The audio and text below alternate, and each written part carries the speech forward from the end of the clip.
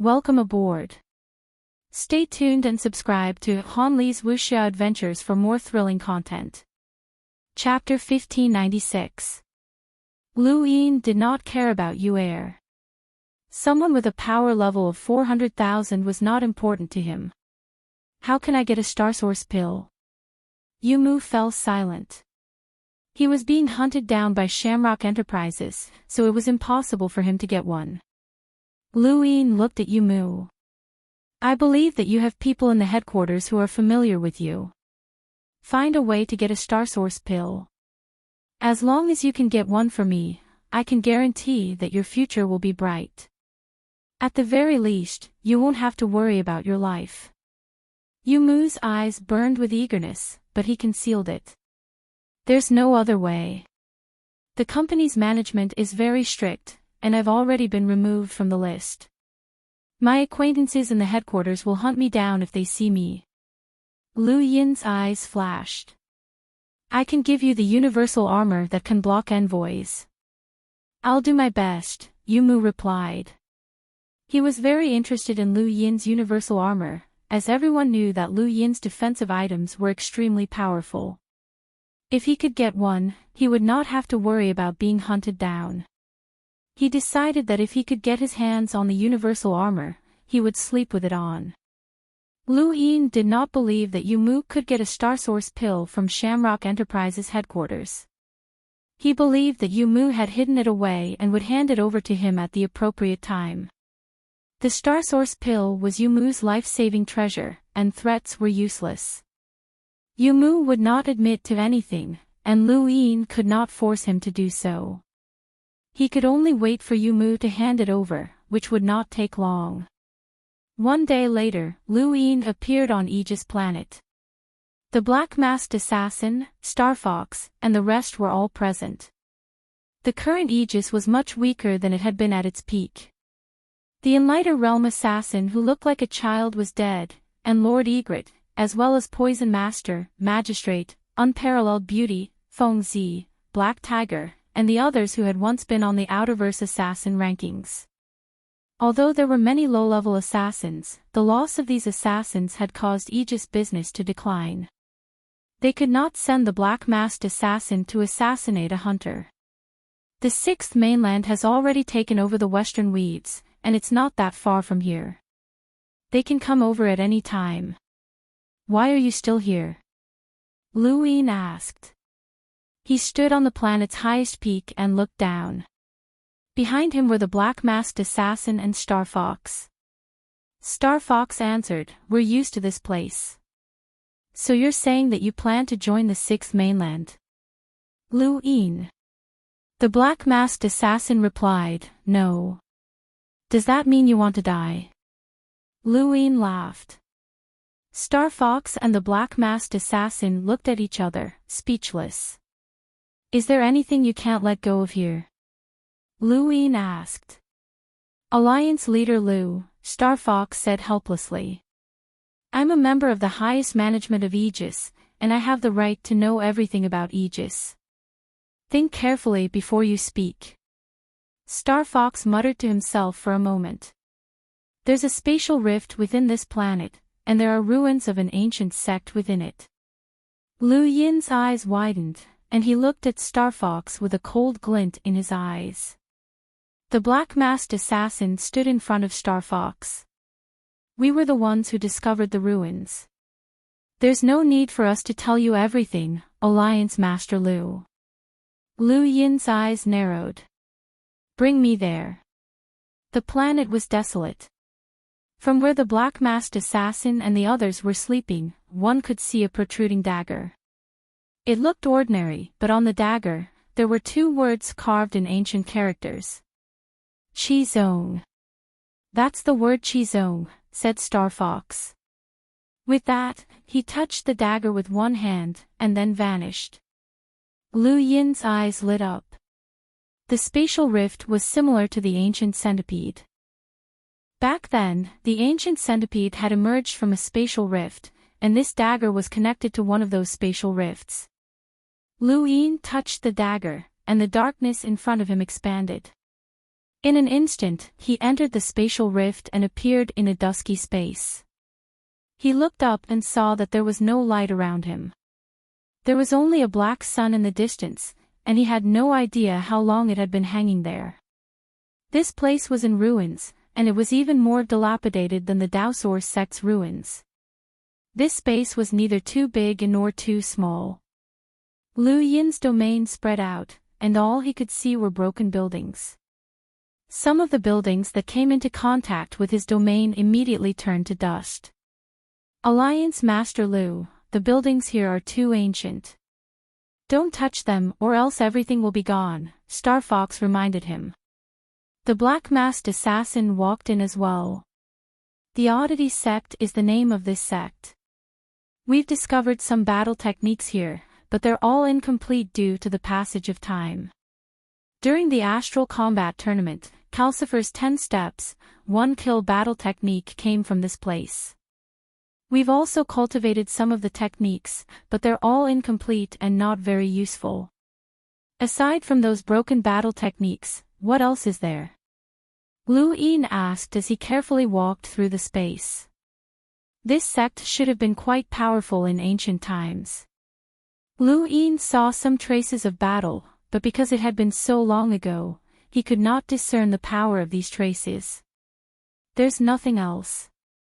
If this sect can really bring us any benefits, then Aegis would not just be an assassin organization that can only stay in the Outerverse, Star Fox said. That was not wrong, and it did not sound like there was anything wrong with it.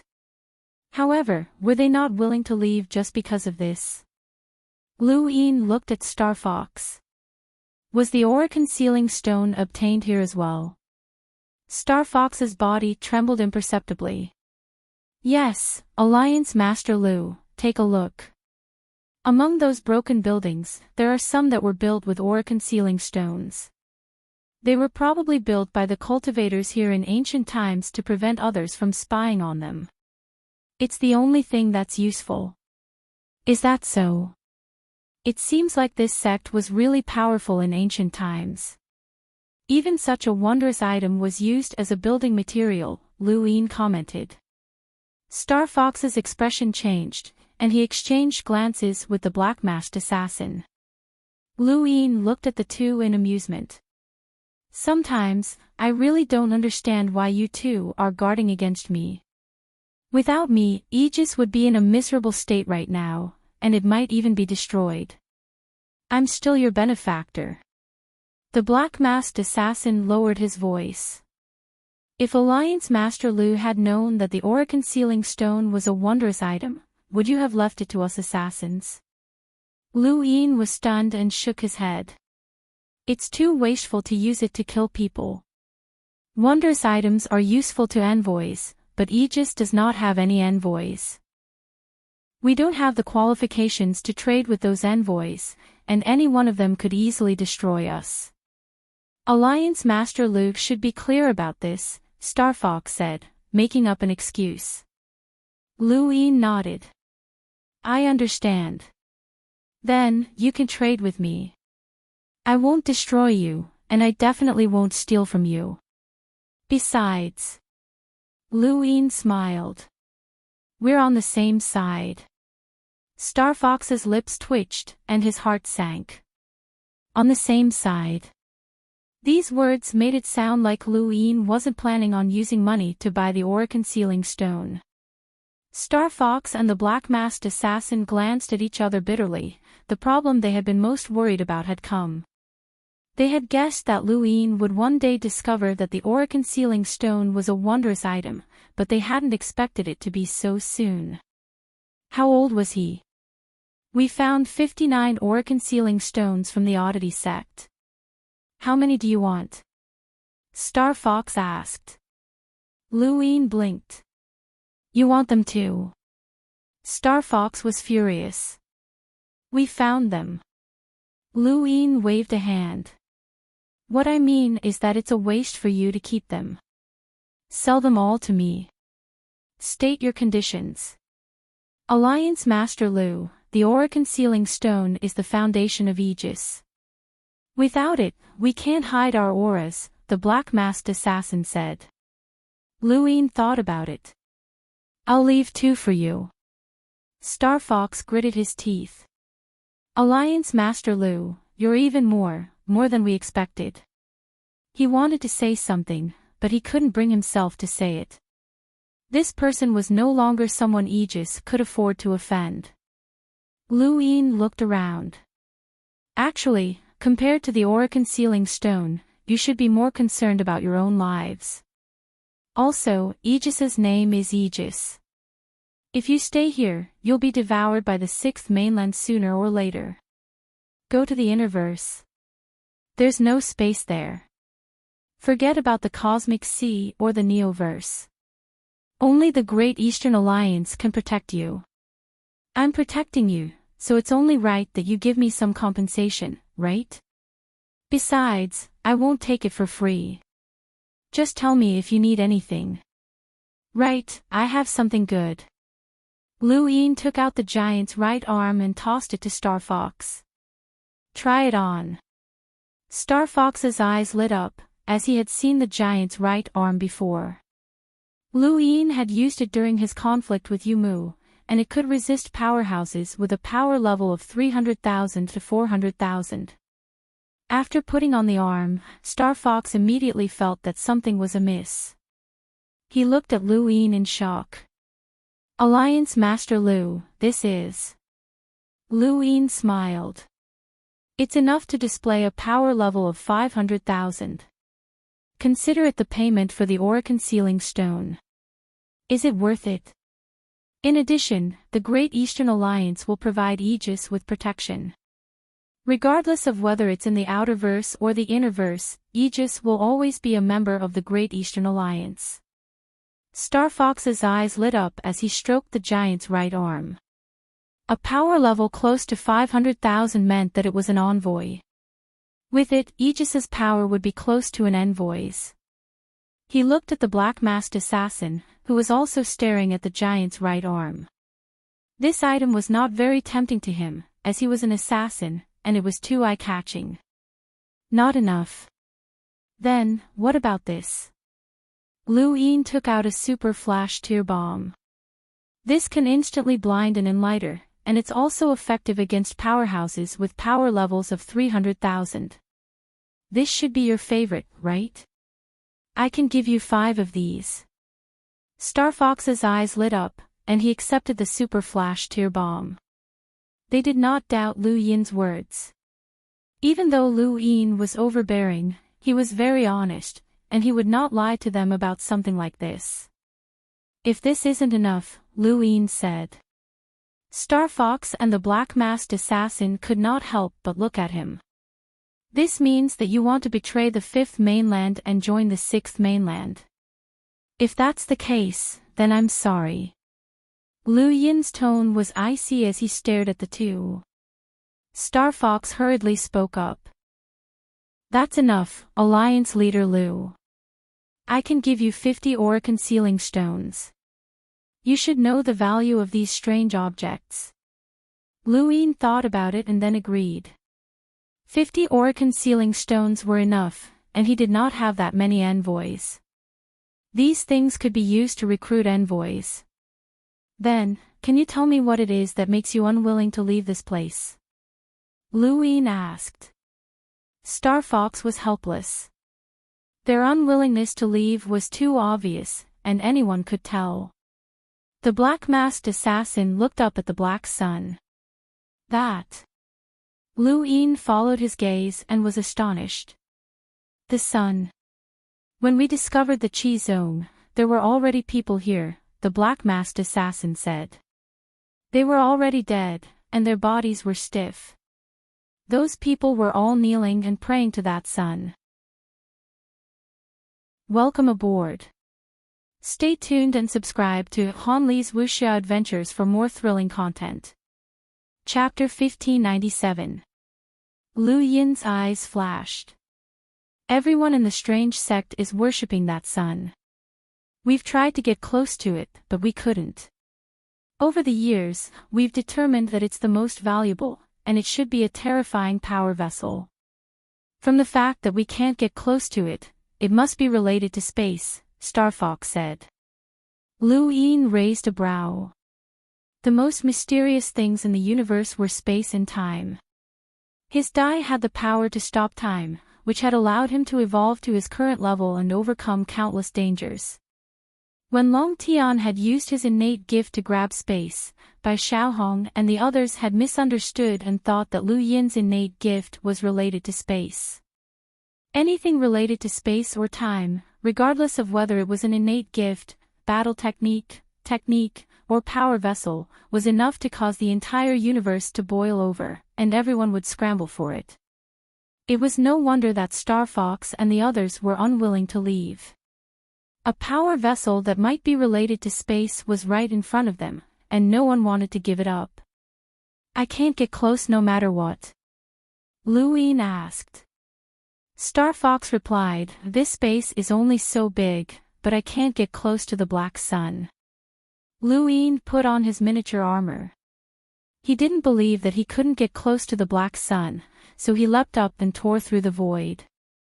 The black-masked assassins didn't stop him, as they didn't believe that Lu Yin could get close. Lu Yin tore through the void and walked out. The black sun wasn't too far away, so he tore through the void again and rushed over. He was still traveling through the astral source universe, but he was still far away. He didn't tear through the void, but instead flew towards the black sun. He could see the end of this space, but he couldn't get close to the black sun. This shouldn't be the case, as this didn't conform to common sense. Either the black sun was too far away, or it was fake. How could a fake solar energy be preserved for so long? The entire strange sect had been eroded, and Star Fox had said that everyone was worshipping the black sun, so it shouldn't be fake.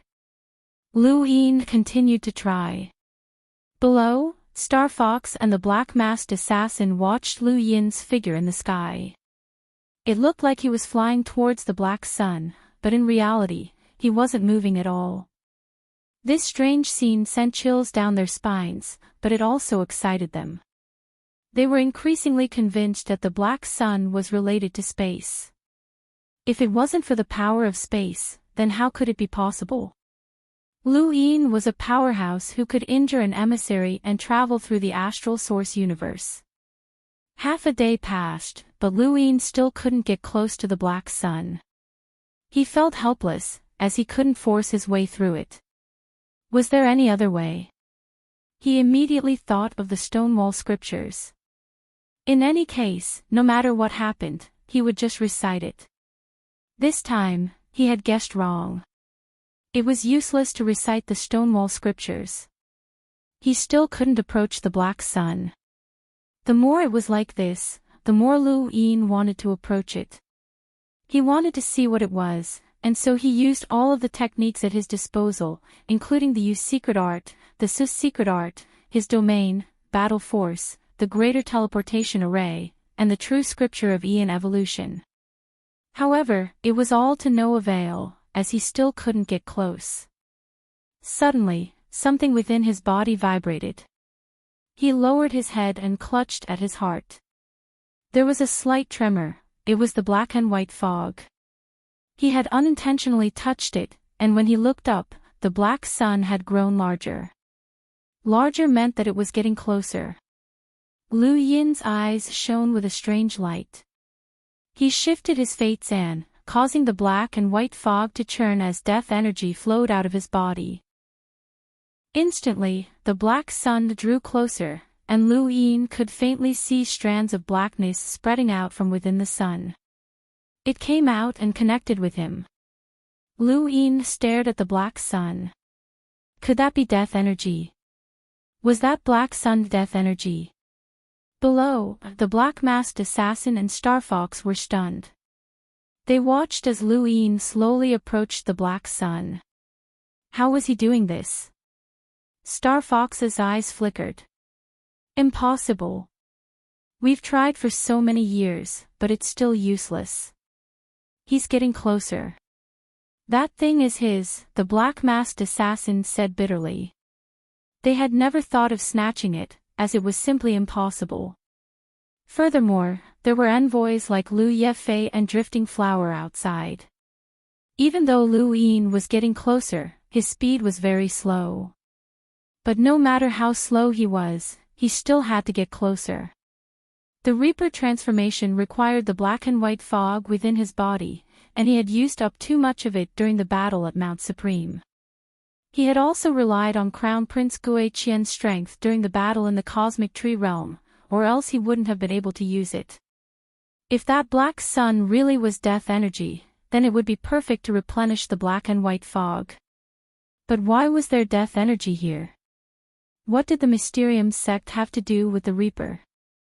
Liu Yin thought back to the Reaper's force field that Xiao Shi had mentioned.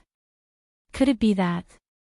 He didn't know how much time had passed, but he was now very close to the black sun.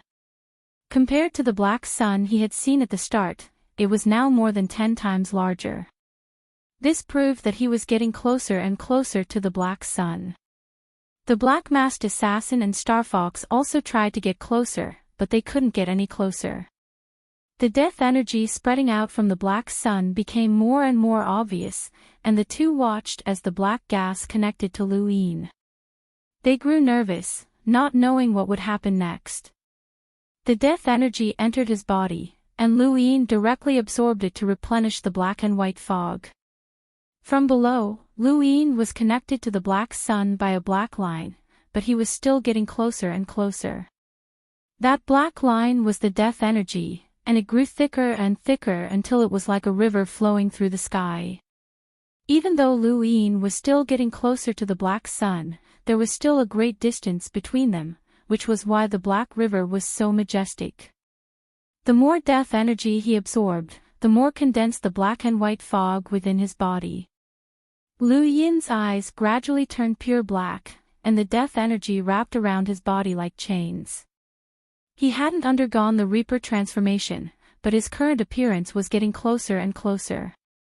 Suddenly, Liu Yin rapidly descended, moving further and further away from the black sun. The death energy spreading out from the black sun grew thinner and thinner until it finally returned to the sun. Liu Yin smashed into the ground with a loud bang, and a gale swept out in all directions, turning all of the Oddity Sect's buildings into ashes. Star Fox and Star Fox felt that it was a pity, but they couldn't stop him. They looked at Liu Yin and could feel the terrifying aura that he was emitting. That aura made them panic from the bottom of their hearts.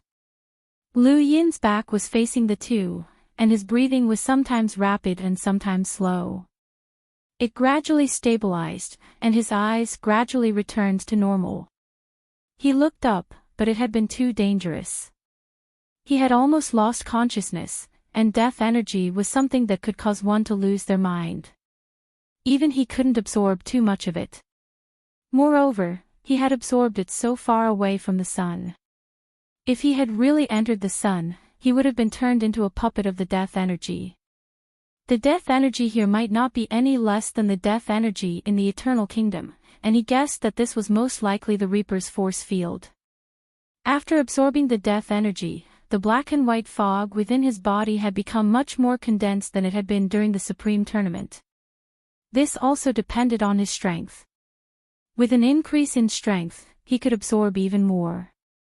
The more death energy there was, the stronger the Reaper transformation would become. He didn't know how powerful the Reaper transformation was now. Alliance Master Liu. Star Fox hesitated for a moment before calling out tentatively. Liu Yin turned around and looked at the two. Let's go. We can't get it. Star Fox and the Black Masked Assassin looked at each other. Can Alliance Master Liu tell us what it is? Liu Yin replied, it's not something you can touch. Once you do, you'll definitely die. Can Alliance Master Liu explain? The Black Masked Assassin asked. He was unwilling to give up. They had been guarding this place for so long, but they still didn't know what it was. Liu Yin thought about it. Have you heard of the Spectre race? The Black Masked Assassin blurted out, that race that should be destroyed. Liu Yin nodded and looked at the black sun. That thing belongs to the Spectre race. Once you touch it, you might be assimilated and become a walking corpse like those monsters from the Neo-Human Alliance. Then how can you touch it? Star Fox asked, as he felt that Lu Ying was lying to them. Lu Ying smiled.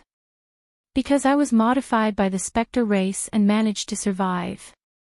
Star Fox and the black-masked assassin were shocked, as they had never expected Lu Ying to tell them such a thing.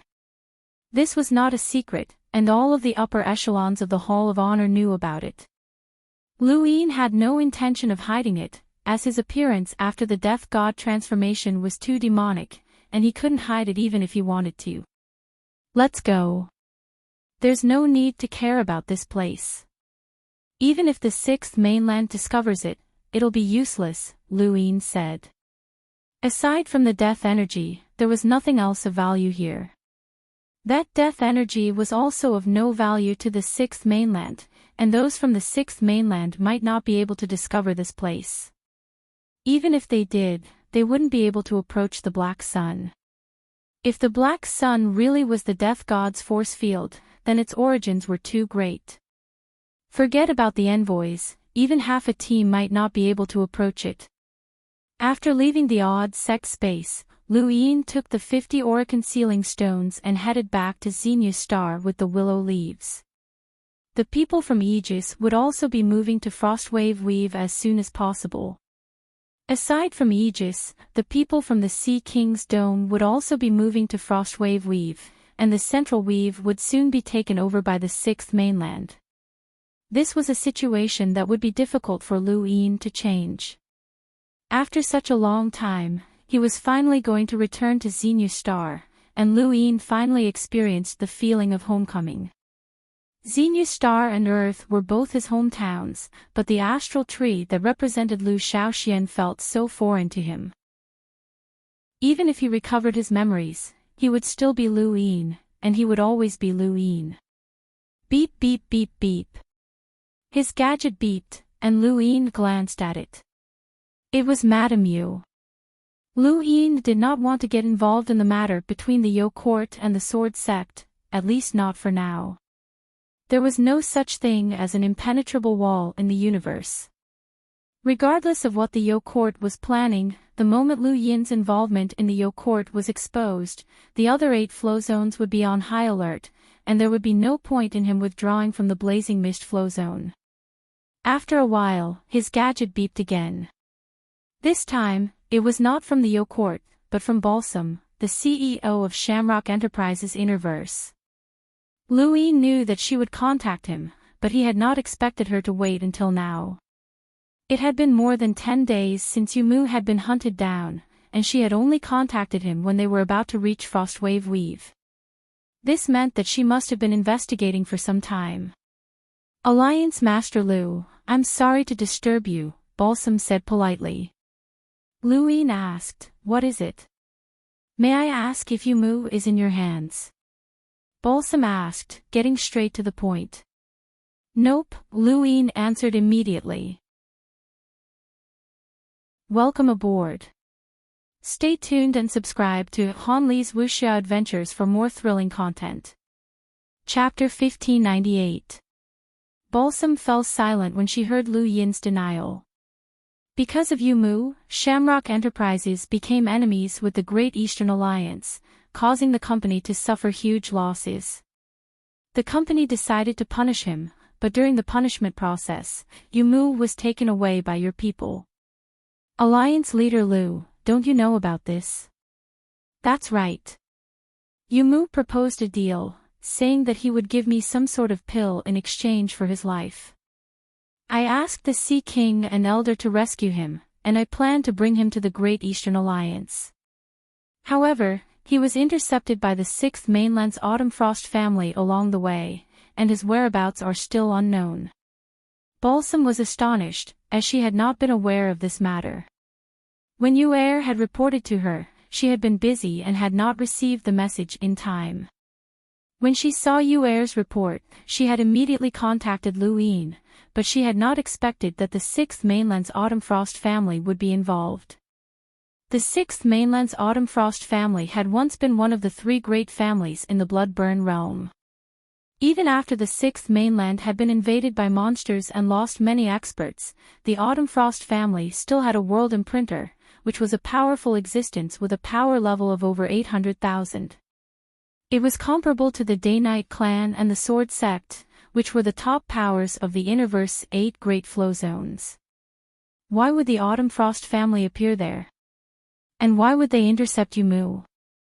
Balsam asked curiously. Luin snorted. Yumu is a despicable person.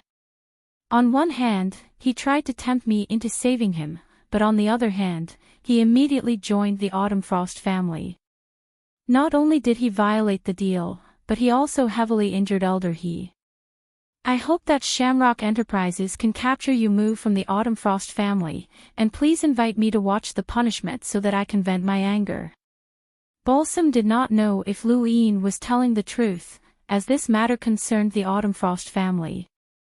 Shamrock Enterprises still had some intelligence network in the western weaves of the Outerverse, but they could not infiltrate the Autumn Frost family. It would not be easy to verify this information. Alliance leader Yumu is very treacherous. His words might not be trustworthy. Lu Yin's tone turned cold. You don't trust me. Do you think that I hid Yumu? Go investigate and see if the Autumn Frost family sent an expert to a weave in the Outerverse. Right, that expert seems to be called Uncle Hua or something. Elder He heard him. Balsam was silent for a moment. All right, we'll investigate. Sorry for disturbing you, Alliance leader. Luin continued, actually, I'm very curious. Yumu said that Shamrock Enterprises had developed a type of astral source pill that could allow one to break into the astral source universe. This should be the bargaining chip he used to join the Autumn Frost family. Do you really have such a pill? Balsam Ji sneered. Break into the stellar source universe? That's the privilege of an emissary. The universe is mysterious, and it's not something that can be done with pills. If Shamrock Enterprises really had the ability to create the so-called astral source pill, we would have been on the same level as the Aurora Company and the Mavis Bank. Why would we even fail to move our headquarters to the World Mountain? Alliance leader Lu, you're a smart person. You don't believe Yumu's lies, do you? Luin hesitated. But he did break into the astral source universe to escape. Otherwise, how could he have survived? Yumu has obtained quite a few good things over the years as the Outerverse president. It's said that he's even discovered quite a few sects and clans that have been hiding in the void since ancient times. It's normal for him to have some life-saving methods, Balsam explained. She then continued, if Alliance Master Lu doesn't believe me, you can come visit Shamrock Enterprises. With Alliance Master Lu's status, you'll be able to see all of Shamrock Enterprises' products. Alliance Master Lu can also come and check if there are any astral source pills. Lu Yin's tone turned cold. It looks like this Yumu really did lie to me. My apologies, Miss Balsam, for interfering with your company's punishment of Yumu. This chapter is not finished, please turn the page, you'll compensate me. There's no need for that. He's just a stray dog and doesn't have much value. I'm contacting Alliance leader Lu because I don't want any more misunderstandings because of this person. Since he's been taken away by the Autumn Frost family, we'll ask the Autumn Frost family for him. Alliance Master Lu, sorry for the disturbance. Luin grunted in acknowledgement and then hung up. Behind him, Big Sis Feihua squeaked in surprise. You're really good at making things up. You didn't release the Autumn Frost family because you were afraid that the company would find out. You even specifically reminded that woman that Yumu would use the astral source pill as a bargaining chip to join the Autumn Frost family. This way, no matter how much the Autumn Frost family denies it or even tells Shamrock Enterprises that Uncle Hua and the others have gone missing, Shamrock Enterprises won't believe them. Mr. Lu Yi sighed. It's no wonder that he was able to deceive gods and ghosts. The entire starry sky of the trees was thrown into chaos, and the White Dragon clan will become a laughingstock for a long time to come. Even the dragon ancestor and the frigid ancestor will not be able to detect his presence. How ruthless. Lu Yin didn't feel like Mr. Lu was praising him. I was just protecting myself. Can that astral source pill really allow an enlighter to break into the astral source universe? Big Sis Fei Hua asked, as she had never heard of such a thing in the astral tree realm. Lu Yin shrugged. I don't know, but I hope so. In the current universe, who knows if it's true or not? Lu Yi and Fei Hua exchanged glances, and then they both looked at Lu Yin. This kid's words were the most fake. Sometimes, if you wanted to take advantage of the situation, you had to muddy the waters. Shamrock Enterprises might not believe the Autumn Frost family's words, but that was only if the Autumn Frost family was willing to explain themselves. Given the Autumn Frost family's personality, they might not explain themselves to Shamrock Enterprises, and they might even suspect that Shamrock Enterprises had done something to Uncle Hua and the others. Of course, they would definitely suspect Lu Yin as well. All he needed was time, and he wanted to give Yu Mu some time to bring the astral source pill. As long as the astral source pill was in his hands, he could release the Autumn Frost family, and he could chat more with Shamrock Enterprises. As he looked at the 3 rings of land in front of him and the familiar planet, Lu Yin grew excited. He was back. Ever since he had left Earth, stepped onto Xenu Star, and then embarked on the path to the Astral Combat Academy, he had returned to Xenu Star many times, but he had never been as excited as he was now. This excursion had been extremely dangerous, and he had thought that he would never return from the astral tree. Now that he saw Xenu Star again, he felt a sense of familiarity. Lu Yin was not qualified to be the Great Yu Empire's royal regent. It had been a long time since he had held a court meeting, and he had no plans to do so in the future. His status as the Great Eastern Alliance's leader was much higher than that of the Great Yu Empire's royal regent. Lu Yin's return did not alarm Xenu Star, and only a few people knew that he had returned. At the entrance of King Zishan's palace, Kaze looked at the familiar figure and trembled. He quickly bowed. Your subordinate welcomes your highness back. Lu Yin grunted and looked at Kaze. Not bad. You've improved quite a bit. Kaze bowed, not daring to look at Lu Yin directly. Thank you for your praise, your highness. Back then, Lu Yin had subdued Kaze on a whim, as he had thought that he might have a chance to interact with the Dire Barbarian clan in the future. But now, the Dire Barbarian clan was insignificant to him, and they did not even have an emissary. Lu Yin could easily destroy them, but Kaze had been guarding the door for many years, so he had gotten used to it. Ah, your highness is back. I'll go prepare some flower tea. Zhao Ran was startled when she saw Lu Yin, and she quickly skipped away.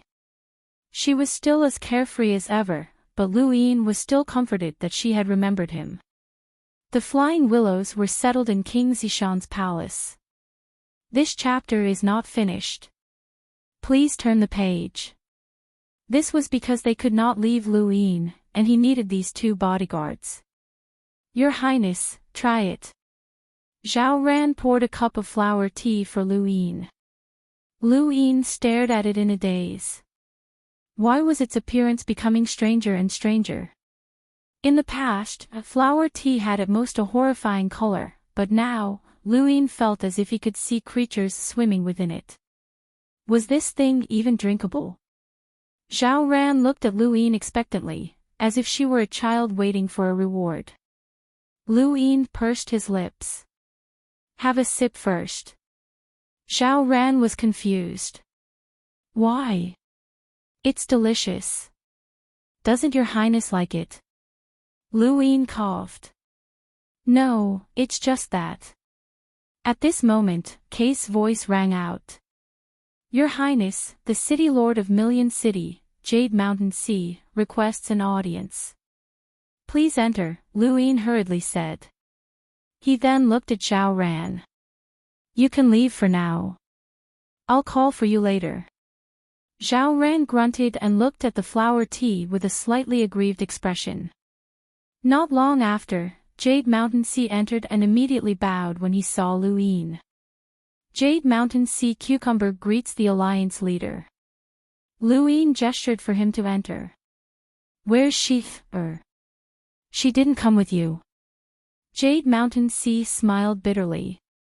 That girl has been busy for the past few days and hasn't come out yet. My apologies. Lu Yin waved a hand. It was thanks to her that we were able to deal with Shamrock Enterprises. Please thank her for me. We should be the ones thanking the Alliance leader. If not for the Great Eastern Alliance taking us in, who knows where our Million City would have gone. It's not that exaggerated. Lu Yin smiled. Jade Mountain Sea sighed. Your Highness, you don't know about the Phineas clan situation. It's said that they're not doing too well. The Phineas clan was also known as the Dark Phoenix clan, and they were located in the Endless Weaves in the west. During the war with the Sixth Mainland, Mr. Mu had pushed the entire Endless Weaves towards the Southern Weaves, and the Dark Phoenix clan had naturally been included. Now that the Western Weaves were under the rule of the Sixth Mainland, the Dark Phoenix clan was naturally included. The Dark Phoenix clan had once joined the Great Eastern Alliance, and when the Sixth Mainland was about to take over the Outerverse, Wang Wen had contacted the Dark Phoenix clan. The Dark Phoenix clan was not willing to leave the Western Weaves, and the Great Eastern Alliance would not start a war with the Sixth Mainland because of them. That would be insane. In the end, the Dark Phoenix clan naturally fell under the rule of the Sixth Mainland. Which family from the Sixth Mainland rules the Dark Phoenix clan? Lu Yin was curious, as he did not know much about the current situation in the Western Weaves. It seemed that he should find some time to chat with Uncle Hua. Jade Mountain Sea replied, the Arrow Sect. Lu Yin was astonished. What? The Sword Sect. The Arrow Sect used to be a power in the eastern region of the Sixth Mainland's concealed progenitor realm, and they gave birth to the Savage Archer God, an absolute expert with the heavenly imprint. They instantly became one of the top powers in the Sixth Mainland. Their members are all giants, and they specialize in using arrows. Each arrow is more than 5 meters long, and they specialize in killing. They are a terrifying power, and the Dark Phoenix clan was taken over by the Arrow Sect and became their mounts. Lu Yin's expression changed. Mounts? Jade Mountain Sea sighed. The Arrow Sect is made up of giants who kill in outer space and use their archery to kill their enemies. Naturally, they would need mounts, and the Dark Phoenix clan became their mounts. Actually, the Dark Phoenix clan should be regretting that they did not move to Frostwave Weave. Lu Yin had not expected the Dark Phoenix clan to be in such a miserable state. No matter what, they were still a powerful clan that had fought their way out of the Innerverse, but they had actually been reduced to being mounts. However, they had brought this upon themselves. It was not that the Great Eastern Alliance had not given them a chance, but they had rejected it. End of chapter. Welcome aboard.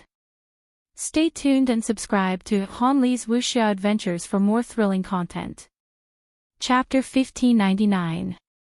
Alliance Master, I've heard that the Arrow Sect has always been interested in the Taimo Hall, and they've even sent a few groups of people to the Taimo Hall to learn archery, Zhong Shanhai said as a reminder. Lu Yin was not worried that the Temple of Taimo would side with the Arrow Sect, as that would be impossible. Ancestor Arrow Mountain had died at the hands of the Sixth Mainland, and Lu Yin was worried that the Sixth Mainland would make a move against the Temple of Taimo. The Sixth Mainland had sent people to infiltrate the Hall of Honor and indirectly control the Hall of Honor's directors. There had to be many more things going on behind the scenes that Lu Yin did not know about. The Sixth Mainland would not be satisfied with just the Outerverse. Sooner or later, they would become enemies as well. Thank you for the reminder, City Lord, Lu Yin said gratefully.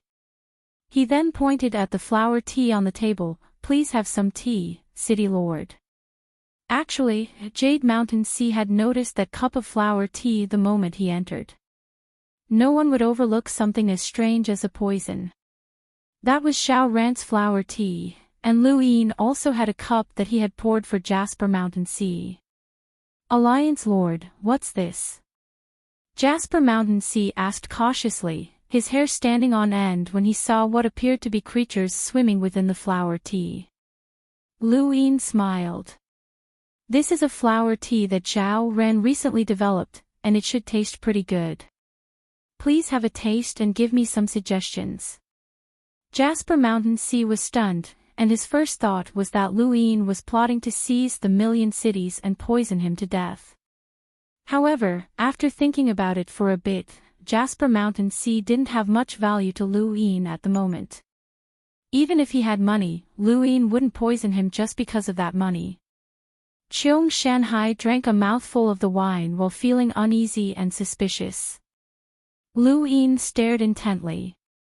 Cheong Shanhai put down his teacup and was astonished. It's delicious. Lu Yin smiled. Xiao Ran will be very happy to hear that.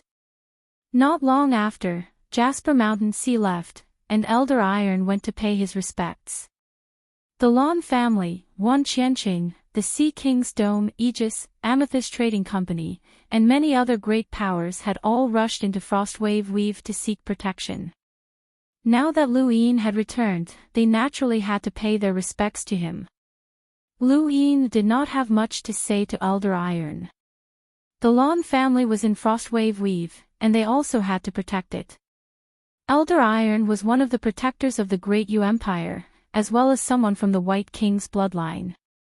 It wasn't until 3 days later that Lu Yin finally met with all of them. These people wanted to see Lu Yin for safety, and if Lu Yin didn't meet them, they would panic. Wendy Yushan had gone to the Innerverse Slingling clan, and Lu Yin didn't ask where Zhua Day Knight had gone. He also didn't know where Lan Si was cultivating. Lu Yin wondered if he should let Long Shi and the others out to get some fresh air, but after some thought, he decided against it. It would be hard to control them. Your Highness, Wang Wen requests an audience, Kay's voice rang out. Let him in. Soon, a sleepy Wang Wen walked in and yawned. Your Highness chess piece, are you done with your work? Lu Yin was a little tired. Yeah, it's finally over. You can't blame them. You haven't returned for a long time, and the situation in the Outerverse is so complicated. They want to meet you and find out more about you, Wang Wen said.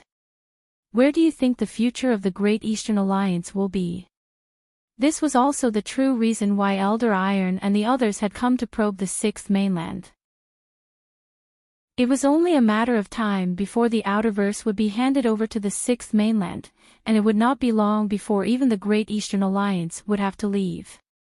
The 8 great flow zones of the Innerverse had long since stabilized, and the influx of so many powers from the Outerverse would definitely cause a backlash.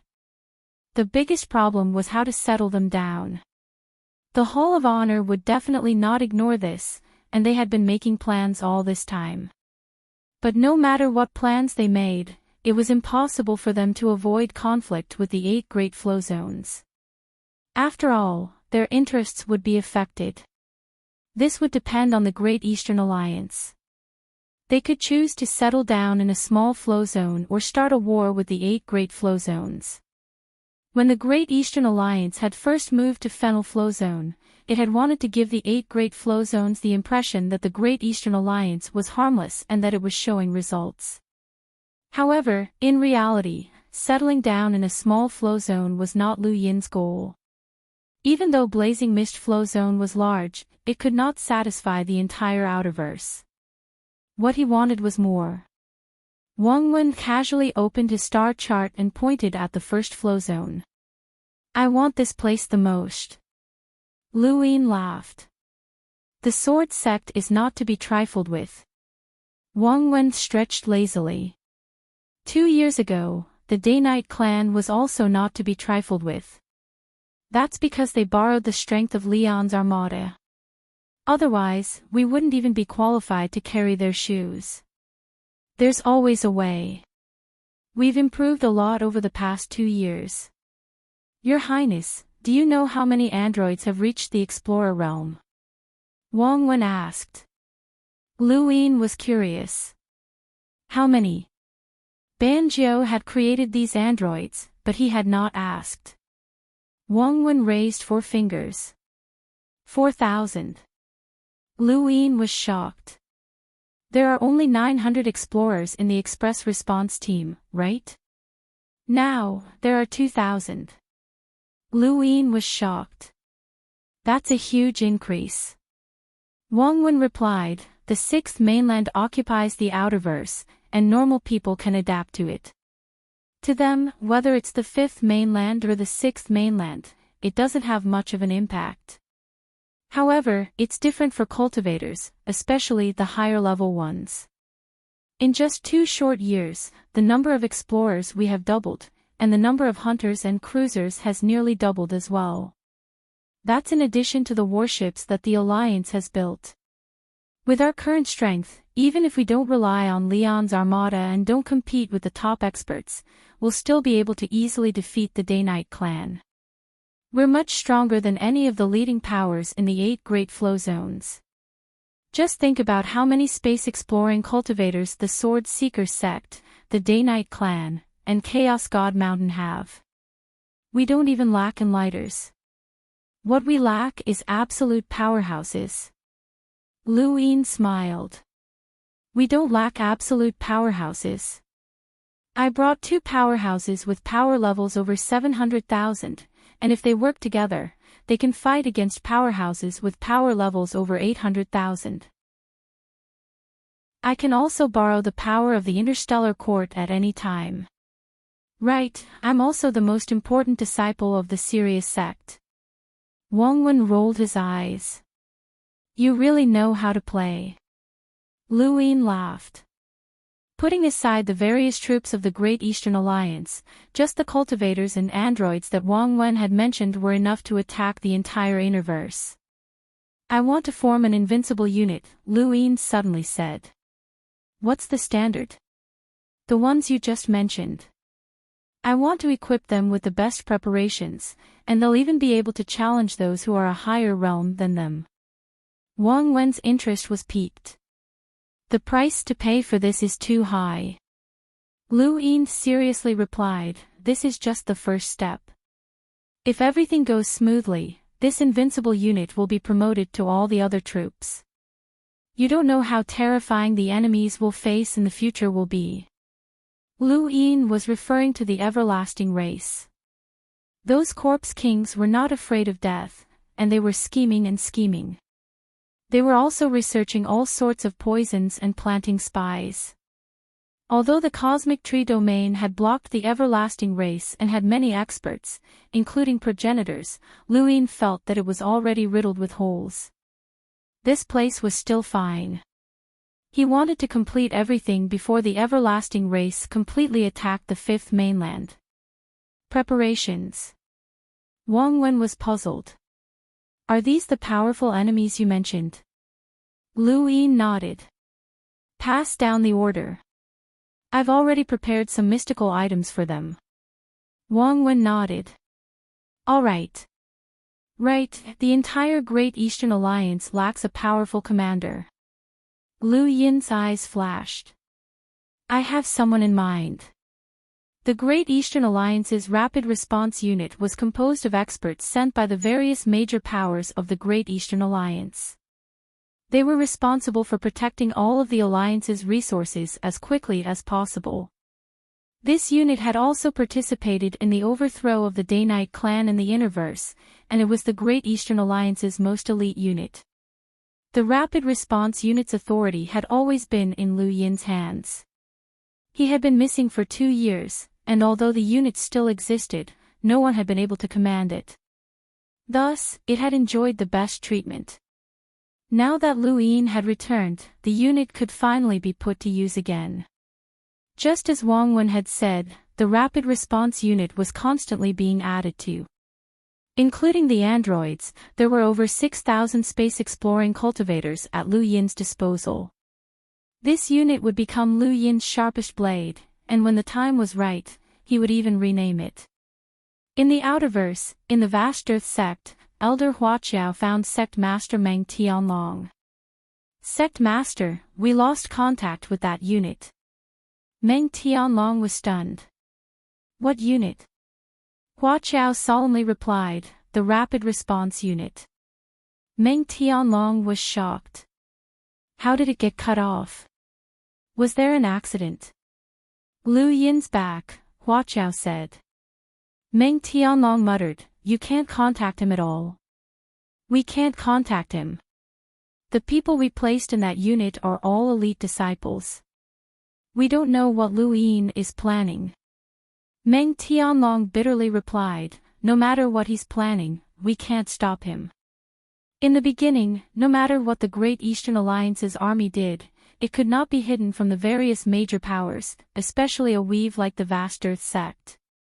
However, as time passed, the Great Eastern Alliance had gradually consolidated, and they could no longer detect it. When Liu Yin returned, they did not even have a trace of control over the Great Eastern Alliance's army. Forget about the vast Earth sect, even the Temple of Taimo was in the same situation. As one of the three major powers of the Outerverse that could not be provoked, the Temple of Taimo had also sent elite disciples to join the Rapid Response Unit, but they could not be contacted at all. It was as if the entire unit had disappeared. Liu Yin had cut off all contact with the Rapid Response Unit in order to prevent those monsters from infiltrating. He had a deep impression of the Redbacks. In the Outerverse, on Xenu Star, the group from the Wen family finally arrived. The Wen family had sent a senior expert called Wen Yao and Wen Sanxi. Liu Yin met the two at King Zishan's palace. When meeting Liu Yin, Wen Yao had thought that he could consider himself a senior, but the moment he saw Liu Yin, he knew that this was impossible. Liu Yin gave him an intense sense of danger, and it was a fear that made him unable to approach him. Wen Yao had cultivated for hundreds of years and had experienced many life and death situations. He was certain that his intuition was not wrong. Liu Yin had the ability to decide his life and death. This was just Liu Yin, and he could not be considered an expert of the Great Eastern Alliance. Wen Yao could not understand how Liu Yin could reach such a level despite being in the same generation as Wen Sanxi. No, he was even younger than Wen Sanxi. No matter how powerful Wen Sanxi was, it would be difficult for him to defeat Wen Yao. After all, Wen Sanxi was a powerhouse with a power level of over 400,000. Wen Yao from the Wen family greets Alliance Master Liu. Wen Yao was very polite. Thank you, brothers, for your support. Welcome aboard. Stay tuned and subscribe to Han Li's Wuxia Adventures for more thrilling content. Chapter 1600. Wen Sanxi stood behind Liu Yin and did not speak. Wen Yao represented the Wen family while Liu Yin represented the Great Eastern Alliance. Wen Sanxi could only be considered a junior. Liu Yin smiled. Honored guests, please take a seat. He then asked Zhao Ran to serve tea, but he specifically told her not to use any scented tea, as he was afraid of scaring the two. The three of them sat down, and then Liu Yin said, I heard that Senior Wen went to the Fennel Flow Zone. I had some urgent matters to attend to, so I was unable to wait for you there. I'm really sorry for making Senior Wen and Brother Sanxi come all the way here. Wen Yao smiled and said, Alliance Master Lu's matter is of utmost importance. It's fine for us two idle people to make a few extra trips. I wonder how Alliance Master Lu's matter is going. If you need any help from the Wen clan, just ask. The Wen clan will not refuse as long as it is within our capabilities. Liu Yin was delighted. That's great. Senior, are you serious? Wen Yao was stunned. He was just being courteous. Courteous words on the surface, who would take it seriously? Wen Sansi was speechless. He had some understanding of Lu Yin, so he wasn't surprised. Alliance head Lu, if there's anything that you would like the Wen family to do, please feel free to ask. Since Lu Yin had already said so much, Wen Yao could not refuse, so he decided to be magnanimous. Besides, he was about to ask about the 7-layered literary prison, so it would be best if Lu Yin owed him a favor. Lu Yin coughed. It's like this.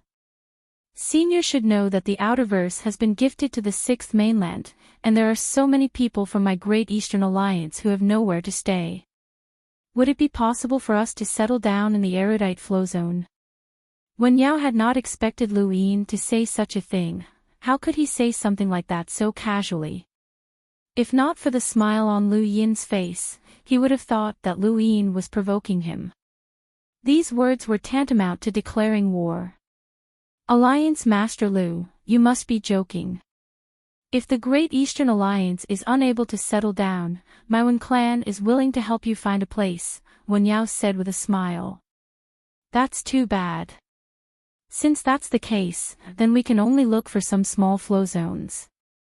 Senior, please help us keep an eye out for any small flow zones that are suitable for our Great Eastern Alliance. Of course. Rest assured, Alliance Master Lu, Wen Yao replied. He did not know which of Lu Yin's words were true and which were false. If Lu Yin really did have designs on the 8 great flow zones, then why would he say such things? But if he didn't, then why would he deliberately say such things? Lu Yin's goal was very simple. Even if the Great Eastern Alliance remained in Fennel Flow Zone, the leaders of the 8 great flow zones would still not feel at ease. They would continue to monitor what they needed to monitor, and they would continue to resist what they needed to resist. It was better to muddy the waters first. Wen Yao glanced at Wen Sansi, and Wen Sansi asked, Alliance Master Lu, do you still remember our encounter in the Daosaur sect's ruins? Wen Sansi asked. Lu Yin thought about it. What is Brother Wen trying to say? 7 layers of literary prison. Does Brother Lu have any cultivation methods? Wen Sansi asked. Wen Yao stared at Lu Yin, trying to discern something from his expression. Lu Yin replied, you can say that there is, but you can also say that there isn't. What do you mean? Wen Sansi was curious. Lu Yin replied, there's someone who knows how to use the 7-fold literary hell. Right now, that person is my captive. If you use your brain, you might be able to obtain the cultivation method for the 7-fold literary hell from him. Of course, it's also possible that you won't be able to obtain anything. Who? Wen Yao couldn't help but ask. Lu Yin's lips curled up. Wen Shizhi. Wen Yao and Wen Sansi looked at each other in confusion. My Wen family has hundreds of disciples, but none of them have ever been called Wen Shizhi. No one has ever dared to use such a name. Where did this person come from? This chapter is not finished. Please turn the page. Lu Yin shrugged. Forgive me for not being able to say where he came from, but in any case, this person knows more than just the 7-fold literary hell. Wen Sansi's eyes flashed. How can you prove Brother Lu's words? Lu Yin took out Mount Supreme and gestured for Wen Sansi to enter. Brother Wen, shall we have a battle? Wen Sansi's gaze turned cold. Please. Lu Yin brought Wen Sansi into Mount Supreme and appeared not too far away from Wen Shizhi. Lu Yin was already very familiar with this scene. He had used Yuntingting to bait the Smokescreen mountain range, so he could bait Wen Shizhi into the Wen family. However, there was one thing that gave him a headache: Wen Shizhi was very difficult to deal with. The more educated a person was, the more unyielding they would be. Regardless of whether they were rotten or just fishing for fame, there was no shortage of unyielding people. Since Wen Shizhi dared to call himself number 1, his unyielding character was probably even more troublesome. Furthermore, Lu Yin hadn't thought of what he wanted from the Wen family.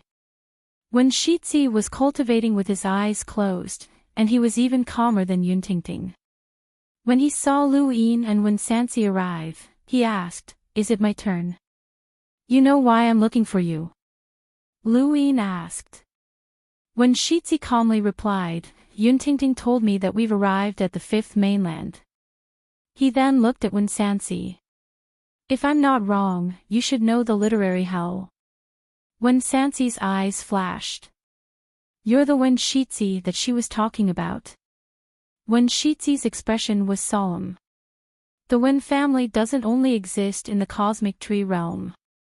The fifth mainland also has a Wen family. When the cosmic tree realm separated from the fifth mainland, my Wen family left behind a bloodline and an inheritance. He looked at Wen Sansi. "The fact that you're here means that your inheritance is incomplete. How many layers of the literary hell can you use?" "There's no such thing as the number of layers. The literary hell is just the literary hell," Wen Sansi replied. Wen Shizi frowned. "The inheritance is indeed incomplete. Since I've come to this part of the universe, I won't be able to return for the rest of my life. I can teach you how many layers of the literary hell, but the condition is that I stay in the Wen family. I'm also a member of the Wen family." Wen Sansi raised a hand, and the literary hell trapped Wen Shizi. The number 9 was the limit of the Wen family's inheritance, and this was Wen Sansi's way of probing. Wen Shizi looked at the literary hell around him and took a step forward. A reversed literary hell appeared in front of him and suppressed Wen Sansi's literary hell. A second layer then appeared and destroyed Wen Sansi's literary hell. Finally, Wen Shizi acted and used 7 layers of the literary hell to completely trap Wen Sansi. Wen Sansi was shocked, as there really was 7 layers of the literary hell. Even though he had believed Lu Yin's words in the Daosor sect's ruins, when he actually faced it in person, the feeling was completely different. The 7 layers of the literary hell had directly broken the Wen family's countless years of common sense. It turned out that they had been cultivating an incomplete version of the literary hell all along. The literary hell has a total of 18 layers in my Leisure Memory Academy. I've only cultivated to the 7th layer, and I don't have the complete cultivation method for the 18 layers. However, this should be enough to make up for some of your shortcomings, Wen Shizi said as he withdrew the literary hell. Lu Yin looked at Wen Sansi and then at Wen Shizi. The two of them were about the same level of power, but Wen Shizi had a more complete inheritance while Wen Sansi had an innate gift that could not be countered. It would be difficult to determine the victor, but if Wen Sansi also learned the 7 layers of the literary hell, then his power would soar, and the entire Wen family's power would soar as well. This was a huge temptation. What was a cultivator's goal for? They wanted to fight for their lives, and the stronger they were, the more they could fight for their lives. The 7 layers of the literary hell had brought the Wen family their lives. I agree to give you the inheritance. This chapter is not finished. Please turn the page. But first, we need to leave. Brother Long, no, Brother Lu, what are your conditions? Wen Shizi asked with a curious expression. Wen Sansi looked at Lu Yin. Brother Lu, state your conditions. Lu Yin had not expected things to go so smoothly, as Wen Shizi had not refused to teach him the 7 layers of the literary hell. Now, the only problem was that he had to state his conditions. What conditions? He really had not thought it through. Brother Lu, what exactly are your conditions? What are they for us to take Wen Shizi away? Outside Mount Supreme, Wen Yao had learned of the situation from Wen Sansi, and he suppressed his excitement. Lu Yin pondered for a moment. Let me think about it. Too many things have happened recently, and I haven't had the time to think it through. Wen Yao frowned, as he thought that Lu Yin wanted more. Alliance Master Lu, please state a price. As long as the Wen family can accept it, we won't bargain. He had done a lot of research before coming here, especially on Lu Yin's likes and dislikes. He had not expected such a person to love money so much. Lu Yin was tempted, as star essence meant an increase in his strength. However, he did not know how much Wen Shixi could sell for, and he had no idea how rich the Wen family was. If they had only given him a few 100 million star crystals like the Blaze Realm, then he might as well keep it. Senior and Brother Wen can return to the Wen family first, or you can stay on Xenu's star to play. I'll let you two know when I've thought it through, Lu Yin said.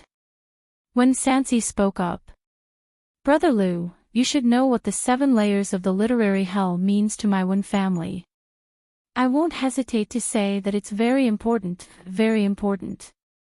However, don't forget that in the entire 5th mainland, aside from my Wen family, no one else is interested in the 7 layers of the literary hell. This battle technique belongs solely to my Wen family, and you won't find a second buyer. Lu Yin laughed. Brother Wen, that's where you're wrong. I believe that the Sword Sect, Beast Tamer's Flow Zone, Chaos God Mountain, and even the various great powers of the Neoverse will all be interested in Wen Shixi. The various great powers were interested in Wen Shixi, not the 7 layers of the literary hell.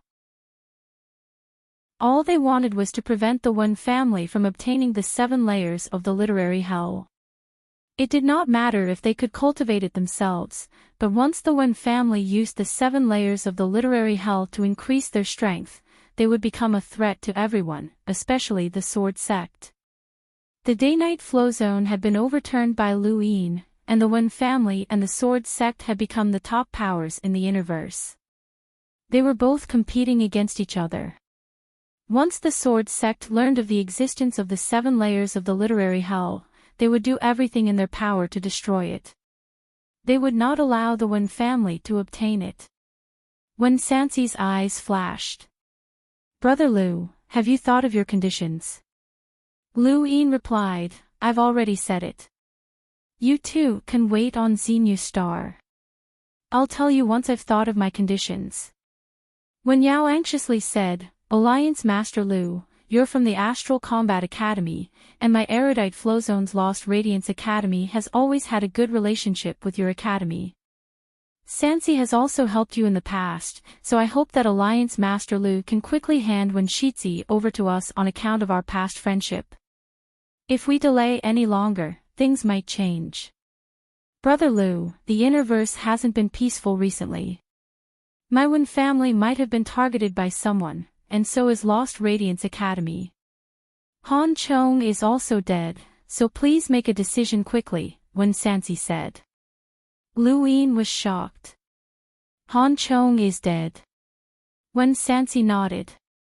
It's not just Han Chong. Several elders of the Han family, including some disciples of my Wen family, have all died. It should be related to the Neo-Human Alliance. They've been targeting us, so I'm afraid that the matter of the 7 layers of the literary hell will be leaked, which will lead to killing intent. Lu Yin was puzzled. Why was the Neo-Human Alliance targeting the Wen family? Was there something about the Wen family that was worth their attention? Even if there was, what did it have to do with Han Chong? Han Chong was just a cruiser cultivator. End of chapter. Welcome aboard. Stay tuned and subscribe to Han Li's Wuxia Adventures for more thrilling content. Chapter 1601. Back in the Astral Combat Academy, Han Chong had been Astral 2's leader and the Shura Realm's Realm Master. He'd enjoyed limitless glory, but now, he was just a cultivator who had just broken through to become a cruiser.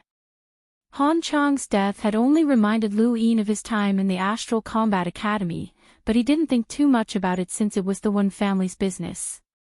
Don't worry, I'll have Wen Shisui leave with you as soon as possible, Lu Yin said. Wen Sanxi and Wen Yuyao felt helpless.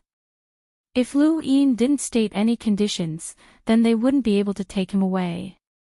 Then we'll have to trouble you, Alliance Leader Lu. Wen Yao was a little uncomfortable.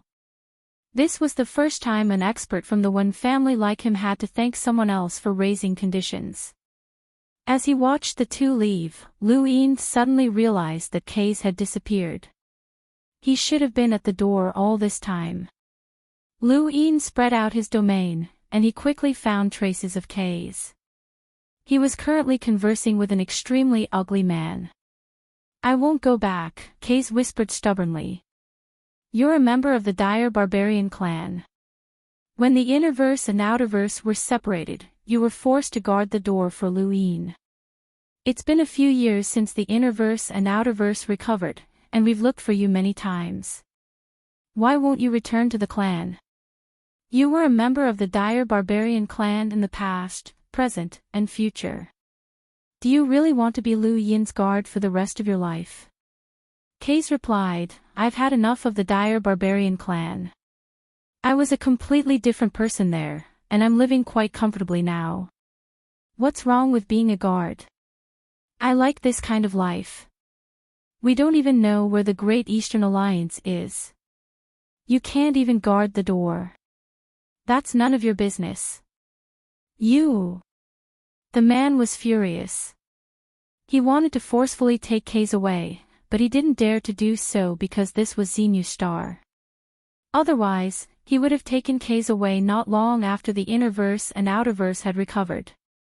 The Great Eastern Alliance also had experts, and there were more and more of them now. The man didn't dare to draw attention to himself. "Leave. Don't come looking for me again," Case said before turning to leave. The man was unwilling to give up. "Case, with your abilities, you won't be treated any worse than Ailey when you return. He's the leader, while you're an elder, you'll be able to decide the future of the dire barbarian clan." Case didn't say anything and quietly left. Lu Yin retracted his domain. This was not the first time that the dire barbarian clan had come looking for Case. When Lu Yin had first met Case, he was already comparable to a powerhouse in the top 80 of the top 100 rankings, and he was second only to Avery in the dire barbarian clan. The dire barbarian clan would not let go of such a genius so easily. Case quietly returned to the entrance of King Zishan's palace and stood there out of habit. He had been doing this for almost 10 years. "Do you lack resources for cultivation?" Lu Yin's voice rang out from behind Case. Case was shocked and hurriedly bowed. "Your Highness." Lu Yin asked again, "Do you lack resources?" Case shook his head. "No." Lu Yin looked in the direction of the man from the dire barbarian clan. "Why didn't you return to the dire barbarian clan?" Case's face paled, as he had not expected Lu Yin to know. "This subordinate wants to follow your highness even further. The dire barbarian clan is too small."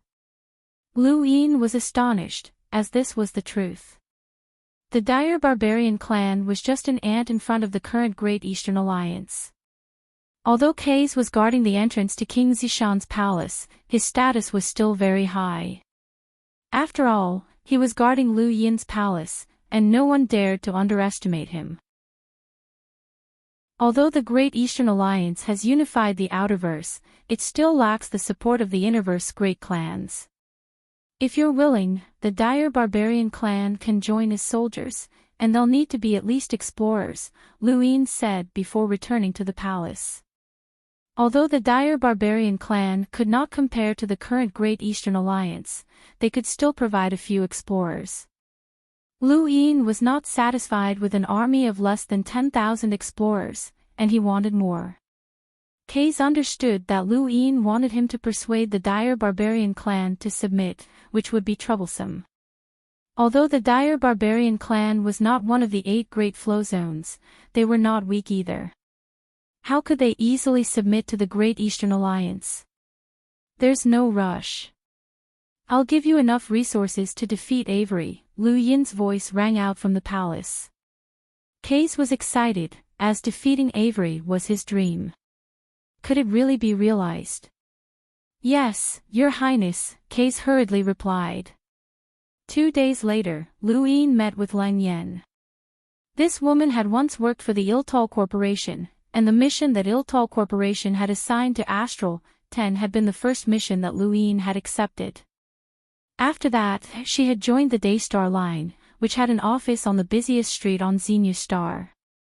Luin had met her several times, and each time they met, her status was different. This time, Ling Yan was representing the Giant Financial Group. The Daystar Line originally belonged to the Giant Financial Group, and it was also a part of the mainland's shipping network. Most of the Interverse shipping routes came from the Daystar Line.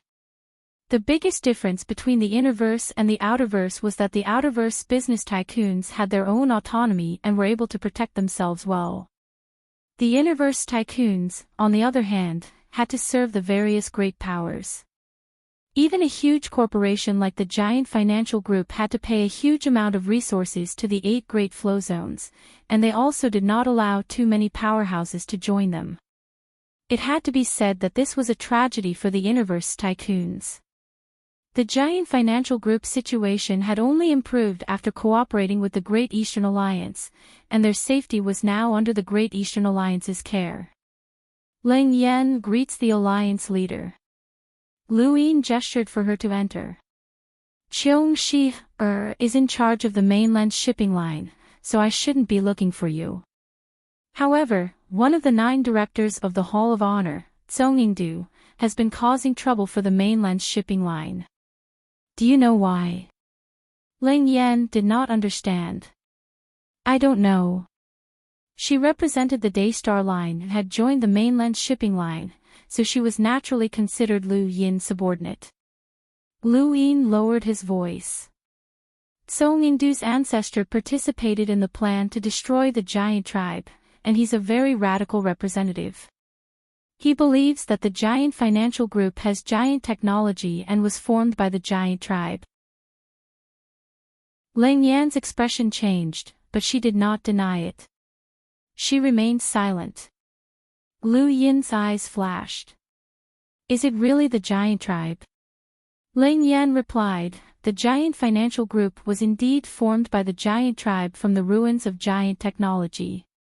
Many years ago, giant technology existed in the universe, and it was at its peak of glory. This caused some people to become apprehensive, especially the directors of the Hall of Honor. They believed that the further giant technology developed, the more it would threaten the status of the human race.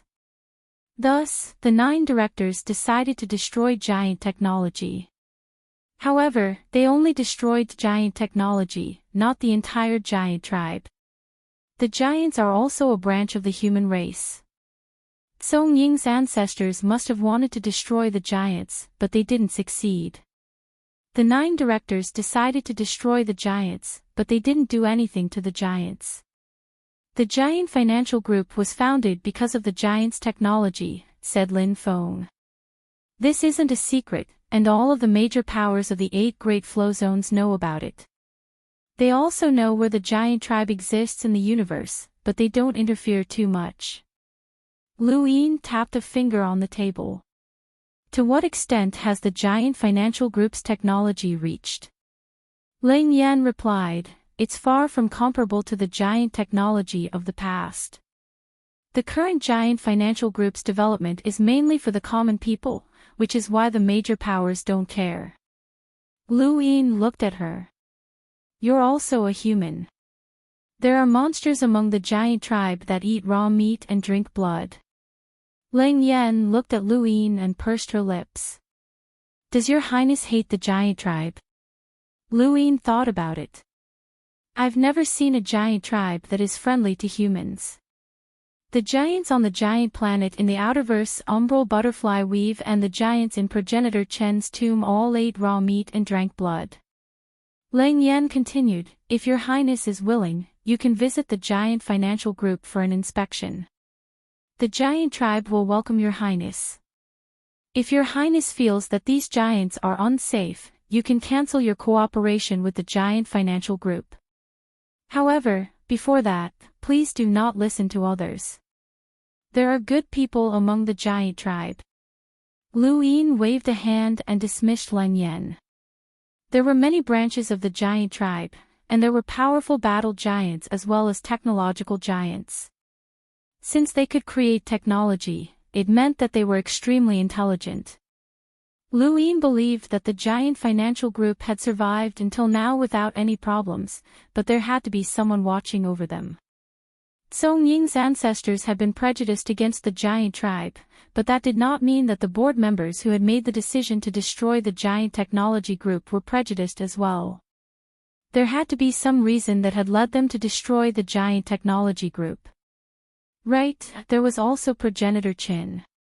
One of Progenitor Chen's 9 clones was from the giant tribe, and he had been hunted down by the Daosaurus sect because of this.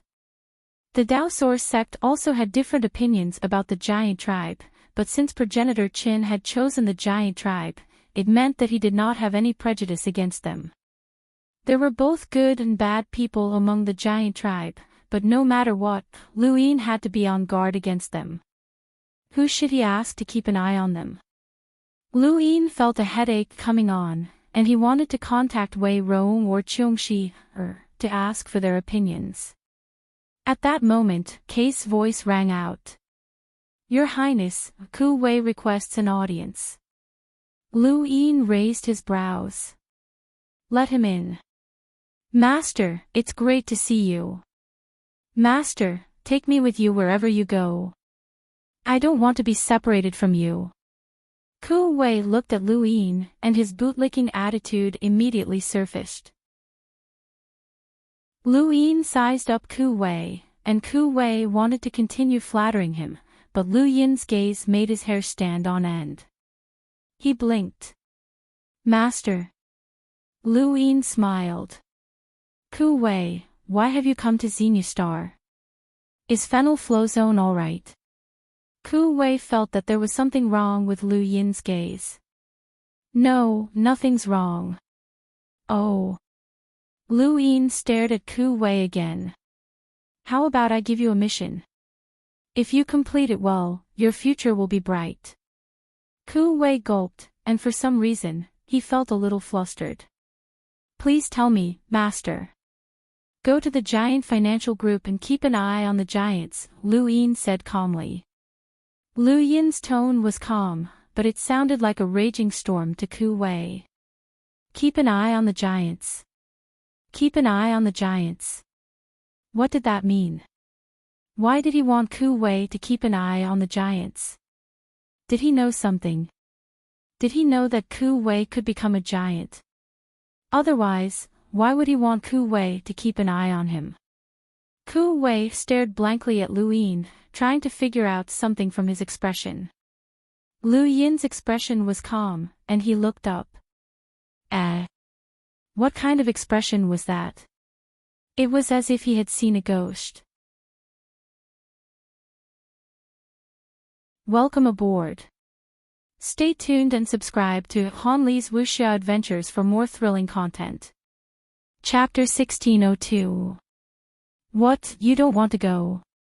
Lu Yin retorted, his tone not very pleasant. Ku Wei could not understand what Lu Yin was trying to say. He should have known that Ku Wei could transform into a giant, or else why would he want Ku Wei to keep an eye on the giants? But when had he found out? Should he be honest? Ku Wei was conflicted. Master, why do you want me to go? Ku Wei probed. Lu Yin raised a brow. You don't know. Ku Wei's eyes widened. Lu Yin knew, so he did. When had he been exposed? He had not transformed after leaving Progenitor Chen's tomb. Could it have been inside the tomb? Right, this person was the ruthless person who had unified the Outerverse, and he was too shrewd. He must have known that Ku Wei could transform into a giant since then, and he had kept it hidden until now. Could it have been for the sake of the giant financial group? Many thoughts flashed through Ku Wei's mind. Yes, Master. This disciple will help you keep an eye on those giants and make them obedient, Ku Wei promised. Lu Yin was puzzled. Obedient? Was there something wrong with this guy's brain? How could the giants listen to him? Lu Yin had only sent Ku Wei to the giant financial group because Ku Wei had too much free time and was afraid that Ku Wei would annoy him. Just do your best. Go. Lu Yin waved a hand. Ku Wei repeatedly promised that he would do his best to make the giants obedient, and then he left with some sort of mission.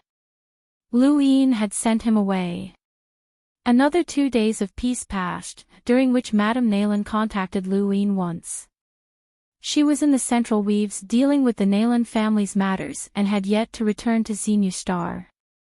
Lu Yin felt an inexplicable anger whenever he saw her, but he did not know how to vent it. Then, Lan Si arrived.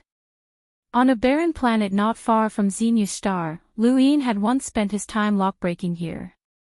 Lan Si stood across from Lu Yin. It's been 2 years since we last met. Your improvement is a bit exaggerated. Lu Yin raised a hand. It's all right. Take my emptiness palm, Lan Si said, and his palm moved. An invisible palm print streaked across the void and headed straight for Lu Yin. The first time Lu Yin had fought against Lan Si, the emptiness palm had caused him to suffer greatly, and he had had to think of a way to deal with it. It was that battle that had made Lu Yin's interest in the emptiness palm, as it suited him. Now, after 2 years, Lan Si's full power once again, but Lu Yin had dodged it. Lan Si had been mentally prepared for the huge gap between the two of them, but he hadn't expected it to be so huge that Lu Yin could easily dodge his full-powered strike. He had made considerable progress over the past 2 years, and he had not slacked off on his physical body's training. His overlaying stacks had allowed him to unleash close to 200 stacks, which fully demonstrated his talent in physical body cultivation. He truly lived up to his reputation as one of the 10 arbiters. Unfortunately, Lu Yin had improved even more. That palm strike was very powerful. If you had been able to use that during the Sovereign Tournament, you would have been ranked in the top 10. Lan Si said bitterly, only 2 years can make up for the difference in the Supreme Tournament. Those people aren't just standing still either. Lan Si, you only have the emptiness palm. Lu Yin was puzzled. He had always been curious about Lan Si's battle techniques. Lan Si's techniques had been enough to deal with Lu Yin during their first battle, but as time passed and the 10 arbiters were no longer the younger generation, they would have to face the older generation. Lan Si's old techniques were no longer enough to deal with them. Lan Si was helpless. Do you know where I learned the emptiness palm? Lu Yin shook his head. Zhongshan Dojo. This chapter is not finished. Please turn the page. Lan Si said solemnly. Lu Yin was surprised. Zhongshan Dojo. Dao Lord Lan. Lan Si shook his head. No, father. He wouldn't have learned the emptiness palm. You should remember that Zhongshan Dojo has 20 continents, and each continent is built from the bottom up with 100 times the gravity. Every 10 levels has a fist print. The first level has the 10 stacks fist print, the 10th has the 100 stacks fist print, and the top level has the 1000 stacks fist print. The emptiness palm was learned from the first level. Lu Yin was shocked. That fist print contains the emptiness palm. Lan Si nodded. Lu Yin was helpless. He had not touched the first level of the 10 stacks fist print and had gone straight to the 10th level. Unfortunately, he had missed the emptiness palm. The 10th level of the 100 stacks fist print also contains a battle technique. If I'm not wrong, it should be the follow-up to the emptiness palm. Unfortunately, I can't learn it, Lan Si said. Lu Yin was surprised. The 100 stacks fist print also has a battle technique. Why didn't I know about it? Lan Si looked at Lu Yin. Many disciples in Zhongshan Dojo have come into contact with the 10 stacks fist print, but they have not been able to comprehend the emptiness palm. Since ancient times, only I have comprehended it. Lu Yin was speechless. The meaning of this sentence was too simple. It meant that Lu Yin's inability to comprehend it had nothing to do with luck. So you can only use the emptiness palm since you can't return to Zhongshan Dojo? Lu Yin asked. Lan Si shook his head. I tried to cultivate other battle techniques, but I couldn't reach the level of the emptiness palm. I believe that, Lu Yin said. Up until now, his best attack was the emptiness palm. This palm technique was too convenient. Lan Si gave Lu Yin a strange look. This guy's familiarity with the emptiness palm was no less than Lan Si's, and he had even learned it from Lan Si. What realm are you at now? Lan Si asked, as he could not tell Lu Yin's cultivation level. Lu Yin did not want to discourage Lan Si. I'm an enlighter, about the same level as you guys. Lan Si was suspicious, but there was no need for him to dwell on it. The difference between him and Lu Yin was just too great. Lu Yin looked in the direction of the Starfall Sea. If he could learn the rest of the emptiness palm, then his power level would definitely increase once again.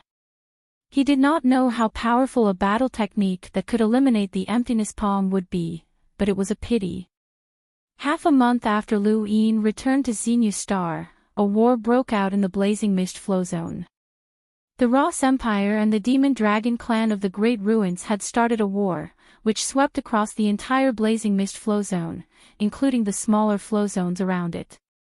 The Blazing Mist Flow Zone was one of the 8 great flow zones of the Interverse, and the war that broke out would directly affect many regions of the Interverse, not just the Blazing Mist Flow Zone itself.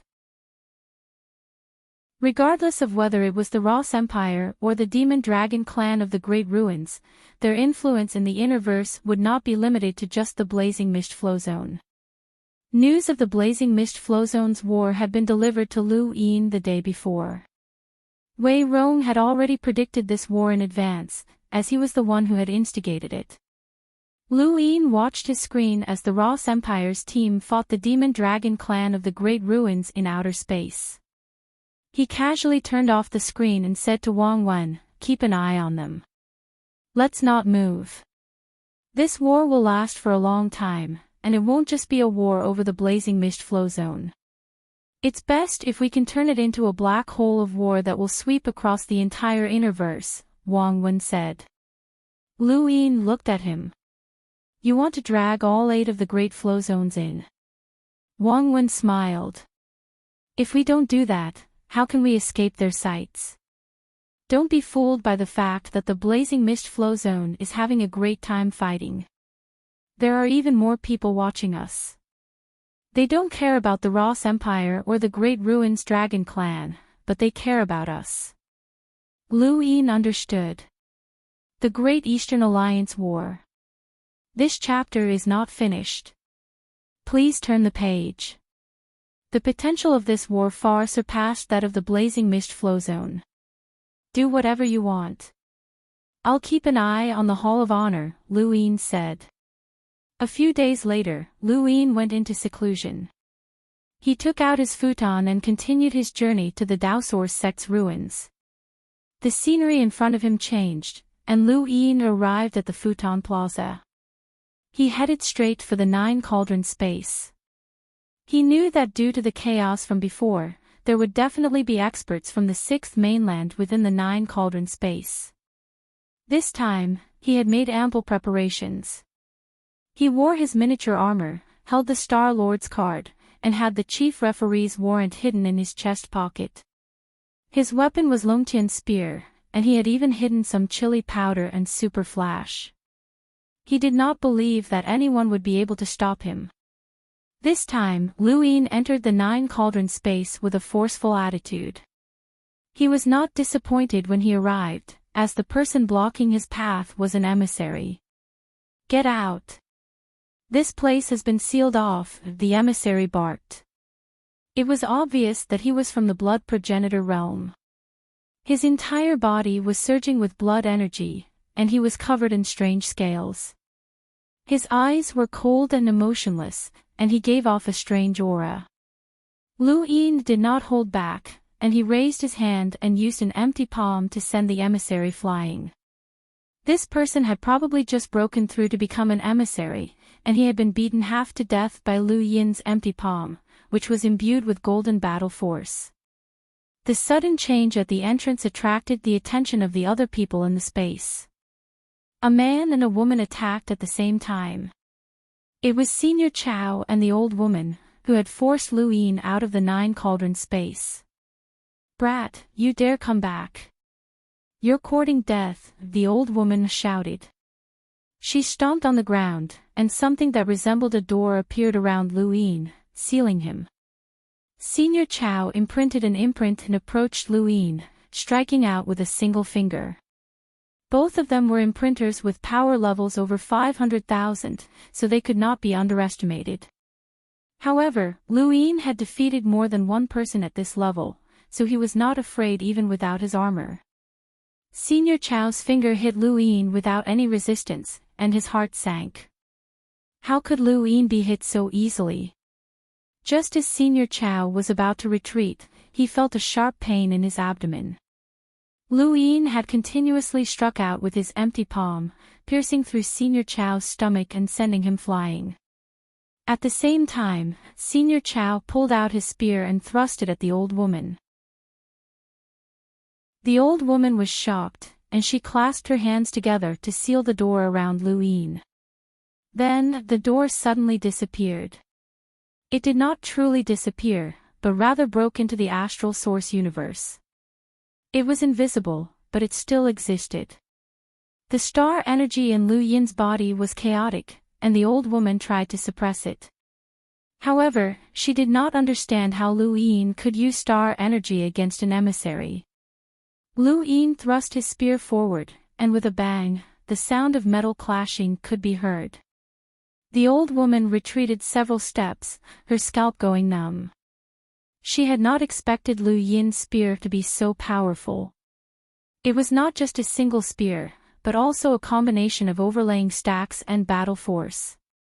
The old woman's pupils shrank when she saw the golden battle force, and she suddenly felt dizzy. Not good. A spiritual force battle technique. Lu Yin had used the Day-Night's tribute, and the old woman had been caught off guard and almost fainted. Taking advantage of this opportunity, he unleashed his domain and slammed it into her back, sending her flying. Lu Yin had defeated 3 emissaries in a row. The first had been a sneak attack, and the second had been a direct confrontation. He had relied on the invincible defense of his armor to defeat the old woman. Lu Yin pressed his spear against the ground and looked up. There was another person there, the strongest person guarding the space within the 9 cauldrons. He was also the biggest barrier in front of Lu Yin. There was a rumble as a giant figure jumped out from within the cauldron and smashed into the ground, causing the earth to tremble. Lu Yin's gaze turned solemn as he stared at the giant in front of him. End of Chapter 1. Welcome aboard. Stay tuned and subscribe to Han Li's Wuxia Adventures for more thrilling content. Chapter 1603. In front of him was a giant that was 10 meters tall, glaring at Lu Yin with large eyes. He carried a bow on his back and was dressed in simple cloth clothes. He looked like a savage, but this person gave Lu Yin a great sense of danger. This giant's power level was at least 600,000 or 700,000. You're that kid from the 5th mainland called Lu Yin. I heard that the Temple of Tai Mo listened to you and allowed them to join my arrow sect. Today, I can let you go, the giant said in a loud voice. Lu Yin raised his head. If I inherit the 9 cauldrons battle techniques, will you let me go? The giant grinned, raised a hand, and smacked the cauldrons.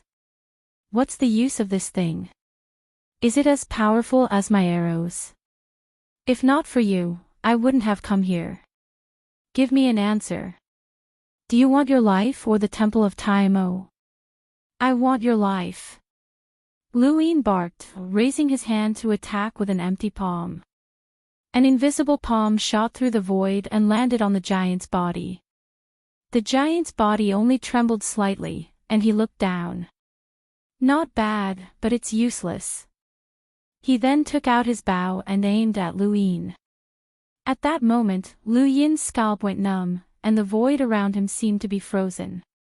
There was a soft sound, and the star-scattered chessboard appeared beneath his feet.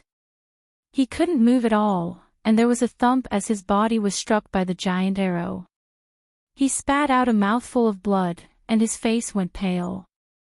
His miniature armor had blocked the arrow, but it couldn't block out the shockwave, especially when the arrow was 5 meters long. Lu Yin was struck by the arrow, and the enormous force pushed him back to the entrance of the 9 cauldron space. Behind him, the giant walked out of the astral source universe and slapped out. "Brat, you're courting death." Lu Yin's eyes went wide, and he roared. He used his golden battle force and immense strength to push away the arrow with great difficulty. Behind him, the giant's palm had already landed, and Lu Yin took out the referee's token and waved it. Ding ding ding. The crisp sound shook the void, and the giant's body froze as if it had been frozen. It swayed a few times before collapsing to the ground. Lu Yin panted heavily as he looked at the giant.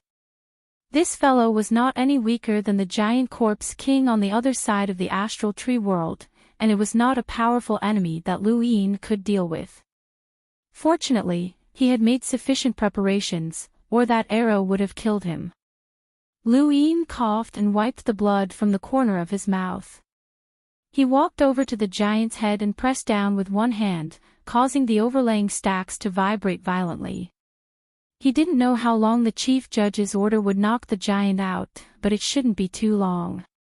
He had to do it himself. It would be best if he could kill this giant. Even if he couldn't, he had to make it sleep for a while longer. Using overlaying stacks consecutively, Lu Yin found it difficult to break through the giant's defenses with his own strength, but he was still able to knock him out. This fellow came from the Arrow sect. From his words, it was clear that the Arrow sect had an extraordinary desire for the Hall of Taimo. Now that he had taken care of the giant, no one else would enter the 9 cauldron space. Lu Yin leaped into the cauldron and began to absorb the cauldron qi. This was the 3rd cauldron. Hopefully, it could be completely absorbed. Because there were powerhouses standing guard, no one from the 6th mainland dared to approach the 9 cauldron space. This allowed Lu Yin to safely absorb the energy for more than half a month until the 3rd cauldron shattered and fell down. He looked at the shattered 3rd cauldron on the ground and raised his hand to feel the flow of cauldron qi.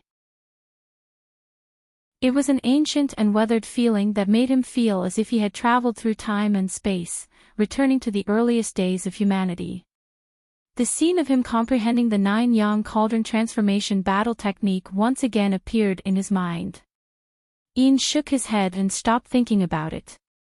He leaped into the 4th cauldron and began to absorb the energy.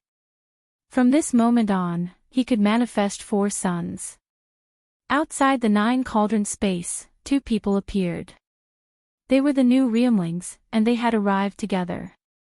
Lu Yin's comprehension of the 9 cauldrons battle technique had caused a huge uproar amongst the upper echelons of the 6th mainland, and this had also given the 6th mainland's geniuses some hope. Regardless of whether they were Realmlings or the top heirs of the various great powers, they all had the qualifications to enter the 9 cauldron space to comprehend the battle technique. As the 2 Realmlings entered, they were greeted by the sight of the shattered earth and the giant that had collapsed on the ground. The 2 were shocked, and one of them quickly retreated from the 9 cauldron space. The other reacted a beat slower, and a domain swept over him, causing him to collapse to the ground. Inside the 4th cauldron, Lu Yin felt that it was a pity that one of them had managed to escape. What a fast reaction! Lu Yin had already taken action when he had discovered that the 2 had entered, but one of them had reacted too quickly. It didn't matter. Time was almost up. Half a day later, the Realmlings who had reacted quickly entered and even brought the imprinter with him. Lu Yin, on the other hand, had already left. His time was up. The imprinter was furious when he saw the shattered third cauldron, but he also rejoiced. Even the powerhouse from the Arrow sect had been defeated. If he had encountered Lu Yin, he would not have had a good ending. Now that Lu Yin had left, it was a good thing for him. Report this immediately. We cannot allow any more accidents to happen here, the imprinter said in a low voice as Lu Yin's name repeatedly appeared in his mind. In reality, they had not announced that Lu Yin had accepted the 9 cauldrons inheritance, and only a few people knew about it, especially the Fifth Mainland. They were worried that the Fifth Mainland would support Lu Yin and send experts to help him. Now, the imprinter guessed that the Fifth Mainland's experts might have already appeared. Otherwise, how could a youth like Lu Yin defeat an expert from the Arrow sect? The giant from the Arrow sect had an advantage over ordinary people. Although this giant had not reached the level of a world imprinter, he was very close. A single arrow would have been enough to kill him, so the Fifth Mainland must have sent an absolute powerhouse. Lu Yin opened his eyes and appeared in King Zishan's palace. He raised his hand, and 4 suns appeared. With the appearance of the 4 suns, a strange aura swept across Xinyu Star. No one could sense it, but their blood flowed faster, as if there was a resonance. Even the 2 experts, Lu Yi and Flying Flower, did not sense it. The 9 Yang cauldron transformation required cultivation, and so did the serious art. Now that the outside world's attention was drawn to the war in the blazing mist flow zone, Lu Yin continued to cultivate. As for the Wen family, he still had not decided on his conditions. He raised his hand and his die appeared. The cultivation of the serious art required time, so he could only roll the die. Once he started cultivating, it would take years. When the die stopped rolling, it showed 6 pips. Lu Yin's eyes lit up as he appeared in that mysterious space. He immediately merged with a very bright ball of light not too far away, and his body shook as various memories flooded into his mind. Humph, humph. Lu Yin looked up and saw a pig in front of him. A giant pig. When the pig saw Lu Yin open his eyes, he was startled and became very vigilant. He let out an even louder whimper. Lu Yin looked at him with the same gaze as before. The pig had seen this gaze for many, many years, and he could not even remember how many years it had been. This was Earth's swamp, the largest prison in the human domain. Talk. Why aren't you talking? Your gaze has changed.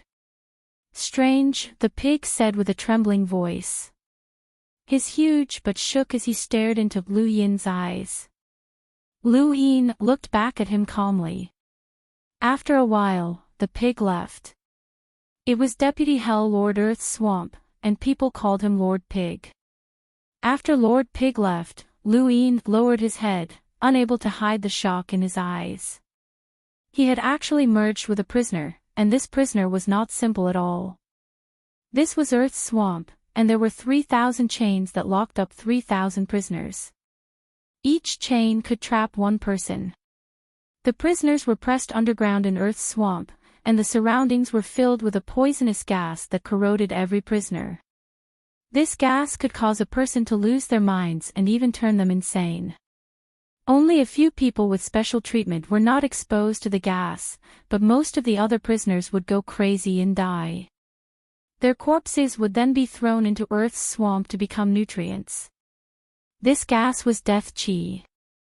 The person that Lu Yin had merged with had his limbs pierced through by chains, and he had been imprisoned here for many, many years.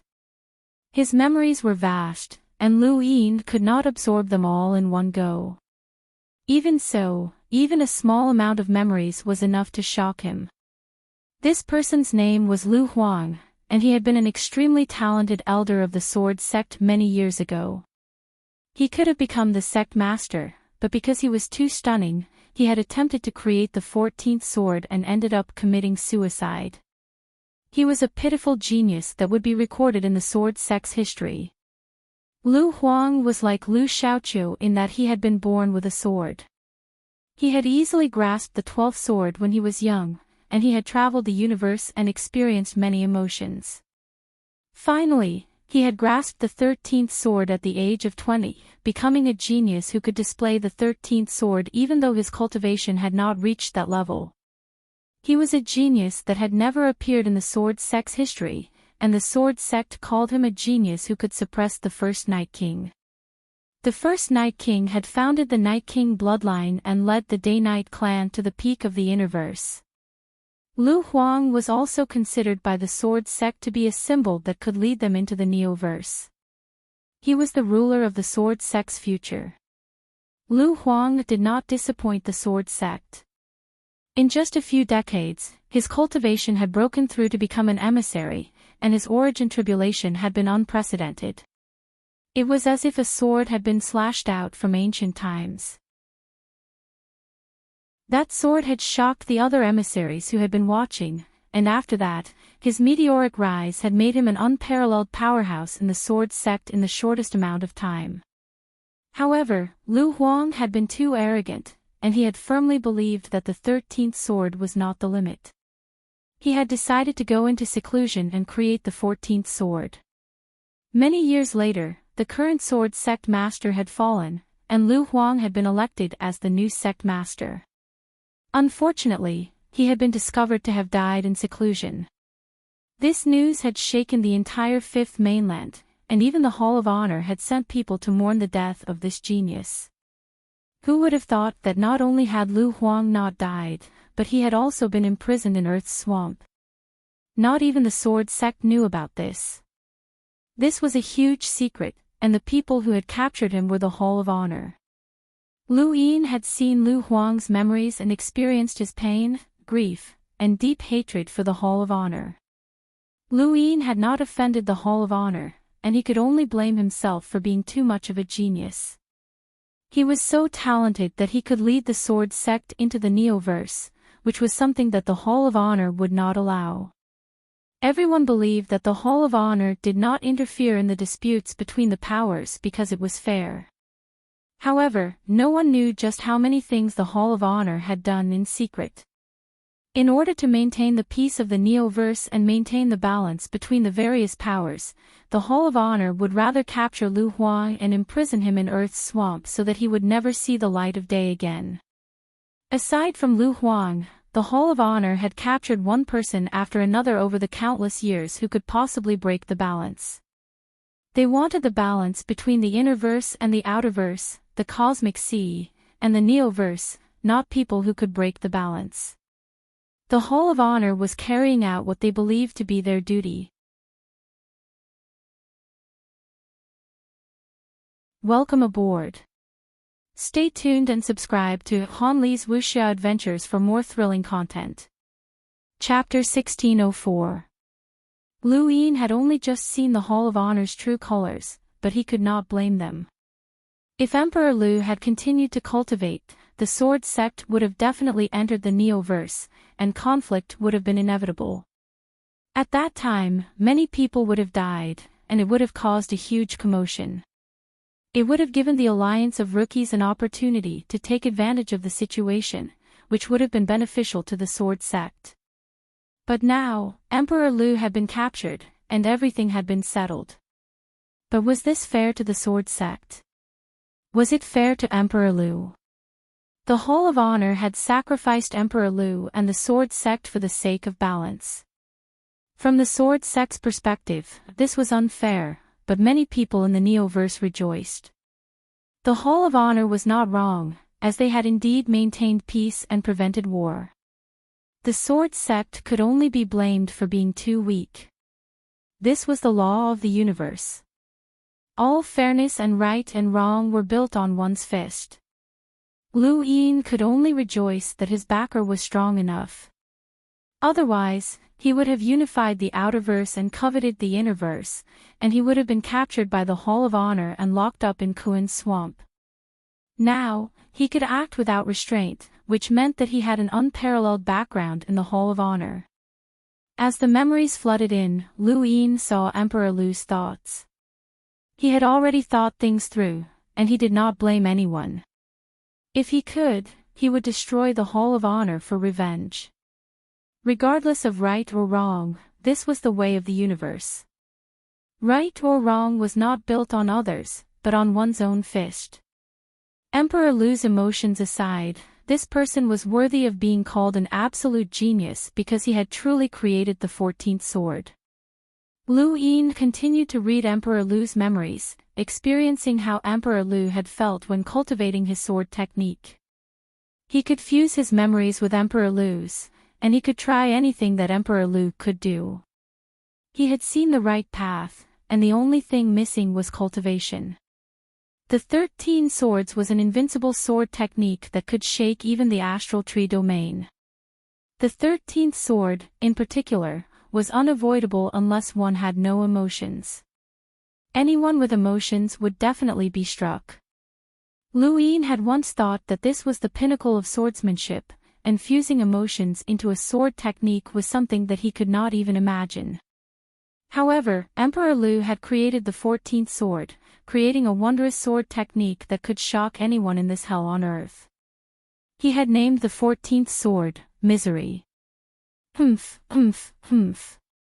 The look in your eyes just now was very strange. Let me confirm it again. Lord Pig returned. Lu Yin also returned. The Lu Emperor's cultivation was extremely high, and when he had first created the 13th sword, his power level had already exceeded 800,000. However, after so many years of being corroded by the aura of death and tortured by the Kuan swamp, he had become extremely weak. His cultivation was only comparable to that of an ordinary emissary, otherwise, Lu Yin would not have been able to fuse into his body. The Kuan swamp contained death energy, and after fusing with the Lu Emperor and experiencing the 14th sword, all 6 points had been worth it. There was also something else that Lu Yin's gaze froze over.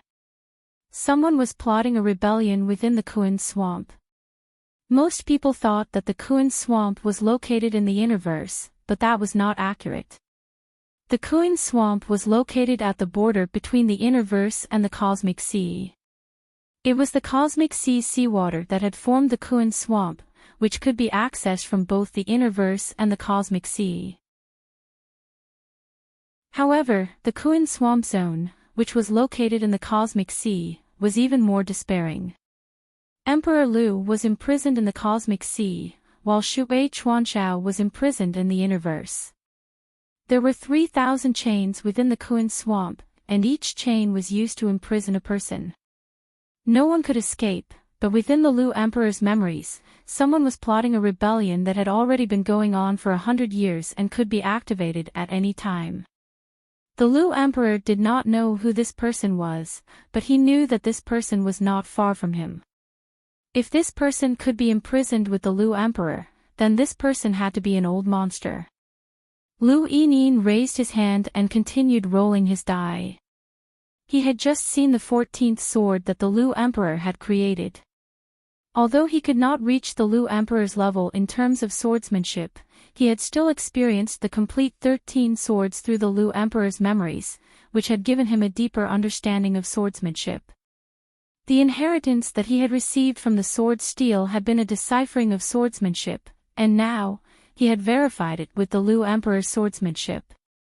Lu Yin realized that he had unknowingly become an expert in the way of the sword. If he was given a sword, he would probably be able to defeat Lu Tianmu. Feeling it was one thing, but actually being able to use it was another. The die slowly came to a stop at 4 pips. Lu Yin's eyes lit up as he entered the time-stop space. As soon as he entered, Lu Yin transformed his star energy into a sword and raised his hand to unleash the first sword of the 13 swords. The sword slashed through the void with unparalleled power. Lu Yin was satisfied and continued. The 13 swords were not something that just anyone could cultivate. In the entire sword sect, only Lu Tianmu and Lu Shaoqiu had been able to do so, and sometimes, no one could inherit the 13 swords. Lu Yin's thoughts were too simple.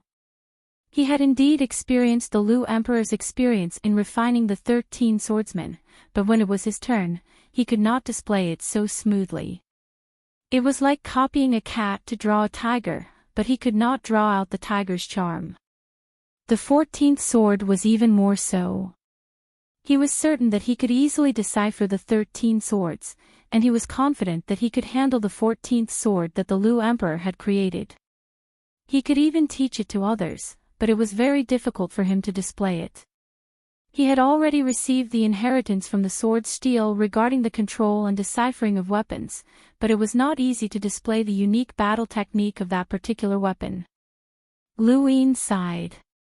Forget it, he was not that interested in the 13 swords. What was invincible was the person, not the battle technique. However, if the 14th sword was displayed in the sword sect, it should be very shocking. No, if he brought the Lu Emperor to the sword sect, it would be even more shocking. Lu Yin could only think about it. Once the Lu Emperor appeared and revealed the reason, there would be great trouble, and the Hall of Honor's reputation would be ruined. Regardless of whether or not the Hall of Honor treated the sword sect fairly, they had treated him well, and that was enough. Lu Yin's background was the Hall of Honor, and he had Master Yuan, the head judge, and Elder Chan. He could even influence the 9 directors. Lu Yin stopped researching swordsmanship and began to cultivate the serious art. This was his true treasure. Half a year later, the time was up, and Lu Yin left the time's top space. This time, he had rotated 5,100 stars, which was nearly 1,000 more than when he had first left the Sirius sect.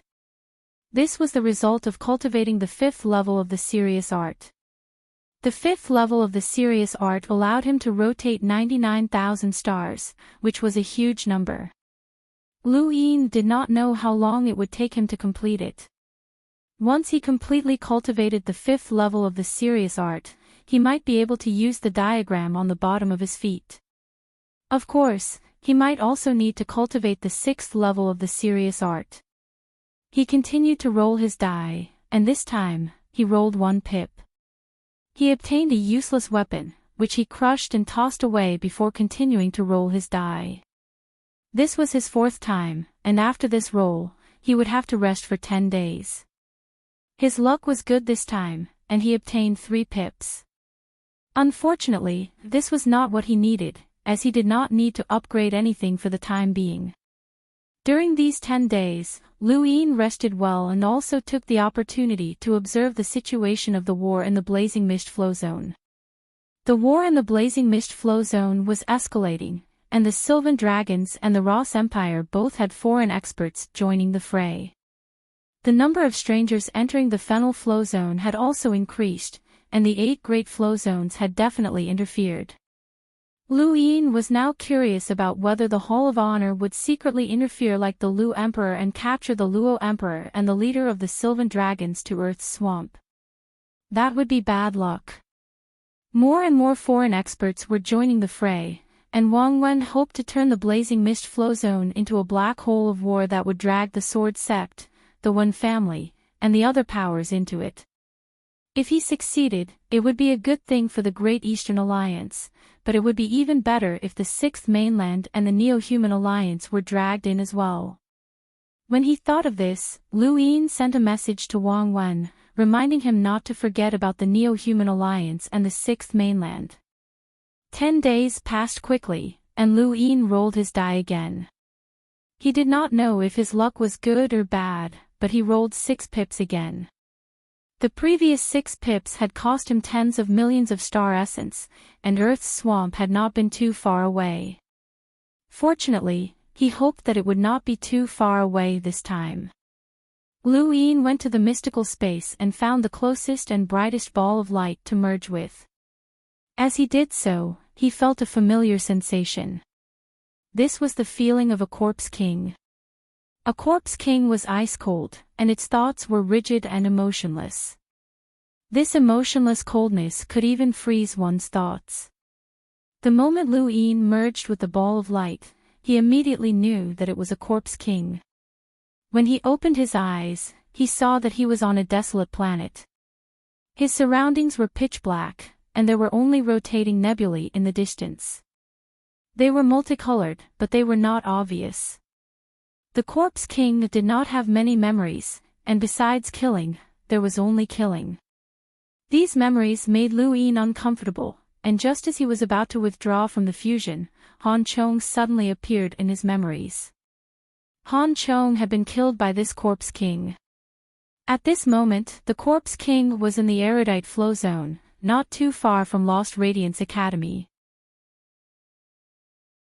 When Sansi had mentioned that Han Chong had died not too long ago, and Lu Yin had not expected that he would coincidentally merge with the Corpse King that had killed Han Chong. When Sansi and the others had not been sure who had killed Han Chong and the others, and they had only guessed that it had been the Neo-Human Alliance. Now, Lu Yin had confirmed that the Corpse King had killed Han Chong for a painting. Han Chong had been known as the art saint during his time in the Astral Combat Academy. His battle technique had been painting, and he had been able to draw mountains and rivers. He had been the student leader of Astral, too, and he had painted during the Astral Combat Tournament. At the time, Lu Yin had been very curious, but he had not paid much attention to it. He would never have guessed that Han Chong's death had been caused by his painting. This Corpse King had been watching Han Chong for many years, and it had not decided to kill him on the spur of the moment. It had been watching Han Chong since before the inner verse and outer verse had been separated, and it had not made a move. It had been observing Han Chong's every move in an attempt to understand his painting. As for the reason, the Corpse King did not know, but it had been ordered by the Neo-Human Alliance. The Corpse King had killed Han Chong because it had not been able to obtain any valuable information from the Corpse King, so it had captured him for interrogation. Unfortunately, Han Chong had not said anything in the end, or rather, he himself did not know that his painting had come from Lost Radiance Academy. And now, the Corpse King was watching Lost Radiance Academy. Lu Yin quickly withdrew from the fusion with a strange expression. Why was the Neo-Human Alliance so interested in Han Chong's painting? He sank into his memories, thinking back to the Astral Combat Tournament and the Tournament of the Strongest that Han Chong had participated in. During the Tournament of the Strongest, Han Chong had been defeated by Yun, but there had not been any abnormalities at that time. Something that had been targeted by the Neo-Human Alliance was definitely not simple. Lost Radiance Academy and the painting. It seemed that Lu Yin would have to find some time to visit the erudite flow zone. Perhaps he could think of that condition.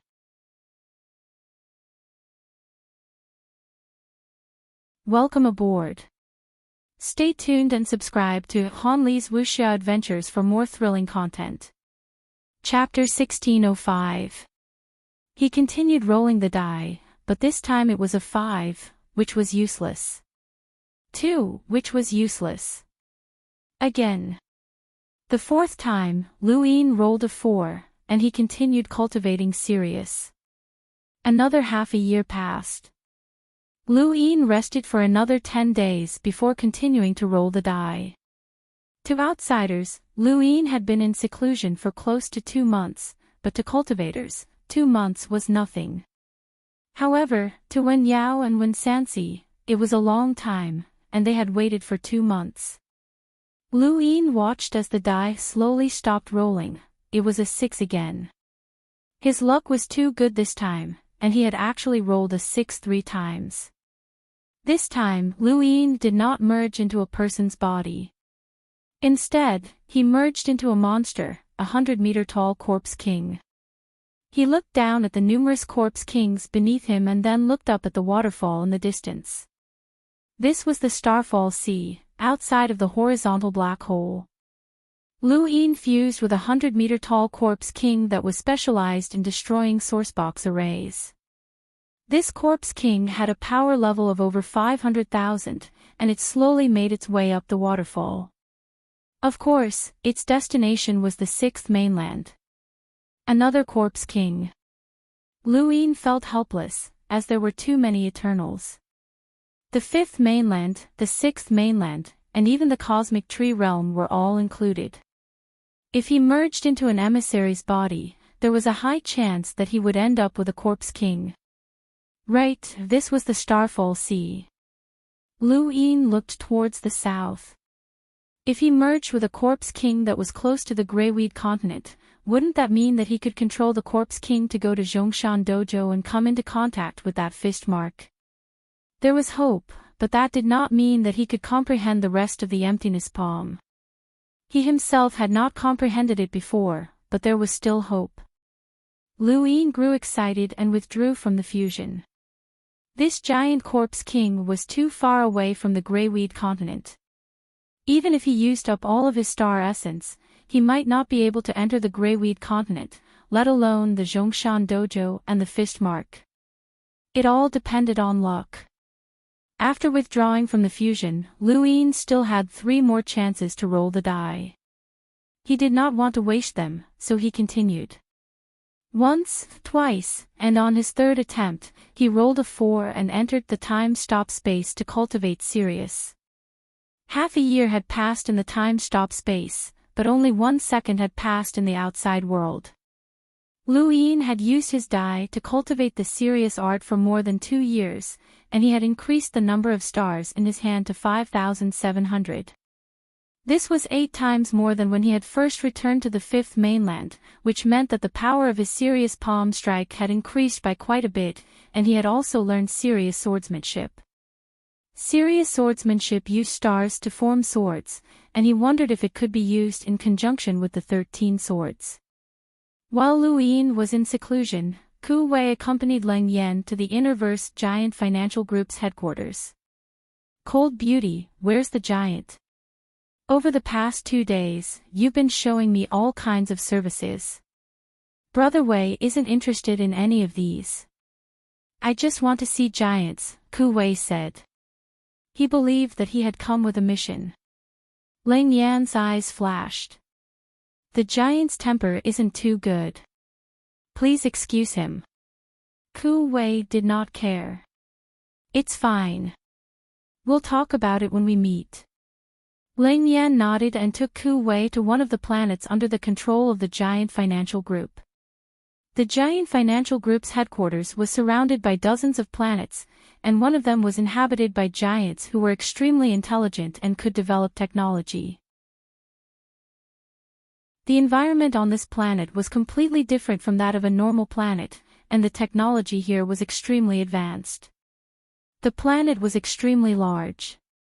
Ku Wei looked up and saw an enormous flight of stairs, as well as the enormous tables and chairs in the distance. He gulped, this place was really huge. Some giants passed by, but they weren't curious about Ku Wei and Leng Yan. There were many giants in the space station, but most of them were ordinary people. I'll take you to see President Qing, Leng Yan said. Ku Wei nodded. Please.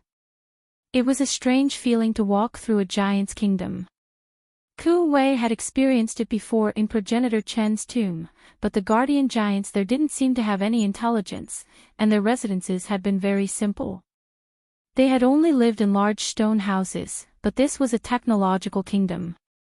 Everything was huge, as if a human's technological kingdom had been magnified 100 times. There's a giant kingdom here, but the outside world doesn't know about it. Ku Wei was curious. Leng Yan replied, President Qing has decreed that the giants are not allowed to leave this place, and they are not allowed to leave the Giant Financial Group. That's wise. Many people outside aren't friendly to the giants, Ku Wei said. Leng Yan glanced at Ku Wei. Are you friendly to the giants? Ku Wei replied, of course. Otherwise, why would Master send me here? I'm good at communicating with the giants. Is that so? Leng Yan obviously didn't believe him. Not long after, Ku Wei met the true leader of the Giant Financial Group, Qing Kong, with Leng Yan leading the way. He was a very intelligent giant who was at least 100 meters tall. Qing Kong's reception of Ku Wei was quite grand. The grand hall was brightly lit, and the giants were dressed in formal attire just like the ordinary people. They exchanged pleasantries, which was quite strange.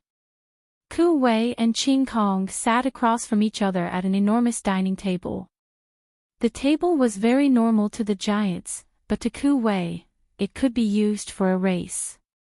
The tableware in front of him was huge, and there was a huge plate of unknown barbecued meat that completely blocked Ku Wei's view. In the distance, Leng Yan almost laughed out loud. Ku Wei soared into the air and passed by the barbecued meat to look at Qin Kong. Qin Kong looked at Ku Wei with interest, and the giants around them all looked over from time to time. Senior, Ku Wei said. You can call me President Qin or Boss Qin. I like it when people call me that, Qin Kong said with a loud voice and a smile. He did his best to appear friendly. If not for his giant face, he would have looked more like a mature businessman. Ku Wei coughed and was about to speak when a giant woman pushed a cup of wine over. She shook it slightly, and a few drops of wine spilled out, almost drowning Ku Wei. President Qin, you should know the reason why my master sent me here, Ku Wei said. Qin Kong nodded. Humans are suspicious and are worried that we giants are developing too quickly. This is understandable. We cooperated with the Great Eastern Alliance in the beginning because we hoped to be protected. The fact that Alliance Master Lu sent you here proves that he is willing to cooperate with us despite his doubts. I am very grateful to him. Ku Wei smiled. That's good, that's good. Come, let us welcome our guest from afar, the personal disciple of the Great Eastern Alliance's Alliance Master, Mr. Ku Wei. Qin Kong stood up and shouted. All the giants around them cheered, and the sound waves hurt Ku Wei's ears. Leng Yan did not feel good either, as she was not used to interacting with these giants. The meal ended amidst the giants' enthusiastic cheers, and Ku Wei met with Qin Kong in private. Facing the sea, Qin Kong knew how to enjoy himself as he sat down on a giant chair. As for Ku Wei, the chair was too big for him. It was even bigger than a house. It isn't easy for us giants to survive, especially those giants who don't have any intelligence. They kill humans like wild beasts, which makes our situation even worse. A long time ago, the Hall of Honor's board of directors decided to wipe out the giants' technology. Fortunately, even though the technology was wiped out, we were still able to survive. Over the years, we have developed our technology to its current state. The giant financial group only wants to give the homeless giants a place to stay. That's all. For this reason, we will endure even if the universe's various powers exploit us. Qin Kong then looked at Ku Wei solemnly. If Alliance Master Lu is truly willing to accept us, then the giant financial group will definitely do our best to help the Great Eastern Alliance. We will not cause any trouble for him. Please convey my attitude to Alliance Master Lu. Ku Wei quietly listened to Qin Kong's words and thought about it. President Qin, Master does not have any prejudice against the giants. He sent me here to express his attitude. That's good, Qin Kong said. President Qin, do you really understand what I just said? What I meant was that I was sent here to represent Master's attitude, Ku Wei emphasized. President Qin did not understand. Isn't Alliance Master Lu using Brother Ku Wei's words to express his attitude? Ku Wei took a deep breath. It was time. He could not hide the fact that he had transformed into a giant forever. Humans might be prejudiced against him, but these giants would not be. The current Ku Wei was actually more of the same race as these giants. The chair is too big, and it's not comfortable, Ku Wei lamented. Qin Kong immediately ordered, someone, change a chair for Brother Ku Wei. A human chair. There's no need, Ku Wei replied. Then, under Qin Kong's stunned gaze, Ku Wei transformed into a giant that was about the same size as Qin Kong and about 100 meters tall. During his first transformation, Ku Wei had become about the same height as the guardian giant, which was about 1,000 meters tall. Now, as time passed, Ku Wei had become more and more proficient at transforming into a giant. Of course, this was only done in secret, as no one had seen him do it. He could freely control his size, and at his largest, he was even larger than his first transformation. With a clang, a female giant behind Ku Wei was stunned. She stared at Ku Wei in a daze, her worldview toppling. Even Qin Kong was stunned. He even stood up in shock. Brother Ku Wei, what are you doing? Ku Wei grinned. This is more like it. Qin Kong's mouth was wide open as he stared at Ku Wei's smile. He was completely stunned, and it took him a while to react. He waved his hand and had the female giant back down. He stared at Ku Wei and asked, "How did you do it? You're not human. You're the one who's not human."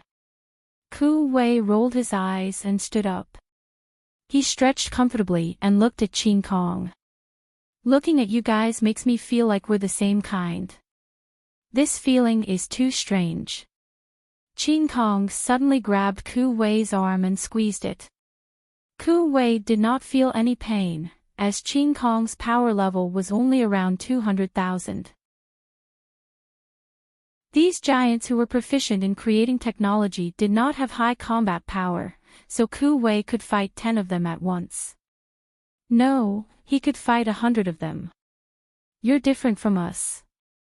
You're a giant," Qin Kong blurted out. He looked at Ku Wei in shock and hurriedly asked, "Did you obtain giant blood somewhere?" Ku Wei was confused. "Giant? I don't understand. I've been to Progenitor Chen's tomb and entered the Guardian Giant's blood pool." "No, the Guardian Giant's beasts don't have the ability to transform you. Think again. Did you obtain extraordinary blood?" Qin Kong asked. Ku Wei shook his head. Welcome aboard. Stay tuned and subscribe to Han Li's Wuxia Adventures for more thrilling content. Chapter 1606. No matter how hard he thought about it, he could not come to a conclusion. There was only one possibility, and that was that Lu Yin had only come into contact with the Guardian Giant's blood pool. Qin Kong fell silent. Ku Wei had given him too much of a shock, and only the giant tribe could understand this kind of shock. Actually, why do you have to control your body to be 100 meters tall? Isn't it uncomfortable? Ku Wei asked curiously. Qin Kong looked at him silently. That's our height. Ku Wei blinked. Then how can I become 1,000 meters tall? And I'm still growing. Qin Kong's eyes narrowed. Because you are a giant. His eyes then lit up. Brother Ku Wei, I'll take you to see the giant tribe's leader. He might be able to answer your questions. Giant? You're kind. You're not. There are many types of giants, and mine are the smart ones. Brother Wei isn't stupid either. After seeing the giant that Qin Kong had mentioned, Ku Wei finally understood what it meant to be the same kind. When he looked up, Ku Wei was stunned. The giant in front of him was more than 10,000 meters tall, which was 10 times taller than him. Qin Kong looked like an ant in front of this giant. He had heard that there were many types of giants, but Ku Wei had never thought that he would one day see such a huge one. This giant had a nice and domineering name, Chen Huang. At this moment, Chen Huang's giant eyes were fixed on Ku Wei, and he sniffed. Ku Wei was afraid, and he immediately transformed into a giant that was 1,000 meters tall. He no longer panicked when he looked at Chen Huang, as at least he would not be swallowed whole. The aura of an ancient bloodline. You're a tribesman, Chen Huang said, his voice so loud that the void distorted. Qin Kong's eyes lit up. Chen Huang, he really has the aura of an ancient giant. That's right. Where does your bloodline come from? Chen Huang asked. Ku Wei gulped. Progenitor Chen's tomb. In outer space, a white piece of paper flew towards the innerverse. It depicted Lu Yin and Lu Feihua riding on it. Lu Yin had just come out of seclusion when he received a call from Ku Wei. Even now, he still could not believe that the giant figure on the screen was Ku Wei, and there was an even bigger figure behind him. Our items are still the best. Your spacecraft is too slow, Feihua sighed. The paper was made from the bark of the mother tree and could be folded into any shape. How fast it could fly depended on the person controlling it. At this moment, Mr. Lu Yi was controlling the paper at a much faster speed than the spaceship. With this speed, it would only take them 2 days to reach the giant financial group. The spacecraft can be used by ordinary people, and there won't be any pressure.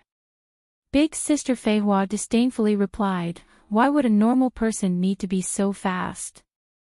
Senior, you only care about cultivation. Don't forget that you also started out as an ordinary person. The greater the scope of your contact, the more opportunities you have. If I hadn't used the spacecraft back then, I wouldn't have been able to leave that small world, and I wouldn't even exist now." Lu Yin looked at her. Mr. Lu Yi replied, "That's right. Out of 10 billion ordinary people, one elite cultivator is enough. These spacecraft are indeed useful. It's just that it's too slow." Big Sister Feihua snorted. Lu Yin suddenly thought of a question. "Seniors, you've followed me around the fifth mainland. What do you think?" "Too weak," Feihua said bluntly. Lu Yin had no intention of paying attention to her. This woman had a very explosive temper. Mr. Lu Yi thought about it. "Although it's far from being comparable to my cosmic tree, it's still quite unique. There are also many inheritances that share the same origin as the cosmic tree. It can't be considered an abandoned land, right?" Lu Yin smiled. Big Sister Feihua sneered, "As long as there's no progenitor, it'll always be an abandoned land." Lu Yin choked, but it made sense. Without a progenitor, it could only be an abandoned land. Lu Yin's sudden departure made Wen Yao and the rest anxious. The Wen family valued the 7-layered literary prison more than anyone else, which was why they had been keeping an eye on Lu Yin while he was in seclusion. They had thought that Lu Yin had other plans for going to the innerverse. "Brother Lu, just state your conditions. The Wen family will do our best to fulfill them," Wen Sansi said, sounding a little anxious. Lu Yin had rarely seen him speak like this. Lu Yin replied, "Brother Wen, I haven't thought of my conditions yet, but you can help me with something first." "Please," Wen Sansi said. Lu Yin said, "Yihuang Academy has a landscape painting that Han Chong used to defeat Xia Yi during the astral combat tournament. I'd like to take a look." Wen Sansi did not understand. "A landscape painting? Brother Lu, are you interested in that?" "A little. It's mainly because with Han Chong's strength back then, it wouldn't have been easy for him to defeat someone on the same level. That landscape painting is not ordinary. If Brother Wen doesn't know what it is, you can go to Yihuang Academy to take a look." Lu Yin then ended the call. The Neo-Human Alliance wanted to obtain the landscape painting, and even if they did not know what it was for, there was no harm in obtaining it first. There was one thing that Lu Yin was absolutely certain of: no matter what he did now, the Neo-Human Alliance would not harm him. His scheme was more important than anything else as it concerned the war between two races. Since that was the case, he could use his advantage to his advantage. When Sansi told Wen Yao about Lu Yin's conditions, but Wen Yao did not understand either. He immediately contacted the Han family from Yihuang Academy. Finally, the conditions were presented to the Dean of Yihuang Academy. The Dean was an elder of the Han family, and he was also the oldest surviving member of the family. He was an emissary. It was far more difficult for cultivators from the fifth mainland to break through to the emissary realm than it was for cultivators from the sixth mainland. This was because there were no imprints and there were not as many opportunities as there were in the cosmic tree realm. As a result, the fifth mainland had the fewest emissaries. Anyone who could become an emissary was not simple. President Han sat quietly with an elder of the Han family waiting in front of him. Tell Liu Yin that Yihuang Academy does not have any landscape paintings. Han Chang's landscape painting was his own opportunity, and it disappeared with his death, President Han said in a low voice. Yes, President. After the elder of the Han family left, President Han had a complicated look in his eyes, as if he was recalling something. So it was because of this. If I had known earlier, I wouldn't have let Chong come into contact with it. That would have led to his death. But how did this Liu Yin find out? Liu Yin quickly received Wen Yao's answer. My apologies, Senior. That landscape painting is a prerequisite. Without it, there's nothing to discuss. Liu Yin was not surprised by Yihuang Academy's answer. In fact, he did not know whether or not there was any landscape painting, but since the Neo-Human Alliance had been willing to send experts to keep an eye on it for nearly 10 years in order to ensure that they did not make any mistakes in finding the painting, Liu Yin believed that the item was definitely very important. It was normal that Yihuang Academy was unwilling to hand it over. Alliance Master Liu, it's just a mere landscape painting. If you want it, there are plenty of people in my Wen clan who are willing to help you draw it. No matter where you want a landscape painting, my Wen clan can satisfy you. Our people are very skilled in this aspect, and they definitely won't be any worse than those drawn by ancient sages, Wen Yao said. Liu Yin replied, My apologies, Senior. It has to be a landscape painting drawn by Han Chong after he defeated Xia Yi. I believe that Yihuang Academy has it. Indeed, they don't have it. Yihuang Academy will not refuse any of my family's requests, especially when it's such an important matter, Wen Yao said anxiously. He was certain that the Han family would not refuse, as the Han family had been dependent on the Wen family for many years. However, no matter what Wen Yao said, Liu Yin was the one who had the conditions, and it was only a prerequisite. Without a landscape painting, there was nothing to discuss. Wen Yao asked, Alliance Master Liu, do you not trust my Wen family, or do you have other plans? Liu Yin frowned. When surely, I have the final say in any conditions. I can only tell you that I have no other plans at the moment, but I can't say for sure if this drags on for too long. Alliance Master Liu, Wen Shirley is also a member of my Wen family.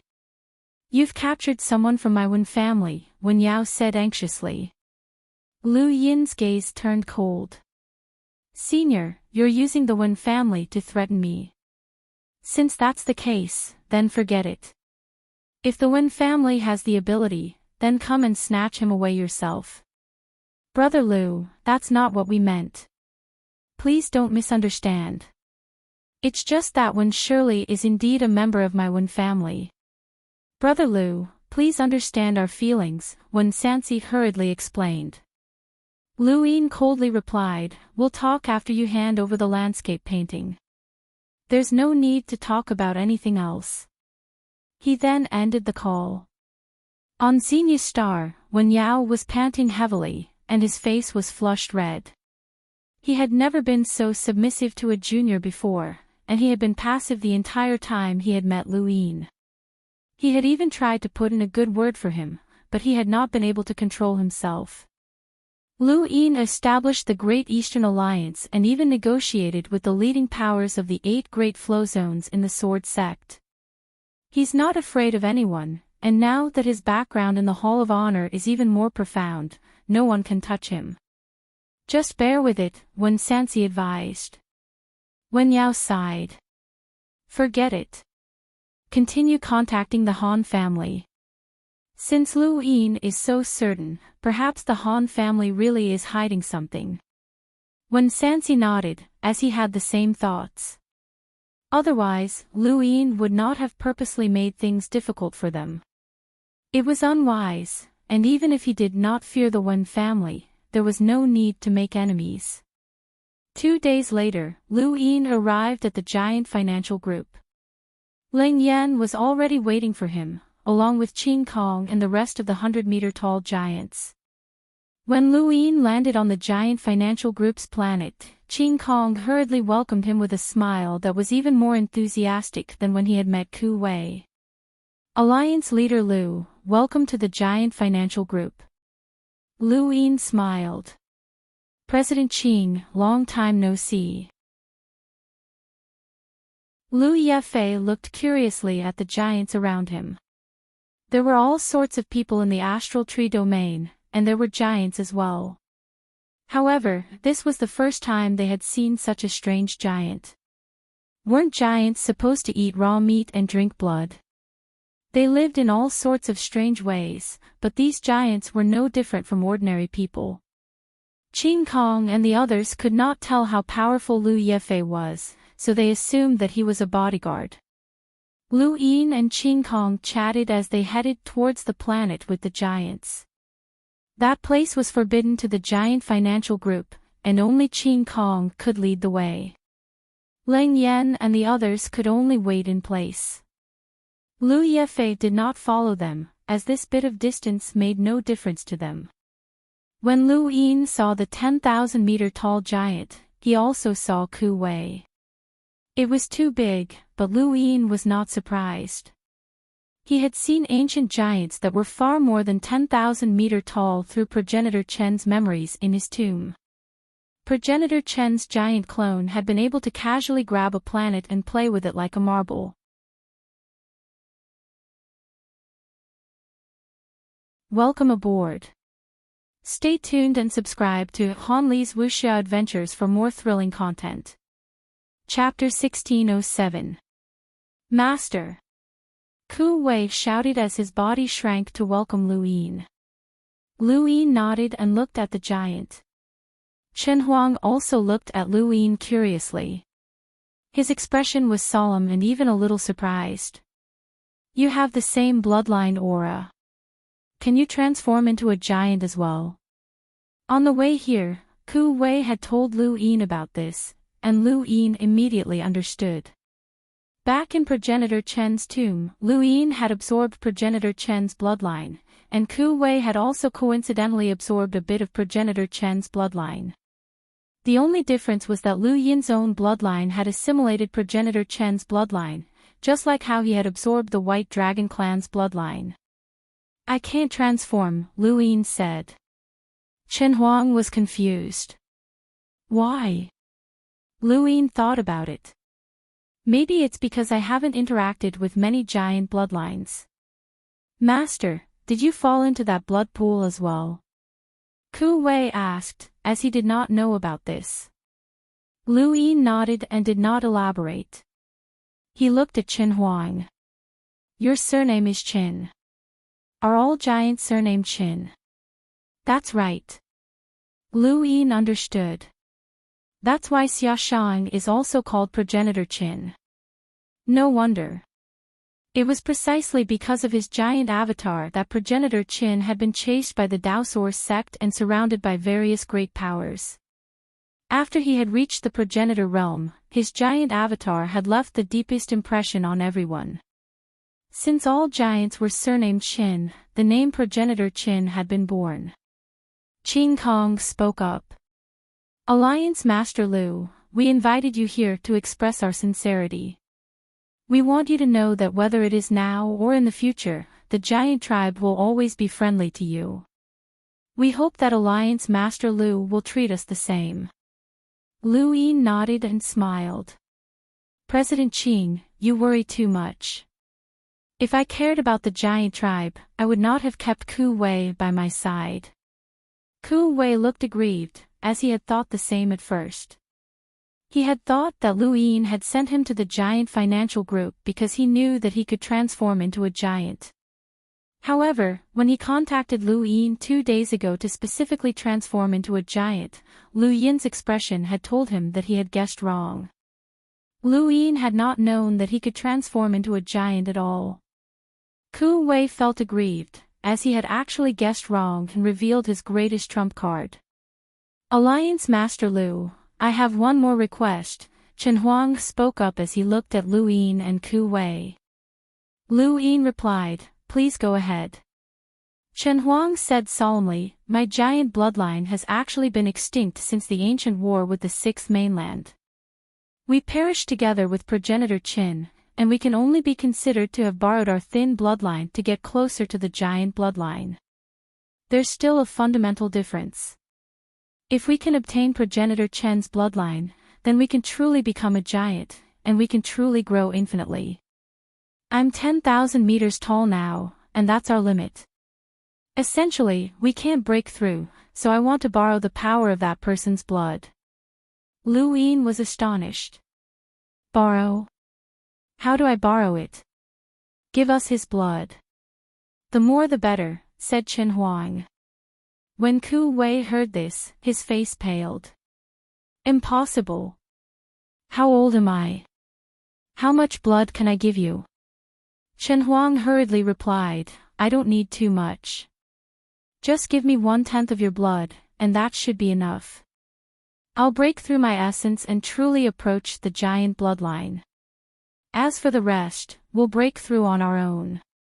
No, absolutely not. I'll take even 1/10, Ku Wei directly refused. Lu Yin's eyes narrowed as he looked at Ku Wei. When Ku Wei saw Lu Yin's gaze, his heart sank, and he grew anxious. Master, do you know how many giants there are? There are more than 1,000 of them, and each of them only has 1/10 of my blood. Master, I would have killed them long ago. Lu Yin smiled. You can replenish your blood.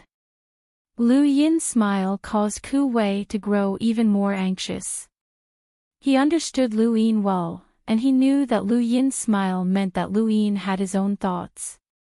Master, why should we help them? If we don't help them, then this disciple really can't give his blood. Lu Yin looked at Chen Huang. Did you hear that? Although I'm working with the giant financial group, it's only a partnership. I can't help you for no reason. If I give you my blood, it'll be easy for someone to die. It'll definitely kill. Ku Wei shouted. Chen Huang fell silent, as he was not good at negotiations. Qin Kong asked, does Alliance Leader Lu have any conditions? Lu Yin's lips curled up. How many giants are there? 1,152, Qin Kong replied. Lu Yin thought about it. 200. If 200 giants work for me, I can get Ku Wei to give you his blood. Ku Wei wailed, Master, I don't want that. Lu Yin pressed down on his shoulder. Shut up. Ku Wei did not dare to speak, and he just looked at Lu Yin helplessly. If he had known that things would turn out this way, he would not have invited Lu Yin over. Qin Kong looked at Chen Huang. Chen Huang thought about it and then nodded. It's time for our people to go out. Back then, the giant's bloodline shook the Sixth Mainland and slaughtered many of its cultivators. Today, that day has come again. Alliance Leader Lu, only 1/3 of Brother Ku Wei's blood can be given each time. How about this? Let him stay in the giant financial group so that we can take care of him, Qin Kong suggested. Ku Wei's face paled, and he looked at Lu Yin pleadingly. Lu Yin smiled.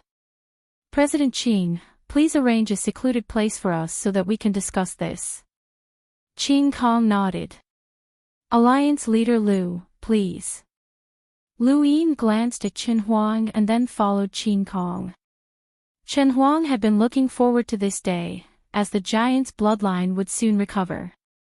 They had long since wanted to go out and fight in outer space, as the giants were not suited for hiding. The place that Qin Kong had arranged for Lu Yin and Ku Wei was indeed secluded, and the scenery was beautiful. After Qin Kong left, Ku Wei immediately lay down on the ground. Master, please don't give me any blood. I don't want to stay here. I don't want to be taken care of. Lu Yin replied, "Give me some of your blood. The more, the better." Ku Wei wailed again, but Lu Yin grew impatient. "All right, I have a way to obtain even purer progenitor Chen's blood. Just give it to me. Just a reminder, the more blood you give, the greater the chances of success. If too little causes progenitor Chen's blood to become impure, then you'll have to stay here." Ku Wei was startled, and he hurriedly began to give Lu Yin his blood. He could only trust Lu Yin's words. Of course, Lu Yin would not leave Ku Wei here to be drained. After all, Ku Wei was his disciple, and he was not that cruel. What he wanted was to improve Ku Wei's bloodline. With his dye's 3 pips, he should be able to improve it to the same level as progenitor Chen's bloodline, not just a little bit.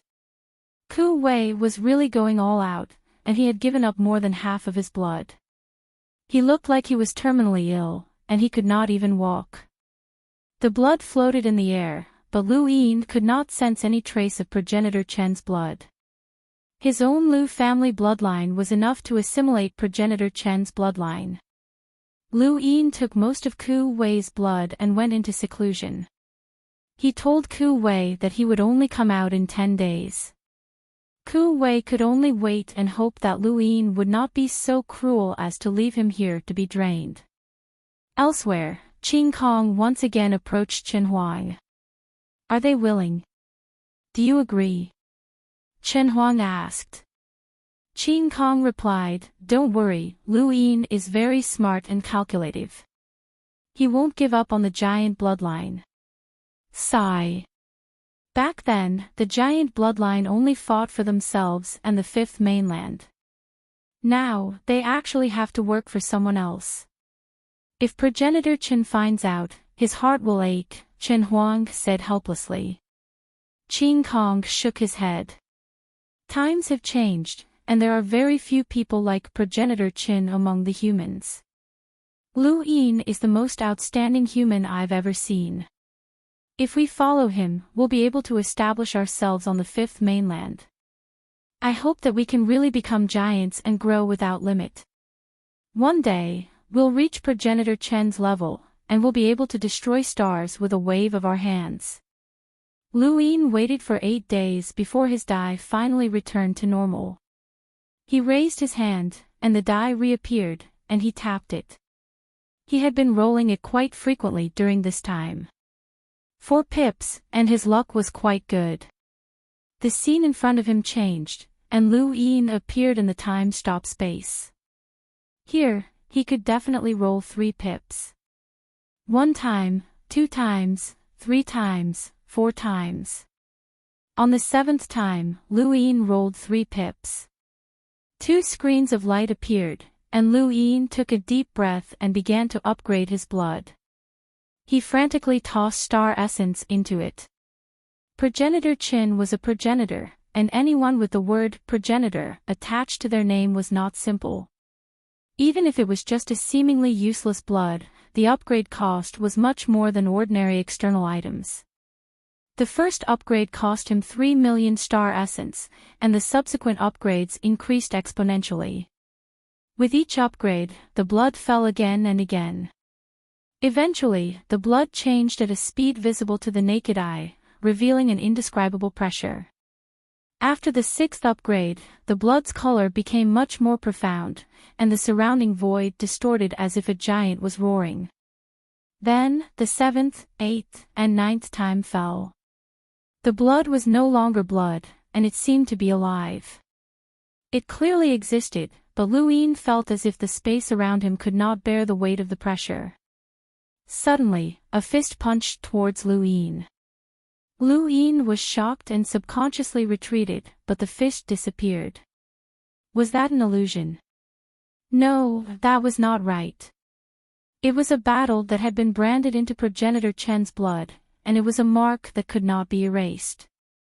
Lu Yin stopped upgrading, as he knew that he would definitely be able to obtain progenitor Chen's blood when he was at his peak. However, he did not know what would happen at that time, and he did not know if he would be able to handle it. The 9 upgrades had cost him more than 1.22 billion star essence, which was another reason why he did not upgrade it. Any more upgrades would cost an astronomical figure, and he might not even have enough money on him. Even now, he had used more than 1 billion star essence, which was enough to make his heart ache. The giant financial group would have to pay for this. Lu Yin shook his head as he looked at progenitor Chen's blood. It was a pity that it was useless to him, but it would definitely be of great use to Ku Wei. When the time was up, Lu Yin left the time-stop space and walked outside. Ku Wei had recovered quite a bit, and there was a bit of red on his face. He looked at Lu Yin nervously, but his eyes were filled with anticipation. Lu Yin laughed. "I'll return some of your blood to you, but you'll have to use the rest of your life to repay me." He then tossed a bottle of progenitor Chen's blood to Ku Wei's puzzled gaze. After upgrading most of Ku Wei's blood, he had only obtained 3 bottles of progenitor Chen's blood, and this bottle was for Ku Wei. Ku Wei caught it and stared blankly at progenitor Chen's blood. The blood inside actually made him want to absorb it. "Master, what's this?" "It's progenitor Chen's blood. Absorb it and take a look."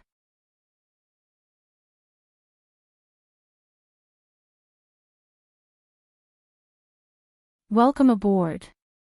Stay tuned and subscribe to Hanli's Wuxia Adventures for more thrilling content. Chapter 1608.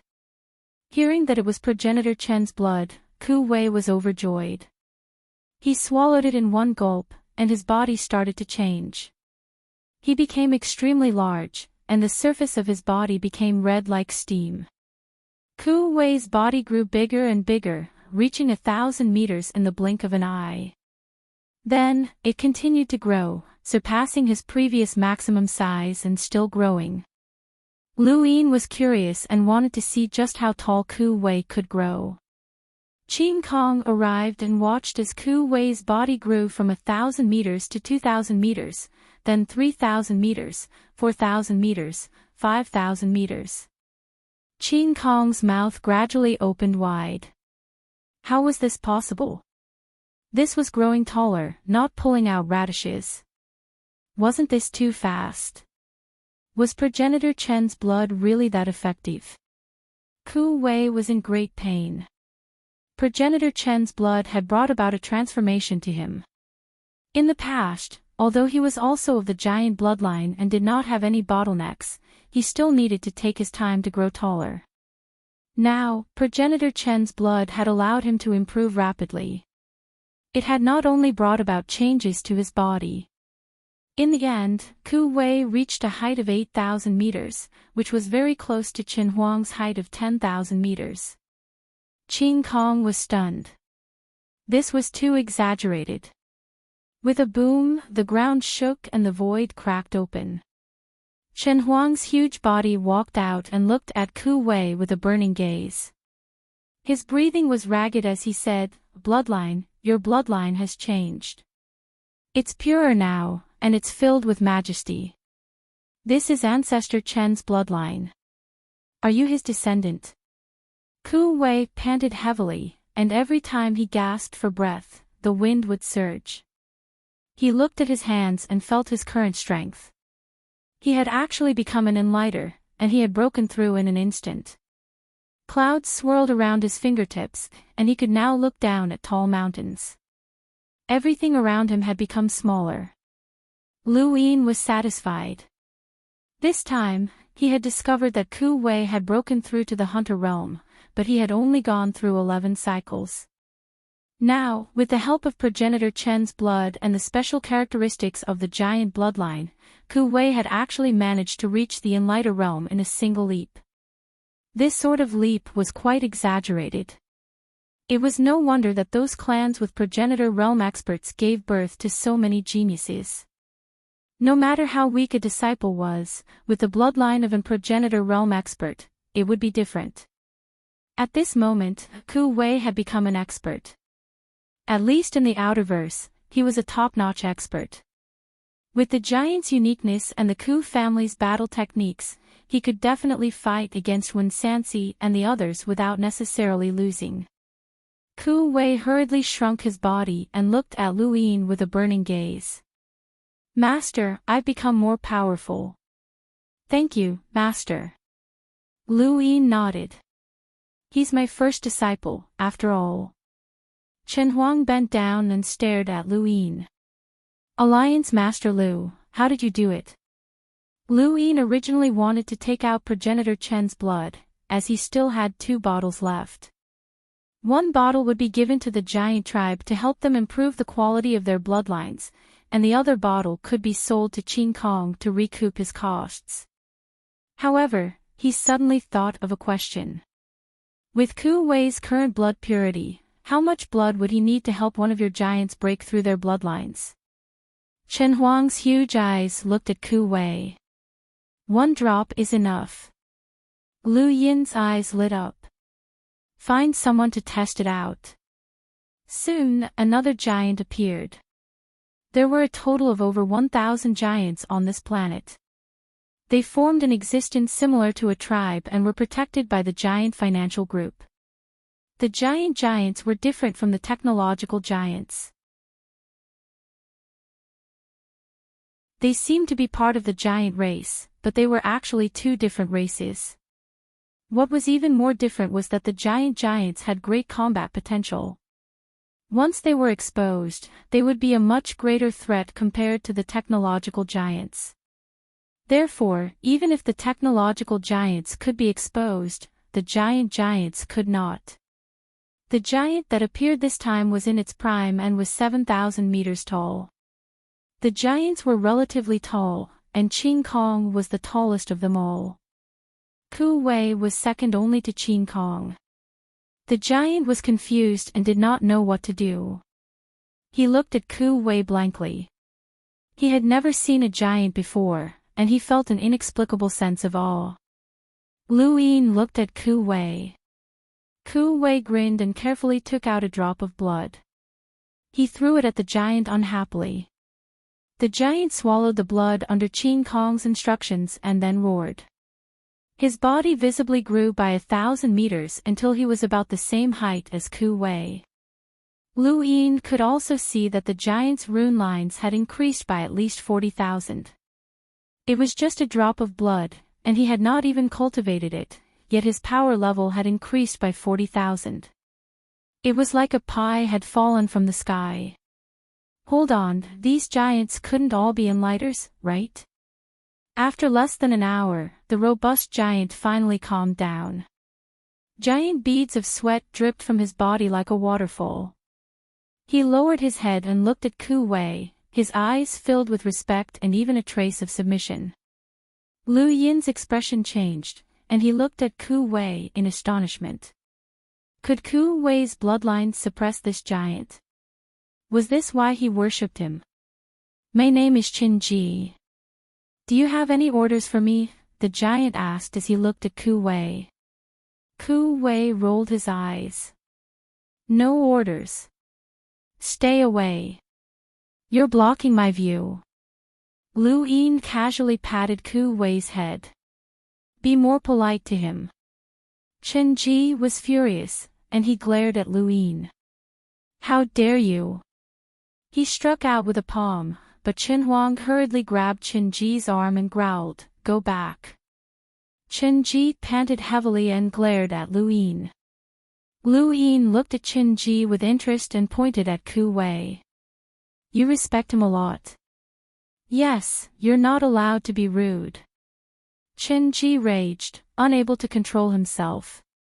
Chen Huang frowned. "Back off. Don't be impudent." He grabbed Chen Ji and flung him away. The giant, who was 8,000 meters tall, was flung away like a baby. Lu Yin looked deeply at Chen Ji, who had been tossed away, and then turned to Chen Huang with what he thought was a friendly and sincere smile. If a single drop of blood can allow a giant to break through his bloodline's limits, then the amount of blood needed to create 1,152 giants won't be much. The giant bloodline will be able to regain its former glory. Qin Kong kept staring at Lu Yin, and when he saw that smile, he knew that something was amiss. He had also seen Chen Ji's performance, and his heart sank. If Ku Wei's blood was used to break through his bloodline's limit, wouldn't that mean that the giant bloodline would respect and even obey Ku Wei's orders? That was not a good thing. However, he looked at Chen Huang again. Breaking through the bloodline's limit and reviving the giant bloodline was the wish of all the giants. Could Lu Yin stop this? Chen Huang did not seem like a good communicator, but he was no fool. He could see the advantage of Ku Wei's bloodline. If Ku Wei's bloodline was used to break through the bloodline's limit, then the giants would respect him from the bottom of their hearts. There was no way around this. Ku Wei's bloodline came from Ku Wei, and his bloodline was the source. Countless years later, Ku Wei would be the progenitor to the giants' descendants. This was the progenitor's bloodline. Lu Yin could give up and allow the giant bloodline to continue in its current state, but the giant bloodline might never be able to break through the bloodline's limit again. This was a difficult problem. Lu Yin was glad that he had not immediately taken out progenitor Chen's blood. With Ku Wei's bloodline, he could truly control these giants. Where else could he find such a good deal? He looked at Ku Wei with a gaze full of admiration. Who would have thought that someone who called himself Brother Wei and had almost been executed by the Ku family would have such a day? Lu Yin had not lost out on taking in this disciple. Ku Wei saw Lu Yin staring at him and subconsciously flashed a fawning smile. Lu Yin's expression changed. Maintain your prestige in front of those giants in the future. Don't smile, got it? Ku Wei nodded. He was not stupid, and he could tell what Lu Yin was thinking. He felt that today was a turning point in his life. Alliance Master Lu, how did little brother Ku Wei undergo such a huge change? Qin Kong asked Lu Yin seriously as he thought of this question. Chen Huang also stared at Lu Yin. Lu Yin did not avoid the topic. I just remembered that I had a bottle of blood that I obtained from progenitor Chen's tomb. I didn't know if it was progenitor Chen's, so I gave it to him to try. If he was lucky, it really was progenitor Chen's blood. Chen Huang and Qin Kong both exclaimed, progenitor Chen's blood. Is there more? Chen Huang asked anxiously. Lu Yin shrugged. Sorry, there's no more. Chen Huang was disappointed. Qin Kong did not believe him and whispered, Alliance Master Lu, progenitor Chen's blood is very important to the giant bloodline. If there's more, the giant financial group is willing to purchase it at a high price. How about 1.5 billion star essence?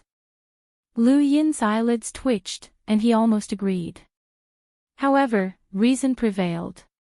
You're overthinking it, President Qin. There's really no more.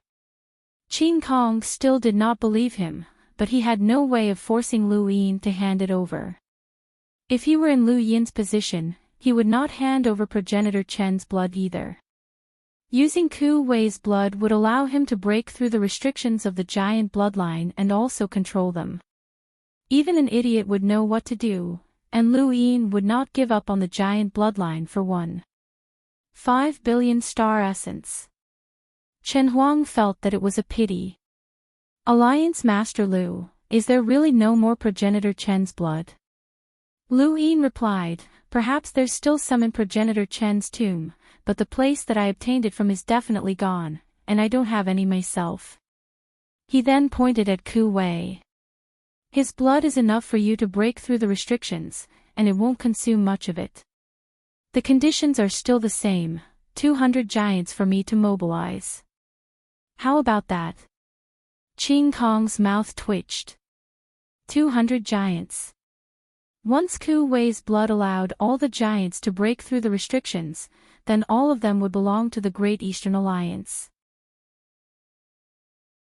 Even if he could figure it out, in the end, Chen Huang could not resist the temptation of becoming a true giant, and he allowed all the giants to absorb Ku Wei's blood.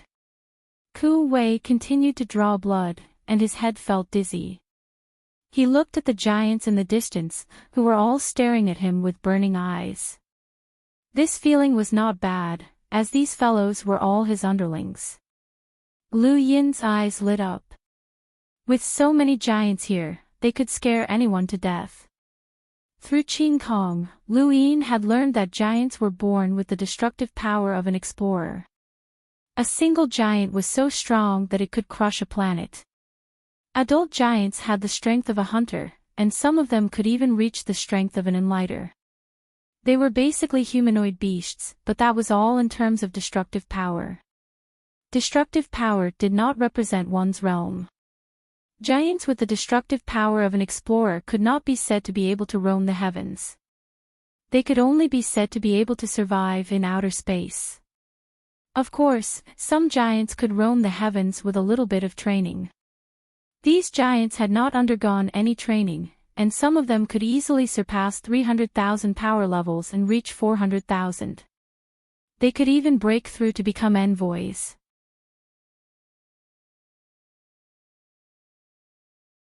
Welcome aboard. Stay tuned and subscribe to Han Li's Wuxia Adventures for more thrilling content. Chapter 1609. Back then, one of progenitor Chen's 9 clones had become part of the giant bloodline. From a young age until now, progenitor Chen's path of development had been different from the other giants, but it was very similar. Lu Yin had seen progenitor Chen's memories, and he had seen progenitor Qin competing with the other giants, including the Tomb Guardian. At that time, the giants in front of them could not be compared to the giants in front of them. However, as Ku Wei's blood fused with them, these giants would gradually regain their ancient strength. Alliance Master Lu, are we really going to recruit 200 giants into the Great Eastern Alliance army? Qin Kong asked. Lu Yin asked, what's the problem? These giants are all very powerful, so you won't lose out if you join my Great Eastern Alliance. Qin Kong explained, the Innerverse commercial powers are different from the Outerverse. In the Outerverse can have the 4 great corporations, which can surpass a Weave's leading power. However, this is impossible in the Innerverse. There are many Innerverse corporations, and in terms of wealth, some of them even surpass the 4 great corporations. However, they are all controlled from behind the scenes.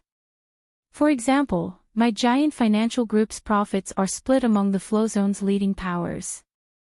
Most importantly, there's a hand controlling us from behind the scenes, and that hand comes from Chaos God Mountain. Lu Yin was flabbergasted. He knew that the giant financial group had to have someone controlling them from behind, or else they wouldn't have been able to hide these giants so easily. However, he hadn't expected it to be Chaos God Mountain. The giant financial group was not close to the Chaos Flow Zone. Is Chaos God Mountain protecting you? Lu Yin asked. Qin Kong said in a low voice, it's a win-win situation. Chaos God Mountain only cultivates cultivation techniques, not battle techniques. They train their disciples to have abnormal instincts. We giants, on the other hand, are born with powerful physical bodies. Since ancient times, Chaos God Mountain has always kept an eye on the giants, so we have no secrets from them, including the giant bloodline. Every once in a while, the Chaos God Mountain will select a giant from this place to be used as a training tool. If we don't agree, we'll all be killed. We can't stop them. Lu Yin frowned. What about the Sword Sect and the others? Don't they know of your existence? Of course I do, but each of the 8 great flow zones has their own secrets.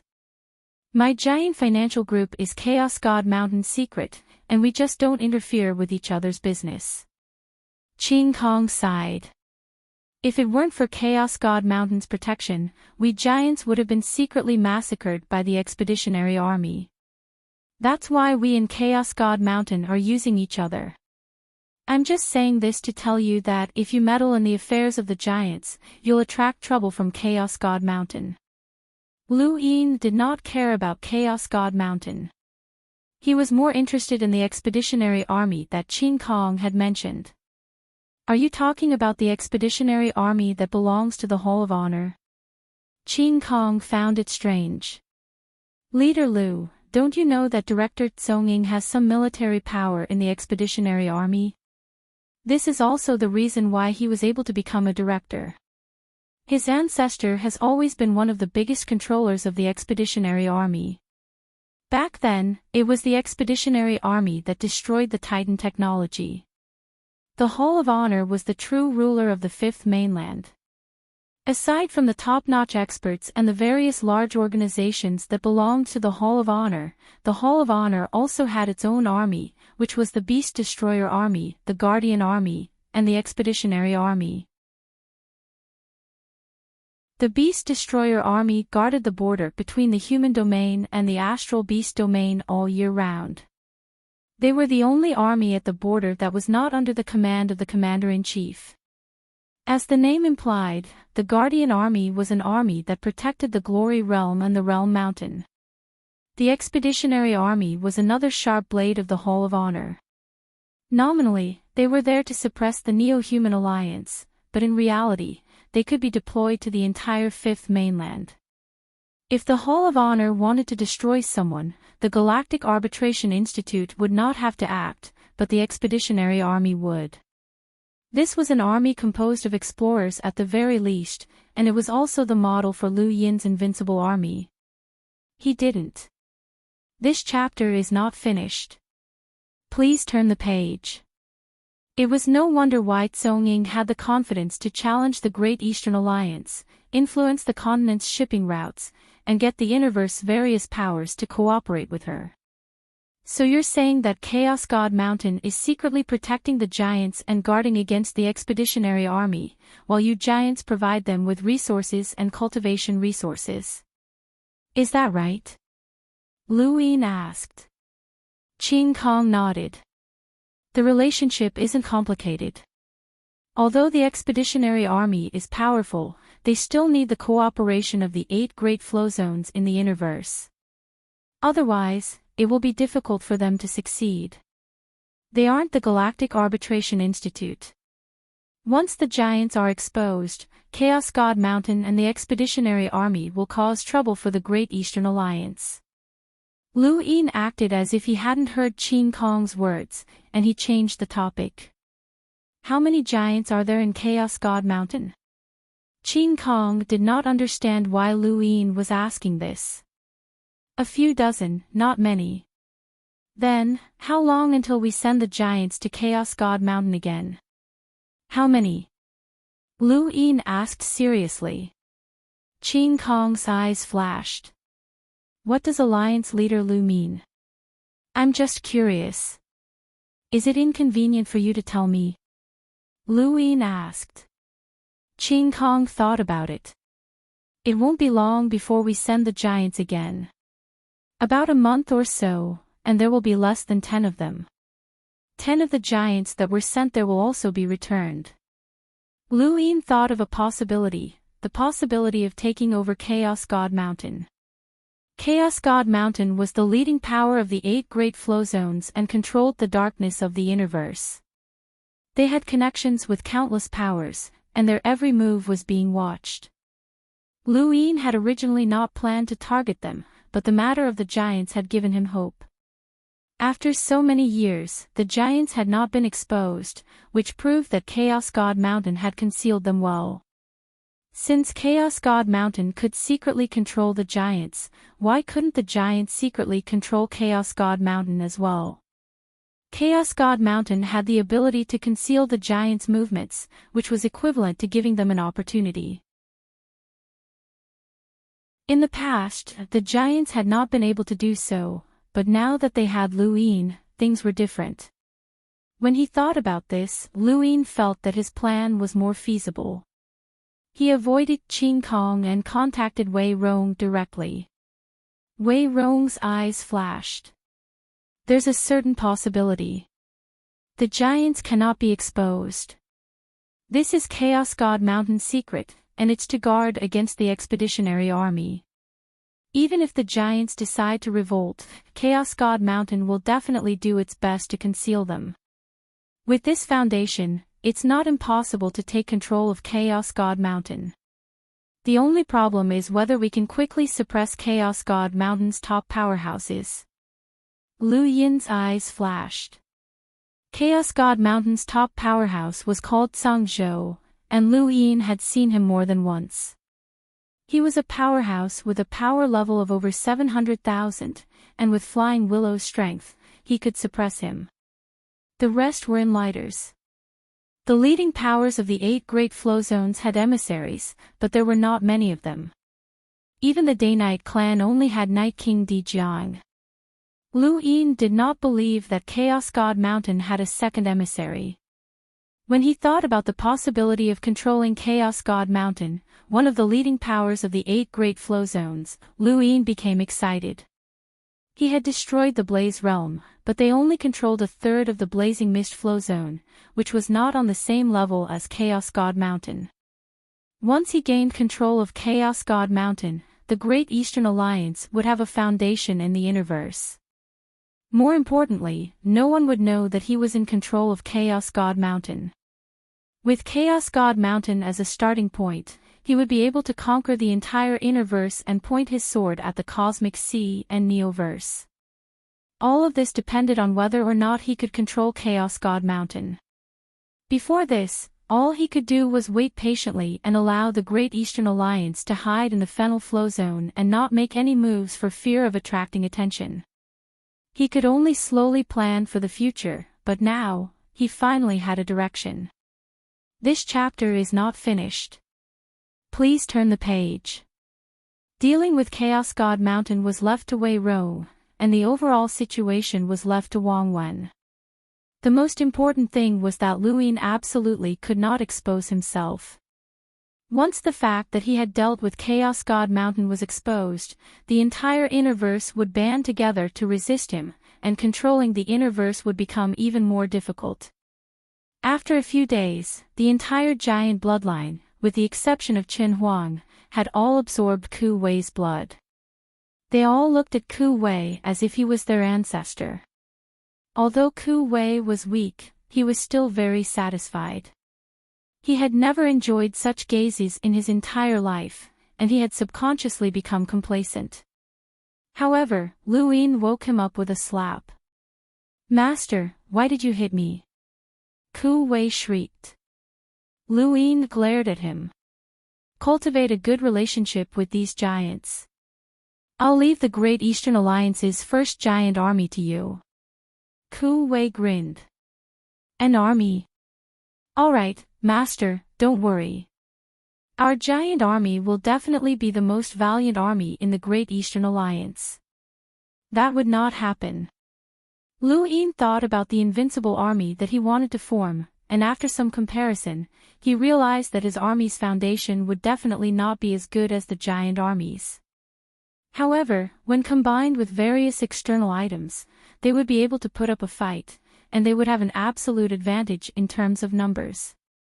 200 is too little. Think of a way to get more giants to join the army, Lu Yin softly instructed Ku Wei before going to find Qin Huang. Qin Huang sat there like a mountain as he faced the setting sun with a melancholy expression. The melancholy of a giant that was 10,000 meters tall was too contagious. "Patriarch Qin Huang, why haven't you broken through your bloodline's limits?" Lu Yin asked as he sat down beside Qin Huang. Qin Huang moved slightly, causing the world to tremble. Someone has to remain clear-headed. Lu Yin's gaze shifted. "Patriarch, what are you worried about?" Qin Huang lowered his head to look at Lu Yin. "Can you promise me that my giant blood will not be spilled for nothing?" Lu Yin looked into the distance. "My future enemies will be the enemies of all of humanity. I can promise you this, Patriarch. My goal is for the sake of all of humanity." "That's good," Qin Huang said, and then he fell silent. Lu Yin left. Chen Huang was a sensible person, and for the sake of his pure bloodline, he had no choice but to allow the giant bloodline to accept Ku Wei's bloodline. He himself would become the last impure giant and the last witness to the giant's transition. Lu Yin still felt that it was a pity. With Chen Huang's strength, once he broke through his bloodline's limits, he would be able to touch the bottleneck of an envoy. He might even break through and become the first giant to reach that level in this era. His power level would not be something that ordinary envoys could compare to. However, the remaining giants also gave Lu Yin a pleasant surprise. Aside from Chen Huang, there was another giant whose power level exceeded 300,000. With the fusion of Ku Wei's bloodline, that giant's power level was infinitely close to 400,000, which was slightly higher than Ku Wei's. His name was Chen Jian, and just like Chen Ji and the other giants, he looked at Ku Wei with reverence. As for the remaining giants, there were a total of 16 enlighters. The remaining adult giants were all hunters, and the young giants were all cruisers. This was a very powerful force, and even the Hall of Honor's expeditionary army did not have that many enlighters. These were the giants, and progenitor Qin had chosen to become enemies with the Daosaur sect. This was one of the 9 clones of the giant race. One day, when these giants grew to the size of a planet, that would be a spectacular sight. Thank you. Brother AI Xingbook Friend 568399927. Please follow the wind, for chapters a day. Thank you for your support, brothers. End of chapter.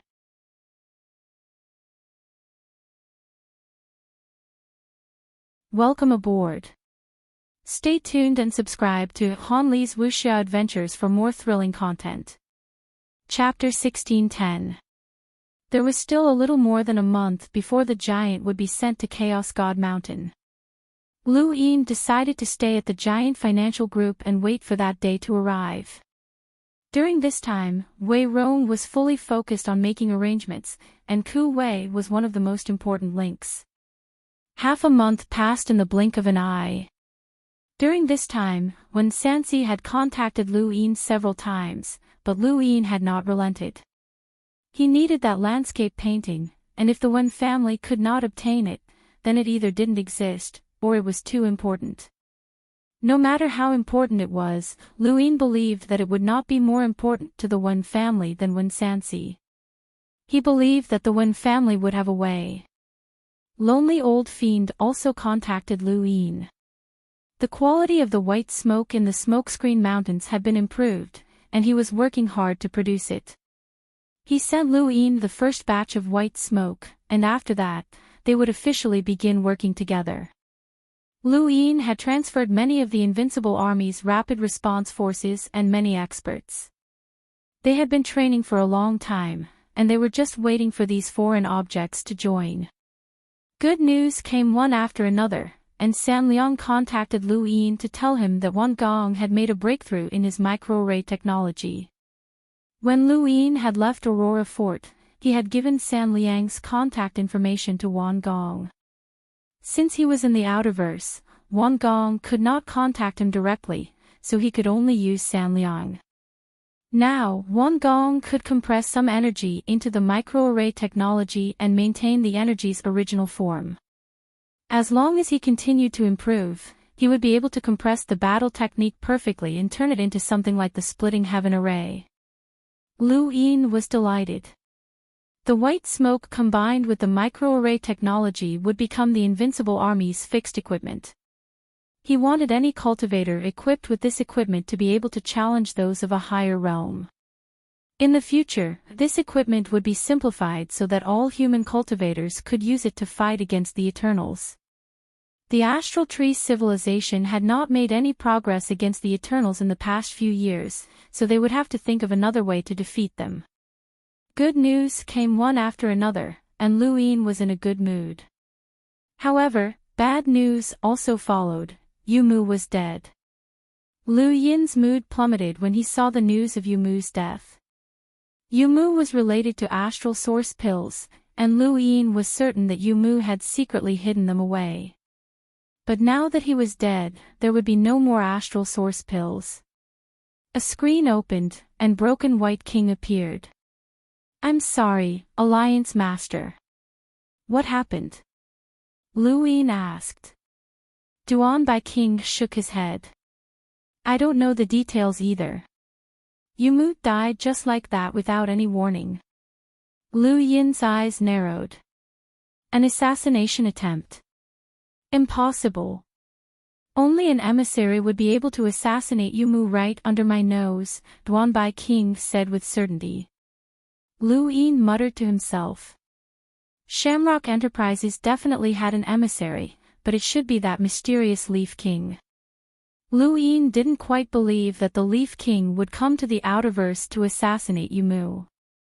"What's the cause of death?" Broken White King was distressed. "He was torn to pieces and died a horrible death." Yu Mu's death was definitely the work of Shamrock Enterprises, as no one else would have bothered to kill Yu Mu while he was under the protection of the Great Eastern Alliance. Lu Yin didn't care about Yu Mu's life at all, but even if he had died, he would have needed to wait until he obtained the astral source pill. Now that he was dead, all of Lu Yin's efforts had been wasted. Furthermore, this person had died under the Great Eastern Alliance's protection, which was a huge slap to Lu Yin's face. Did this mean that the Great Eastern Alliance could not protect this person? Lu Yin's face gradually darkened. Duan Bai King was apprehensive. In the past, he had been able to consider himself as Lu Yin Sr. Even though he was living under someone else's roof and had been respectful to Lu Yin, it had only been for show. Now that Lu Yin had returned to Xenu Star, that pressure had caused Duan Bai King to feel fear from the bottom of his heart. Duan Bai King knew that this person could no longer be measured by age. Thus, every time he met Lu Yin, he would be extremely cautious. After ending the call, Lu Yin casually wrote in the void. Shamrock Enterprises, Aurora Corporation, Giant Financial Group, 6th Mainland, and so on. The 5th Mainland was currently in a state of chaos. On the surface, it seemed peaceful, but no one knew what was going on in the dark. Not even the Hall of Honor knew. There were some things that the Hall of Honor didn't know as much as Lu Yin. Shamrock Enterprises must have contacted the Autumn Frost family, and they must have believed the Autumn Frost family's words. Otherwise, how could they have known that Yu Mu was in the Great Eastern Alliance and on Xenu Star and even attempted to assassinate him? But how had the Autumn Frost family convinced them? And how had Shamrock Enterprises accurately located Yu Mu's location? Was it really an emissary? Lu Yin's mind was in a mess. Suddenly, he had an unlikely but most plausible guess: Yu Mu's death had not been an assassination attempt. When he thought of this, Lu Yin contacted Wang Wen. Spread the news that Yu Mu died on Xenu Star. Wang Wen was astonished. Are you serious? If it wasn't done by Shamrock Enterprises, then Yu Mu's death on Xenu Star is equivalent to admitting that you were the one who hid Yu Mu. Even if Shamrock Enterprises doesn't say anything, they won't let this matter go. It might cause trouble in the future. Even if they didn't say anything, it still wasn't done by Shamrock Enterprises. Do you think they'll believe us? Lu Yin countered. Wang Wen muttered, you said that Yu Mu might not have been assassinated.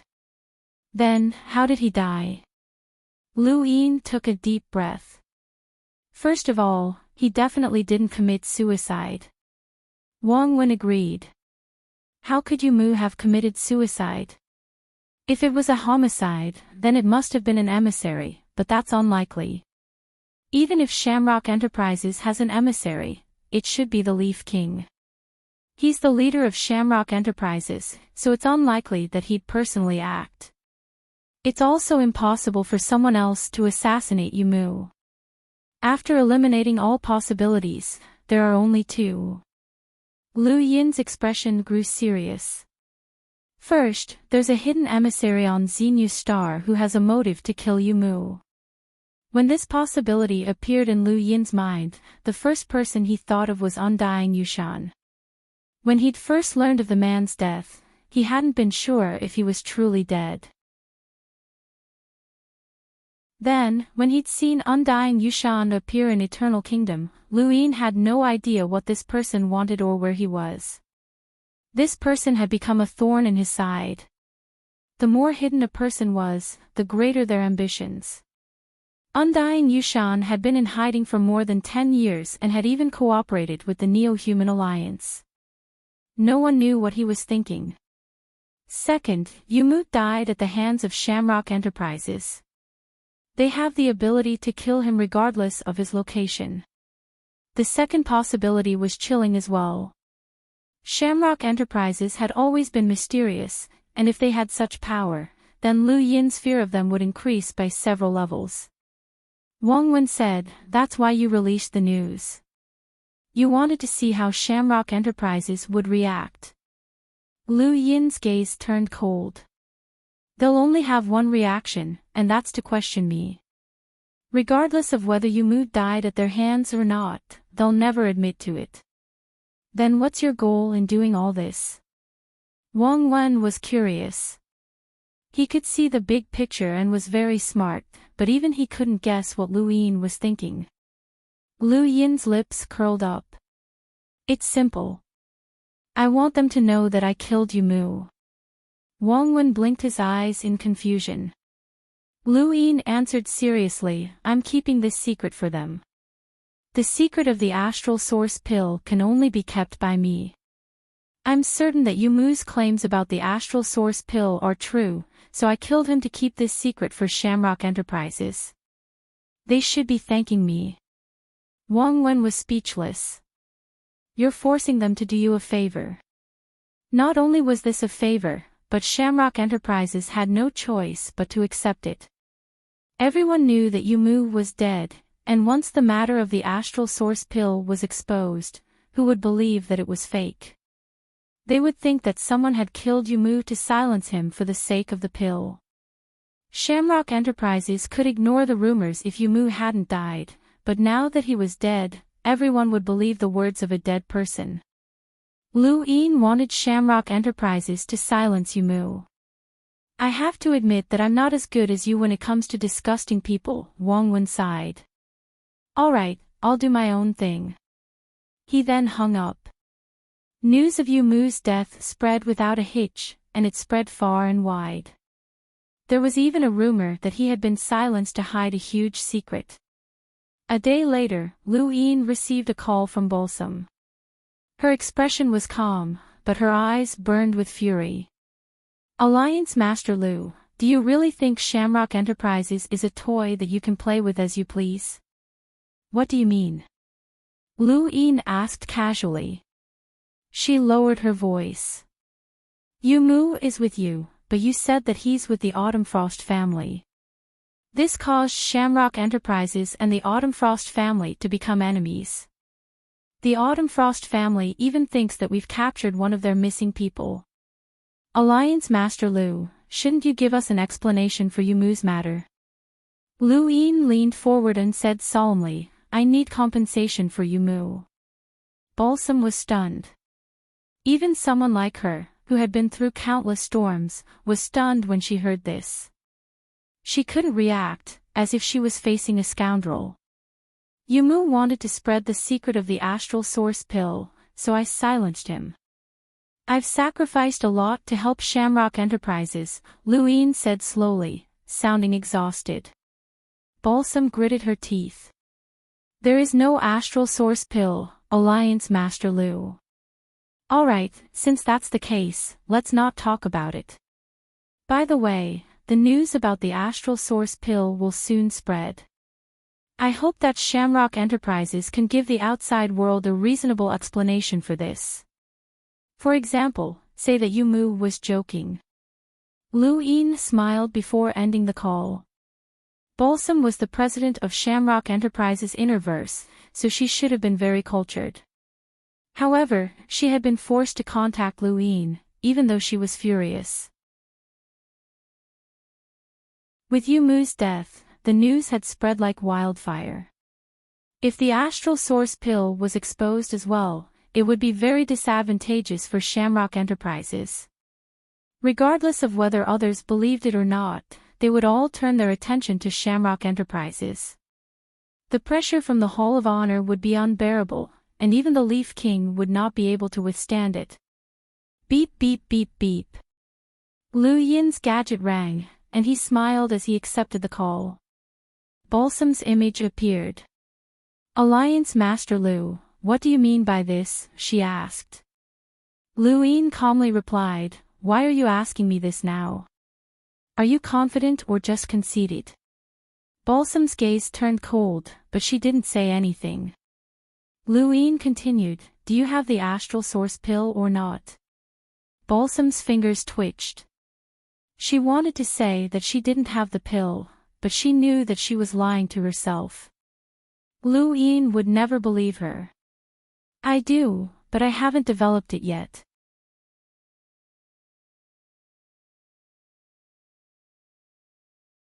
Welcome aboard. Stay tuned and subscribe to Han Li's Wuxia Adventures for more thrilling content. Chapter 1611. When he heard Balsam's reply, Lu Yin laughed. Give me 10, and don't tell me that you haven't developed them yet. Actually, I had an agreement with Yu Mu that he would give me 1, but you guys were in a hurry to get rid of him, so this task fell on your shoulders. 10. That's impossible. Not to mention that we haven't developed it yet, even if we did, there's no way we'd give you 10. Lu Yin nodded. Alright, then let everyone know about the astral source pill. Shamrock Enterprises will become the center of attention of the entire universe, and not just the fifth mainland. Her eyes narrowed. 1. I can only give you 1. That's the limit. Lu Yin's eyes narrowed, and he thought for a moment. 3. She took a deep breath. All right. I'm at the Giant Financial Group. Send it here. Lu Yin ended the call, and his expression changed. He was no longer as casual as before. He had purposely said that Yu Mu had been dealt with by Shamrock Enterprises, and she hadn't denied it. That had been a subconscious admission. He was certain that Yu Mu had died at their hands. How had they done it? Lu Yin suddenly felt uneasy, and he immediately contacted Cleaving White King to have him send him all the characteristics of Yu Mu's death. At the same time, he continued to investigate the cause of Yu Mu's death. He had to uncover the truth behind Yu Mu's death, or else he would feel uneasy. Elsewhere, in Shamrock Enterprises headquarters, Balsam ended her call with Lu Yin. Her angry expression disappeared, and she regained her icy demeanor. I'll give it to you if you want, but that depends on whether you're alive to use it. No one was stupid. Lu Yin believed that he had uncovered Shamrock Enterprises' secrets and that everything was under his control. However, Balsam had also gone along with his wishes. As the president of the Interverse, she was clearly not an ordinary person. Lu Yin was confident that he could control Shamrock Enterprises, but Balsam was also confident that she could turn the tables. In the easternmost part of the Interverse, President Han welcomed a long-awaited guest in Erudite Flowzone's Lost Radiance Academy, Wen Zizai, the head of the Wen family. What are you doing here instead of sweeping the floor? President Han wasn't polite with Wen Zizai, as he knew why he had come. Wen Zizai was the head of the Wen family, but he liked sweeping the floor as a form of training. Hearing President Han's words, Wen Zizai didn't mind.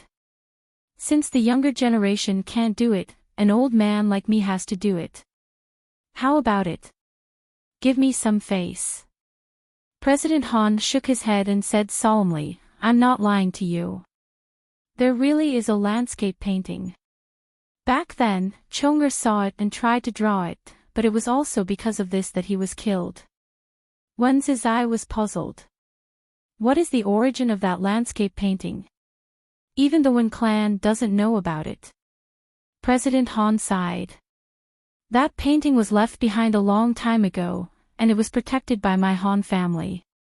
For some reason, it disappeared into the river of history. All I know is that every member of the Han family has to protect this painting. Chong'er only saw it by coincidence. Old friend, this painting is very important, and it can't be given to anyone else. How did Lu Yin know? Wen Zizai was puzzled. President Han's expression changed slightly. That's what I want to know as well. Apart from me, no one else in the Han clan knows about it. Even you don't know about it, so how does he know? He said that Han Chong had used this technique during the astral combat tournament. Could he have seen the remnant painting before? Wen Zizai guessed. President Han frowned, as he wasn't sure either. Do you think that Chong'er's death has anything to do with him? Wen Zizai solemnly replied, it should have. Otherwise, he wouldn't have asked for it so brazenly. President Han nodded with a complicated expression. Wen Zizai looked at him. Do you know what conditions Lu Yin offered in exchange for my Wen family's help in obtaining this painting? What conditions? Even you can't refuse, President Han asked. Wen Yao had asked for the painting before, but he had immediately refused without even asking for the reason. Now that even Wen Zizai had stepped forward, he was truly curious. Wen Zizai's voice was low as he answered, literary prison. It's a cultivation technique that my Wen family has lost. President Han was shocked. No wonder you're here. Wen Zizai stared at him. As long as my Wen family exists, your Han family will have nothing to worry about. If my Wen family disappears one day, then forget about that landscape painting, your Han family might not even be able to survive. You and I are here, so don't ever forget. Besides, Han Chong's death is enough to prove that someone in the outside world has set their sights on the landscape painting. Someone who could secretly kidnap Han Chong from Lost Radiance Academy must not be simple. It's very likely that they're from the Neo-Human Alliance. I'm not confident in being able to stop them. What are you trying to say? President Han's tone was unpleasant. Wen Zizai sighed. Hand it over. Consider it repaying the kindness of my Wen family for taking care of your Han family for so many years. President Han's body trembled, and he painfully closed his eyes. Not long after, Wen Zizai personally contacted Lu Yin. This was not his first time speaking with Lu Yin, and each time, he felt something different. This time, however, he could not see any reverence or respect in Lu Yin's eyes for an emissary powerhouse. Instead, he felt as if they were on the same level. Alliance Master Lu, since you want the landscape painting so badly, you should know how important it is. Now, the conditions need to change. I'll hand it over to you, and you'll hand over Wen Zizai to me, Wen Zizai said directly, wanting to take the initiative. After that, Lu Yin ended the call and stopped talking. Wen Zizai frowned and answered again. Alliance Master Lu, what do you mean? You don't want to talk? Lu Yin casually replied, Senior Wen, it seems like you're the one who doesn't want to talk. It's just a painting, and you want to exchange it for the Wen family's chance to become a top power in the Innerverse in the future. Do you think it's possible to exchange it for the Wen family's missing inheritance? Wen Zizai stared into Lu Yin's eyes, unable to tell if Lu Yin was telling the truth or not. Did he know how important this landscape painting was? In the Han family's eyes, it was a treasure. Alliance Master Lu, don't you know how important this landscape painting is? Wen Zizai shouted. I don't, Lu Yin replied directly.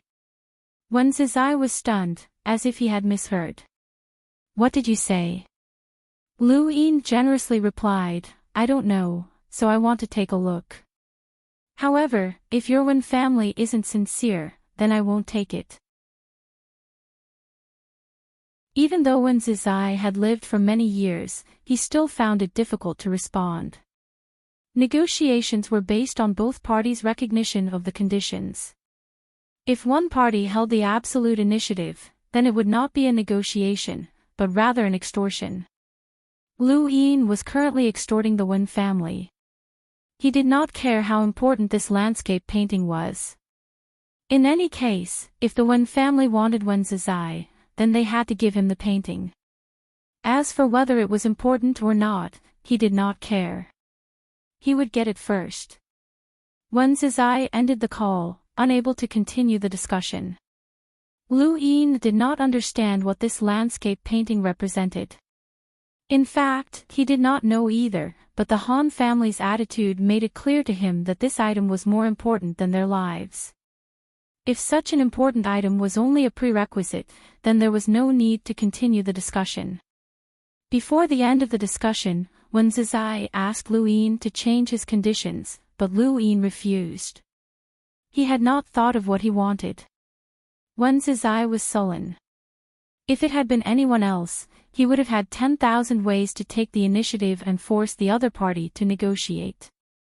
However, he could not do anything to Lu Yin. This person's background was too powerful, and he had no obvious weaknesses. There was nothing that Wen Zizai could do to him. The Wen family was forced into an absolute passive position in the negotiations with Lu Yin. However, Lu Yin was not in a hurry to negotiate, which made the Wen family helpless. Even Wen Zizai, the family head, was useless. After experiencing the Astral Tree expedition, Lu Yin was no stranger to emissaries. He had long since lost his respect for them. He had killed many of them.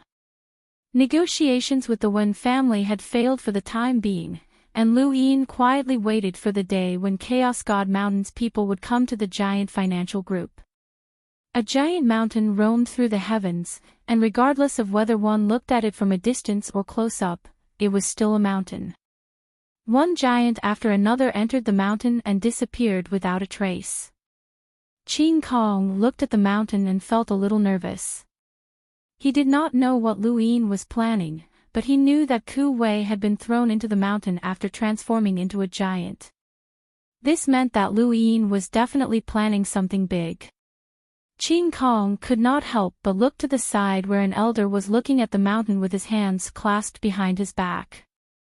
His name was Tsang Song, and he was an elder of Chaos God Mountain. He was in charge of every visit, and his power level was over 400,000. Tsang Song coughed and clutched his chest.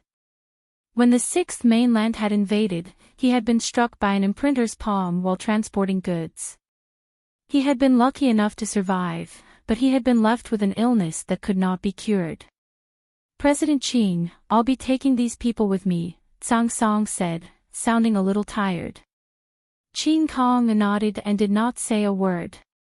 The giant financial group was protected by Chaos God Mountain, but they were also exploited. They had no freedom at all. Tsang Song did not care about Qin Kong's attitude. He leaped up the mountain and entered. A total of 10 giants stood there quietly. The mountain was hollow, and it was incomparably huge.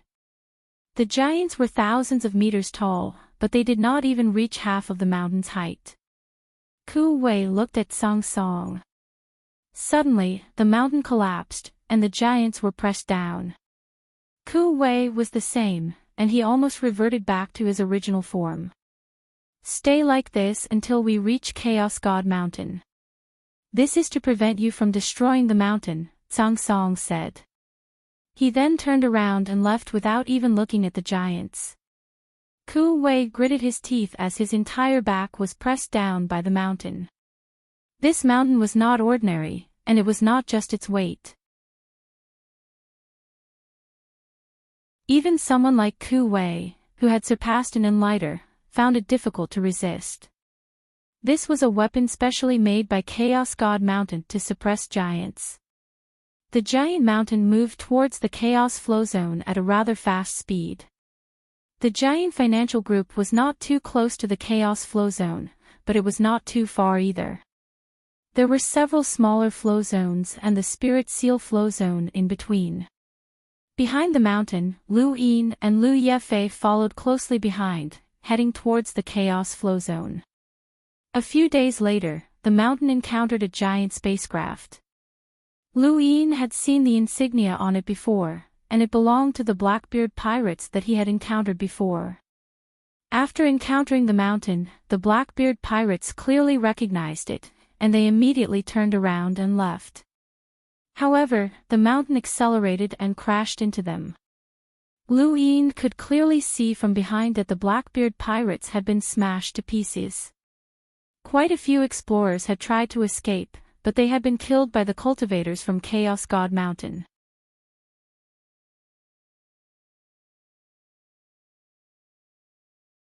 Welcome aboard.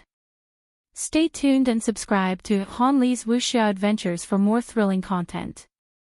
Chapter 1612. Lu Yin was puzzled.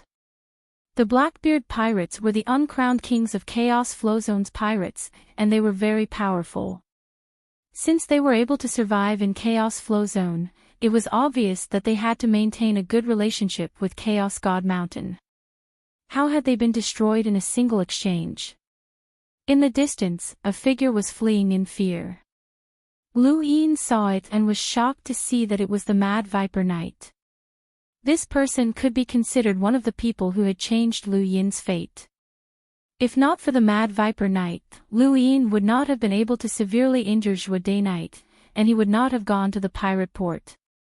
He would not have been thrown onto Driftcharge Planet like a piece of white meat, and he would not have met that elder there.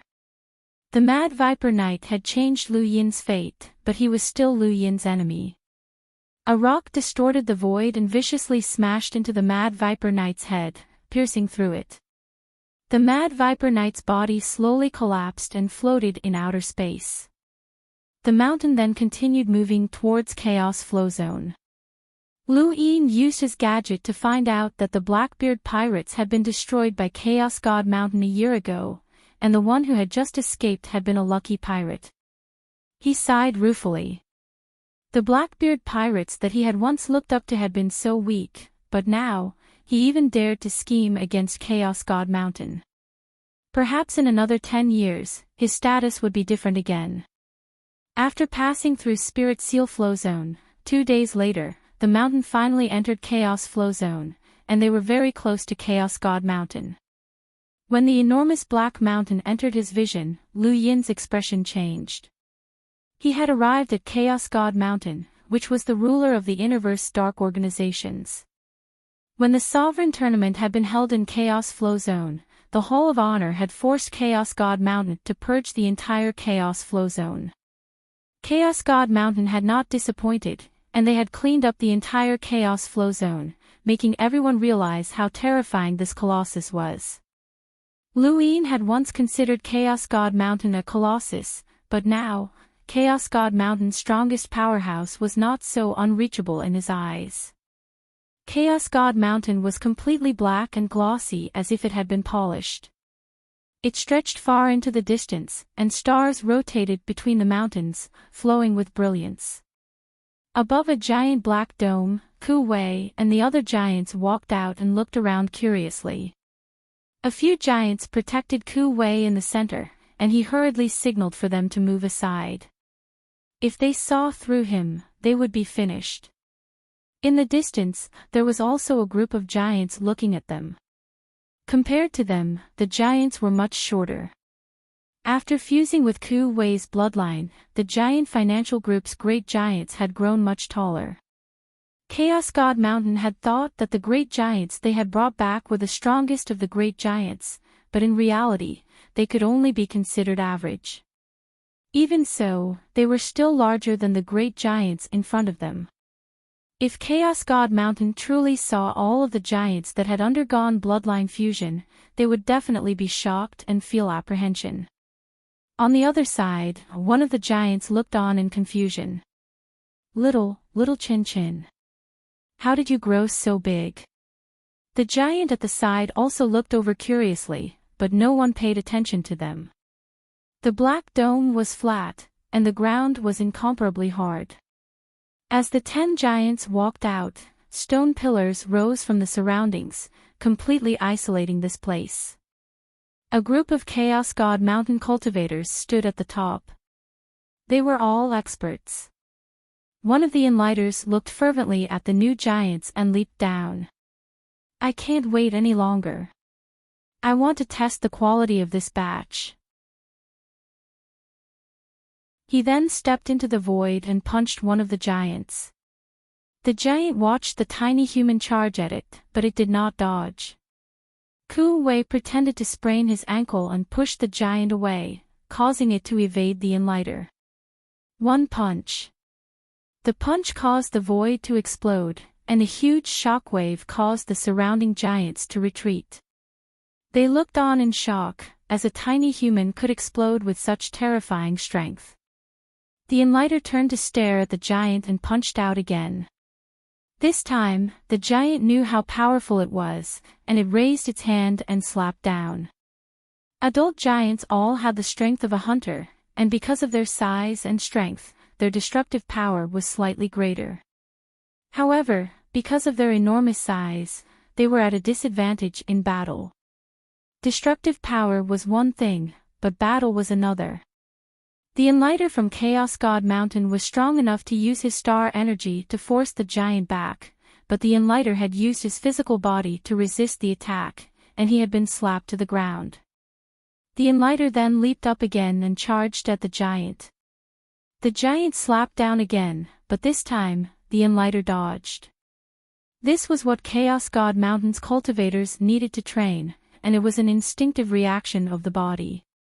At the top, Zhang looked down at Ku Wei.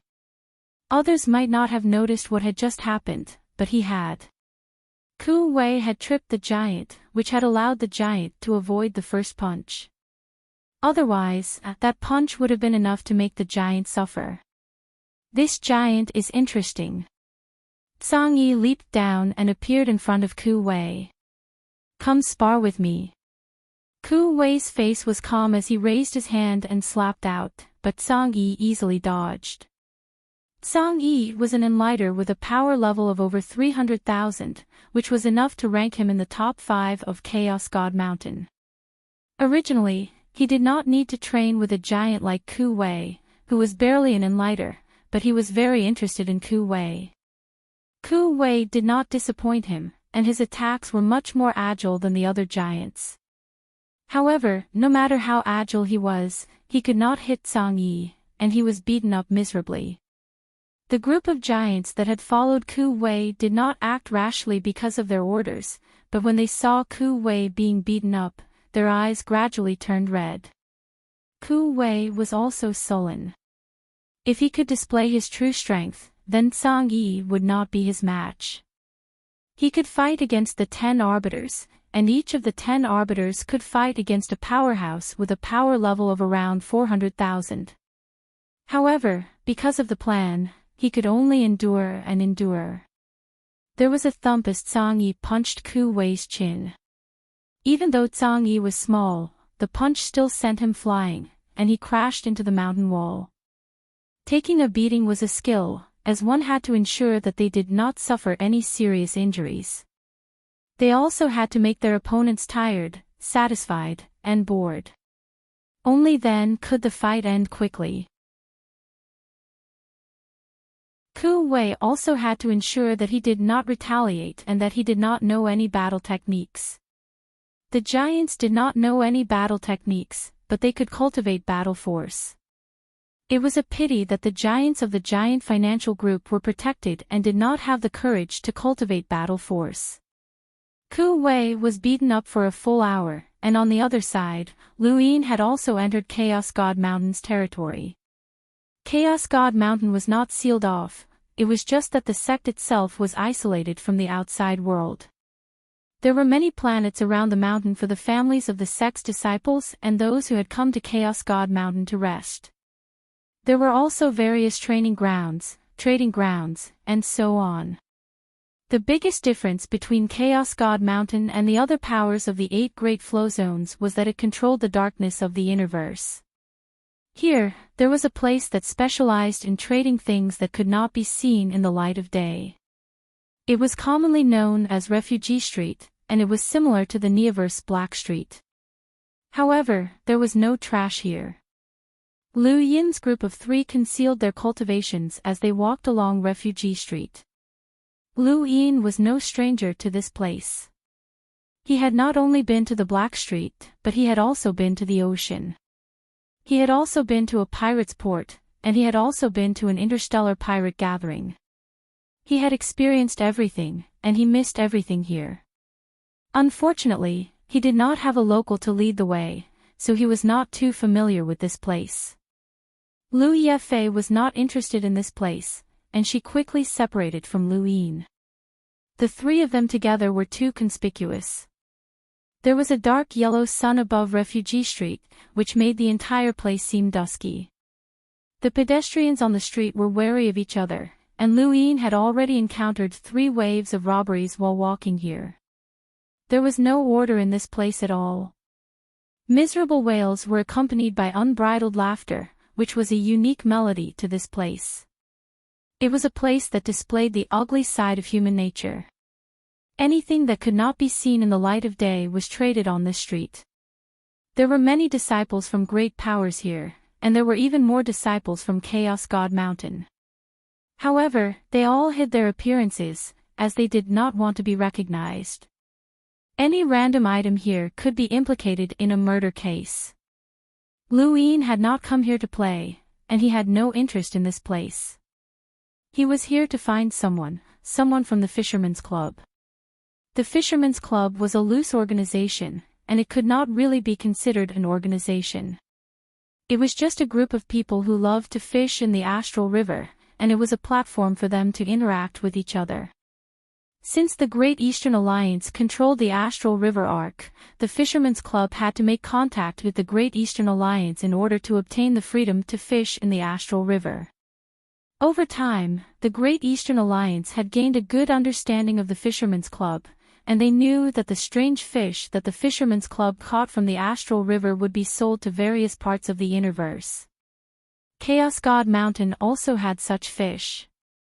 The more precious a strange fish was, the more it would be sold to powerful organizations. Back then, the fruit fish had been sold to the Day-Night clan. Now, someone from the Fisherman's Club had caught a strange fish that was rumored to be the favorite of Chaos God Mountain's elder Tsang Song. He would be bringing it to Chaos God Mountain in a few days, and that person was the one that Lu Yin needed to impersonate. Chaos God Mountain had kept the existence of the giant under wraps for many years, so if Lu Yin wanted to enter, he would have to either force his way in or find a way to sneak in. These were the most likely methods. Forcing his way in was impossible, as that would be equivalent to exposing the giant's existence, which would be disadvantageous to him. Lu Yin did not know how Wang Wen had managed to get that person to agree to his impersonation, but he did not need to know. Not long after, Lu Yin found that person in a corner of the street, and that person also saw Lu Yin. This is the fish. I was supposed to deliver it today, but I delayed it by a day. Someone from Chaos God Mountain will come and take you in tomorrow. The person who spoke was a middle-aged man with a gloomy expression. This was the person that Lu Yin needed to impersonate. Lu Yin took the fish and looked at the man with interest. Your Fisherman's Club fishes in the Astral River all year round. What's the strangest fish you've ever caught?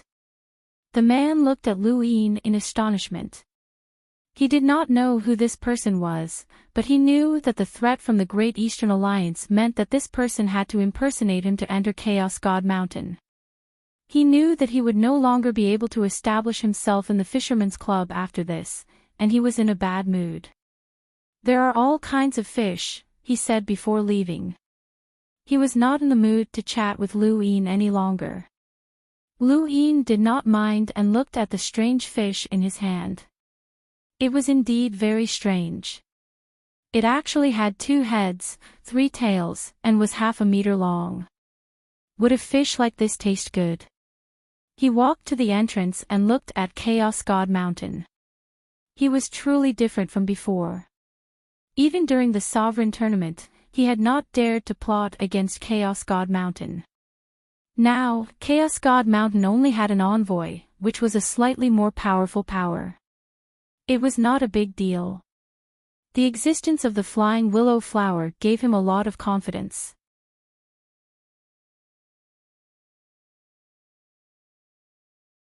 Welcome aboard.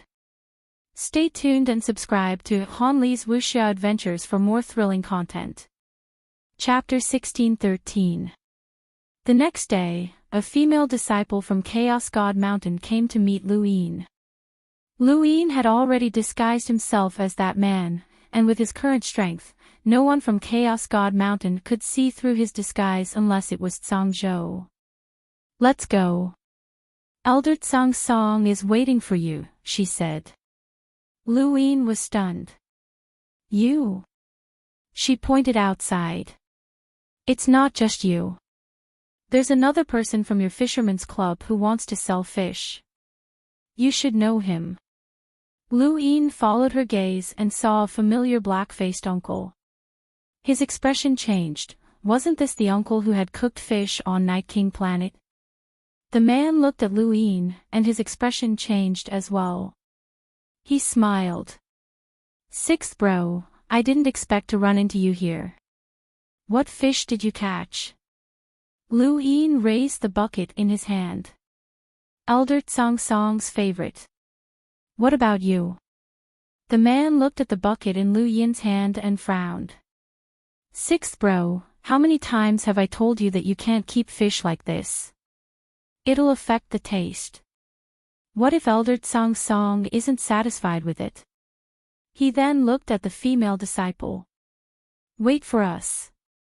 I'll help him rearrange the fish. Hurry up, the female disciple said impatiently. She had no interest in the fish. The man brought Lu Yin back into the house, and his expression changed as he stared into Lu Yin's eyes. Who are you? Lu Yin was stunned. I'm sixth bro. Why? The man sneered. Who's sixth bro? Lu Yin raised his brows. Meng Yi. You haven't forgotten my name, have you? Meng Yi was the name of the person Lu Yin had disguised himself as. The man's eyes narrowed. I don't know who sixth bro is. Lu Yin understood that the man had made up the name Sixth Bro to test him. How did you know? The man snorted. Our fisherman's club fishes in the astral river all year round, and our auras are different from ordinary people. We always have the smell of fish on us, and it can't be removed no matter what we do. It's our biggest headache, but you don't have that smell. Lu Yin was helpless. I'm just unlucky to run into you. The man suddenly reached out and grabbed at Lu Yin's neck, intending to restrain him first. Lu Yin reacted at the same time, grabbing the man's hand and exerting force. The man's arm bent, and his entire body was pressed to the ground by Lu Yin. He was shocked. You? Lu Yin smiled. If you want to talk, then talk. Don't act rashly. Who are you? The black-faced man was shocked. He had a power level of over 300,000, and he was considered an expert even in the inner verse and outer verse. Even in Chaos God Mountain, he could be ranked within the top 5. To many cultivators, he was considered a hidden expert, but he had never expected to meet someone who could render him completely powerless. This person had actually disguised himself as someone from the Fisherman's Club, and he knew that things were not as simple as they seemed. Lu Yin restored his appearance and calmly looked at the dark-faced man. The dark-faced man's pupils shrank. It's you. Lu Yin loosened his grip and smiled. Long time no see. The fruit fish is delicious. Do you have more? The man frowned and rubbed his wrist in disbelief. When he had first met Lu Yin on Night King Planet, Lu Yin's battle with Night King Jinwu had shaken the universe. However, it had only been a battle between the younger generation, and while Lu Yin might have been able to match up to the man, he might not have been able to defeat him. How much time had passed since then? This person had actually rendered him completely powerless. What do you want? The man asked. His tone was unpleasant, but it only served to increase his fear. He had caught another fruit fish on the astral river arc, but it had been snatched away by Tian Shao. He was not someone who did not fear death. Lu Yin replied, "It has nothing to do with you. Don't expose me, and everyone will be fine. Otherwise, I won't let you walk out of Chaos God Mountain alive, and the Fisherman's Club will be prohibited from fishing in the Astral River." The man raged, "You're using my identity as a member of the Fisherman's Club to cause trouble in Chaos God Mountain. They'll definitely target us, and we won't have good days ahead of us. Do you think they'll have the ability to cause trouble for you in the future?" Lu Yin casually asked before walking outside. "Take the fish." When Lu Yin walked out, he reverted back to Meng Yi's appearance. Behind him, the man could only helplessly pick up Lu Yin's fish and obediently follow behind. The female disciple of Chaos God Mountain did not feel anything strange, and she led Lu Yin and the man deeper into the mountain. After walking for a long time, they finally arrived at the interior of Chaos God Mountain through a teleportation device. Along the way, they saw many disciples cultivating. These disciples were all very outstanding, and they far surpassed the disciples nurtured by the various great powers of the Outerverse. Even Lu Yin felt that they were qualified to join the Astral Combat Academy. Zhang Shi had also shone brightly in the Astral Combat Academy's Astral Combat Tournament. Just as Lu Yin thought of Zhang Shi walked over. Lu Yin was speechless. Zhang Shi was just passing by. He was no longer a member of the younger generation, and he had become the youngest elder of Chaos God Mountain. Just as Lu Yin entered the interior of Chaos God Mountain, Ku Wei looked up from the Black Dome. The appointed time had arrived. Up ahead, a Hunter Realm disciple of Chaos God Mountain was fighting against a giant. While no one was paying attention, Ku Wei's body suddenly shrunk, and he arrived behind the giant that had previously been on Chaos God Mountain. He then flung the blood at them. Chaos God Mountain did not restrict communication between the giants, as they were not prisoners. To put it nicely, they were training with the disciples, but in reality, they were not much better than prisoners. Fortunately, there were no restrictions on communication. The giants had already known what Ku Wei was about to do the previous day, and they had not stopped him. As the blood entered their bodies, a total of 20 giants began to change. There were 20 giants left on Chaos God Mountain, and the strongest among them was called Qin Ling. His cultivation had broken through 300,000, and he was about the same as Qin Jian. When Ku Wei's blood entered his body, his reaction was the greatest, and his body continuously grew taller. In the distance, the cultivators of Chaos God Mountain looked over in shock and confusion, as they did not understand what was happening to the giants. Zhang Yi was in charge of watching over the giants, but even he did not know what was happening. As he thought about it, he appeared in front of Qin Ling. "What's going on?" "Qin Ling, what are you doing?" Qin Ling's eyes went wide, and a terrifying aura soared into the sky, causing the ground to crack. A slap sent Zhang Yi flying. Because Zhang Yi had cultivated for many years, he was able to avoid being hit directly, but he was still swept by the wind.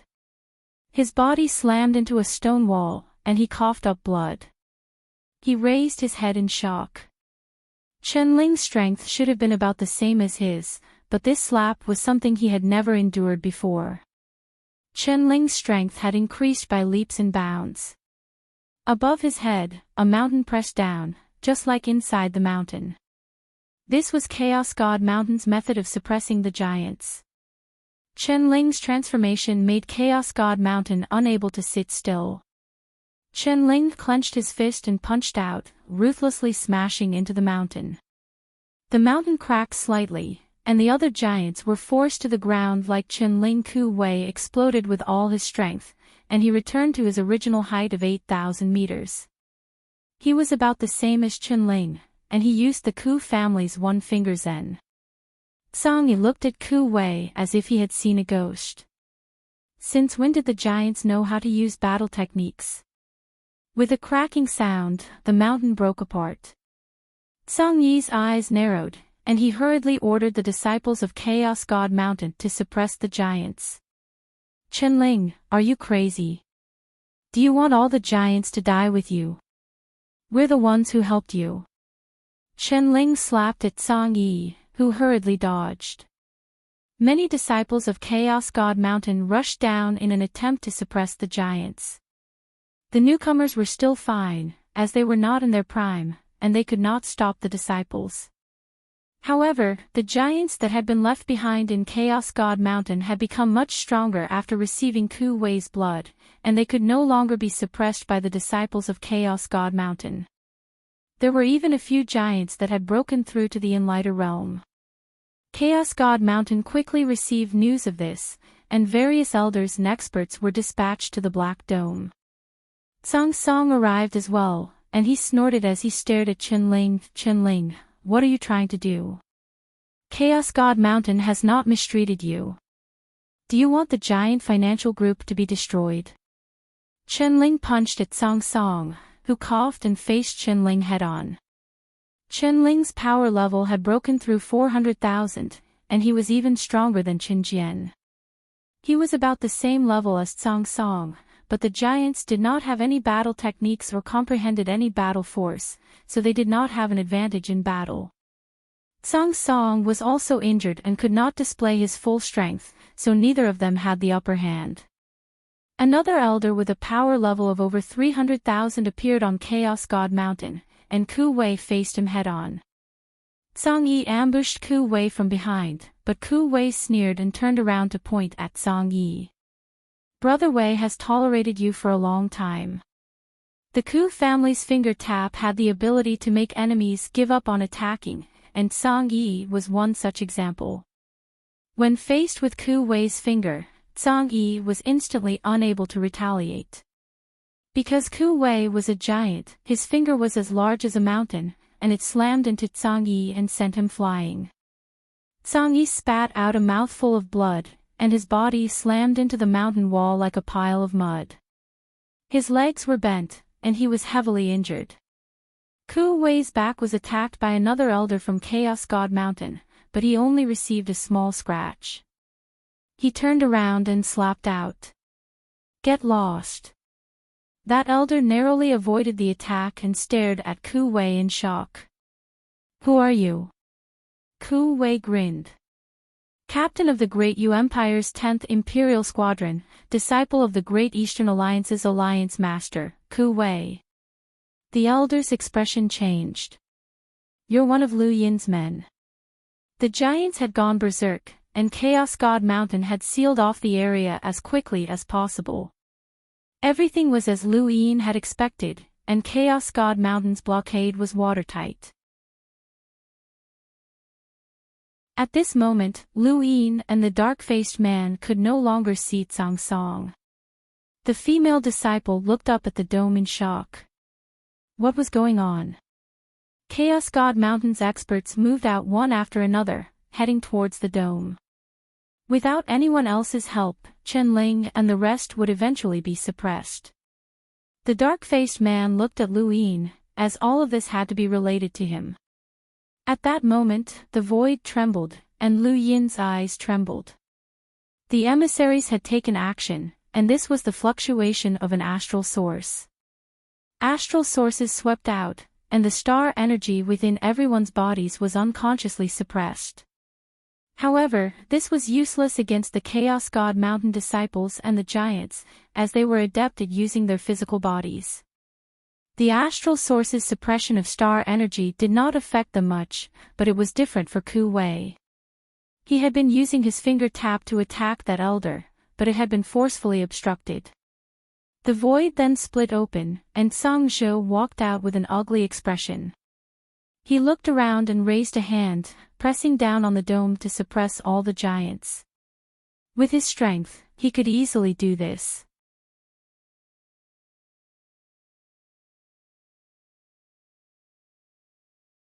Welcome aboard. Stay tuned and subscribe to Hanli's Wuxia Adventures for more thrilling content. Chapter 1614. Ku Wei looked up, his face pale. Master, why aren't you making a move? This is an emissary. I can't handle it. Zhang Zhou's palm landed, but suddenly, willow leaves and petals appeared around him, trapping him. His expression changed. Who dares to be so impudent in my Chaos God Mountain? Come out. A powerful aura swept through the void and set Chaos God Mountain ablaze. These weren't real flames, but rather an explosive force that tore through the void. It formed a terrifyingly high temperature that was faintly discernible, shuttling back and forth between the real universe and the astral source universe. Following Zhang Zhou's attack, countless bursts of energy swept out and tore apart the peak of Chaos God Mountain like a black hole. The willow leaves and petals cracked apart. Lu Yi and Flying Flower walked out of the void with serious expressions on their faces. What terrifying physical strength, but you won't be able to escape. As they spoke, the two of them joined forces once again to strengthen Lu Yi and Flying Flower, reducing Zhang Zhou's range of movement. Zhang Zhou looked at Willow Leaf and Flying Flower and slapped out with both hands. Countless bursts of fiery energy blasted towards the two. The pressure descended, causing the giant and the Chaos God Mountain disciples to fall to the ground as they trembled in fear. This was the power of an emissary, and not just any emissary. Zhang Zhou's attack had not only intimidated the entire Chaos God Mountain, but it had also caused a disturbance in Chaos Flow Zone and stirred up the heavens. At the same time, nine-line battle force appeared around Zhang Zhou's body, making him even more ferocious. Willow Leaf and Flying Flower looked at each other. Their strength was similar to Zhang Zhou's, but if they worked together, they could withstand 5 Tribulation Origin Stage powerhouses and fight against 4 Tribulation Origin Stage powerhouses. 4 Tribulation Origin Stage powerhouses had a power level of over 800,000, which Zhang Zhou clearly could not reach. However, trapping Zhang Zhou was also quite troublesome. Defeating him was easy, but capturing him was difficult. Lu Yin walked out of the void and arrived at the Black Dome. He looked up. Up ahead, several Chaos God Mountain disciples were surrounding an Enlighter Realm giant. One of them saw Lu Yin and shouted, "What are you looking at? Come and help." Lu Yin's face gradually changed back to his original appearance. As the disciple watched, his expression changed, and he screamed, "Lu Yin." His shout alerted quite a few people, and many of the Chaos God Mountain disciples looked over. They saw Lu Yin and Zhang Shi among them. When Zhang Shi saw Lu Yin appear, he instantly understood many things. All of this had to be related to this person. Lu Yin's public image was that of a paragon of his generation, but he was also an ambitious overlord. He had appeared without a sound, and even an idiot would know that the giant's rampage had something to do with him. "What did you do, Lu Yin?" An old man charged at Lu Yin with an axe in hand. His body was branded with 6-lined battle force. Lu Yin didn't even look at them. His spiritual force swept out, sweeping across the entire Black Dome. Many of the Chaos God Mountain disciples who had rushed over swayed before collapsing to the ground. The elder in front of Lu Yin also collapsed to the ground. Spiritual force was the bane of Chaos God Mountain's cultivators. Lu Yin's spiritual force was very strong. He raised his head and looked at Zhang Zhou. Then, his gaze turned cold. "White Knight, tribute." Zhang Zhou attacked the willow leaves and flying flowers in a frenzy, trying to break free. Suddenly, his brain shook and his movements paused for a moment. In that instant, the willow leaves and flying flowers shrank rapidly. Willow leaves and flying flowers appeared one after another, completely trapping him and causing him to fall onto the Black Dome. Zhang Zhou glared angrily, but he couldn't break free no matter how hard he tried. Lu Yi and Flying Flower landed and looked at him vigilantly. Who are you? Why are you attacking my Chaos God Mountain? Zhang Zhou barked, his eyes filled with killing intent as he stared at the two. Footsteps sounded behind him. Senior Zhang Zhou, it's been a long time. Junior Lu Yin greets you. Zhang Zhou was stunned, and he slowly turned around to see a familiar figure walking towards him. He was stunned, but then he gritted his teeth and glared at Lu Yin. It's you. Lu Yin smiled. It's been 2 years, but you're still as elegant as ever. Zhang Zhou bellowed, I knew that you didn't have good intentions. I should have killed you back in the Chaos Flow Zone. Senior, even if you could turn back time, even if you could predict the future, you still wouldn't have been able to kill me 2 years ago. Lu Yin laughed. Zhang Zhou stared at Lu Yin. You were the one who planned the giant's rampage. You made my Chaos God Mountain seal itself off from the outside world, which helped you achieve your goal. You wanted to secretly control my Chaos God Mountain? Dream on. There are no cowards in my Chaos God Mountain, and none of us are afraid of death. Zhang Zhou quickly understood everything, and he hated himself for not realizing it earlier. They were the ones who had helped Lu Yin. Lu Yin nodded. I know that the cultivation of Chaos God Mountain's disciples is tough, and I know that you're not afraid of death. However, since I'm here, I won't return empty-handed. What are you planning to do? Zhang Zhou gritted his teeth and glared at Lu Yin. What he regretted the most right now was not carrying out the original plan.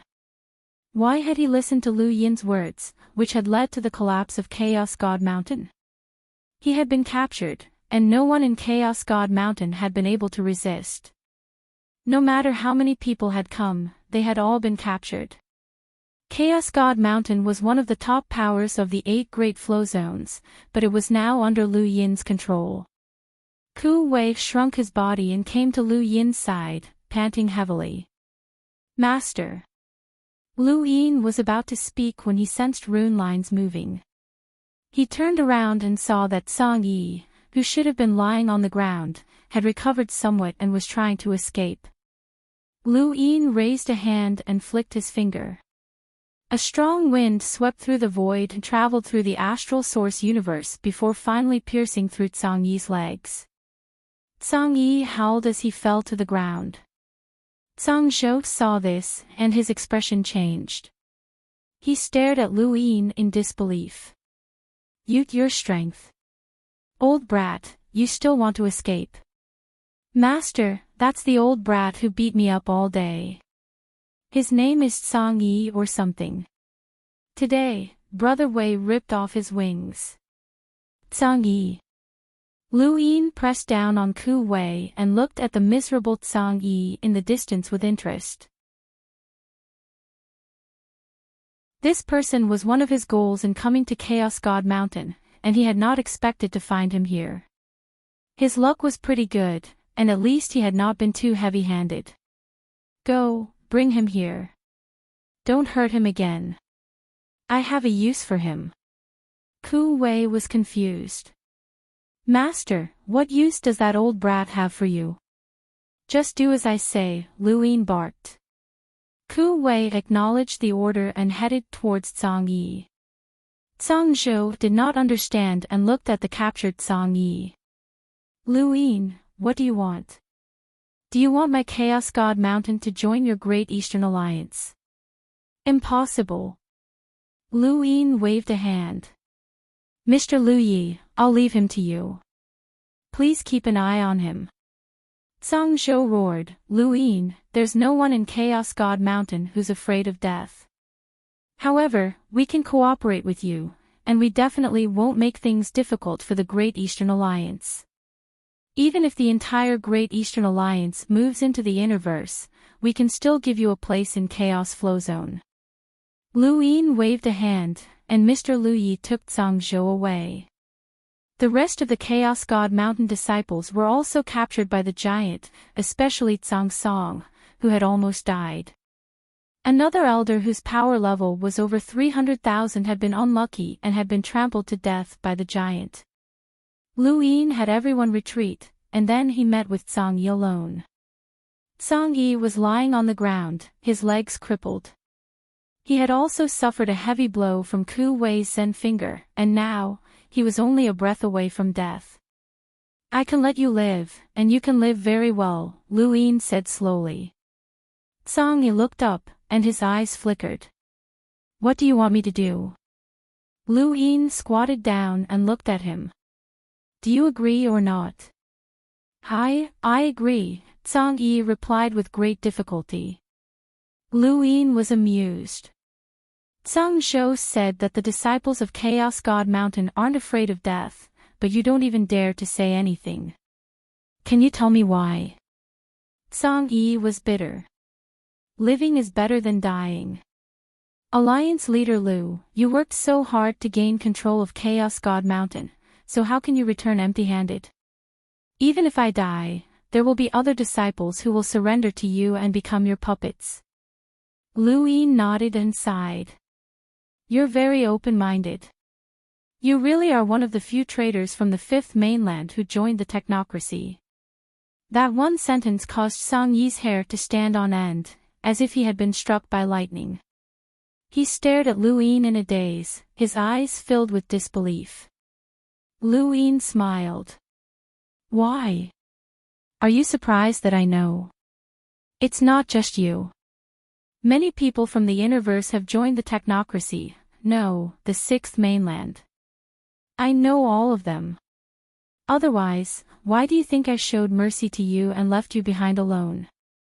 Lu Yin then grabbed Zhang Yi's hair and said coldly, because I know that you're definitely afraid of death.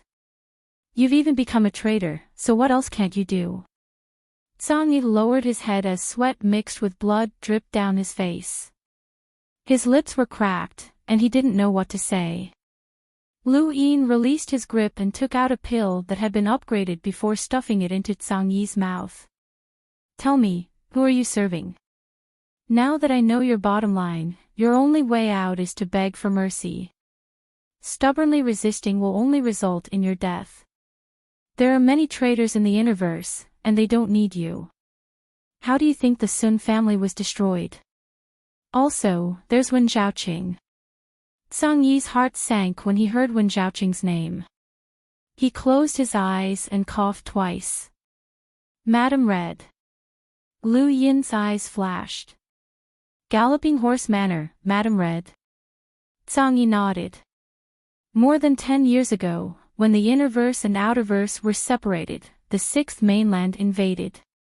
It was then that I learned that the one who had given me the order was Madam Red, one of the Sixth Mainland's Daosaur sect's protectors. Before that, the one who had given me the order had always been First City in the technocracy. First City was an extremely large city in the technocracy. It was also a city that had been built by the technocracy's mainframe under the control of the Sixth Mainland. It had been First City that had allied with the Sixth Mainland to attack the endless weaves of the Outerverse, and it had also been First City that had been at war with the humans for many years. Zhang Yi had betrayed the human domain and allied with the technocracy, so he had naturally relied on First City. However, he had not expected that First City would be directly connected to the Sixth Mainland's Daosaur sect. It seemed that it was not the Galloping Horse Manor that had made Zhang Yi betray the Fifth Mainland, but rather the Sixth Mainland's Daosaur sect. Madam Red did not represent the Galloping Horse Manor, but rather the Daosaur sect. When the Sixth Mainland invaded, the Grand Marshal realm easily massacred many cultivators and occupied Chaos Flow Zone. The Galloping Horse Manor even destroyed Astral 3. Did that have anything to do with you? Lu Yin asked. Zhang Yi's expression changed. It had nothing to do with me. I only told Madam Red the location of Astral 3. Everything else had nothing to do with me. Lu Yin's gaze turned cold, and he really wanted to kill this person. Astral 3 had been destroyed, and the headmaster had died because of the Galloping Horse Manor. Back then, the Galloping Horse Manor had captured some of Astral 3's students and attracted the Interverse cultivators to rescue them. If Lu Yin had not arrived at that time, those people would have all died.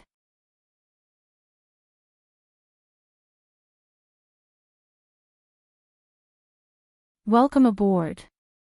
Stay tuned and subscribe to Han Li's Wuxia Adventures for more thrilling content.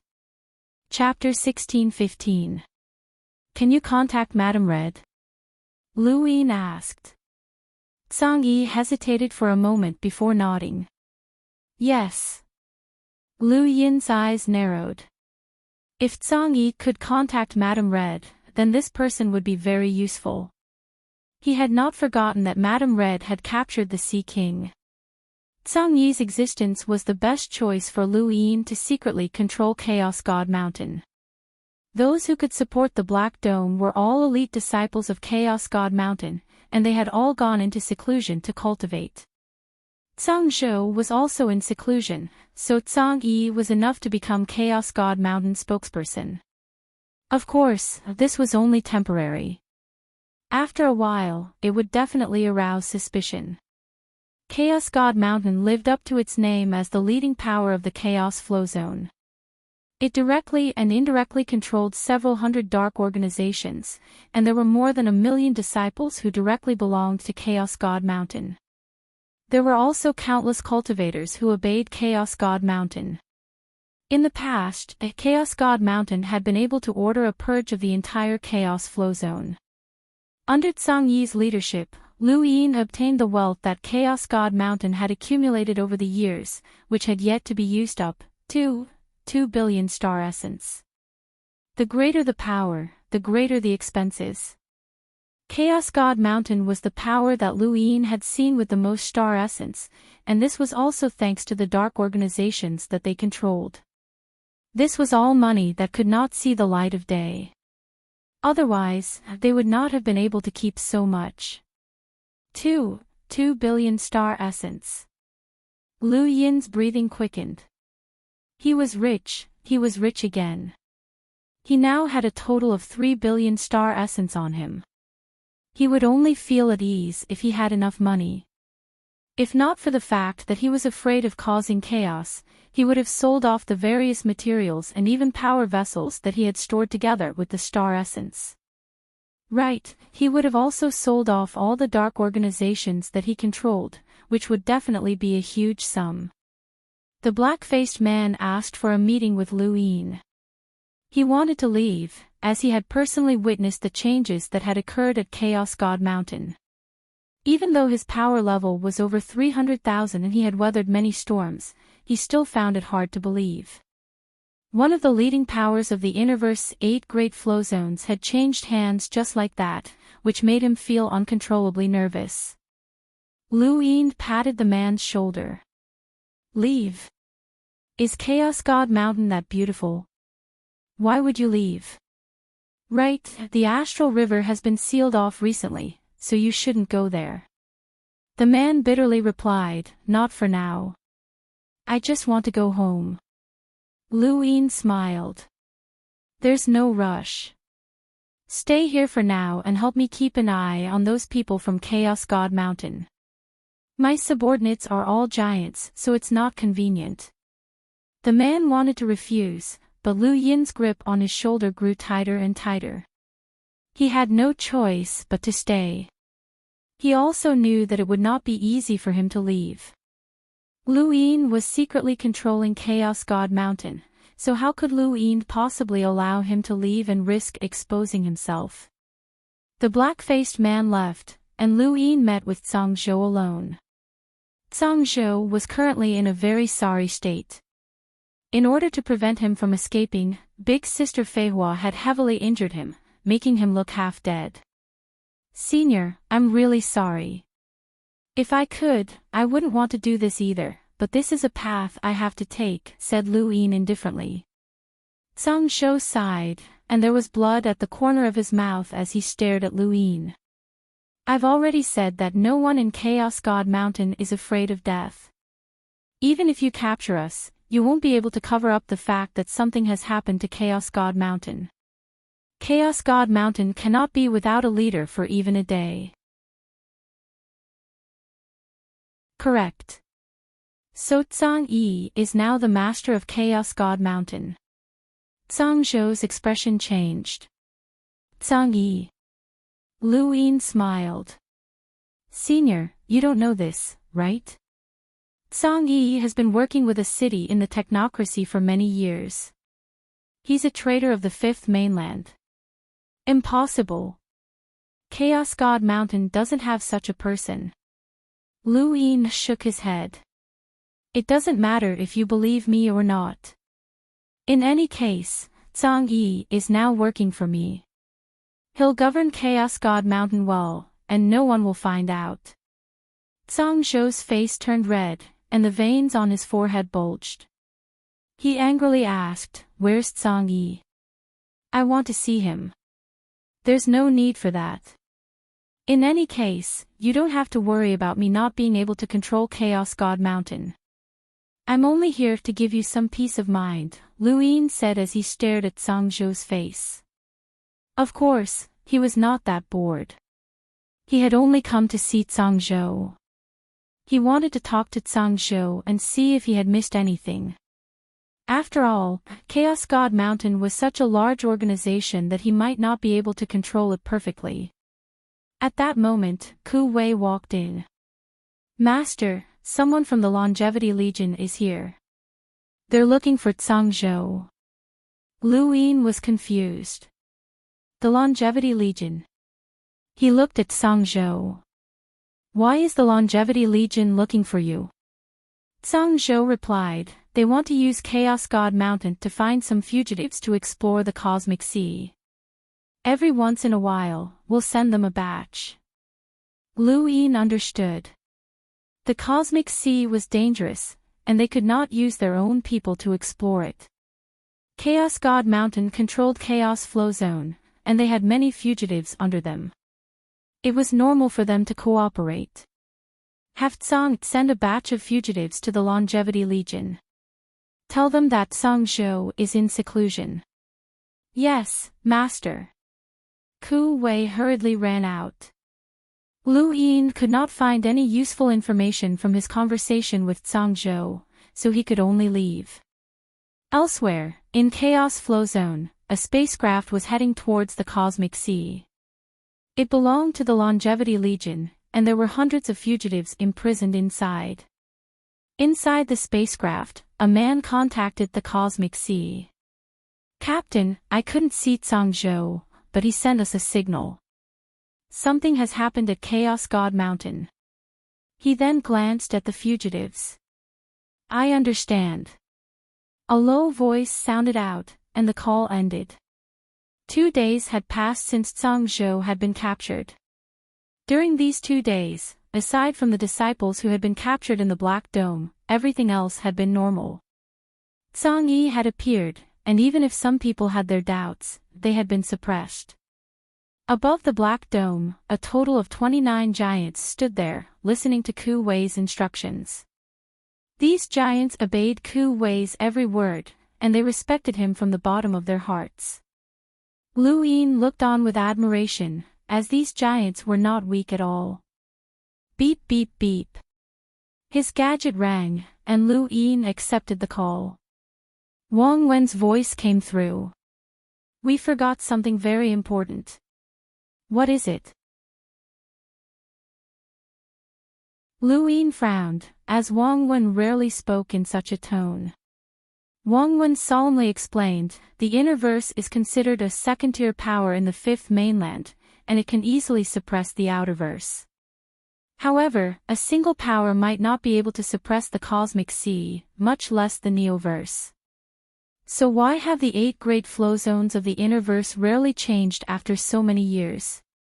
You can think of ways to control Chaos God Mountain, the Cosmic Sea, and the Neoverse, but the 8 great flow zones are still doing well. What are you trying to say? Lu Yin asked, as he had a bad feeling about this. Every ecosystem has its own way of stabilizing itself, and the Innerverse is no different. Even though the 8 great flow zones are at odds with each other, I can guarantee that there are connections between them that we are unaware of. If something happens to one of them, the other powers will quickly find out. Otherwise, it will be too easy for them to be defeated one by one, and the final result will be that the 8 great flow zones are no different. In the end, the 8 great flow zones will end up as vassals of other great powers, and they will no longer be independent.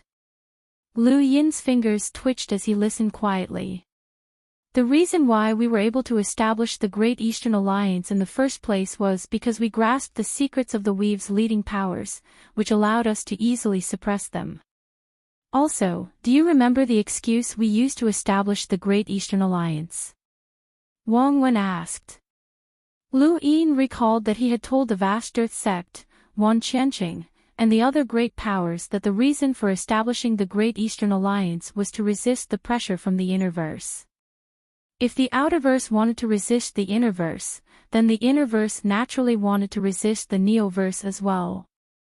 The Great Eastern Alliance was established to stabilize the outerverse. Otherwise, the outerverse Weave's leading powers would be nothing more than puppets against the innerverse. If not for the Hall of Honor suppression, those leading powers would have long since disappeared. Perhaps the innerverse doesn't fear the neoverse because of the Hall of Honor suppression, Lu Yin said. Wang Wen was helpless. That's impossible. The outerverse isn't important, but the innerverse is different. The Hall of Honor might even want to control it, let alone the behemoths of the neoverse. Furthermore, the 4 tyrants of the cosmic ocean are also not to be trifled with. The innerverse must have a stable structure, and if something happens to one of them, the other powers will quickly learn of it. This is a secret that only the leaders of the 8 great flow zones know. There's not much time left. You need to quickly find out from Zhang Zhou how to conceal the secret of what happened to Chaos God Mountain. Otherwise, I believe that the innerverse other flow zones will definitely join forces, and the Blazing Mist flow zone's internal war will also stop. Everything will become peaceful, and our plan will be for naught. Why didn't you say so earlier? Lu Yin grumbled. He had felt that everything was going too smoothly and that something was wrong. That was why he had met with Zhang Zhou alone to see what was going on. However, Zhang Zhou was too cunning, and Lu Yin couldn't see anything. Wang Wen was helpless. It's my fault this time. I didn't think of it and was too careless. Also, you acted too quickly. Lu Yin ended the call and went to look for Zhang Zhou. I don't know what you're talking about. Zhang Zhou sneered and closed his eyes. He didn't even look at Lu Yin. Lu Yin frowned. You must have a way to let the Sword Sect and the other powers know that something happened to Chaos God Mountain. Zhang Zhou calmly replied, I do, but I can't tell you. This was troublesome. Chaos God Mountain's cultivators were the ones who could endure hardships. Furthermore, they had spent many years mingling with the dark powers and were used to all sorts of methods. Their endurance was incomparable to the average person's, and any method that Lu Yin could think of would be useless against Zhang Zhou. I can cripple your astral origin cyclone, Lu Yin said indifferently. Zhang Zhou opened his eyes and stared at Lu Yin. That's better than having Chaos God Mountain under your control. Since you guessed that there was a connection between us, then you should have also guessed that we had an agreement. Even if my astral origin cyclone is crippled, my status in the innerverse will not change. Besides, it doesn't matter if I don't have an astral source to fight in Chaos God Mountain. If you cripple me, then the Sword Sect and the others will be even more wary of you. While Lu Yin was in trouble, Wang Wen was also in trouble. The 6th Mainland's Autumn Frost family had finally come looking for him. Back then, the Autumn Frost family had sent Uncle Hua and a few others to take DFA to Aegis, but they had been captured by Lu Yin along the way. In order to hide Yumu's tracks, Lu Yin had not let any of them off and had locked them all up on Xenu Star. However, there was no such thing as an absolute secret, and the Autumn Frost family had still come looking for him. The Autumn Frost family did not contact Lu Yin, but instead sent an expert to Xenu Star to ask for Uncle Hua and the others. Fortunately, Frostwave we've had envoys, or else the Autumn Frost family's imprinter would have been unbridled.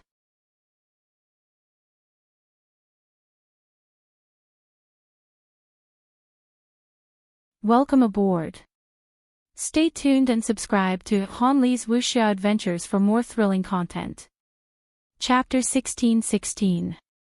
Lu Yin quickly received another call from Wang Wen. I think we should release Uncle Hua and the others. It's not a good time to tangle with the Autumn Frost clan, said Wang Wen. Lu Yin's eyes flashed. If Zhang Zhou doesn't say anything, then the Interverse will know that something has happened to Chaos God Mountain sooner or later. However, they might not know that it's related to us, right? Wang Wen's eyes lit up. You want to use the Autumn Frost clan to divert attention. Will that work? Lu Yin asked. Wang Wen thought about it. It's very dangerous. We can use the Autumn Frost family to divert their attention, but there's also a chance that we'll be suppressed by them or even destroyed. The sixth mainland isn't something that the Interverse can compare to. Lu Yin replied, I can make the sixth mainland fear me, and a single Autumn Frost family is not enough to destroy my Great Eastern Alliance. This method won't drag things out for long. Wang Wen clearly did not agree with Lu Yin's suggestion. Even if the Interverse's great powers did not suspect the Great Eastern Alliance, the Great Eastern Alliance would still suffer significant losses if they fought against the Autumn Frost family in order to conceal the fact that they had control of Chaos God Mountain. Even if the Interverse's great powers did not suspect the Great Eastern Alliance, the Great Eastern Alliance would still suffer significant losses. To lose less than to gain, this was a bad strategy. Stall for time and think about it, Lu Yin said. Wang Wen hung up the call. He did not expect the Autumn Frost family to come looking for him at this time. How troublesome. Even if the 8 Great Flow Zones had some sort of secret connection and made some sort of agreement with each other, it couldn't have been for a short period of time. Lu Yin estimated that at least 10 years had passed since the envoys would have the time to contact each other so frequently.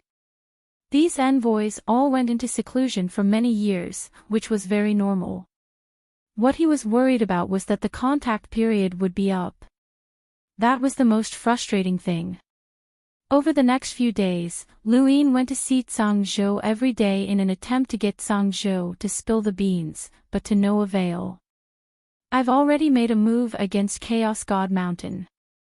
Even if you give up now, the Sword Sect and the other powers will definitely be on guard, so it's meaningless. What you need to think about right now is how to escape unscathed from me, not the Interverse. What does the Interverse have to do with you? Zhang Zhou sneered, Alliance Master Lu, stop talking nonsense. It's useless. I won't say anything. Why don't you try and cripple me? Lu Yin clenched his fists. It wasn't like he couldn't attack an emissary. One day, an unexpected person contacted him. It was Tai Yishan.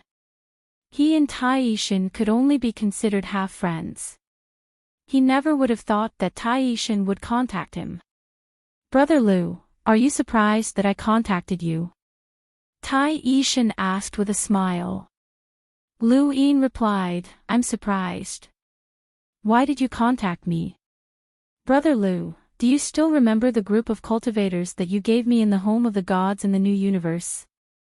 Tai Yishan asked. Lu Yin replied, them. It's nothing. Brother Lu, not only did you help the home of the gods, but you also helped yourself, Supreme Immortal said. He then continued, back then, Dark Lotus used a piece of paper with the surname Lu as a crime to banish Big Sister's mercenary group, causing 72 of your people to die. Brother Lu has always remembered this grudge, and even if Dark Lotus is dead, Brother Lu will still find the Dark Lotus group for revenge. However, I want to tell Brother Lu that there are other people behind this matter, and it's not just the Dark Lotus group. Lu Yin's expression changed slightly. Not just a group. Among the group of cultivators that Brother Lu gave me in the home of the gods, there were people who heard the words Chaos God Mountain, Tai Yi-shin said solemnly. Lu Yin's expression changed. Where are you? Tai Yi-shin was puzzled. Where is what? Lu Yin asked, where are you now? Where are you? The home of the gods. Brother Lu, are you coming over? Lu Yin frowned. Chaos God Mountain. This was too much of a coincidence. He had thought that Tai Yi-shin was teasing him, but he was actually at Chaos God Mountain and had just taken control of it. Now that he had received such news, he couldn't help but feel suspicious. Are you sure it's Chaos God Mountain? Tai Yi-shin replied, let that person tell you himself. Then, a trembling voice rang out. Yes, it's Chaos God Mountain. When Dark Lotus returned to the Dark Lotus group, I heard it with my own ears. Chaos God Mountain will cooperate, and it's definitely true. I'm not lying. Don't kill me, don't kill me. Lu Yin's expression sank. Chaos God Mountain was far away in the Chaos Flow Zone, so how could they be involved in this matter? Brother Lu, I'm just telling you this information. This person is afraid of death, which is why he said it. You'll have to find out the truth yourself. Goodbye. Tai Yi-shin then hung up. Lu Yin put down his hand. What should have been a clear picture had suddenly become confusing again. He had originally thought that the Dark Lotus group was targeting Big Sister's mercenary group because of Leon's armada. They wanted to eliminate Leon's armada's fighting power, but if Chaos God Mountain was also involved, then that didn't seem right. It was just Big Sister's mercenary group, so why would they need Chaos God Mountain's help? Also, why would the Dark Lotus group be connected to Chaos God Mountain? Lu Yin stood in place and recalled everything that had happened from the moment that the person with the surname Lu had been banished. He did not miss a single detail as he tried to find Chaos God Mountain's shadow. He thought about it for a long time, but in the end, the only possibility he could think of was related to Chaos God Mountain was the Leo clan. When Big Sister's mercenary group had arrived in the Outerverse, they had been surrounded by the Leo clan. Lu Yin had brought Jue Day Night to the pirate port and had run into Dechong. At that time, he had been investigating the Leo clan, but unfortunately, the Leo clan had been destroyed on Driftcharge Planet, and all his investigations had come to an end. Originally, he had thought that the Leo clan had received orders from Dark Lotus Group or Leon's Armada, so he hadn't paid them much attention. Lu Yin then summoned Song Yi. Dark Mist Weave. Song Yi was puzzled. Lu Yin solemnly said, organize all the information regarding Chaos God Mountain and Dark Mist Weave from 10 years ago. Song Yi nodded and left. Half a day later, Song Yi arrived behind Lu Yin and respectfully said, Chaos God Mountain is very far from Dark Mist Weave, and there's almost no contact between them. The only time they did was 10 years ago, when they supported a small family from Chaos Flow Zone in strengthening their port. Lu Yin's eyes went wide. What family? Leo, the Leo clan, Song Yi replied. Lu Yin's fingers trembled. The Leo clan. It really was the Leo clan. That meant that the Leo clan's attack on Big Sister's mercenary group was related to Chaos God Mountain. Why did they support the Leo clan? What's the connection between them? Lu Yin asked. Song Yi shook his head. There's no record of it. There's only one record of the Leo clan, which is that they helped strengthen their port and some supplies. There's nothing else. Someone from the Leo clan once mingled in Chaos Flow Zone, and they got to know one of Chaos God Mountain's deacons. That's why no one cared about their support. Who did they get to know? Lu Yin asked. That elder died a long time ago at the hands of the 6th mainland, Song Yi answered. Lu Yin exhaled and disappeared, reappearing in front of Zhang Zhou. Song Zhou coldly replied, "Don't waste your energy. Either you cripple me." Lu Yin stared at Song Zhou. "I don't know if you've heard of the Liu clan." Song Zhou's expression changed, but it only lasted for an instant before he quickly returned to normal. "What Liu clan? I've never heard of them." The Liu clan is mentioned in Chaos God Mountain's records. The only contact you've had with this family is that you've unconditionally provided them with supplies and helped strengthen their port, but in the end, you didn't do anything. Chaos God Mountain isn't a charity. Tell me, why are you helping this family? Lu Yin asked. When he had first arrived at the pirate port, he had discovered that there were many advanced medical devices there. He had been suspicious at the time, but now, it seemed that Chaos God Mountain had helped them. Song Zhou closed his eyes. "I don't know what you're talking about. This small family might have some connections with Chaos God Mountain's disciples, so it doesn't matter if we provide them with some supplies. It's not just any supplies. It's something that can strengthen the pirate port. Although it's not a lot for Chaos God Mountain, it's not a small amount either. Let me think, could it be related to Leon's armada?" Song Zhou's eyes twitched, but he didn't say anything else. "What conflict does Leon's armada have with Chaos God Mountain? Why do you have to work with the umpires to deal with them?" Lu Yin asked again. Song Zhou didn't say anything. Lu Yin really wanted to kill him, but if he did, then the truth would disappear. He turned around and left. After Lu Yin left, Song Zhou opened his eyes, and they flickered. He had actually been found out. Which part of the problem had occurred? He had originally thought that this matter would never be exposed. Even if the umpires were destroyed by Leon's armada, they wouldn't reveal that he was from Chaos God Mountain. Thus, he had long since forgotten about this matter.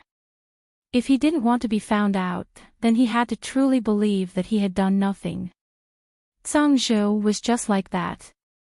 When he had interacted with Lu Yin before, he had pretended that he didn't know anything about this matter. He hadn't expected it to be discovered at this time. It seemed that he wouldn't be able to hide it for much longer. "Is all of the information on Chaos God Mountain here?" Lu Yin asked. Behind him, Zhang Yi respectfully replied, "It's all here." Lu Yin looked through the information seriously, as he wanted to find the connection between Chaos God Mountain and the umpires. It was impossible to find a connection through the information, but Lu Yin still managed to find some clues. Chaos God Mountain was different from the other leading powers of the 8 Great Flow Zones. Chaos God Mountain's greatest characteristic was that it didn't rely on inheritance, but rather on competition. Song Zhou's position as Chaos God Mountain's master had not been inherited, and all of Chaos God Mountain's disciples could compete for the position of Chaos God Mountain's master. Lu Yin fell into deep thought when he saw this. The air in Chaos God Mountain was not suitable for ordinary people. It was too cold, and it was so dry that it pierced into one's bones. Above the black dome, all of the giants were sleeping soundly. Their bodies were thousands of meters tall, and they were like mountain ranges. Ku Wei was also here, and he had no choice. He had originally wanted to find a better place to sleep, and it would be best if he could have a maid to wait on him. However, Lu Yin had forced him to stay with the giants, which gave him a headache. The disciples of Chaos God Mountain were very diligent in their cultivation. Regardless of whether it was day or night, there would always be someone cultivating.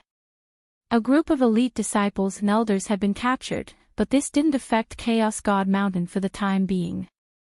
Zhang Yi quickly took control of the mountain. No one noticed that 2 figures had charged in at an extremely fast speed. They didn't tear through the void, but instead relied solely on their speed. After entering Chaos God Mountain, the 2 figures split up. Not long after, the void suddenly erupted with a powerful light. A terrifying astral source swept through Chaos God Mountain, causing the void to tremble. Lu Yin suddenly walked out and looked in the direction of Zhang Zhou's imprisonment. Not good, a powerhouse is coming to rescue us. How can this be? Thank you for your support, brothers. Thank you.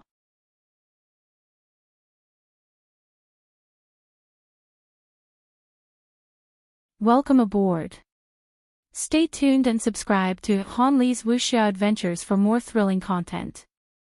Chapter 16-17. Zhang Zhou was still trapped by the willow leaves and flying flowers, unable to move. In front of him, Sister Flying Flower had a serious expression. A black shadow had suddenly attacked them, catching them off guard. What shocked them even more was its power.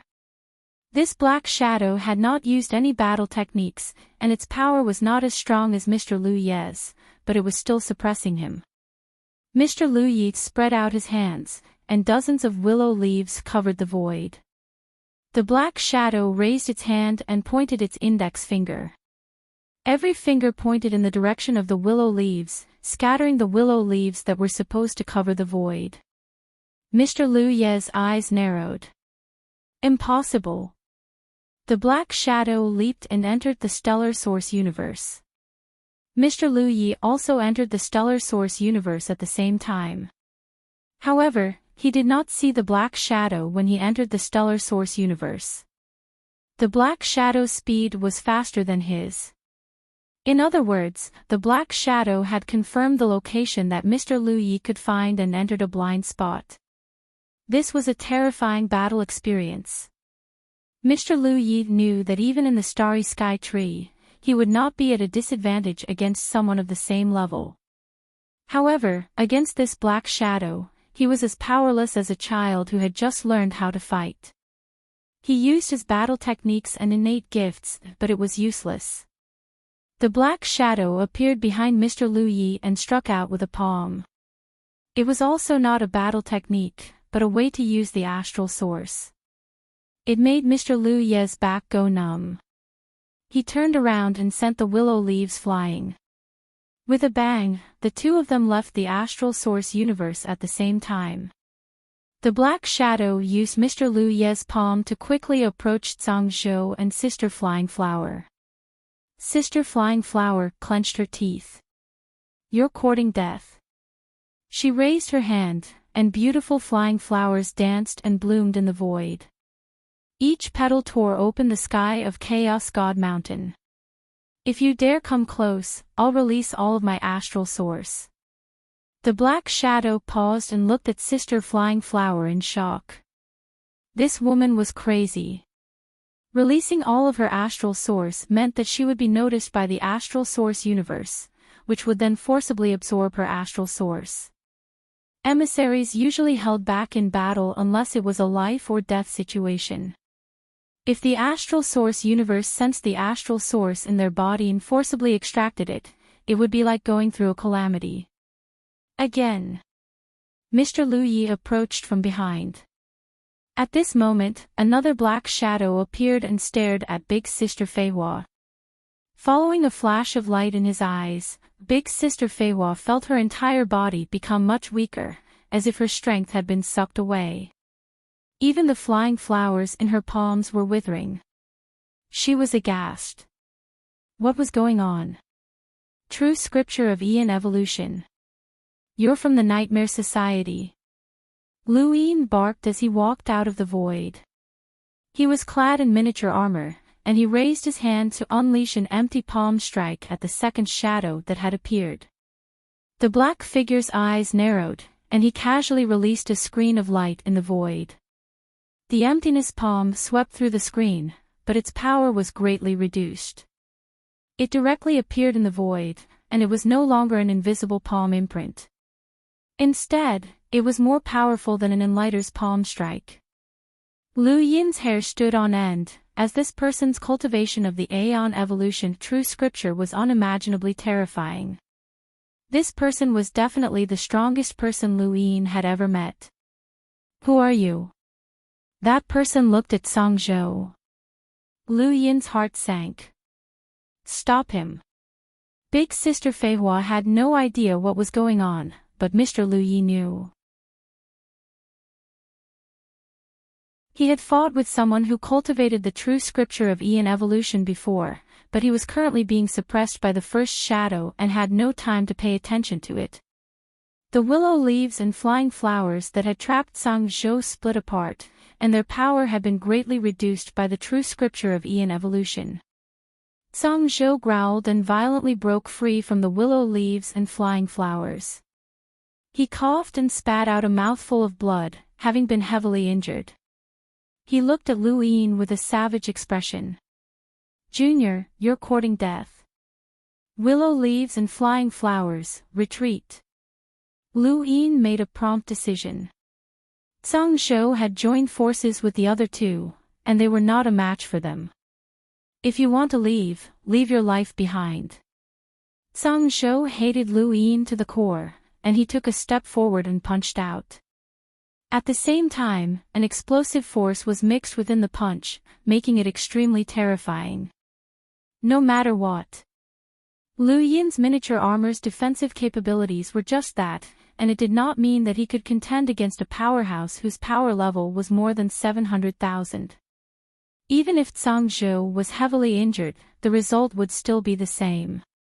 Lu Yin had been able to kill a corpse king whose power level was more than 700,000 in the New World because of external items. Now, if he wanted to escape, he would still have to rely on external items. Just as Zhang Zhou's punch was about to land, a willow leaf appeared in front of Lu Yin. There was a loud bang as the leaf was sent flying.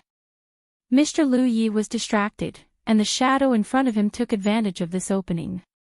A palm struck his right shoulder and sent him flying back 100 meters. Big sis flying flowers hurriedly rushed over. "Let's work together."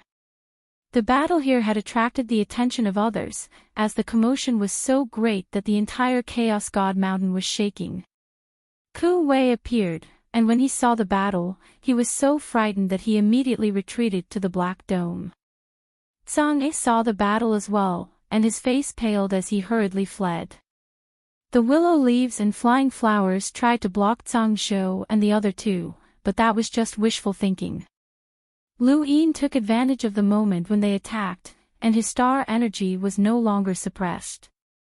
The star chessboard appeared beneath his feet as he moved to the Black Dome and looked back. "Mr. Lu Yi, come here." Lu Ye's combined attack was completely ignored by the person using the true scripture of Aeon evolution. Their combined attack was rumored to be able to block an attack with a power level of 900,000. It was completely useless. The two were dumbfounded, and when they heard Lu Yin shout, they quickly retreated to the Black Dome. Zhang Zhou and the other two chased after them. Lu Yin took out the blood-red bell and shook it in front of the trio's shocked gazes. In that instant, everyone seemed to see a large hand pressing down from above, replacing the sky, the universe, and the limits of their imaginations. It was the head inquisitor. By the time Zhang Zhou and the other two reacted, Lu Yin's group had already disappeared from the Black Dome. They had left Chaos God Mountain. Zhang Zhou coughed up blood as he stared at the empty Black Dome. He was unwilling to accept this outcome. They actually got away. Chase after them. The two figures did not move. Zhang Zhou looked at them. One of them spoke up. "This kid has the head inquisitor's warrant, so it's useless to chase after them. If it weren't for the warrant's indiscriminate suppression, you and I would both be in danger. This kid has a complicated background, so we can't touch him for now. Are we just going to let it go like this? I've never suffered such humiliation before." Zhang Zhou raged. "You didn't say anything about us, did you?" one of them asked. Zhang Zhou replied unhappily, "Of course I didn't. How could a child try to control me?" His eyes flashed as he continued, but he did find out something. "I don't know how he found it." "What is it?" Zhang Zhou frowned. He found out about the Leo clan and found out that Chaos God Mountain was involved in the assassination of Big Sis mercenary group.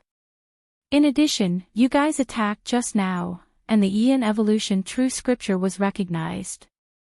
He's certain that Chaos God Mountain is related to the Mastiff Regiment. How did he find out about the Leo clan? One of the figures asked curiously. Tsang Zhou shook his head. I don't know. Aside from you and me, everyone else who knows about this matter is probably dead. Even Fu He from your Mastiff Regiment died at his hands. I don't know how he found out either, but he's definitely certain that Chaos God Mountain is related to the Mastiff Regiment.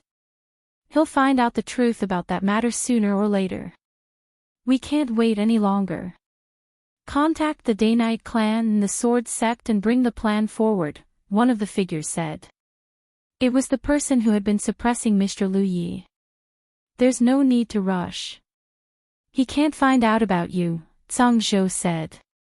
The figure's gaze turned cold. It's only a matter of time. In outer space, a group of giants was flying around. Lu Yefei and Mr. Lu Yi headed east to return to the giant financial group. Lu Yin sat on a giant's shoulder with an ugly expression on his face. He had failed, and he had never thought that Chaos God Mountain would have such a deep connection to the Mastiff Regiment. The Mastiff Regiment had definitely been one of the people who had attacked just now, not the home of the gods. The Mastiff Regiment's usage of the Aeon Evolution True Scripture had left Lu Yin helpless. Who was the other person? Lu Yefei and Mr. Lu Yi felt depressed as well, as they had been suppressed. Mr. Lu Yi looked at Lu Yin. The person who fought with me was definitely not as simple as he seemed. He already found the location of my astral vortex, but he didn't attack because he was warning me that even in the cosmic tree realm, such an expert doesn't exist at the 3rd tribulation level. Even someone at the 5th tribulation level might not be able to find the location of my astral vortex. Lu Yin's eyes flashed. That person was hiding his strength. Definitely, Mr. Lu Yi said confidently. Miss Fei Hua stared at Lu Yin. What did that person use? Not only did he ignore our combined attacks, but he also weakened my own strength. The Aeon Evolution True Scripture. I've mentioned it to you before, Lu Yin casually replied and then ignored Lu Yefei and Mr. Lu Yefei. He felt that this matter was becoming more and more complicated, and it definitely had something to do with Big Sis's mercenary group being hunted down. Who was involved in that matter? What was their goal? An elder from Chaos God Mountain could easily deal with Big Sis's mercenary group, so why did they have to go through the Leo clan? And why didn't they kill them all? The Mastiff Regiment and Chaos God Mountain. Lu Yin knew that his actions against Chaos God Mountain might have triggered something. If Tai Yixing hadn't told him about the Leo clan, he wouldn't have known what was going on. Big Sis's mercenary group wasn't important. What was important was Leon's armada behind them. Could the Mastiff Regiment have joined forces with Chaos God Mountain to attack Leon's armada? Lu Yin couldn't sit still any longer and immediately contacted Sage Leon. The call connected, and he shouted, "Brat, it took you so long to contact me. Are you looking down on me? Be careful, or I'll hang you up and beat you." Lu Yin picked his ear. "Captain, there's something troublesome." "What does that have to do with me?" "Go die if you want," Sage Leon scolded. Another voice sounded out. "Please be more polite. Little Seven will be frightened." "Frightened my ass. He even came to that place. What else can scare him? Little Seven is still young. Alright, get out. You change your appearance every day. Don't make yourself disappear one day." Lu Yin listened to the conversation on the other end and felt helpless. He couldn't interrupt even if he wanted to, so he could only wait. "Brat, why are you looking for me?" Sage Leon asked. Lu Yin gravely replied, "I poked a hornet's nest." "Who did you poke?" Leon's interest was piqued. Lu Yin replied, Chaos God Mountain. Heizage Leon fell silent for a moment before exploding with rage. Brat, are you making fun of me? It's just Chaos God Mountain, and you're making it sound so mysterious. Lu Yin recounted what had happened, and this time, Heizage Leon's tone changed. Two experts, and one of them is definitely the Mastiff Regiment's captain. That treacherous Ember is the only emissary in the Mastiff Regiment, and he can even fight against a powerhouse with a power level of 700,000. I don't know who the other one is, but was the Leo clan ordered by Chaos God Mountain? Alright, I'll go destroy Chaos God Mountain.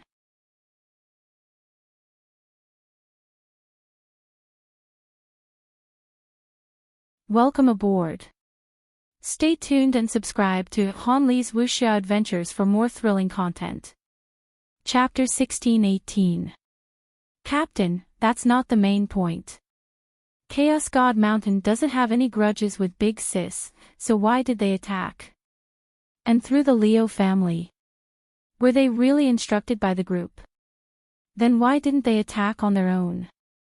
If not for someone coincidentally overhearing coquettish his words, this matter would have remained hidden forever.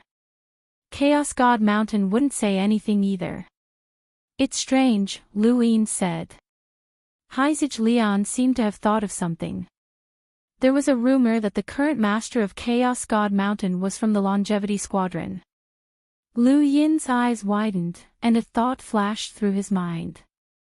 He seemed to have thought of something, but he quickly forgot about it. No one believed that rumor, and it only spread to a few people back then. How is it related to the Longevity Squadron now? I'll make a trip to Chaos God Mountain and personally interrogate the Tsang universe, Heizage Leon said. Lu Yin remembered and hurriedly said, It's the Longevity Squadron. Captain, it's the Longevity Squadron. What Longevity Squadron? Heizage Leon did not understand. Lu Yin gritted his teeth. The Longevity Squadron paid a visit to Chaos God Mountain a few days ago. They wanted to use our connections to find some fugitives to explore the cosmic sea. I didn't care at the time, so I had Tsang send a group of fugitives to chase them away. Now, it seems like the incident at Chaos God Mountain might have originated from there. Heizage Leon snorted. If it really is the Longevity Squadron, then I'll definitely destroy that bastard. That bastard seems to be on good terms with me, but he actually stabbed me in the back. Captain, wait for my news. I'll get to the bottom of this, and then we'll get our revenge, Lu Yin said. Heizage Leon grunted. Your words make me feel good. Alright, I'll wait for you. He then ended the call. Lu Yin felt strange. Lu Yin felt strange. Why did this sound like a fight? In the Outerverse, on Xenia Star, Wang Wen once again met someone from the Autumn Frost family. It was a beautiful middle-aged woman who looked gentle, but her words were sharp and threatening. Where's your alliance leader? Tell him to come see me. He's just a junior, and my Autumn Frost family's ancestor can kill him with a single breath. He probably won't dare to come out, the woman mocked. Wang Wen felt a headache coming on. The Sixth Mainland's three forefathers were obstructing them. Even though the Sixth Mainland was still stronger than the Fifth Mainland in terms of absolute strength, they were much more apprehensive now. The Autumn Frost clan had not made a move directly because of their apprehensions, and also because they had not found DFA and the others. Wang Wen was thinking about what Lu Yin had said before. Would it be possible to start a war with the Autumn Frost family and divert their attention? It was too dangerous. No matter how wary the Sixth Mainland was of the Fifth Mainland, once a war broke out, the Outerverse and even the Innerverse would be crushed. What a dilemma. He couldn't help scratching his head. Kid, I'm talking to you. The middle-aged woman stared at Wang Wen. Hurry up and release young Master Autumn Frost, Uncle Hua, and that DFA. Then, apologize to my Autumn Frost family and withdraw from the Outerverse.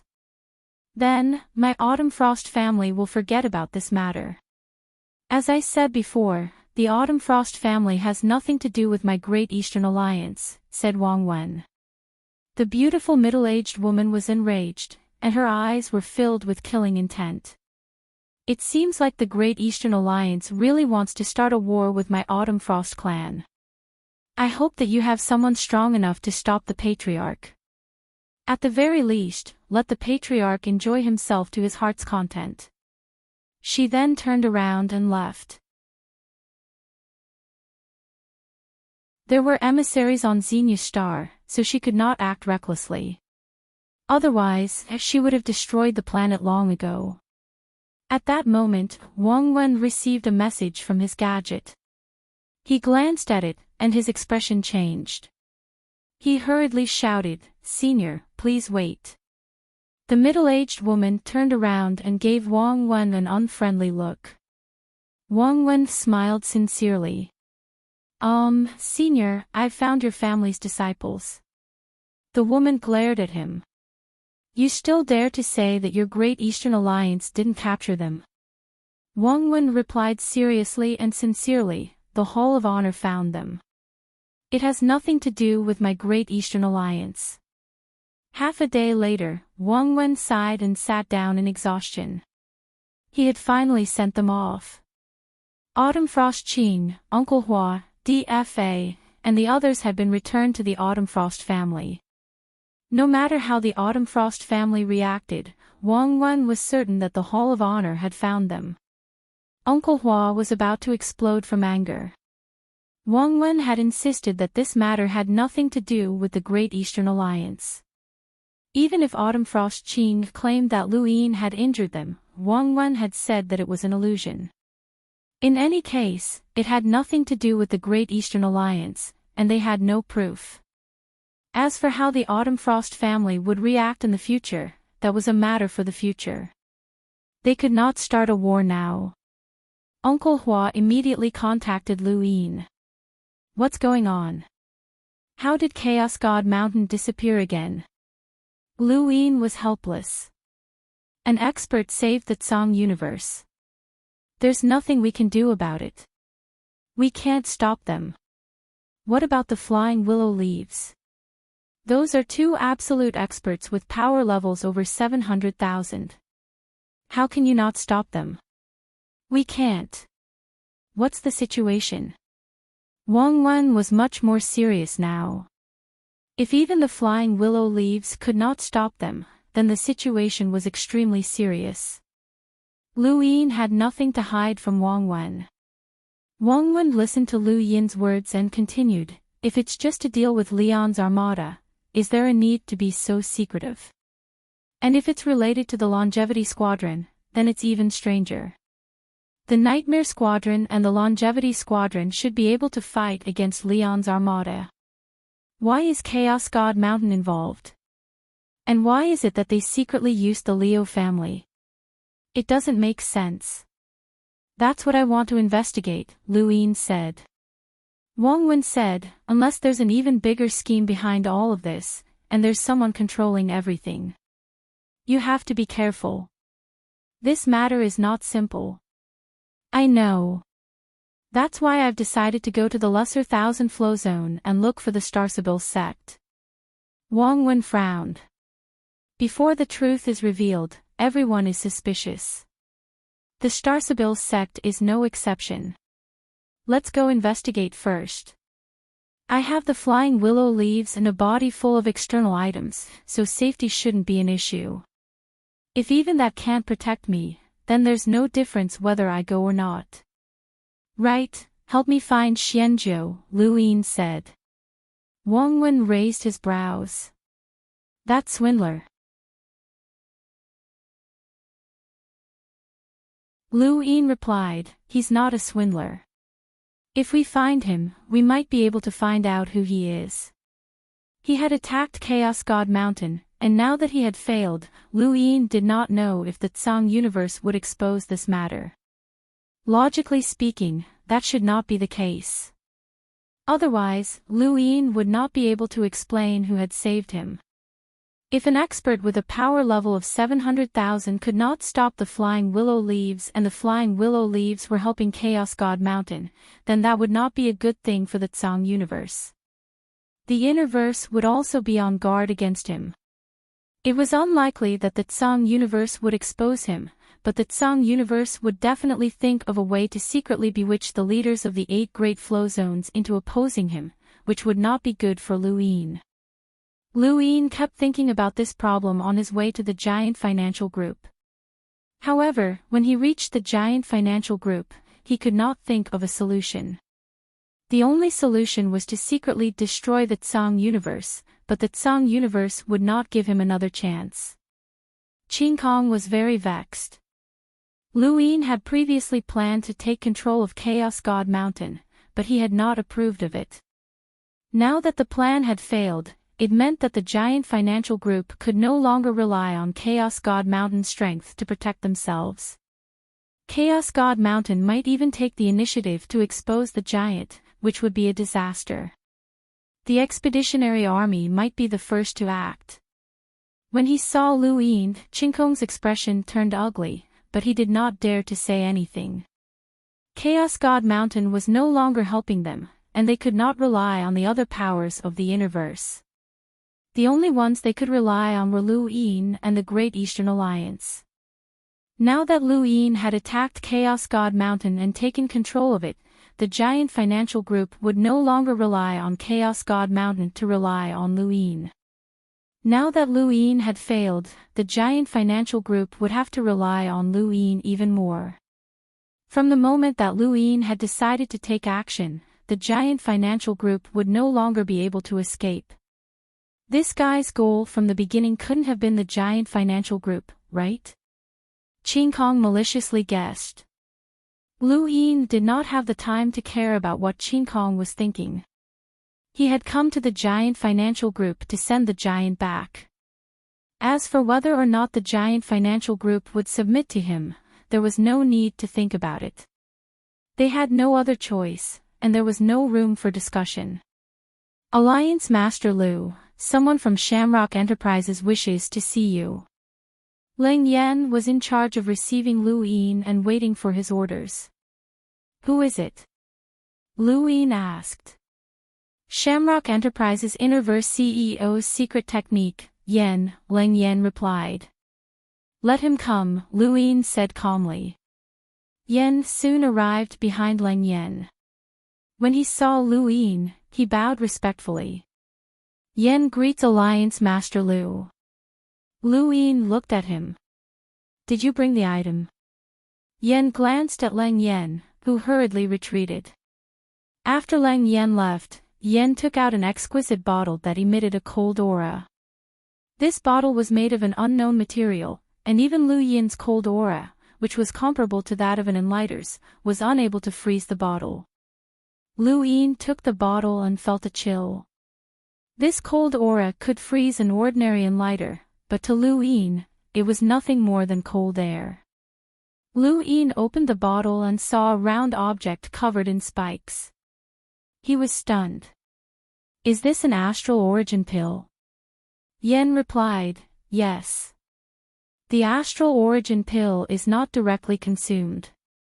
Instead, it is used like a power vessel and can temporarily break through the astral source universe. Why is there only one? Yan took out 2 more bottles that emitted cold auras and handed them to Lu Yin.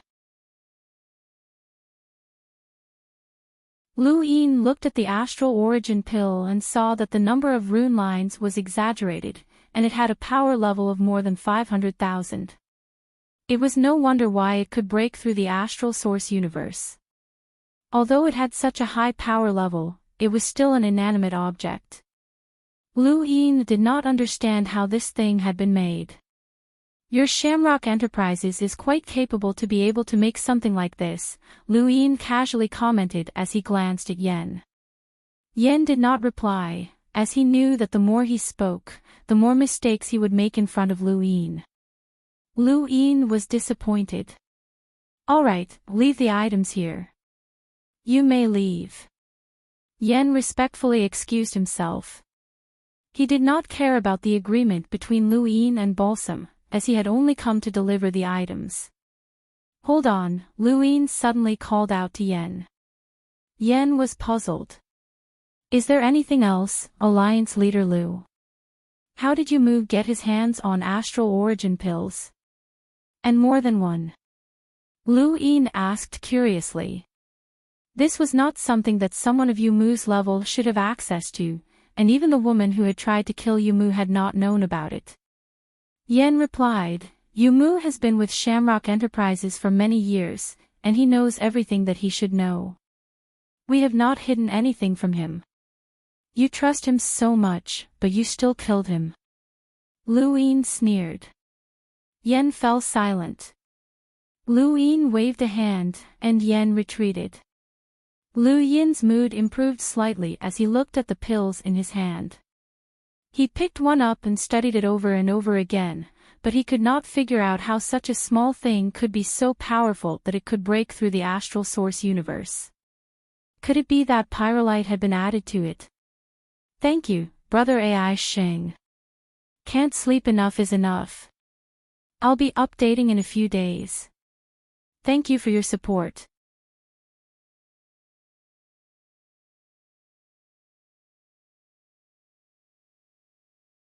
Welcome aboard.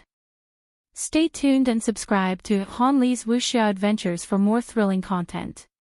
Chapter 1619. Pyrolite was a material that had caused the entire innerverse and outerverse to fight over it, and even the Neoverse had sent people over. If the Sea King hadn't taken it all away, it would definitely have appeared in the current conflict between the innerverse and outerverse. Pyrolite was indeed very useful, but against those old freaks whose power levels were in the hundreds of thousands, it was rather useless. If every astral source pill contained pyrolite, then it would make sense. If anyone had pyrolite, it would be Lu Yin.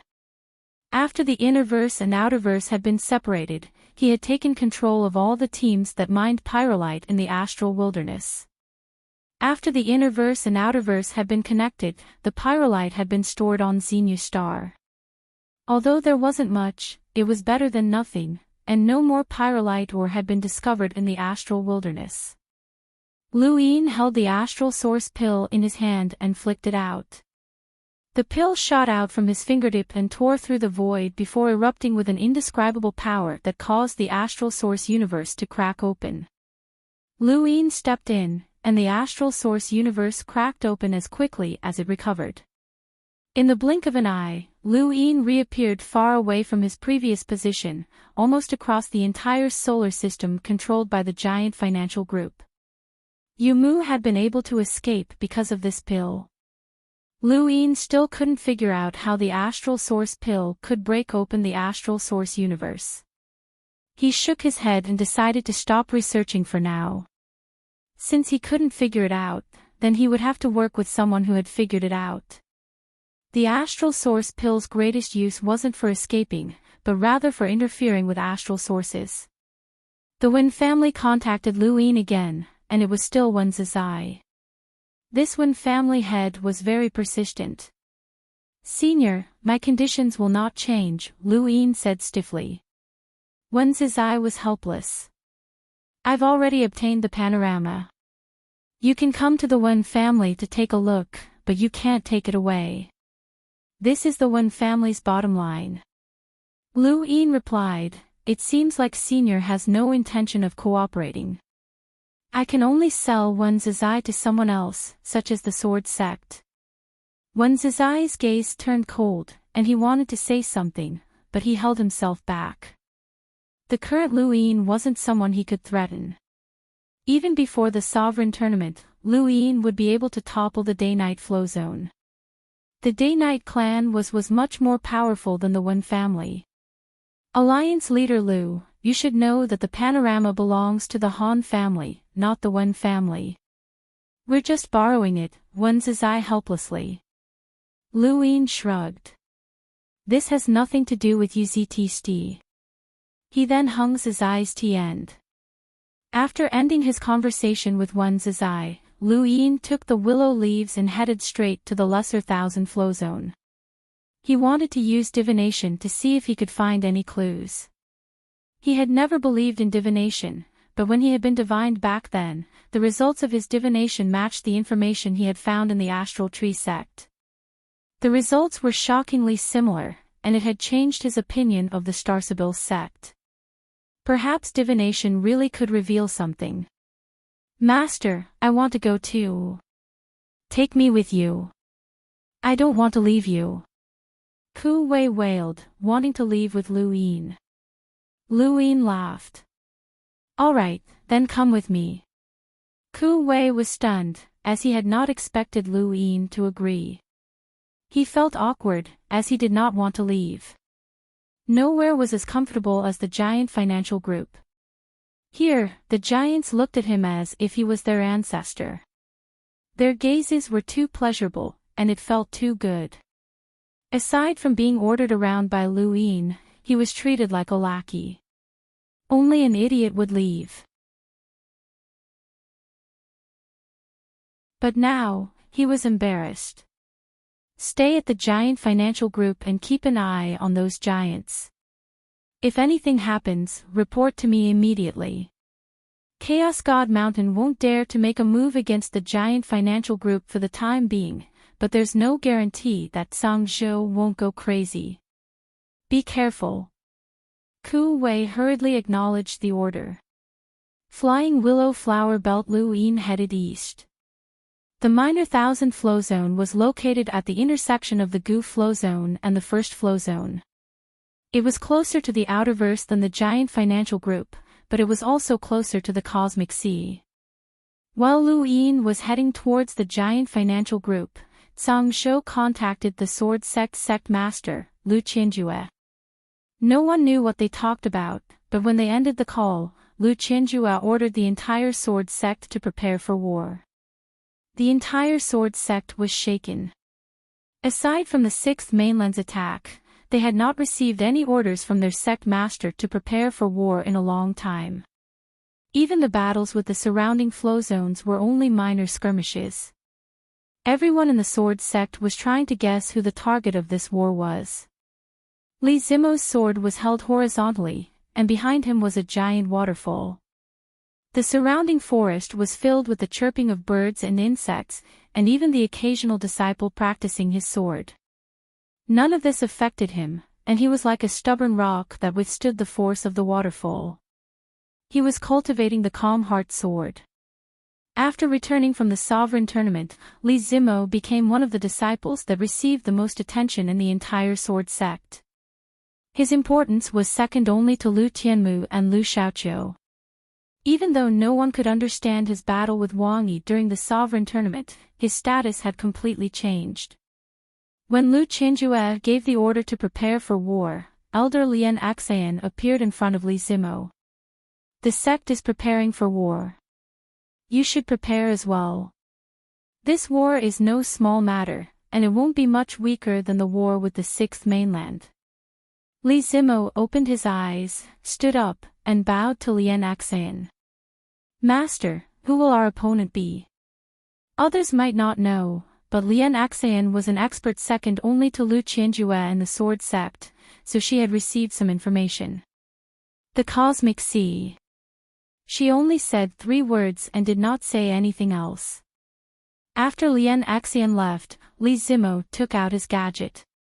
This was the first time he had taken the initiative to send a message to Lu Yin since joining the Sword Sect. Lu Yin's gadget beeped, and he glanced at it. He was shocked to see that it was Li Zimo.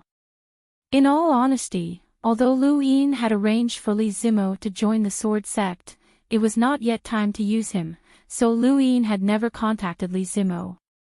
But now, Li Zimo had taken the initiative to send him a message. The Sword Sect is preparing for battle. Their target is the Cosmic Sea.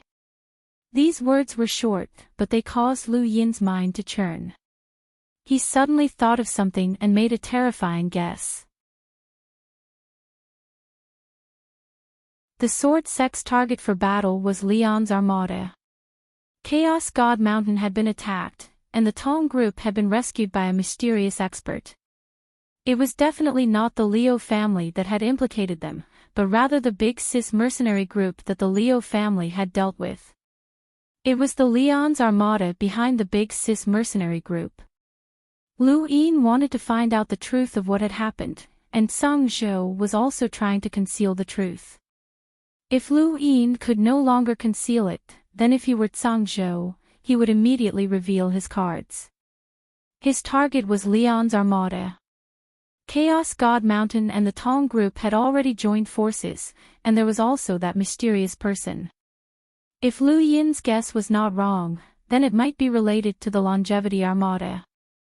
Now that the Sword Sect was acting strangely, and their target was the Cosmic Sea, there was a 99% chance that it was Leon's Armada. However, this was only a guess, and Lu Yin immediately contacted Sage Leon to ask if he had any connections with the Sword Sect. The answer he received was disappointing, as he had also hoped that the Sword Sect had gone to help Leon's Armada and not to deal with them. If they were not helping Leon's Armada, then they were going to deal with them. Chaos God Mountain, the Tong group, and the Sword Sect were all very dangerous. Lu Yin's gaze trembled, and he muttered to himself for a moment before opening his gadget to contact Wen Zizai. Wen Zizai was in the middle of a conversation with President Han, and he was having a headache. When Lu Yin called, his eyes lit up, and he accepted the call. Alliance Master Lu, have you changed your mind?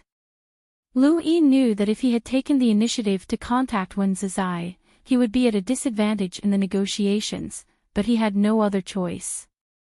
Time was tight, and Song Zhou was also grasping for time.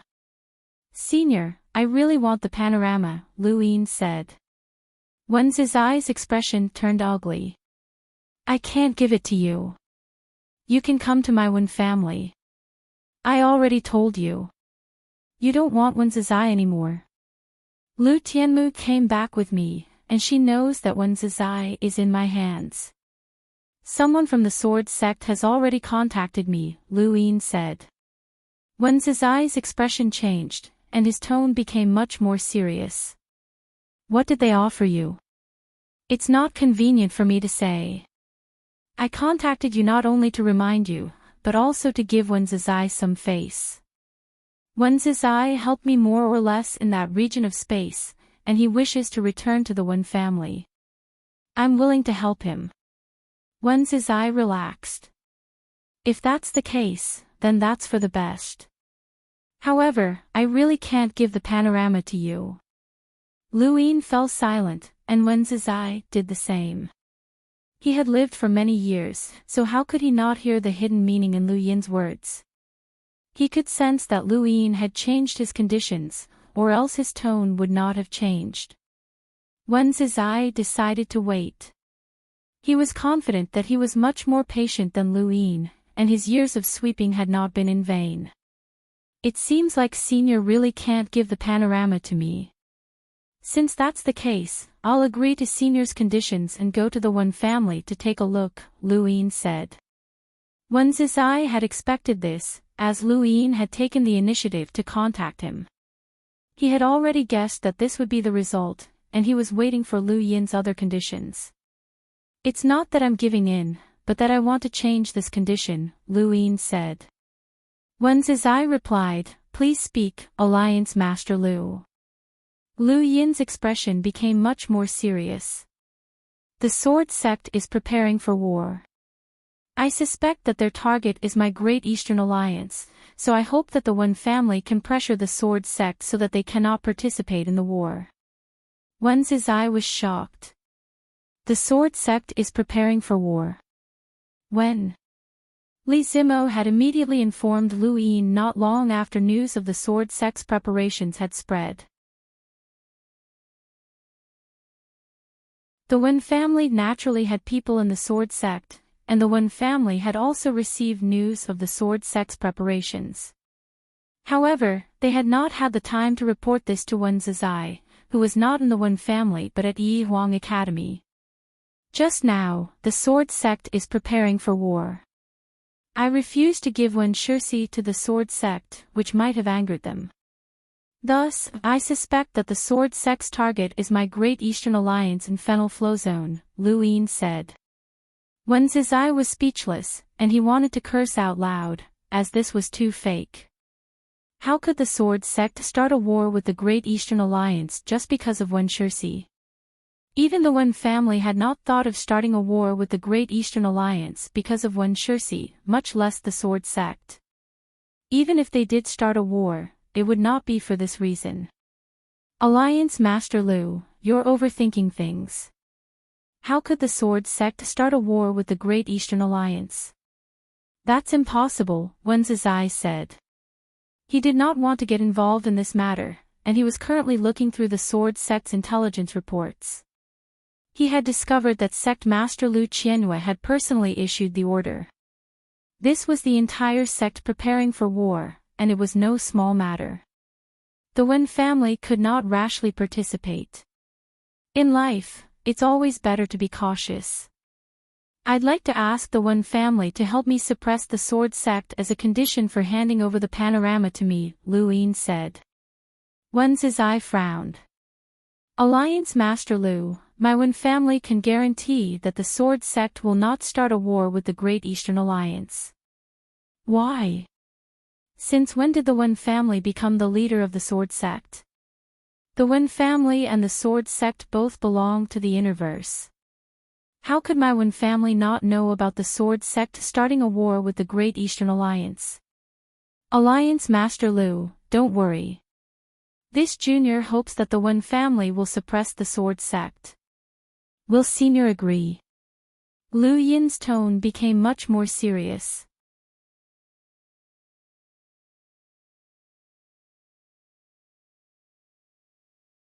Welcome aboard. Stay tuned and subscribe to Han Li's Wuxia Adventures for more thrilling content. Chapter 1620. Alliance Master Lu, whoever the sword sect starts a war with has nothing to do with you. It's fine as long as it doesn't affect the Great Eastern Alliance. Lu Yin's tone turned sour. Senior, what do you mean by that? You can't give the panorama to me, and now that I'm asking the Wen family for help, you're making all sorts of excuses. It seems like the Wen family really doesn't want the #1 scholar anymore. Anyway, this is my condition. If the Wen family agrees, I can go to the Wen family to look at the panorama, and I won't take it with me. If you don't agree, then I won't agree. Wen Zizai felt aggrieved, as he was being threatened by a junior. I'm not the only one who has the final say in the Wen family. Mobilizing the Wen family to suppress the sword sect is a huge matter to the Wen family, and it's the same as starting a war. We might really start a war with the sword sect, and this is only the condition that Alliance Master Lu agrees to give us the #1 scholar. Don't you think that's too much? I'm only delaying the sword sect so that you won't start a war. How about this? If the Wen family really does start a war with the sword sect, then the Great Eastern Alliance will be responsible for the compensation. I can even invite 2 powerhouses with power levels over 700,000 to join the Wen family and fight the sword sect together. How about that? Lu Yin had already said this, and Wen Zizai knew that Lu Yin would not back down. Let me think about it. I'll need to discuss this with the rest of the Wen family. If the sword sect starts a war with anyone, then the conditions will be nullified. Your Wen family can forget about becoming #1 scholar for the rest of your life. I, Lu Yin, am a man of my word. Lu Yin then ended the call. He had no choice but to threaten the Wen family to join him and stop the sword sect. The Wen family was definitely not as strong as the sword sect, but they could still delay the sword sect. Lu Yin wanted to disrupt the Tsang universe's plans. Even if they really did start a war with Leon's armada, they would need to give the Great Eastern Alliance time to prepare. With that in mind, Lu Yin immediately contacted Wang Wen and had the army that was preparing to head to the Cosmic Sea. This might be their first battle since their formation, and that army would be called the Lu Xianjun Army. Wen Zizai put down his gadget and immediately gathered the upper echelons of the Wen family for a discussion. Finally, they mobilized the entire family as quickly as possible and ordered the family to prepare for war. Their target, the Sword Sect. Could it be that the patriarch's illegitimate son was killed by the Sword Sect? It wasn't just the Wen family, even the neighboring beast tamer's flow zone was dumbfounded. They even suspected that Wen Zizai had gone senile and had issued the wrong order. His target had actually been the Divine Great Hall, but after repeated confirmation, they realized that Wen Zizai's orders had been directed at the Sword Sect. This was strange. Soon, the Sword Sect received the news. Lu Qianjue almost misheard it. The Wen clan wants to start a war with the Sword Sect. Where did you get that information? Elder Li's expression turned ugly. According to the people we planted in the Wen clan, Wen Zizai personally gave the order to mobilize the clan to prepare for war. Their target is the Sword Sect. Lu Qianjue was momentarily at a loss for words. The erudite flow zone and the first flow zone were separated by the beast tamer's flow zone, so what kind of battle was this? But Wen Zizai had personally given the order. That was not right. Thinking about it, Lu Qianjue immediately contacted Wen Zizai. Wen Zizai had no intention of talking to Lu Qianjue. He had nothing to say. The Wen family had been forced to put pressure on the Sword Sect. If he said something like that, Lu Qianjue would probably start a fight. Since Wen Zizai did not answer, Lu Qianjue kept trying. The Sword Sect had been preparing for war with the Cosmic Sea for a long time, and they could not stop because of the Wen family's inexplicable declaration of war. Finally, after 2 full days, Wen Zizai managed to contact Lu Qianjue. However, he had no other choice. Lu Qianjue had been trying to contact him for 2 full days, and it would be unreasonable if he did not answer. Wen Zizai, why are you declaring war on the Sword Sect? Lu Qianjue asked sternly as he stared at Wen Zizai. Wen Zizai's eyes went wide. Lu Qianjue, you still have the nerve to say that. How do you explain being the #1 scholar? What #1 scholar? Lu Qianjue was stunned, as he did not know what Wen Zizai was talking about. Wen Zizai sneered. Stop pretending. Do you think I don't know that your Sword Sect wants to take the #1 scholar from Lu Yin? Lu Qianjue was truly at a loss, as he had no idea what the #1 scholar was. Lu Tianmu had always been focused on cultivation and had never cared about the outside world. Even as one of the 10 arbiters, he had not cared about the matters of the Fifth Mainland's younger generation, let alone the impact that the #1 scholar would have on the Wen family and the entire universe. Stop pretending. Lu Yin already told me that my Wen family will definitely take the #1 scholar. If your Sword Sect dares to stop us, my Wen family will not hesitate to declare war. Wen Zizai ended the call. Lu Qianjue did not know what Wen Zizai was talking about. #1 scholar. Who? Someone from the Wen family. Why had he never heard of this name before?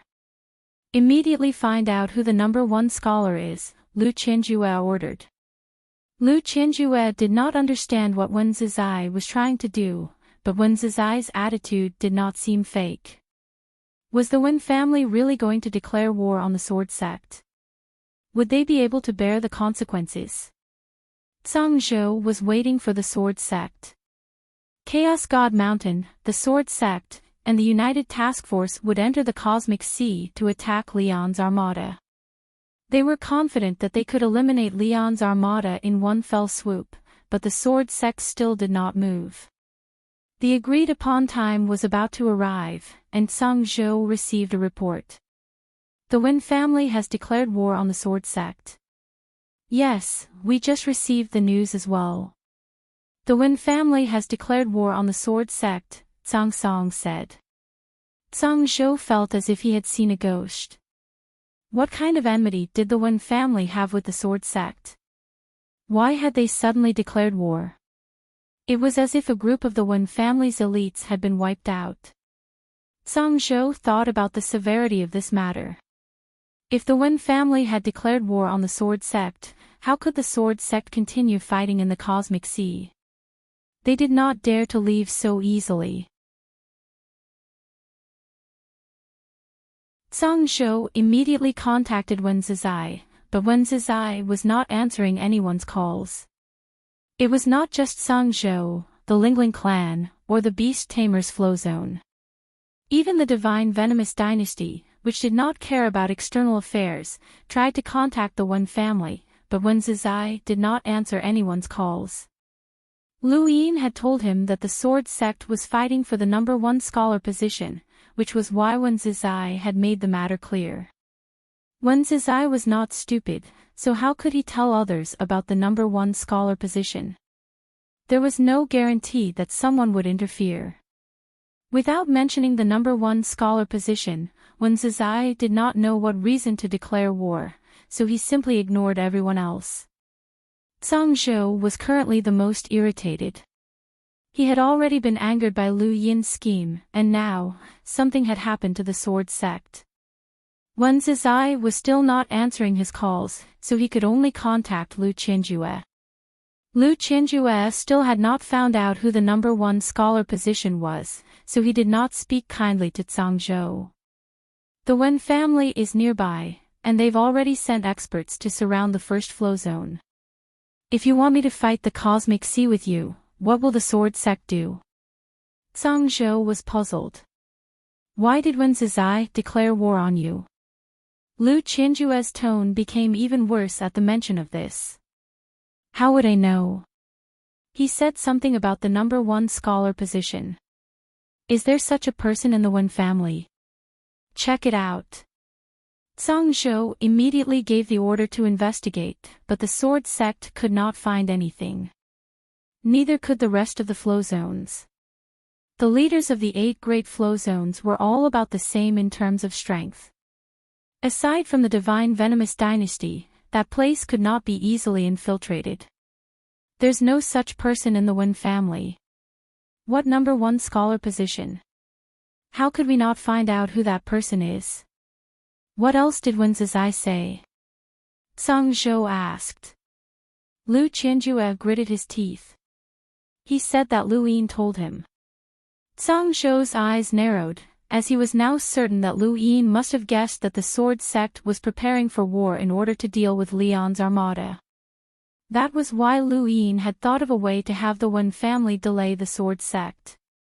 Where had this person gotten such a method from? How had he managed to mobilize the Wen family? Even Zhang Zhou could not figure out how Lu Yin had done it. Was the #1 scholar position really that important? There's no such person in the Wen family's genealogy records. Talk to Wen Zizai again and tell the Wen family to wait. We'll give them an explanation after the battle in the Cosmic Sea, Zhang Zhou said. Lu Qianjue shook his head. That old bastard Wen Zizai isn't seeing anyone right now. We can't contact him. Zhang Zhou was furious. It's Lu Yin. It's all his doing. He instigated the Wen family and the Sword Sect. Lu Yin's background is complicated, but the only one that can truly help the Great Eastern Alliance is Leon's armada.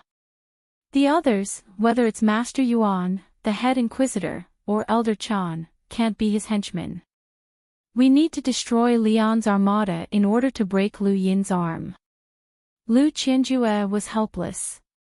I understand, and that's why I joined you. My Sword Sect has nothing to do with Leon's armada, and we don't want to offend them for no reason. Heizage Leon has Eversky Island behind him, but Lu Yin's ambition is too great. We can't deal with him, so we can only break his arm. But don't forget that there are conditions for my Sword Sect to take action. Don't worry, we won't touch Heizage Leon. We'll just destroy Leon's armada, Zhang Zhou said. But then, he felt that something was off. The Sword Sect could not even participate in the battle, so what kind of conditions were there to talk about? Is your sword sect sure that they won't participate in the battle? Lu Qianjue lowered his voice. I'll personally look for Wen Zizai and find out what's going on with the Wen family. How can Lu Yin make the entire Wen family work for him? And how can Wen Zizai trust him? I'll wait for you for half a month. If the sword sect is still unable to participate in the battle after that, then we'll go ourselves. Regardless of whether we succeed or not, we still have to try, Zhang Zhou said before ending the call. Lu Qianjue frowned, as Leon's armada was not simple. He did not know why Chaos God Mountain had to participate in the battle to destroy Leon's armada, but he knew that it was because of Lu Yin. There was still a group within Cosmic Sea. The various parties' interests were involved, which had led to this battle. This battle was extremely important, and if they could not eliminate Leon's armada, then they would definitely have to bear the brunt of revenge. That was not all, as Lu Qianjue was still most worried about Lu Yin. If they could destroy Leon's armada, then Lu Yin's Great Eastern Alliance would no longer be a threat. Lu Qianjue wanted to participate in this battle as much as possible. Chaos God Mountain and the Zhuo group alone were not enough to guarantee his safety. The situation in the Innerverse had become strange. The war between the Blazing Mist Flowzone's Ross Empire and the Demon Dragon clan from the Great Ruins had yet to end, and there were also many other powers involved. Over here, the Sword Sect and the Wen family were both preparing for battle, and a shocking battle had broken out at Chaos God Mountain. Everyone felt that the Innerverse was about to descend into chaos. Half a month was the longest that Zhang Zhou could delay for. Lu Yin had already discovered their plan, and Leon's armada was definitely prepared. Thus, Zhang Zhou could only give the Sword Sect half a month. As they looked at the 108 ring-shaped tributaries in front of them, they finally arrived at the Starsibil sect. As soon as they arrived, Lu Yefei sensed something strange. It's like something's watching us. Big Sister Feihua's expression turned ugly, and she spread out her astral source in an attempt to find the source of the attention. However, she could not find anything. Lu Yin suddenly spoke up. Seniors, what do you think about divination?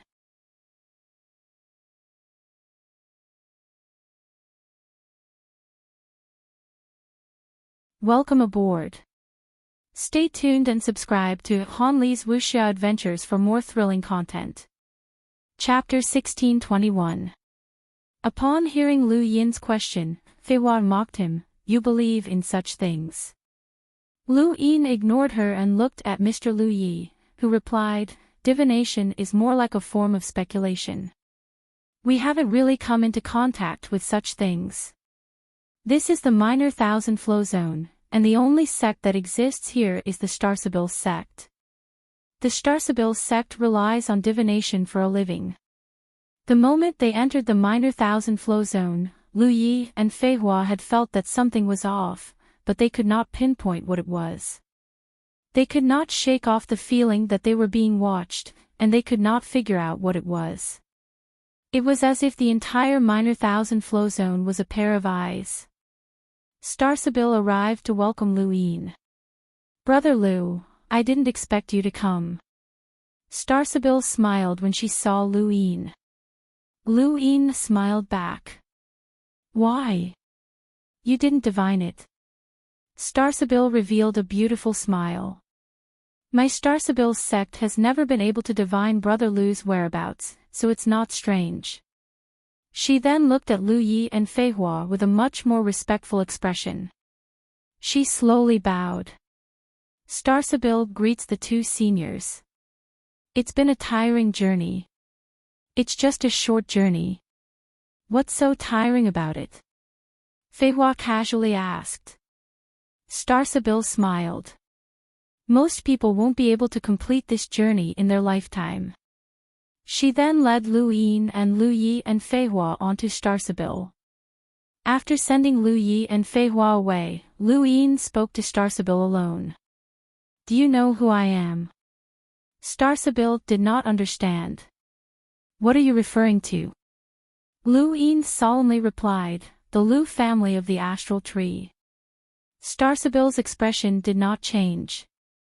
Brother Lu, do you remember the last time we met? We talked about conflicting fates. We are worried about conflicting fates for those who come for divination, and the same goes for us.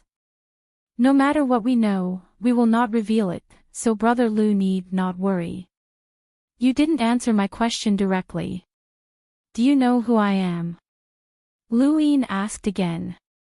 Starsabil met Lu Yin's gaze, her resplendent eyes as beautiful as ever. Divination is about karma and relationships. It's not mystical enough to see through everything about a person. Lu Yin nodded. Brother Lu, why have you come? Starsabil asked. Lu Yin asked, what's the price for asking you to perform a divination? That will depend on what Brother Lu wants to divine. The last time I invited Brother Lu here, Master said that we should form good karma. I also want to form good karma with Brother Lu. Starsabil smiled. Lu Yin replied, you've already helped me the last time when you divined the location of the Southern Margins director. I'm willing to give Brother Lu even more good karma. Brother Lu is worth the Starsabil sect's efforts, Starsabil said. Lu Yin did not want to owe the Starsabil sect anything. He had heard that the more he was involved with people and matters related to divination, the more troublesome it would be. Tell me your conditions, or else I won't be able to ask. Starsabil was helpless.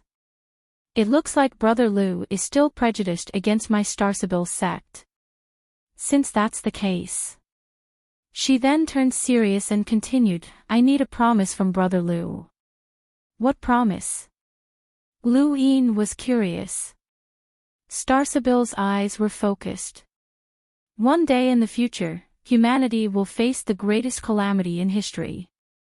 I hope that Brother Lu will do his best to preserve a trace of our Starsabil sect so that the name of the Starsabil sect can be passed down. Lu Yin raised a brow. Humanity will face a calamity in the future. Starsabil had a complicated look in her eyes. I don't know. Divination involves divining the years, seeing the future, and seeing through the past. However, neither Master nor I can see a certain future. It's as if everything related to humanity will be severed during that period of time. This is not a good thing. At the very least, my Starsabil sect will not be able to connect with our future selves. Lu Yin did not understand what she was saying. That day will not come. Even if it does, I will do my best to accomplish it. Then I'll thank Brother Lu in advance. What is it that you wish to know this time? Starsabil asked. Lu Yin solemnly replied, back then, Big Sis had a falling out with Leon's armada, and she led a group of people to form the Big Sis mercenary group. They entered the inner verse, but he accused my surname of being illegal and banished the Big Sis mercenary group. In the end, 72 lives were lost, and the Leo clan was implicated as well. I would like to ask you to divine the truth of this matter. Starsabil was puzzled. Hasn't this matter already been investigated? Leon's armada declared war on the Mastiff Society after Big Sis mercenary group returned. Both sides have yet to stop fighting, and the Mastiff Society has suffered heavy losses. They're constantly recruiting people from the Innerverse and Neoverse. Lu Yin's expression was gloomy. On the surface, it's over, but I recently found out that the Leo clan ambushing Big Sis mercenary group is related to Chaos God Mountain. Chaos God Mountain is also related to the Mastiff Society. There must be more to this matter, and I want to know more about it. Starsabil nodded. Understood. Please wait a moment, Brother Lu. This divination was clearly more troublesome than the previous one, and Lu Yin had to wait much longer as well. Even though he had taken the initiative to ask Starsabil for a divination, he still did not believe in divination. However, his previous experience with the Starsabil sect had left him unable to see things clearly, so he was still in a state of disbelief. In fact, he was more willing to believe in divination, as it was information rather than seeing the future and the past. Starsabil had once said that divination involved cutting off the river of time, but Lu Yin did not believe her. If the Starsabil sect could really do something like that, they would not have stayed in the inner verse for so long. Brother Lu, divination is unable to uncover the entire matter, but I did manage to divine a surname that Brother Lu did not mention earlier, Starsabil said when she saw Lu Yin. Lu Yin's eyes flashed. What surname? Starsabil's gaze turned cold. Xia. Lu Yin was shocked. Xia. Starsabil nodded. When I started divination, the surname Xia appeared in my mind and could not be erased. However, if I wanted to delve deeper into the matter, I could not do so. I can confirm that this matter is related to Xia. Lu Yin fell into deep thought, and Starsabil left to give him some time alone to think. Not long after, Lu Yin contacted Sage Leon and asked if Leon's armada had any connections with the Xia family. Xia. How did they get involved? How is my Leon's armada related to the Xia family? How do you know that it's related to the Xia family? I'm in the Starsabil sect. Idiot, you actually believed someone like that.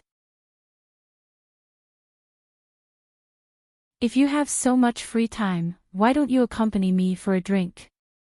Captain, Leon's armada is backed by Eternal Sky Island. Do you think that this matter is related to the Elysian Heavenly Master and Xia Ji? Lu Yin suddenly asked. He was trying to deduce the situation from the bottom up. The Leo family, Chaos God Mountain, the Tyrant Regiment, and the Xia family all corresponded to the Big Sis mercenary group, Leon's Armada, and Eternal Sky Island. If it was related to the Xia family, then Lu Yin could only think of Xia Ji. Otherwise, why would they oppose Eternal Sky Island? Heizage Leon fell silent. He had started his apprenticeship on Eternal Sky Island and founded Leon's Armada. Speaking of which, Leon's Armada had nothing to do with Eternal Sky Island, and the Elysian Heavenly Master did not recognize it as a group of pirates. However, if something happened to Leon, the Elysian Heavenly Master would not sit idly by. If the Xia family was related to this matter, then the only place that could implicate them was Eternal Sky Island. Wait. Leon immediately contacted the Elysian Heavenly Master. Not long after, he replied, Master says that he has no enmity with Xia Ji. Lu Yin's head hurt, and he felt like he could not continue investigating. The Xia family had mysteriously gotten involved, and there was no reason for them to do so. Chaos God Mountain, the Tyrant Regiment, and the Longevity's Armada. How had these powers allied together? Chaos God Mountain had no reason to deal with Leon's Armada. He contacted Starsabil again, but she shook her head. I've already divined everything that can be divined. Divinations cannot be made out of nothing, and there needs to be clues. Otherwise, the river of time is endless, and finding a needle in a haystack is harder than finding a needle in a haystack. Lu Yin muttered to himself. Xia Ji had no reason to deal with the Elysian Heavenly Master, nor did he have any reason to become enemies with Eternal Sky Island. Could Starsabil have made a mistake in her calculations? He looked at Starsabil suspiciously. Then, can I have a chat with your master? Starsabil smiled gently. Does Brother Lu not trust me? Lu Yin coughed. No, it's just that I was in too much of a hurry to communicate with your master, and I wanted to meet him again. Starsabil replied, Brother Lu, my divination and my master's results are the same.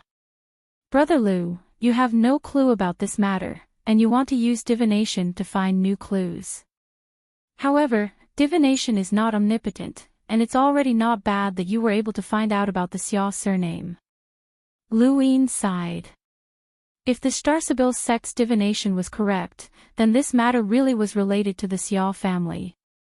Xiao Ji had no enmity with the Elysian Heavenly Master, so what about the rest of the Xiao family? Lu Yin laughed. The rest of the Xiao family had no right to scheme against Eternal Sky Island, not even the head of the Xiao family. Suddenly, Lu Yin thought of something. Could Xiao Ji have learned the 9 clones technique? During the contest for the Star Tower and the battle in the Mountain and Sea Realm, Xiao Jiuyo had revealed his 9 clones technique, which had shocked the universe. Star Sibyl had also learned it, and it was then that everyone had confirmed that progenitor Chen's 9 clones technique truly existed. However, besides the two of them, no one else had cultivated it. The rest of the Xiao family also did not know the 9 clones technique. At that time, everyone had thought that the 9 clones technique had been created by progenitor Qin, but in reality, how could he have done so when he was young? It had come from the Shinwu plane of the astral tree. Then, could Xiao Ji have learned the 9 clones technique? Xiao Ji himself had no enmity with Eternal Sky Island, so could it have been one of his clones that had plotted everything? No one else had the right to scheme against Eternal Sky Island. When he thought of this possibility, Lu Yin immediately sought out Star Sibyl. I have a question, but I'm not sure if I should ask. Lu Yin hesitated. Star Sibyl smiled. Please ask, Brother Lu. I'll tell you everything that I can. Lu Yin seriously asked, where did you learn the 9 clones technique? Star Sibyl was stunned, as she had not expected Lu Yin to ask such a question. This was her greatest privacy, second only to a woman's privacy. Lu Yin apologetically replied, I know I shouldn't have asked, but it's fine if you don't want to tell me. Star Sibyl gently replied, it's not that I don't want to tell you, but I'm afraid that you won't believe me. Lu Yin was curious. Star Sibyl earnestly replied, divination can be used to intercept the river of time. When Xiao Jiuyo came to the Star Sibyl sect, I was coincidentally performing my divination. Perhaps it was because of him, or perhaps it was just a coincidence, but I saw the 9 clones technique in the river of time. Lu Yin's eyes widened. There was such a thing. What about Xiao Jiuyo? Lu Yin asked.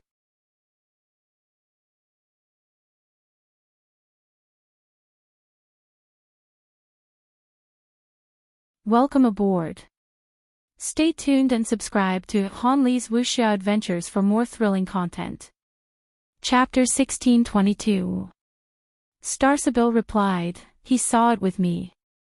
Lu Yin now understood why Xiao Jiuyo had revealed the 9 clones technique to Star Sibyl in the Mountain and Sea Realm. The two of them had learned it at the same time.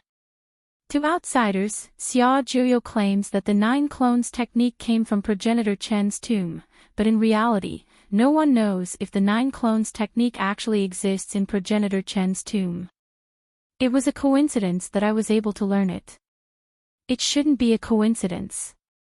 Master said that Xiao Jiuyo's bloodline is too close to mine, which allowed me to see the 9 clones technique in the river of time. That's my guess as well. The path of divination is vast and boundless, and there are many things that we cannot explain. For example, I don't know how Master saw through Brother Lu's past. Lu Yin sighed. If it's the legendary god of destiny, then he should be able to see through everything. Star Sibyl laughed. Brother Lu, you believe in that? Lu Yin frowned. You don't believe me? Star Sibyl shook her head. The god of destiny is illusory. Many people have studied divination since ancient times, but there is no proof of the god of destiny's existence. My Star Sibyl's sect does not believe it. Lu Yin grunted, not intending to discuss this with Star Sibyl. Do you think that Xiao Ji might know the 9 clones technique? Star Sibyl's eyes lit up. Brother Lu, what do you mean? Help me divine Xiao Ji and focus on his clones, Lu Yin said seriously. Star Sibyl was helpless. Xiao Ji is one of the 7 demigods, and he's at the peak of the human race. I can't divine him with my abilities, and even Master can't do it. I'm afraid that Brother Lu will be disappointed. You said that Xia Jiuyo's bloodline is too close, which is why you can see the 9 clones technique from the River of Time. Then, if I have Progenitor Chen's bloodline and focus on Xia Ji's clones, will that be of help? Lu Yin asked, taking out a vial of Progenitor Chen's blood. After Ku Wei's upgrade, he had a total of 3 vials of blood. He had given Ku Wei one so that he could become the source of the giant's bloodline, so he still had 2 vials left. Star Sibyl was shocked. Progenitor Chen's blood. Is there any help? He asked. Star Sibyl accepted the vial. Even though she had seen many grand scenes before, she was still excited at this moment. This was Progenitor Chen's blood, which was the blood of a progenitor.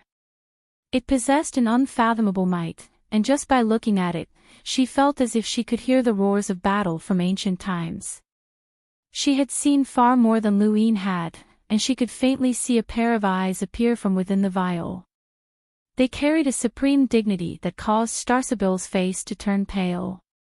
The bottle suddenly fell to the ground, and Lu Yin hurriedly caught it as he looked at Star Sibyl strangely. Star Sibyl panted heavily. I'm sorry, Alliance Leader Lu. I'm used to divining, and I can see the River of Time. I just saw Progenitor Chen. These words sent a chill down Lu Yin's spine. Wasn't this like seeing a ghost? He hurriedly handed Progenitor Chen's blood over to Star Sibyl. Can you divine the location of Xia Ji's clone? Star Sibyl nodded. I can give it a try. She then turned and left. Not long after, Lu Yin suddenly looked in the direction that Star Sibyl had left. He saw a boundless, majestic rune line spreading out into the universe, heading in an invisible direction. This was completely different from the previous divination, as this was borrowing the power of Progenitor Chen's blood. Suddenly, all of the rune lines headed south. Lu Yin's eyes trembled. Had she divined it? Star Sibyl walked out of the void, her face pale and exhausted. She looked up towards the south. It's the cosmic sea and Neoverse. She then looked at Lu Yin. You guessed right. Xia Ji has more than one clone, and they're in the cosmic sea and Neoverse. When Lu Yin heard this, he more or less sorted out his thoughts. Perhaps Xia Ji's clone had schemed against Eternal Sky Island and used the Chaotic God Mountain and the Immortal Legion. But why had the Chaotic God Mountain been used? How had the Longevity Legion joined? What about the Sword Sect? What was going on?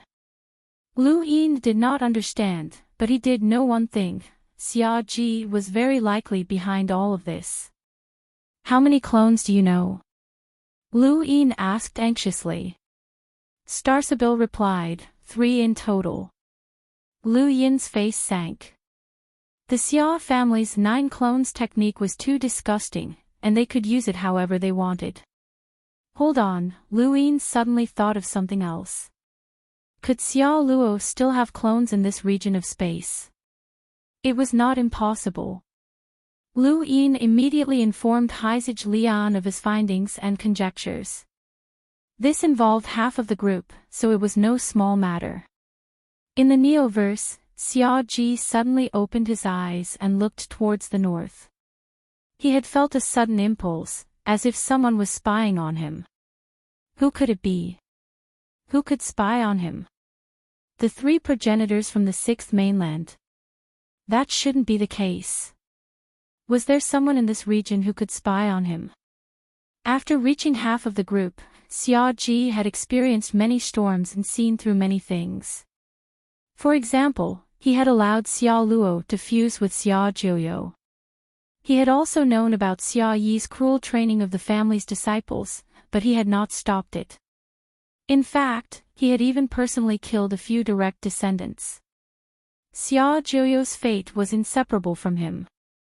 Any mishap could lead to irreversible consequences, and Xia Ji knew this very well. Now that someone was spying on him, no matter what their goal was, it was not a good thing for him. He raised his hand and activated his gadget. In the Innerverse, in the Chaos Flow Zone, Chaos God Mountain had calmed down after the battle with the emissaries. The lower-level disciples did not know who was in charge of the sect, and they could not do anything about it. Elder Hu's eyes flickered as he walked through Chaos God Mountain. Several disciples greeted him, but he only nodded. Those disciples were puzzled. What's wrong with Elder Hu today? He's ignoring everyone. Elder Hu is usually very introverted, but he might have been frightened by the recent battle. Forget about Elder Hu, who hasn't been frightened on the mountain. It must have been an emissary-level battle, but I don't know what happened. If Elder Tsang Song hadn't appeared, we would have thought that Chaos God Mountain had been taken over by someone else. Elder Tsang Song doesn't look well. He must have been heavily injured. This matter has nothing to do with us. The most elite disciples and elders still haven't shown themselves. I have a feeling that something big is about to happen. In the distance, Elder Hu returned to his residence.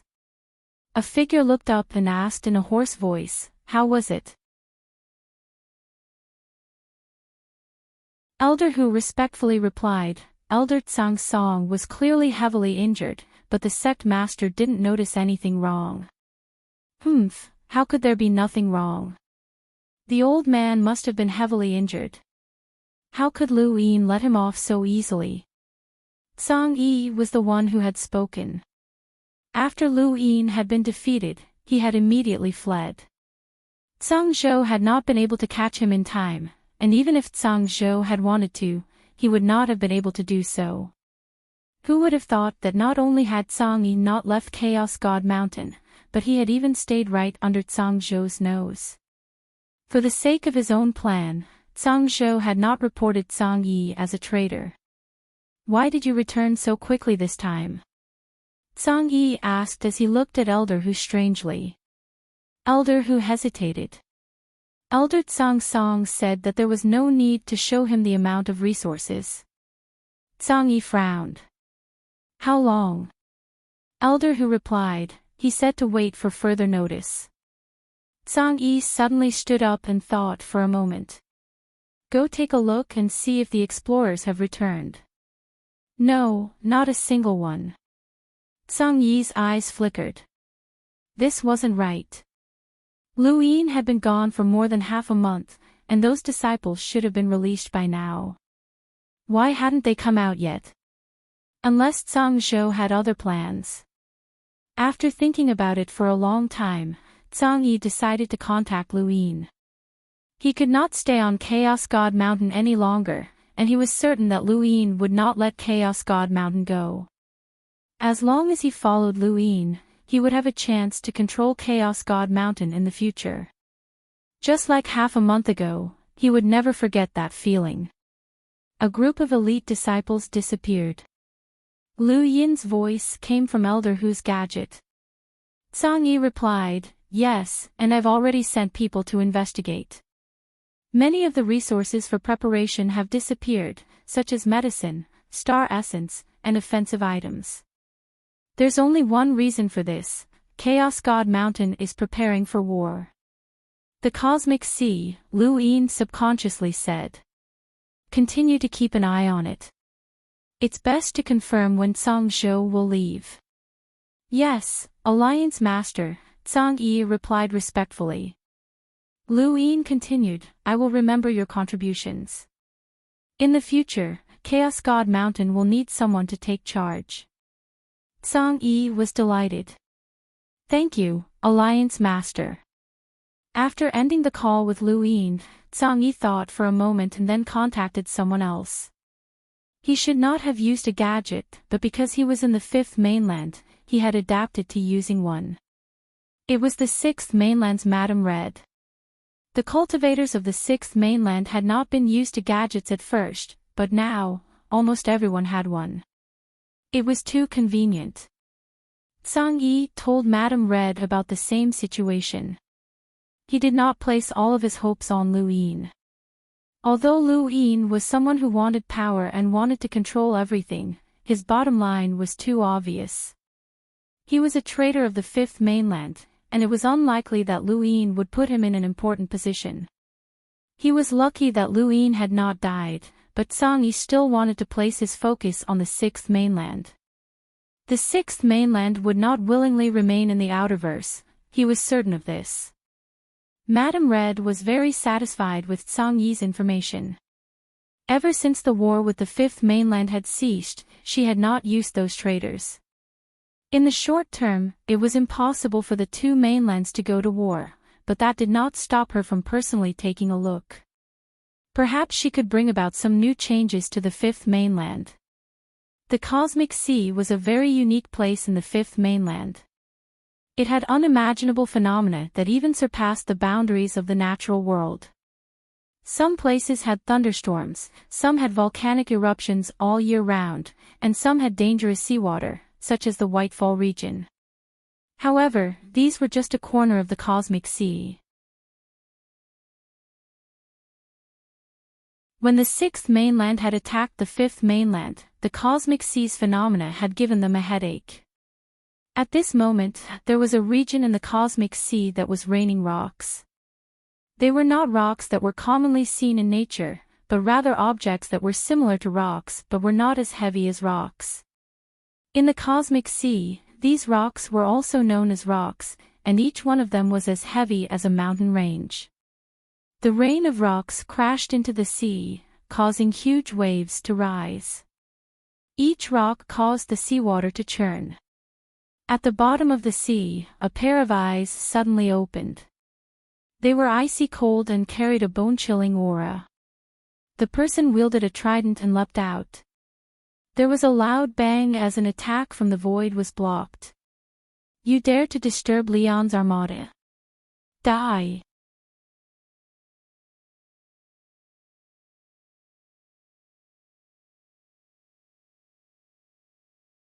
Welcome aboard.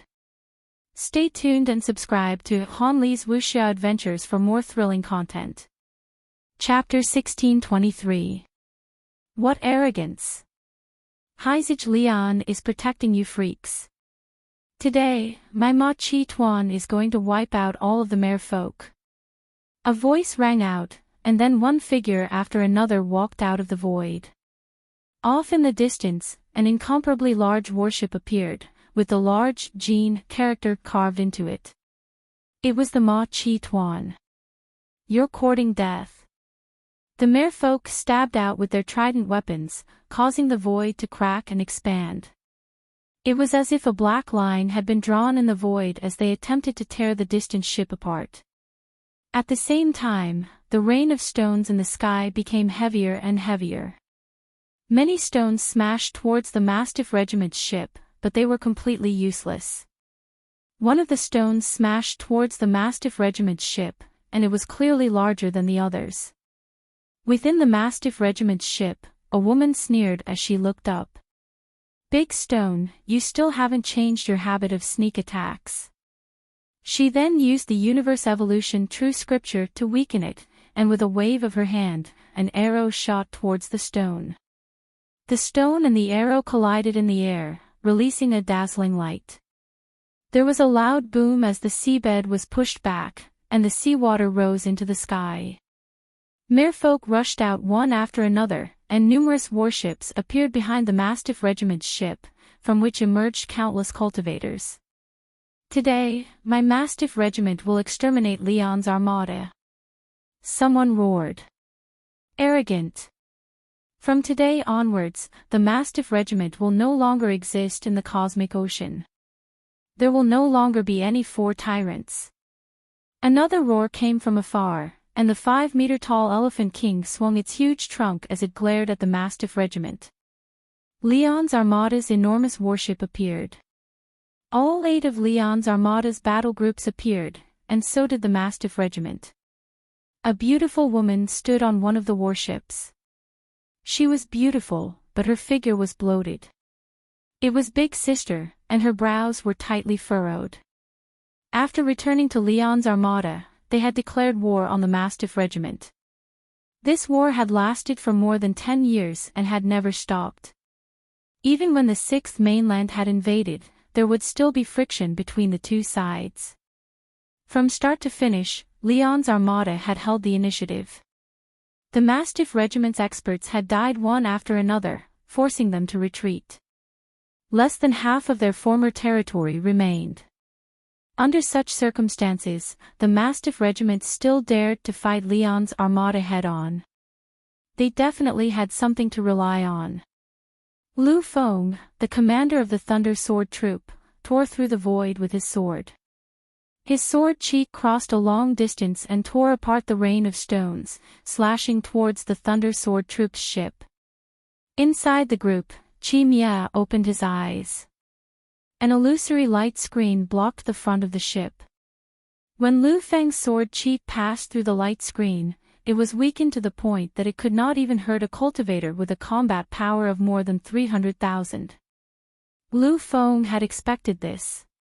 She stepped into the Star Source universe, and when she reappeared, she was already in the air above the ship. She raised her arm high.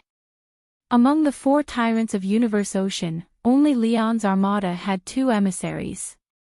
This was also the reason why Leon's armada dominated Universe Ocean and became the leader of the 4 tyrants. Lu Feng could only be stopped by the regiment commander. Chi Mia walked out and looked up at Lu Feng.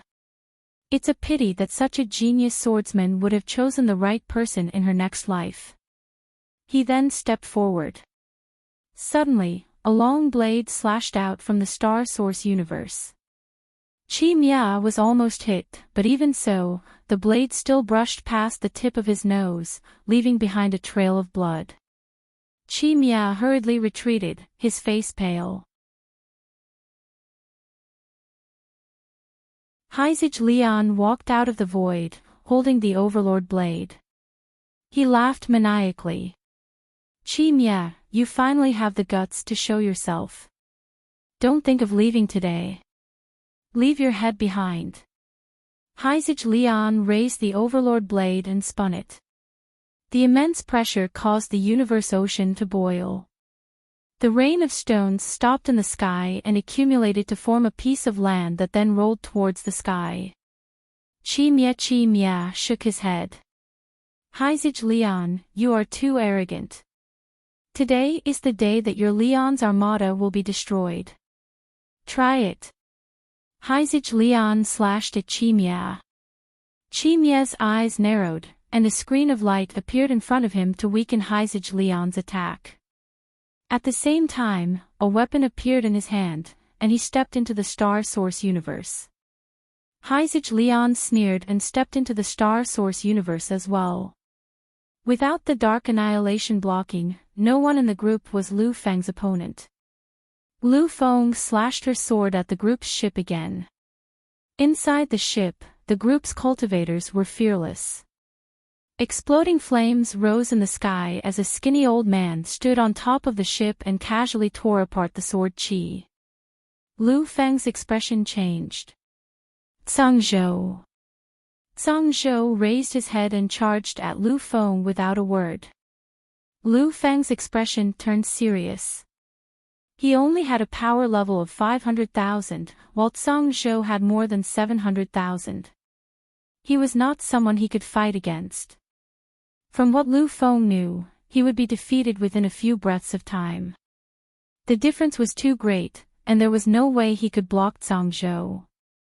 However, the results surprised him, as Zhang Zhou's attack was not that terrifying. Zhang Zhou was helpless as well.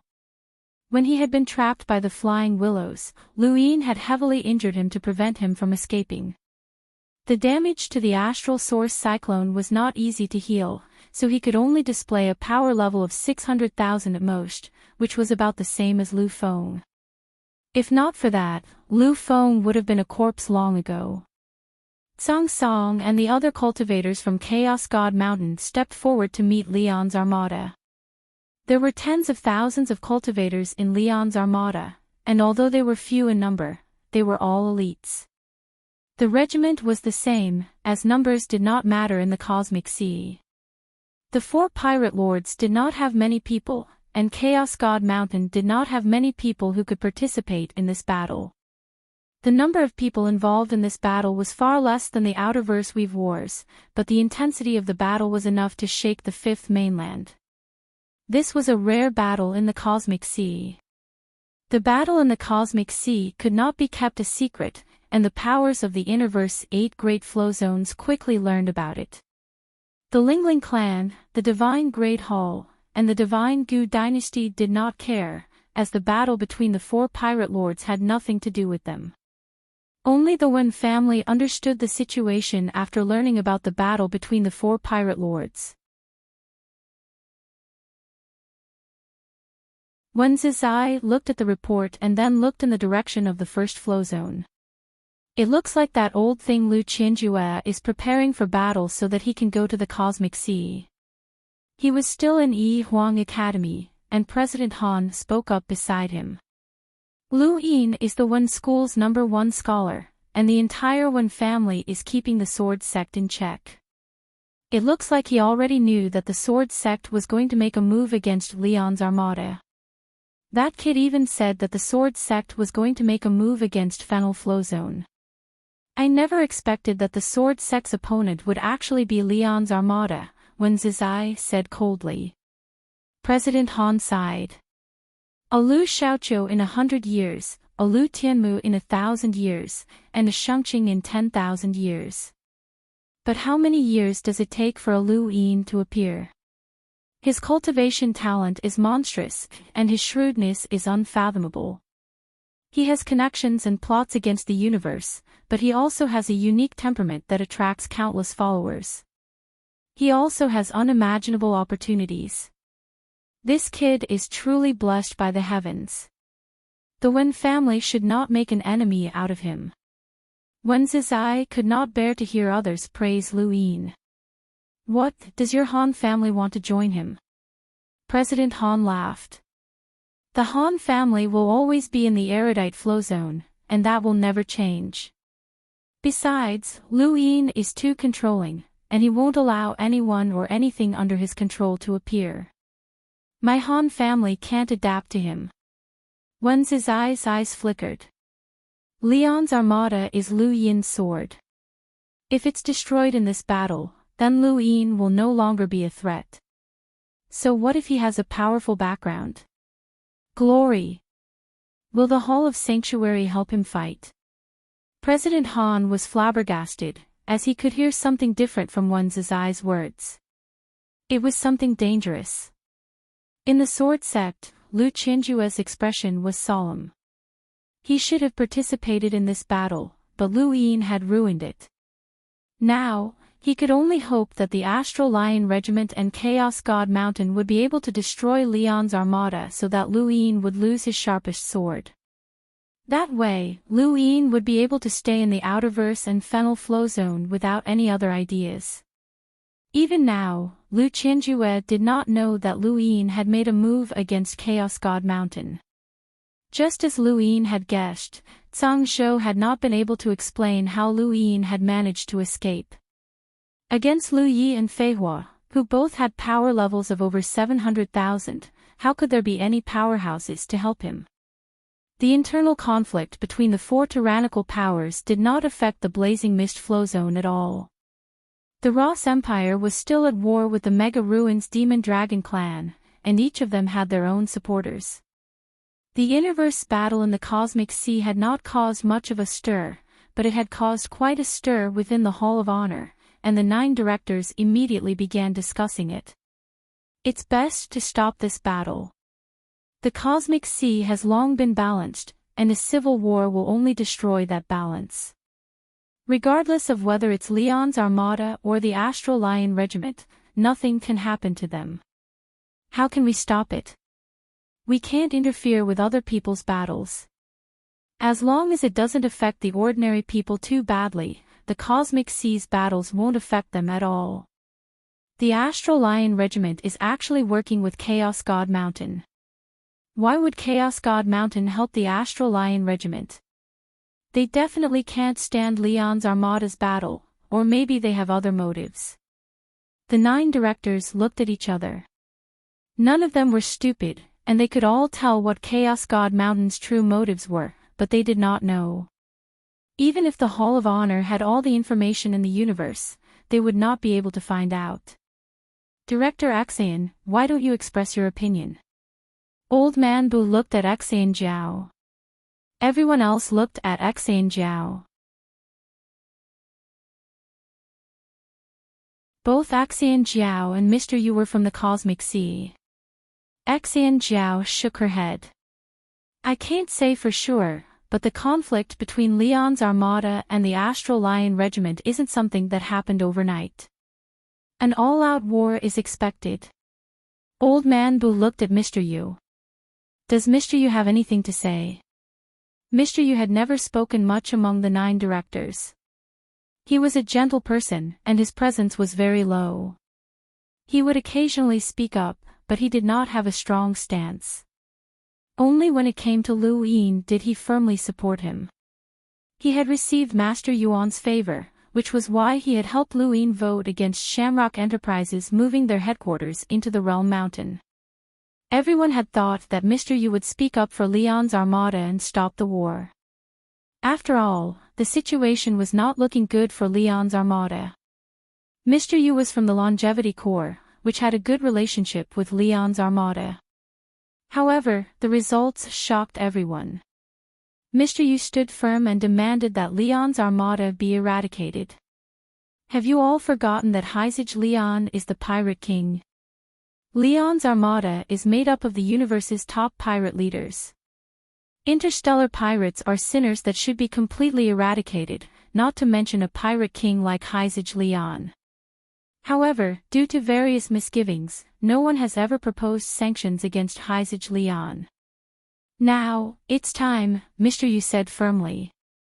Song Ing and the other directors looked at Mr. Yu strangely, not understanding why he would suddenly target Leon's Armada. When Old Man Bu heard this, he immediately sent a message to Lu Yin to inform him that the Longevity Corps had been determined to be an enemy. This was also why he had specifically asked Mr. Yu. Lu Yin wanted to know the Longevity Corps' stance through the directors, but he was disappointed.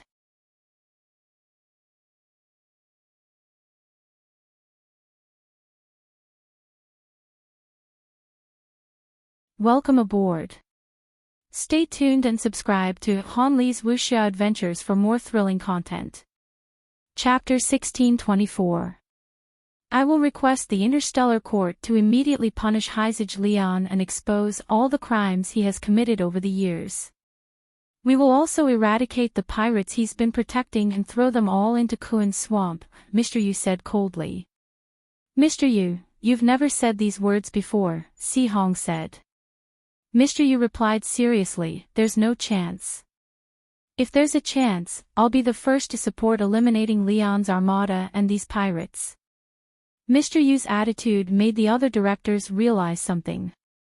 Could it be that the Immortals Armada wanted to participate as well? If that was the case, then Leon's Armada was in danger. I support Mr. Yu. Leon's Armada has protected too many evil people, and they must be eliminated, Knight King Jing said. Lu Ran also spoke up. I support Mr. Yu as well. I support, Tsong Ying said. He did not care about Leon's Armada, but he still cared about the Giant Financial Group. The Giant Financial Group had joined forces with Leon's Armada to establish the Continental Shipping Company. If they did not eliminate Leon's Armada, then they would never be able to get rid of the Giant Financial Group. Nan Yuan also agreed. As the representative of the 7 courts in the Hall of Honor, he was also a member of the Xia family, so he naturally agreed. With more than half of the directors agreeing, the board of directors would formally request the Interstellar Court to punish Heizage Leon and Leon's Armada. Bulao frowned and sent another message to Lu Yin. In the Innerverse, Lu Yin was rushing towards the Cosmic Sea when he saw Bulao's message. He reminded Big Sis and the others to pay attention to the Immortals Armada while also contacting the head judge. He could not interfere with the board of directors' decision, so he could only contact the Interstellar Court. That was his senior brother's territory. However, the head judge could not reach him, so he had no choice but to contact Muen. This time, he managed to contact Muen. Sir, has the board of directors submitted the decision to punish Heizage Leon and Leon's armada to the Interstellar Court? Lu Yin asked. This is confidential, so I can't tell you, Muen replied. Lu Yin immediately asked, is there any way to stop it? Muen shook his head.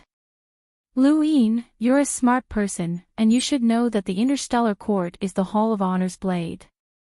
The blade is not the blade itself, but the brains. The board of directors is the brains of the Hall of Honor, and I can tell you that they have indeed submitted the decision to punish Heizage Leon, but what? Muen said, but the head judge is in seclusion, so he is unable to handle the case. He has handed it over to the three of us, but this involves Heizage Leon and the Long Sky Island behind him. We do not have the authority to make a decision, so for the time being, we can only send some people into Cosmic Ocean to observe and wait for the head judge to come out of seclusion before making a decision. Lu Yin heaved a sigh of relief. I understand. Thank you, Chief Judge Muen. Lu Yin, the head inquisitor, is a very fair person. I don't know what relationship you have with the head inquisitor, but the board of governors has already decided to punish Heizage Leon, and the head inquisitor will definitely carry it out. He will not be biased because of you, so you must be mentally prepared, Muen said. Lu Yin ended the call, but Muen's words made his heart sink. It seemed that this senior was a truly fair person, so there was nothing he could do. He touched his cosmic ring. Since you're in seclusion, I'll make this decision for you. Back at World Mountain, after returning from the council meeting, Zhongying contacted Shigu, the commander of the expeditionary force. Using the reason that the Interstellar Court could not immediately make a ruling, he requested that the expeditionary force head to the Innerverse and eliminate the Titans. The reason was that the giant financial group would support Leon's armada. Zhongying was from the expeditionary force, and he had a great influence within the organization. Now that he was requesting the expeditionary force to move out as a director, the expeditionary force could either accept or reject the request, but Shigu chose to accept. Even if he knew that this reason was fake, it did not matter. When did the expeditionary force ever need to explain its actions to others? Besides, this was a request from a director. The war in the Cosmic Sea escalated, and many guessed that the Immortal Squadron had joined the battlefield. Their target was Leon's armada. The rain of stones was still falling, and Heizage Leon forced Annihilation back with a single slash. Although Annihilation was strong, he could not stop Leon, and half of his shoulder was almost cut off. Heizage Leon looked into the distance and saw the Immortal Squadron's giant warship. His face sank. Two-faced. Are you talking about me, Brother Leon? A figure walked out from nearby with a spear on his back and calmly looked at Heizage Leon. Heizage Leon was not surprised by this person's appearance. Ji Chang, your Immortal Squadron has a good relationship with my Leon's armada. Why are you here? Ji Chang raised his head. It's time to change the environment of the Cosmic Sea.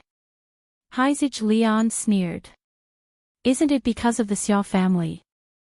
Ji Chang's eyes narrowed. I don't know what Brother Leon is talking about. Heizage Leon wielded his overlord blade. Cut the crap. Since you're here, you should be prepared to die. Today, I'll wipe both of you out. He then raised his blade and slashed at Ji Chang. The astral source was majestic as it swept across the battlefield. All of the cultivators stopped fighting and subconsciously looked over, but they did not see Heizage Leon and the others. They had already entered the astral source universe. Of the 4 pirate squadrons, Heizage Leon was publicly recognized as the strongest. Annihilation alone could not fight against him, so Ji Chang had come to deal with Heizij Lian. The Immortal Squadron was very powerful. Although they could not compare to Lian's armada, they were still slightly stronger than Annihilation's armada. When they joined forces with Annihilation, Lian's armada immediately fell into a disadvantage. However, this was only Lian's armada. Heizij Lian was the pirate king, and when he had dealt with the Day-Night clan, he had called upon countless pirates from the inner verse to overthrow the Day-Night flow zone, causing the Day-Night clan, one of the most powerful families in the Innerverse, to plummet. Countless pirates rushed over from all directions, and most of them came from the Innerverse. They could not enter the Cosmic Sea on their own. It was precisely because of Lu Yin's warning that Heizij Lian had made preparations and sent people to bring them into the Cosmic Sea ahead of time. The Immortal Squadron and countless pirates joined the battle, causing the battle to escalate. Aside from the Sixth Mainland's invasion, there had never been such a large-scale battle in the Cosmic Sea, and there were 5 emissaries involved. 3 of the Cosmic Sea's 4 pirate squadrons had appeared, and many people looked towards the 4th, the core. They wanted to know if they would act. Battles between cultivators did not happen overnight. Some lasted for days, while others lasted for dozens of days. Some even lasted for years. 2 days later, the stone rain stopped, and a school of strange fish appeared. These strange fish took shape in the air, and they moved through the battlefield as if they were migrating, bringing with them countless deaths. A layer of corpses floated on the surface of the sea, both human and fish corpses. Lu Yin had already arrived at the Cosmic Sea and was not far from the battlefield when he suddenly received a message from Wen Zizai. Alliance Master Lu, how is Lian's armada? Wen Zizai asked. Lu Yin replied, I'm not sure. That's the universe. The Cosmic Sea's 4 pirate squadrons have nothing to do with me. Alliance Master Lu, there's no need to pretend. The Sword Sect's opponent is Lian's armada. Alliance Master Lu must have known this long ago, which is why you asked my family to delay the Sword Sect. I wonder how Lian's armada is doing and whether they can stop the Pyrolite Squadron. If the Immortal Squadron and Chaos God Mountain can't stop them, my family can help. When Zizai smiled, his tone relaxed. Thank you, Senior. It's just 3 clowns, so it won't be difficult to deal with them. What if someone else participates? For example, the Sword Sect. Lu Yin's gaze turned cold, as his greatest worry had come true. The Wen family would not be willing to be controlled, and they would definitely use this to threaten him. What do you mean, Senior? Lian's armada might be able to temporarily block the enemy's attacks, and if Alliance Master Lu arrives in time, it's not impossible to turn defeat into victory. I believe that Alliance Master Lu has already arrived at the Cosmic Sea, but if the Sword Sect or even my Wen family joins in, what will happen? There's no need for anyone else. Lu Qianjue and I, Wen Zizai, are enough to determine the outcome of this battle and break the balance. What do you mean? Lu Yin barked. Wen Zizai exhaled, feeling very comfortable. During this period of time, the entire Wen family had been controlled by Lu Yin because of Wen Shizi, and even he, the family head, was no exception. This feeling was very uncomfortable, but he had never expected that the battle in the Cosmic Sea would reverse the situation. Now, it was not Lu Yin who was threatening them, but Wen Zizai himself. What if I say that Alliance Master Lu knows? Are you going to force me to meet you in the Cosmic Sea? Perhaps Lu Qianjue will also be involved. Right, if we show up, the Beast Tamer's Flowzone's mountain god might not be able to sit still. There's also the Lingling clan. Alliance Master Lu, you need to think this through. Lu Yin's tone was gloomy. You're threatening me. Isn't this what Alliance Master Lu is good at? Wen Shizi is a member of my Wen family. Alliance Master Lu, don't you think that you're going overboard by constantly raising conditions? Alliance Master Lu, you just need to return Wen Shixi to the Wen family, and my family will guarantee that we'll continue to delay the Sword Sect so that the battle in the Cosmic Sea will not escalate. Otherwise, this battle might affect the inner-verse and outer-verse. Lu Yin took a deep breath as his eyes flickered. Beside him, Mr. Lu Yi frowned. Lu Yin's current situation was not very good. His background could only make it difficult for others to act against him, but it was possible to destroy the power that he controlled. The reason why many unparalleled powerhouses acted alone was because they did not want to have any attachments. Sometimes, taking a step back isn't necessarily a bad thing. Mr. Lu Yi suddenly spoke up. What does this have to do with you? Shut up. Fei Hua glared at Mr. Lu Yi, signaling for him to shut up. Mr. Lu Yi looked at her helplessly and then continued, You secretly dealt with Chaos God Mountain so that others would lower their guard. You took this opportunity to take a step back and preserve your strength as much as possible. To you, it's just taking a step back, but to others, your threat has greatly decreased. This should be the result that you want. Lu Yin raised his head. The result is what I want, but the process isn't. Fei Hua sneered. What, do you still have a plan? If the person behind you makes a move, then it'll affect the balance of the universe.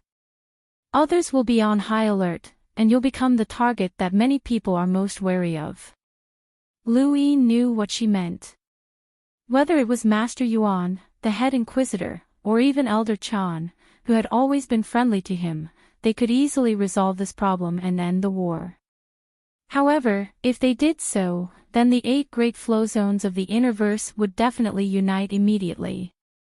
The Cosmic Sea Legion, the Longevity Legion, and even the Neoverse 7 courts would all treat him as their primary target.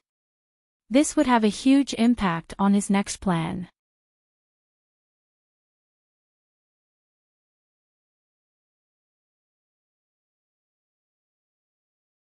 Welcome aboard. Stay tuned and subscribe to Han Li's Wuxia Adventures for more thrilling content. Chapter 1625. Right now, the best course of action was to take a step back and hand over Wen No. 1 to the Wen family so that they could delay the Sword Sect while they rushed to the Cosmic Sea's aid. This was the best decision based on the current situation, but Mr. Lu Yi, Wen Zizai, and even the Sword Sect's Lu Qianjue did not know that the Xia family was behind all of this, and it was very likely that Xia Ji was behind it. This was a war that the Xia family had instigated, and there were many secrets that no one knew about. How could it be settled so easily? Regardless of whether the Wen family or the Sword Sect acted, this war would escalate until Everlasting Island and the 7 courts joined the fray. This was a grand war that had been foreseen long ago. Alliance Master Lu, have you thought this through? Wen Zizai asked confidently. Any normal person would have agreed, as his Wen family was delaying the Sword Sect. In terms of threat, this was equivalent to exchanging No. 1 for 2 powerful envoys, or even 3 or 4 envoys not attacking Leon's armada. It was definitely a good deal. Senior, if the Wen family wants to take first place in the literature competition, then they have to follow my conditions. Stall the Sword Sect, and I won't take the panorama away. I'll just stay in the Wen family and look at it. Otherwise, the Wen family will never be able to take first place in this lifetime. Wen Zizai was stunned. What was going on? He stared blankly at President Han, who was astonished as well. He had not expected Lu Yin to refuse. He actually refused. Wen Zizai was in disbelief. President Han's eyes narrowed. He has a backup plan. Wen Zizai's fingers trembled, and he considered joining forces with the Sword Sect to enter the Cosmic Sea. Be careful. Lu Yin has unified the Outerverse, so there's a high chance that he has a backup plan. But there's also a possibility that he's just bluffing. He's betting that I won't give up number one and that I won't dare to act. President Han looked at Wen Zizai. Then, do you dare? Wen Zizai's face twitched. Dare? This was a question that no one had asked him in many years. Who could make him hesitate? Who would dare to make a bet with him? But today, a youth had done so. This was a bet that he could not afford to lose. If he lost, he would become the Wen family's eternal sinner. Wen Zizai was not afraid of death, but scholars had a unique trait: they were afraid of going down in history in infamy. If he lost this bet, then the Wen family would lose the chance to become the strongest family in the Innerverse, and they would lose the chance to lead the Wen family into the Neoverse. Would he dare to take this gamble? Upon seeing Wen Zizai's hesitation, President Han shook his head. Hesitation was equivalent to fear. The dignified Wen family, one of the leading families of the 8 Great Flow Zones, was being toyed around in the palm of a youth's hand. Was the Wen family lamentable? Or was that young man too scary? Lu Yin didn't think too much about it, because he really did have a backup plan. He raised his gadget and contacted Ming Yen. There were some people in this world who were very pitiful. They knew that they were being used, but they still continued to be used. Lu Yin was such a person. The sorcerer spirit god wanted to use his identity as the successor of the Lu family to cause the biggest civil war of the human race and consume the strength of the human race. The sorcerer spirit god had even told him about this, but he couldn't get rid of it. Even if he didn't want to, the 4-side scale wouldn't let the civil war go. However, the sorcerer spirit god had clearly underestimated Lu Yin's methods. Lu Yin was willing to be used, but that was because he had no other choice. Since there was no way to escape, then he had to think of a way to use each other. He contacted Ming Yen and asked the Neo-Human Alliance for help through the Unaging Elder's gadget. The 7 dark towers of the Eternal Kingdom stood tall for eternity. They represented the supreme 7 sky gods of the Neo-Human Alliance, and second only to the 7 sky gods was Mr. Feng. Mr. Feng was the butler of the Eternal Kingdom, and he was also the representative of the 7 sky gods. He was also part of the Eternal List. It was Mr. Feng who gave orders to the Unaging Elder all year round. The Neo-Human Alliance naturally received news of the Great War in the Cosmic Sea immediately, and Mr. Feng was also paying attention to it. Suddenly, his gadget rang. He glanced at it and accepted the call. Mr. Feng, the Unaging Elder's voice answered. Mr. Feng frowned. Have you forgotten the rules? No, I haven't, but there's something I must report to you.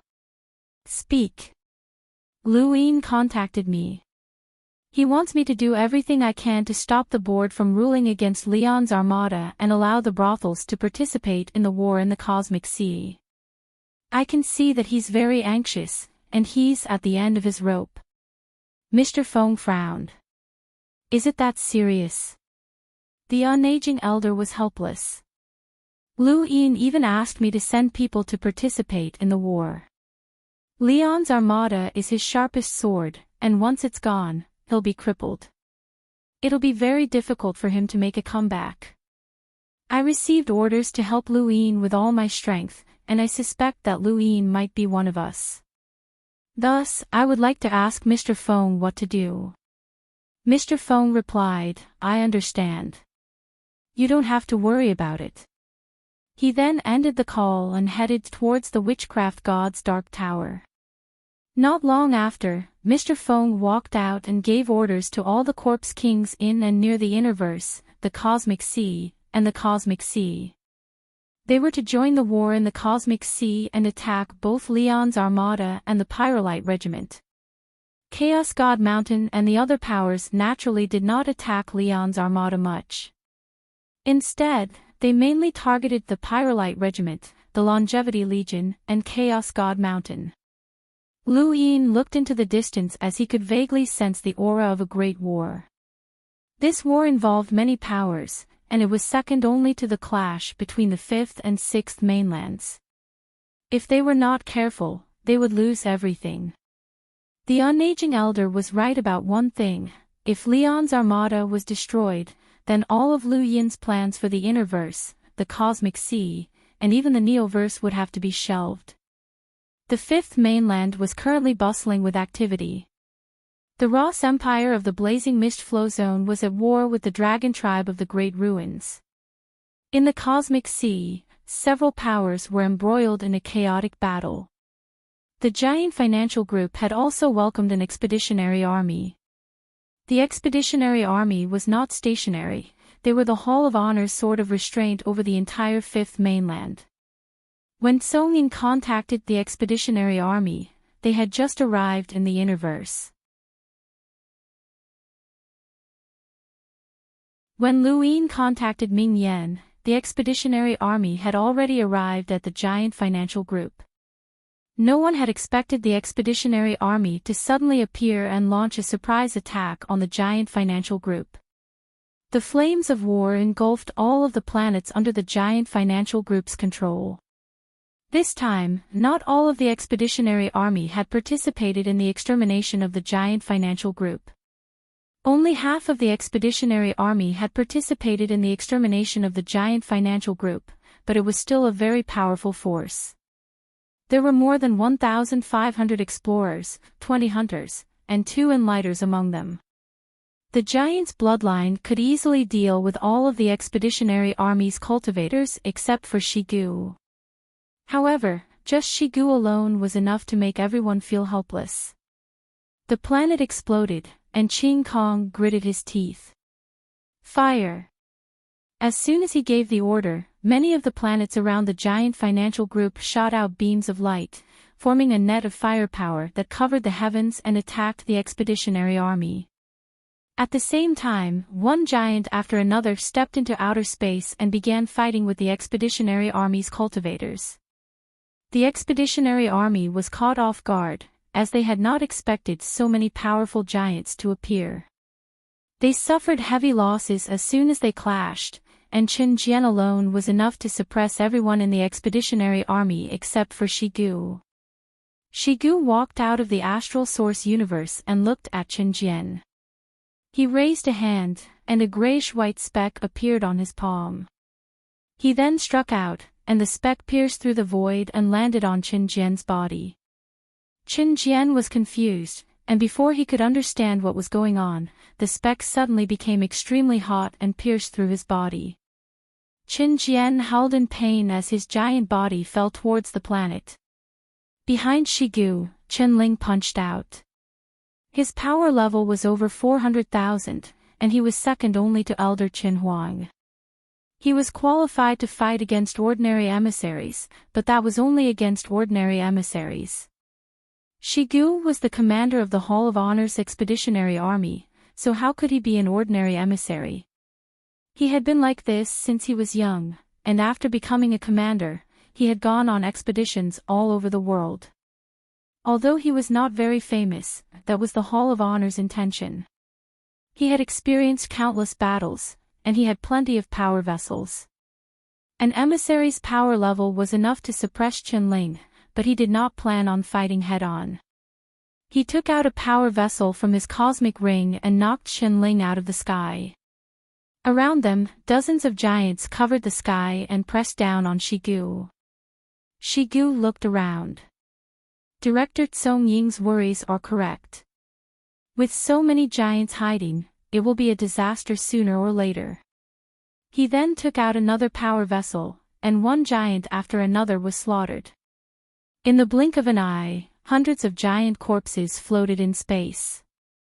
The expeditionary army's losses were even worse, as hundreds of cultivators had died. Many of the giant financial group's planets had collapsed, and Qing Kong's technological giants had also suffered hundreds of casualties. Expeditionary army, fall back, Shigu ordered. He clenched his fists as he looked at the corpses of the expeditionary army cultivators. He had been careless this time, as he had thought that he would be able to easily destroy the giant financial group. Who would have thought that these giants would be so powerful? If he had known this would happen, he would not have attacked like this. The expeditionary army had its own methods. Let me destroy all of these giants by myself, Shigu said with a cold expression. Suddenly, the surrounding void distorted, and a vortex appeared above his head, emitting a terrifying aura. Shigu looked up, and his pupils shrank. Was this origin tribulation? Against an emissary like Shigu, no one in the giant financial group could stop them. Their only hope was Chen Huang. Chen Huang was confident that he could fight an ordinary emissary because he was a giant. However, he was not confident that he could bring the giant bloodline away unscathed, and he was even less confident that he could kill Shigu. Shigu was definitely not an ordinary emissary, so he had no choice but to fuse with Ku Wei's bloodline to increase his strength and break through the limits of his bloodline. Even Shigu could only back down in the face of the origin tribulation, or he would also have to endure it. Chen Huang's origin tribulation was terrifying. After all, he was a giant, so his origin tribulation was much larger than an ordinary person's. It covered the entire giant financial group and gradually covered the expeditionary army. The expeditionary army retreated again and again, staring at the origin tribulation in shock. Chen Huang looked up, his expression grave. As the origin tribulation formed, a mountain gradually appeared above his head. It was a towering mountain that pressed down on him. Chen Huang roared in anger. He raised both of his arms and fiercely pushed against the huge mountain. Then, another mountain appeared, overlapping with the first one. The pressure increased sharply. Chen Huang's arms swelled, blue veins popping out. His skin turned blood red, and his pupils bulged out. Then, a third mountain appeared. Shigu saw this from afar and let out a sigh of relief. It was good that they couldn't pass. These giants did not cultivate any battle skills, so how could they pass the origin tribulation? Ku Wei also watched from afar. He stood on Chen Ji's shoulder and shouted, "Pass it. Pass it for me. At 3 p.m., I'll be updating continuously. Thank you, brothers, for your support."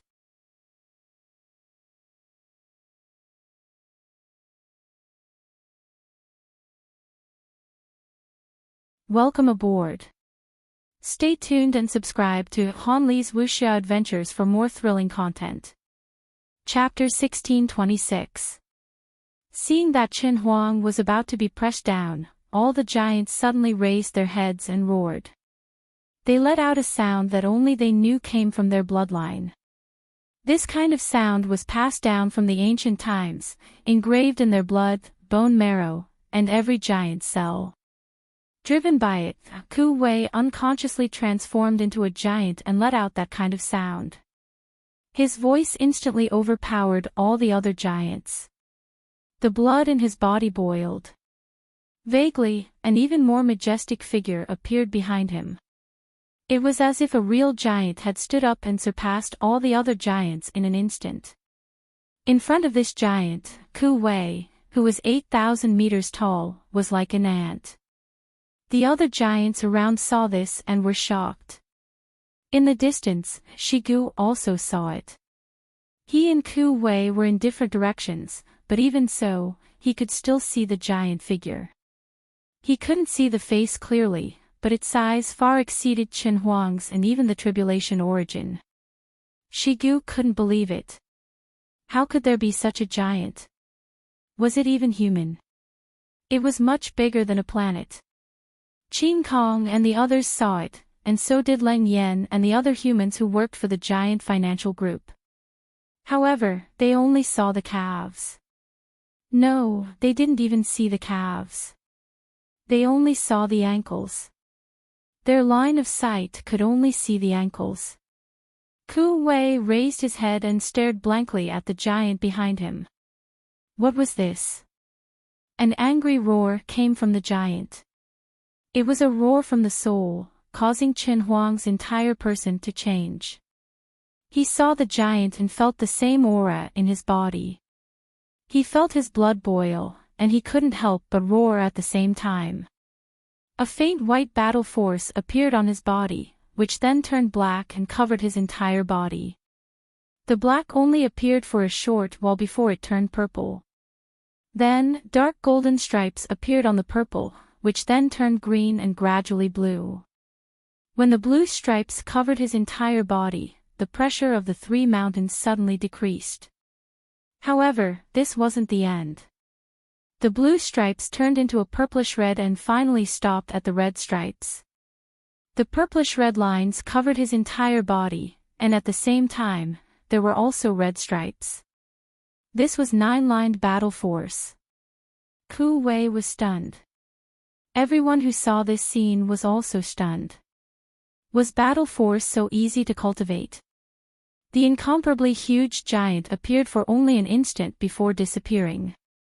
If not for everyone seeing it, they would have thought that it was an illusion. His appearance allowed Chen Huang to possess nine-lined battle force, which gave him the power to break through the three mountains. Chen Huang roared and shattered the three mountains with a single punch. The tribulation origin dissipated with it. In the surroundings, thousands of giants cheered and looked at Chen Huang excitedly. Chen Huang raised his head. He looked much younger than before, and his body had doubled in height. He was now 20,000 meters tall and could look down on all the other giants. Even Ku Wei only reached his waist. In the distance, Shigu clenched his fists. He could not wait any longer. Once Chen Huang got used to the power of an emissary, it would be difficult to deal with him. As he thought of this, he immediately made his move. Grayish-white light shone on Chen Huang. Chen Huang raised his hand and slapped out. His nine-line battle force crushed the grayish-white light, and an enormous force distorted the void as it whizzed out from the astral source universe and slammed into Shigu. Shigu raised both of his arms, but his body was sent flying by the enormous force. At this moment, he only had one thought: cheating. When emissaries fought, they had to face their enemies as well as the stellar source universe.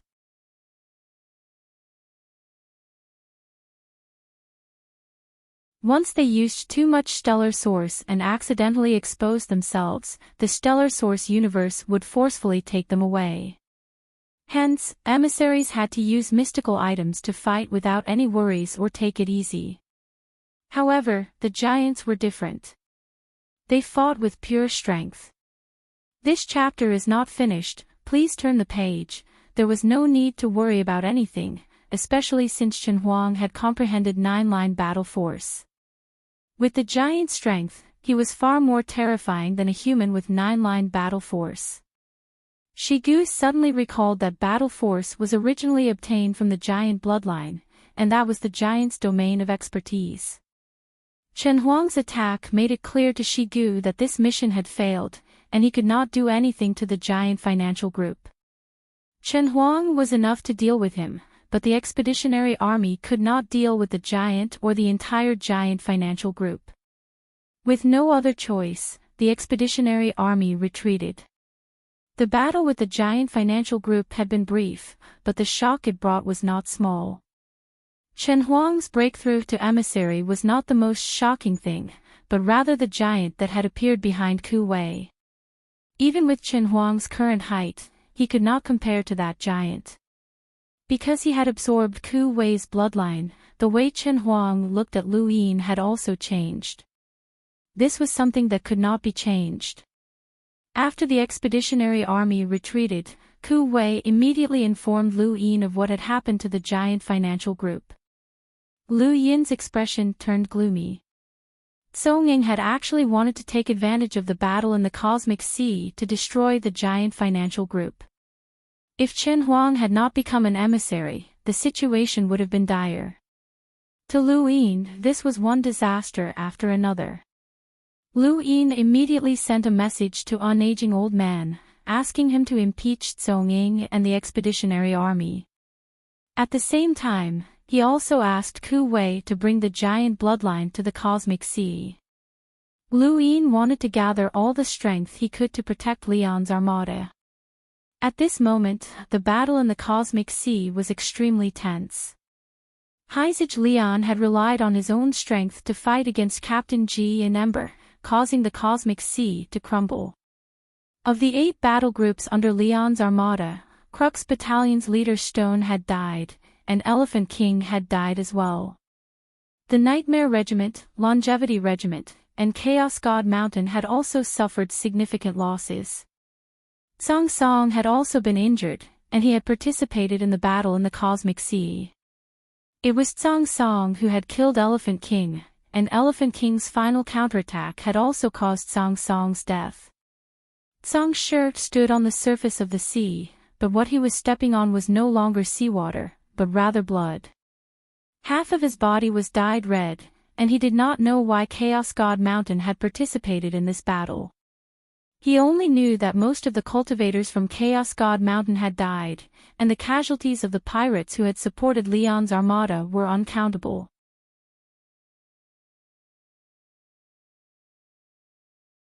Song Mu had arrived.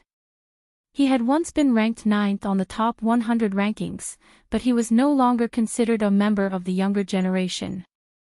He was a follower of the 10th Arbiter King, and he had once been called the disgrace of Chaos God Mountain. However, when this battle had started, he had rushed over as quickly as he could to help Chaos God Mountain, but he still could not escape death. On the Longevity Regiment's warship, Little Stutterer was panicking. What was going on? Why did they start a war for no reason? He looked at the corpses that covered the surface of the sea, and he did not dare to go down. Not far away, Zi Jun was panting heavily. Half of her arm was gone, and she looked up. After this battle, her chances of survival were not high.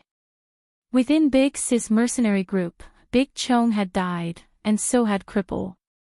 Lu Yin's acquaintances were dying one after another. Lu Yin's eyes were bloodshot as he looked at the corpses floating on the surface of the sea.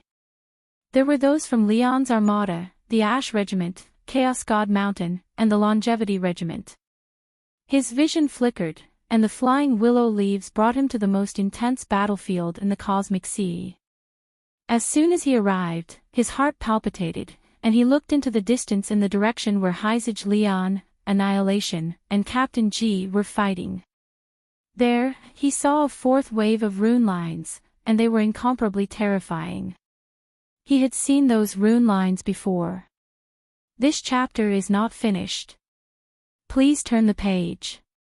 He had seen it before in the day-night flow zone, on Night King Planet. It was Night King Dijiang. Lu Yin's pupils shrank, as he had not expected Night King Dijiang to appear. He had not hesitated to use the Day-Night's tribute to launch a sneak attack. Not even Heizage Leon had noticed Night King Dijiang's appearance, as he had only been focused on dealing with Captain Ji and Ember. How could he have known that such an expert was lying in ambush? Even if it was a one-on-one battle, it would still be very difficult for Heizage Leon to deal with Night King Dijiang. Otherwise, he would not have invited the Ascendant to help him. Night King Dijiang had originally planned to launch a sneak attack, but Heizage Leon had not been able to detect him. The only ones who could sense him were the people from the Masquerade Society, and the Masquerade Society could not possibly say anything. However, Lu Yin's sneak attack had exposed him. Although Lu Yin's Day-Night's tribute was no different from scratching an itch to Night King Dijiang, it still attracted Heizage Leon's attention, which was Lu Yin's goal. Night King Dijiang was enraged, and he followed Day-Night's tribute with a spiritual force attack. Lu Yin had long since been prepared for this, and he had activated his origin array to protect himself. Even so, Night King Dijiang still spat out a mouthful of blood, and his brain was shaken to the point where he almost fainted. Dijiang, you're courting death. Heizage Leon roared as he slashed his tyrant blade at Night King Dijiang. Captain Ji swept out with his spear. Heizage Leon, take care of us first. Night King Dejiang glared at Lu Yin with murderous intent. If not for the power behind Lu Yin, he would not have let go of Lu Yin's attack just now. It would have been more than enough to kill this brat. This was a disaster. Lu Yin's body trembled, not because he was afraid, but because of the aftereffects of being attacked. If the difference in spiritual force was too great, then the pain of being attacked would far exceed the pain of being physically injured. Quick, deal with him. Lu Yi and Fei Hua exchanged glances. We can't deal with him. When Night King Dejiang had attacked Lu Yin with his spiritual force, they had tried to block the attack for Lu Yin. However, they were not proficient in spiritual force battles, and they could only watch as Lu Yin was heavily injured.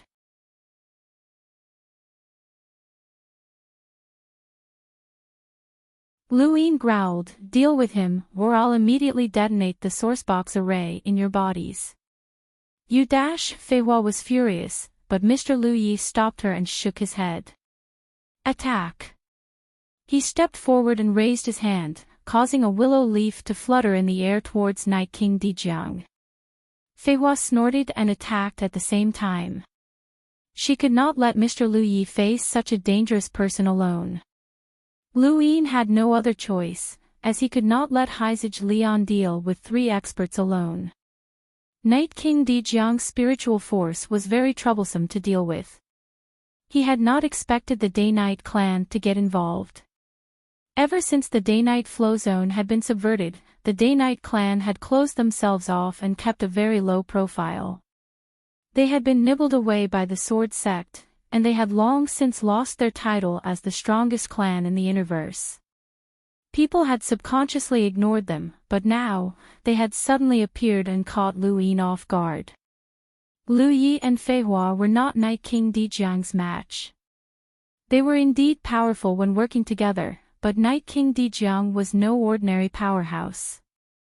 He was the king of the Day-Night clan and cultivated a strange technique. Even when placed in the cosmic tree realm, he was at the peak of his realm. Lu Yi and Fei Hua could only guarantee that they would not be defeated for a short period of time, but it was impossible for them to win. Lu Yin looked into the distance. Lu Yi and Fei Hua had to hold on. Behind him, a Nightmare Regiment cultivator launched a sneak attack, but Lu Yin did not move. The cultivator slashed at Lu Yin's back, but it was useless. The attack could not break through Lu Yin's defenses, and Lu Yin easily dealt with him. Looking at the battlefield, Lu Yin only wanted to participate in envoy-level battles. Chapters have been added, and the consecutive chapters have begun. End of chapter.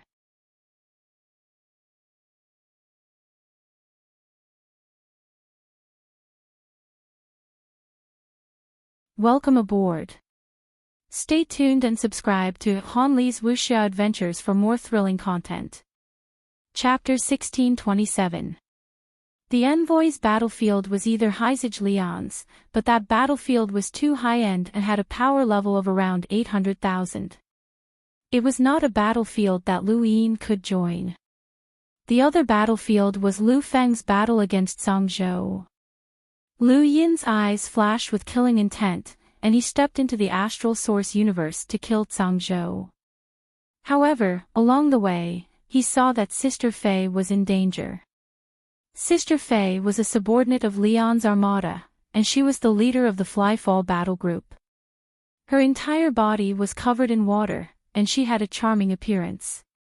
She wielded a Flyfall blade, and even powerhouses with a power level of 400,000 would not dare to underestimate her. The battlefield in the cosmic sea was huge, and Sister Fei's battlefield was only filled with people from the Flyfall battle group.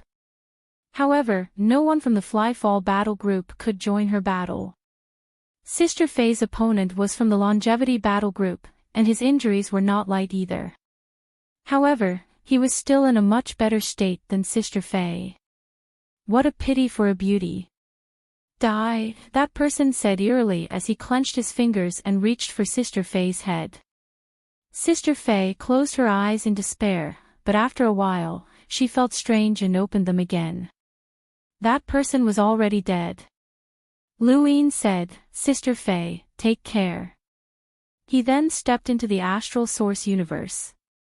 Sister Fei looked in the direction that Lu Yin had left and relaxed.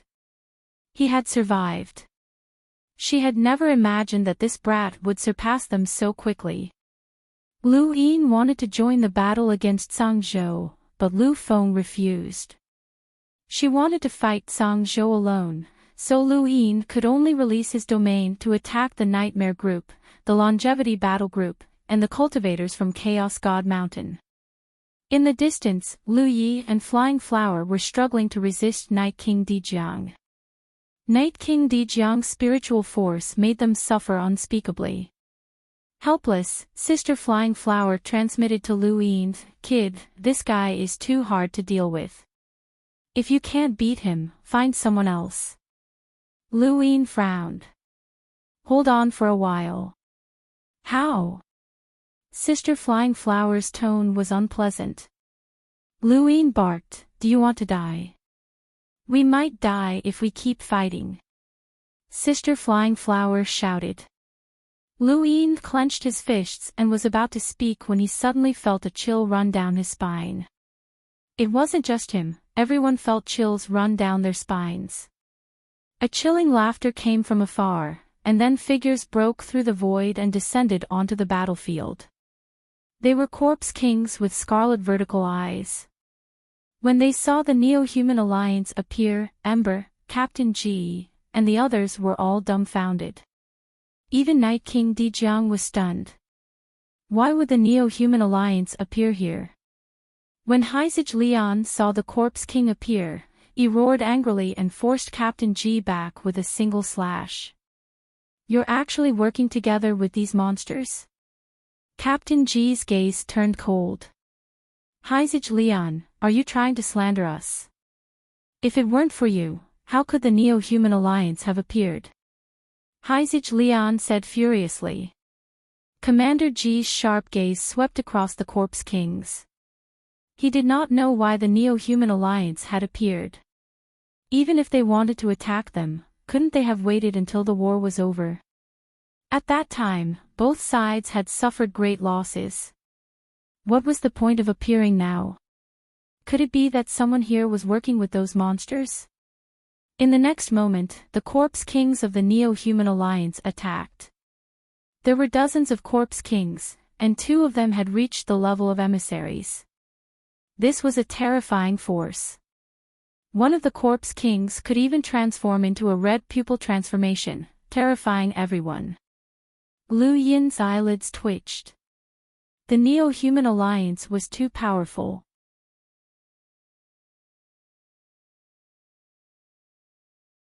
If they could arrive at the battlefield at this time, it meant that they were not far from the cosmic sea.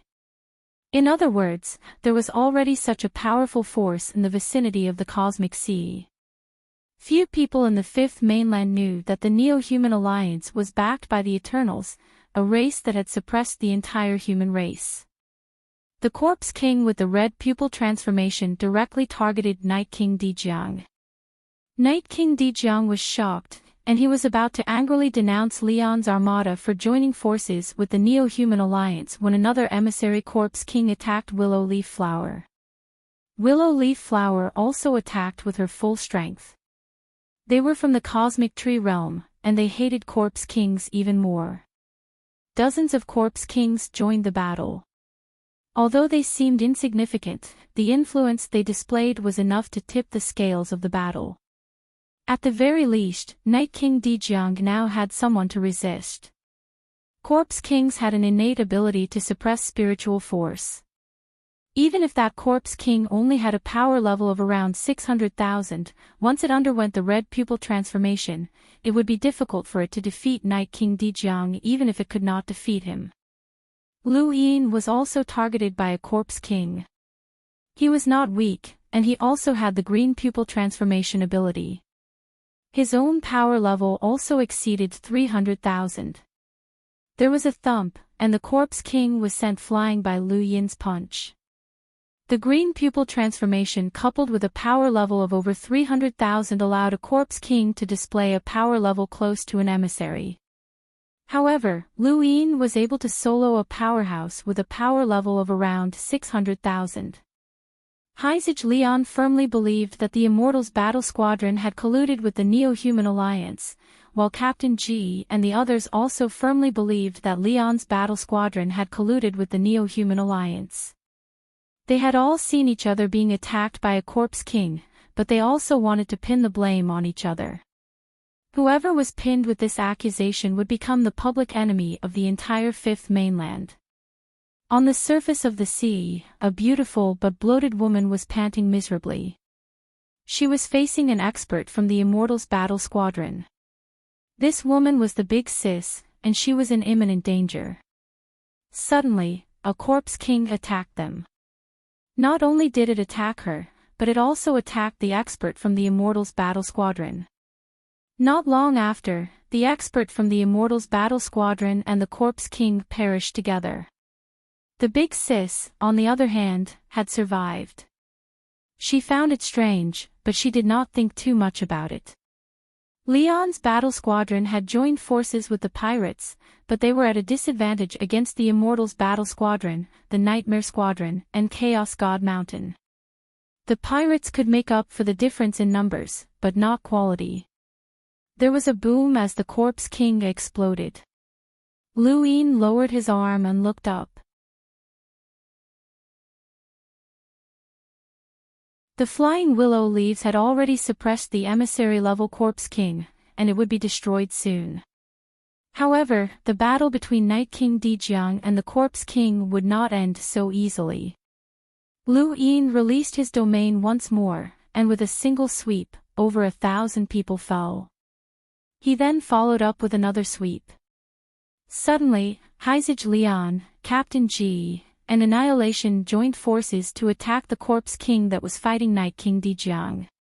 One of the corpse king's arms was immediately cut off by Heizage Leon. Lu Yin's eyelids twitched, and he wanted to curse out loud. If they attacked the corpse king now, who would be able to stop Night King Dijiang? Heizage Leon was helpless as well. Captain G had reported to the Hall of Honor that at any time and in any war, even if it was a war where death was certain, any Neo-Human Alliance corpse king that was discovered had to be eliminated immediately. Otherwise, they would be judged.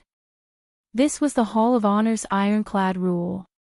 Captain G had directly contacted the Hall of Honor's presiding judge, Mu Tianluan. Heizage Leon had no choice but to act, and Mu Tianluan had been watching.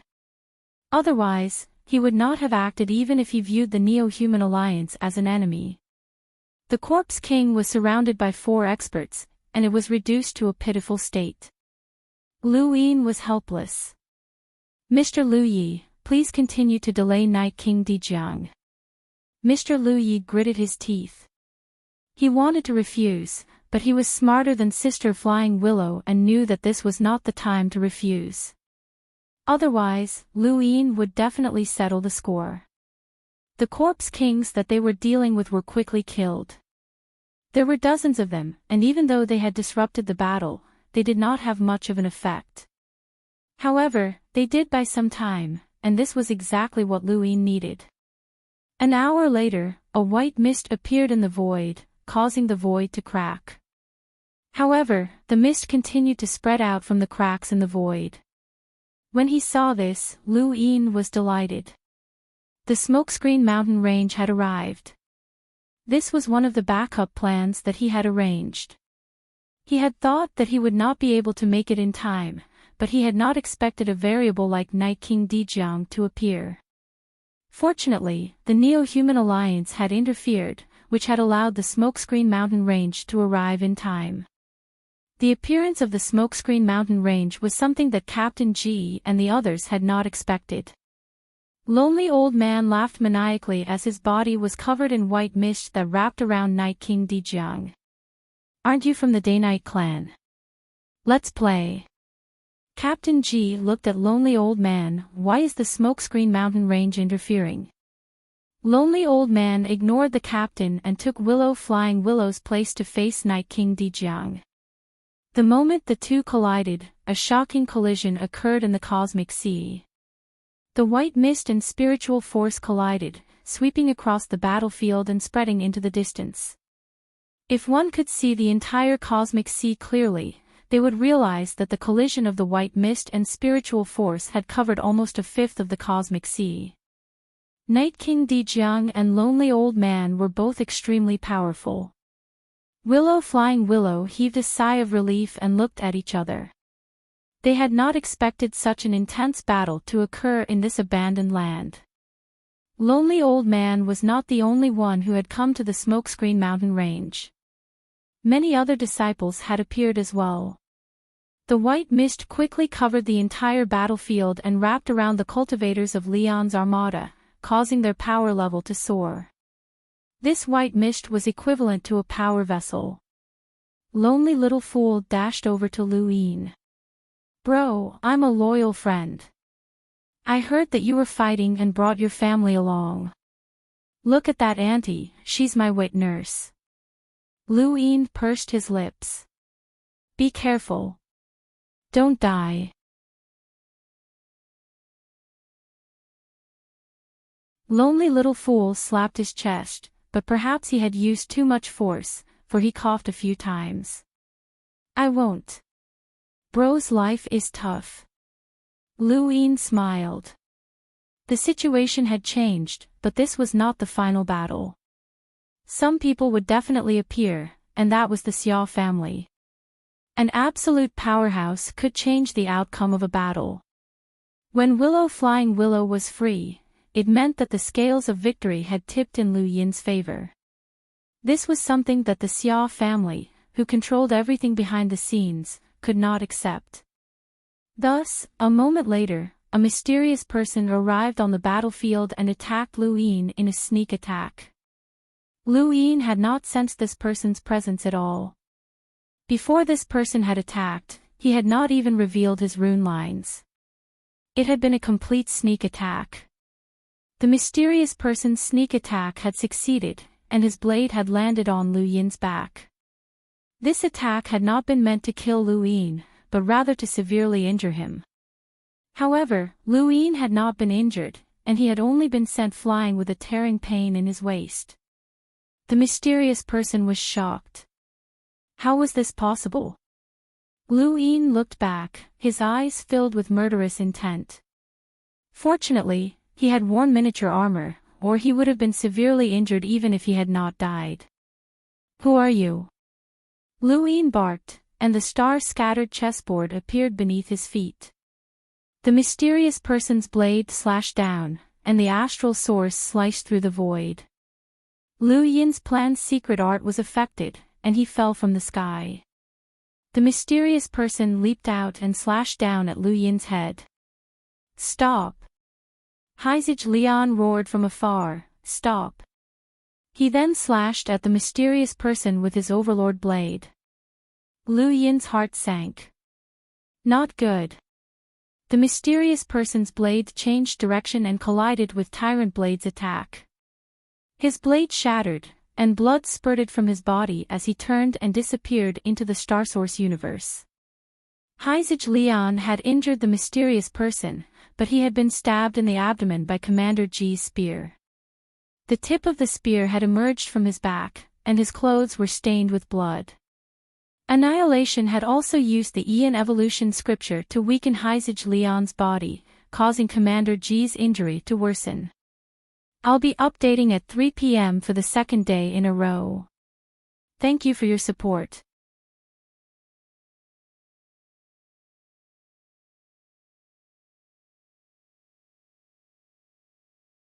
Welcome aboard. Stay tuned and subscribe to Han Li's Wuxia Adventures for more thrilling content. Chapter 1628. Lu Yin's eyes narrowed, and he took out the Star Lord token that Elder Jioshin had given him. He activated the Sirius art, and 100,000 stars instantly filled the battlefield like a starry sky. Everything on the battlefield seemed to slow down in Lu Yin's eyes. This was the same feeling he had felt when he had first started cultivating the serious art and fought against cultivators at the same level. Speed was useless against the serious art. He raised his hand, and 100,000 stars gathered to form the serious sword technique. He then slashed at Captain G. Captain G's expression changed, and he pulled out his spear. Annihilation, work together. Annihilation raised a hand, and a screen appeared in front of him as he pushed the Eon Evolution True Scripture to its limits. Serious Sword Technique contained Elder Jiao Shen's 100,000 stars, and Lu Yin simultaneously released his golden battle force, causing the technique to transform into a sharp golden blade. He slashed out, and it swept past the screen to strike Captain G's spear, forcing him back. Unfortunately, the Star-Lord token could only display a power level of around 800,000, and after being weakened by Annihilation's Eon Evolution True Scripture, its power level was less than 700,000. Fortunately, Lu Yin had successfully forced Captain G and Annihilation to retreat, which bought Heizage Leon some time. Heizage Leon clutched his abdomen, and the ghost doctor hurriedly appeared. She had disappeared when the battle had begun, and only appeared now that Heizage Leon was injured. One expert after another appeared on the battlefield, and even with Lu Yin's Star-Lord token, he could not change the situation. This was completely different from his role in the Innerverse and Outerverse wars. It was time to use the head referee's token again. Lu Yin stared at Captain G and Annihilation as he pondered. On the other side, the mysterious person walked out of the astral source universe, his body stained with blood. A long blade appeared in his hand once more as he stared at Lu Yin. Lu Yin felt a chill run down his spine. Although the mysterious person could not break through the defenses of his miniature armor, he was not any weaker than Annihilation and the others. Lu Yin could not resist, and he knew the mysterious person's goal: to use him to control the entire battlefield. The current situation was extremely disadvantageous for them, but fortunately, the flying willow leaves could deal with this mysterious person. In the distance, lonely old fiend, who was battling Night King Dijiang, was stunned. He looked at the mysterious person, and his heart was in turmoil. Isn't that someone from the Xia family? Others might not know, but Yi Futian knew that the man was the head of the Xia family, Xia Yi. Xia Yi had a habit of swinging his blade from a specific angle. Perhaps Xia Yi himself did not notice this habit, but Yi Futian had seen it before.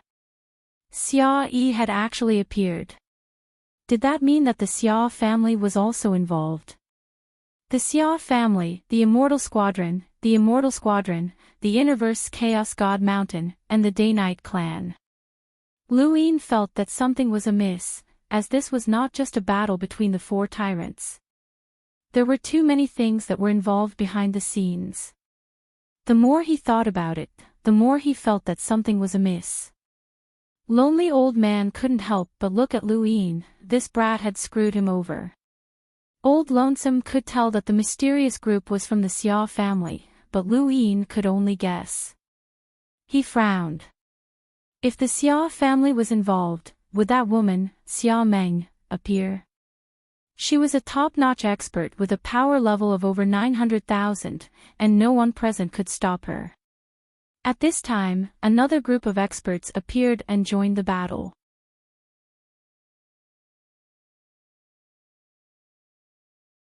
The appearance of this group of experts changed the situation of the battle once again. It was the home of the gods. The leader wore a long purple robe and had a solemn expression. Annihilation's expression turned ugly when he saw the home of the gods appear. Commander G raised his brows. Why were they appearing one after another? This completely disrupted his plans. Smoke Gulp Mountain and the home of the gods should not have appeared. The home of the gods, their appearance was naturally Lu Yin's doing. He had clearly told Tai Yi God that the Immortal Squadron would fight against Leon's armada in the Cosmic Sea. The home of the gods had long wanted to destroy the Immortal Squadron, but they had not had the chance. This was a rare opportunity, and they would not let it go. Lu Yin had not been confident when he had contacted Tai Yi God, and he had not held out much hope that the home of the gods would come. The appearance of the home of the gods was a complete surprise. The purple-robed man was known as the Violet God, and he was one of the top experts in the home of the gods. He had just arrived when he faced annihilation. Commander Ji could only fight Heizage Leon alone. However, the Violet God was not the only one from the home of the gods. There was also an emissary and a group of cultivators from the home of the gods. Their arrival was just enough to deal with the immortal squadron. The home of the gods had completely reduced the pressure on Leon's armada. One of the emissaries of the home of the gods and the flying willow leaves could be used. 2 emissaries were enough to sweep the battlefield. Under such circumstances, the identity of the mysterious person who had ambushed Lu Yin was revealed. It was the head of the Xia family, Xia Yi. Xia Yi had revealed his identity and represented the Xia family in this battle. The first to appear was Xia Meng. Xia Meng's arrival made her one of the top experts on the battlefield. She had not wanted to participate in this battle, but she had been forced to. Now that Xia Meng was here, Lu Yin relaxed. This meant that the Xia family no longer had any backup plans, and Everlasting Island could finally appear. Who dares to touch my junior brother? Xing Shenwei arrived in a domineering manner and stared at Xia Meng. Xia Meng frowned. This battle needs to be decided. Xing Shenwei clenched his fists. The Xia family started this battle. You will bear the consequences of your actions. Xia Meng's eyes flickered. She did not know much about this battle, and how many people on the battlefield knew the true reason for it. Even someone like her whose power level was close to 1,000,000 could only be a pawn in this battle. She was like that, but so was Xing Shenwei. The true competition was between Xia Ji and Lu Yin. Xia Ji had planned everything, while Lu Yin had dragged in one power after another. The scale of the battle was not what it seemed to be, and if it were not for Lu Yin's many tricks, even the sword sect would have participated. Lu Xianjun had arrived. The appearance of more than 6,000 space-exploring experts had completely changed the situation of the lower levels of the battle. No matter how many cultivators the Nightmare Squadron and the Longevity Squadron had, they could not compare to Lu Xianjun. However, it was impossible for Lu Xianjun to change the situation. They had only come here to train. Everyone had thought that the battle had been decided and that Lu Yin's side had the upper hand, even leaving 2 envoys empty. However, with Heizage Leon's crushing defeat, the battle had begun to develop in an unpredictable direction. Lu Yin had calculated many things, but the one thing he hadn't expected was that Heizage Leon would actually lose to Commander Ji. As one of the 4 tyrants' commanders, Heizage Leon should have been the strongest. Even if he was injured, he should not have lost to Commander Ji in a one-on-one duel. Heizage Leon panted heavily, and half of his body was covered in blood. He looked up in disbelief at Commander Ji, who was standing in the void. You're not Ji Chang. Who are you? Captain Ji looked down at them from above. His eyes were calm, but he looked much older than before. I'm Ji Chang, said Captain Ji. No, impossible. Heizage Leon coughed up blood. The ghost doctor appeared again, but she shook her head. It was useless, as she could not heal him. Heizage Leon's injuries were too severe, and he would need time to recover. Commander Ji held his spear and looked at Xing Shenwei, who was fighting with Xia Meng. He then looked in the direction of Night King Dijiang and Ember. This battle has gone on for too long. It's time to end it. Lu Yin's eyelids twitched as he looked at Commander Ji. He thought back to Starsabil's divination and the direction of the rune lines. He stared at Commander Ji in shock. This person was Xia Ji's clone. No wonder the Chaos God Mountain was willing to fight. Zhang Zhou was from the Longevity Great Battle Group, and the Longevity Great Battle Group's commander, Ji Chang, was the mastermind behind the plot against Leon's Great Battle Group.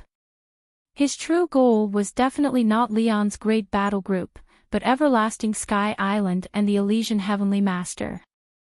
The Longevity Squadron had the deepest enmity with Leon's armada, so it would be easy for Xia Ji to pull them in. As for the Sword Sect, Lu Yin did not know why they were participating. Had Night King Dijiang already joined forces, or had they joined at the last minute? However, there was one thing that Lu Yin did not understand.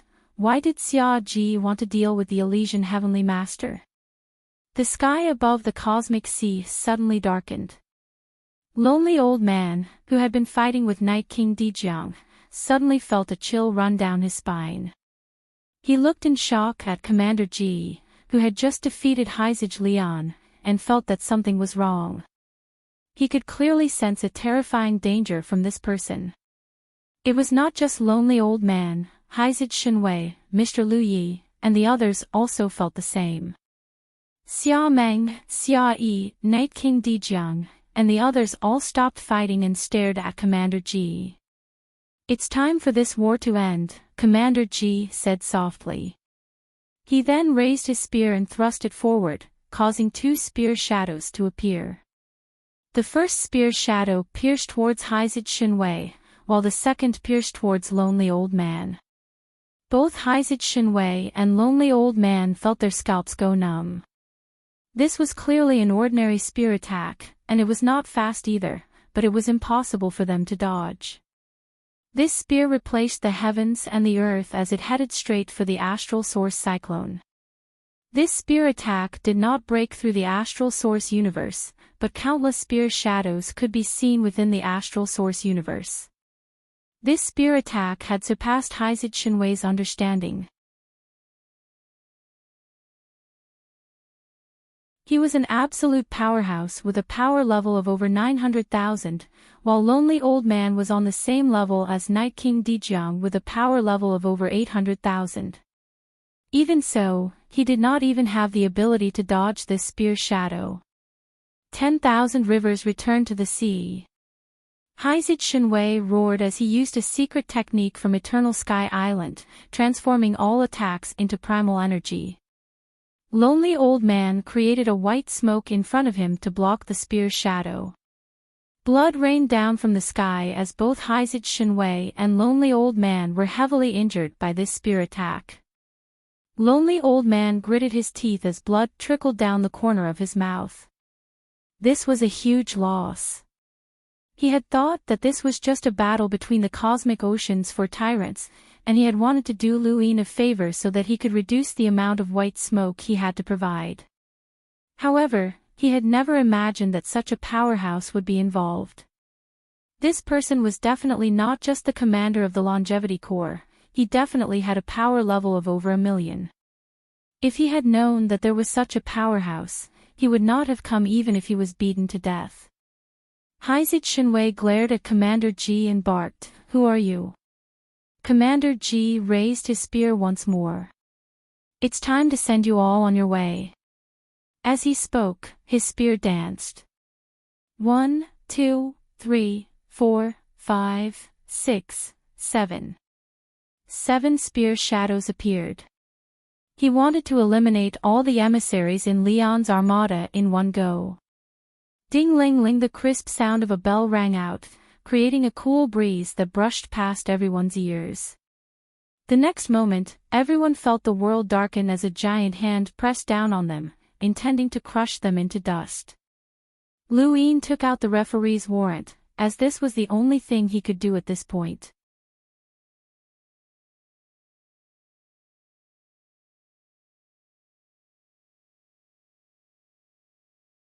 Welcome aboard. Stay tuned and subscribe to Han Li's Wuxia Adventures for more thrilling content. Chapter 1629. The sound of the bell was an indiscriminate attack that targeted everyone, causing the entire battlefield to fall silent. Most of the people staggered and fell into the sea. Their eyes were only filled with fear and despair. It was as if the heavens were collapsing and the earth was caving in. Captain G's spear stopped moving, and he looked at Lu Yin. The head inquisitor's order. "You're Lu Yin, right?" Lu Yin met Captain G's gaze. "I know who you are." Captain G was astonished. "Tell me." Lu Yin continued, "You're the one who caused all of this. I know everything you've done from the time Coquettish brought up the accusation against the Lu's surname in the 10 Arbiters' Council. It looks like I'm not the only one who's directing this battle." "You're directing it as well," Captain G said indifferently, his gaze sweeping across the battlefield. The Sword Sect's failure to appear in time, the Wen family's interference, the appearance of the Village of the Gods in Smoke Gulp mountain range, and even Leon's armada's recruitment of so many pirates. I have to say that no one has ever done something like this at your age.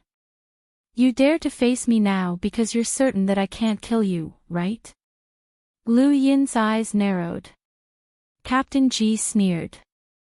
"Since you know who I am, do you really think I won't kill you?" Lu Yin's pupils shrank, and his hair stood on end. Captain G's eyes were filled with killing intent. He really wanted to kill Lu Yin. Lu Yin had never thought that no one would dare to touch him. So what if he was a future progenitor? So what if he had a powerful background? If he touched someone's bottom line, they wouldn't care so much.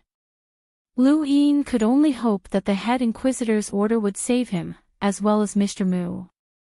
"Your backing is no threat to me. Since you've guessed my goal, then you should know that I'm fearless and don't care about anyone." Captain G raised his spear and stabbed at Lu Yin. Heizij Lian and the others were shocked. "Stop!" Lu Yin shook the bell again, and the die appeared in his hand. His face was deathly pale. Mr. Mu's jade had been crushed in the astral tree, so this was all he could do. Lu Yin's battle techniques were useless against Captain G's spear. He could only hope that his armor and the head inquisitor's order would be able to save his life. Everyone else could only watch. Captain G was the strongest person on the battlefield. Lu Yin finally experienced what Heizij Shenwei and the others had felt. It was only a single spear, but the tip of the spear had covered the entire sky, covering everything that he could see. That kind of despair and oppression made him want to explode. Just as the spear's shadow was about to stab him, a hand appeared and grabbed the spear's shadow. Then, it was crushed and turned into specks of light. The hand was very young. Lu Yin looked ahead in shock and saw a child. Elder Joshin. The person who had appeared in front of Lu Yin was the Sirius Sect's Elder Joshin. He looked young, but his seniority was incomparably ancient, and he was even comparable to a half-ancestor. His power level far exceeded 1,000,000, and he was second only to a half-ancestor. The appearance of Elder Joshin caused Commander G's expression to change drastically. He was Xia Ji's clone and his battle prowess was very strong. However, he was far from the level of a half-martial ancestor. Although Elder Joshin wasn't a half-martial ancestor, he was still extremely terrifying. Although there was a qualitative difference between him and a half-martial ancestor, Elder Joshin was enough to deal with Commander G. "Little guy, it seems your information was correct. This person really could be Xia Ji's clone," said Elder Joshin. His words shocked countless people. Lonely Old Man heard this and looked at Captain G in disbelief.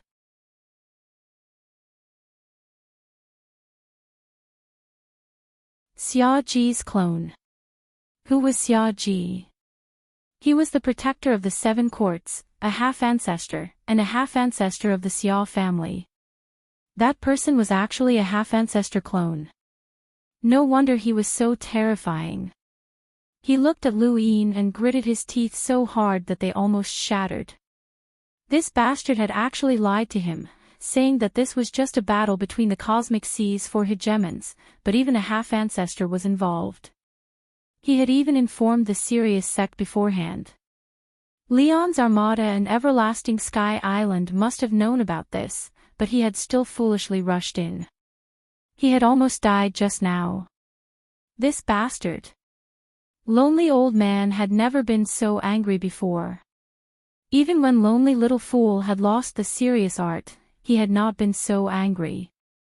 It was not just Lonely Old Man, even Violet Deity, who was in the home of the gods, was stunned.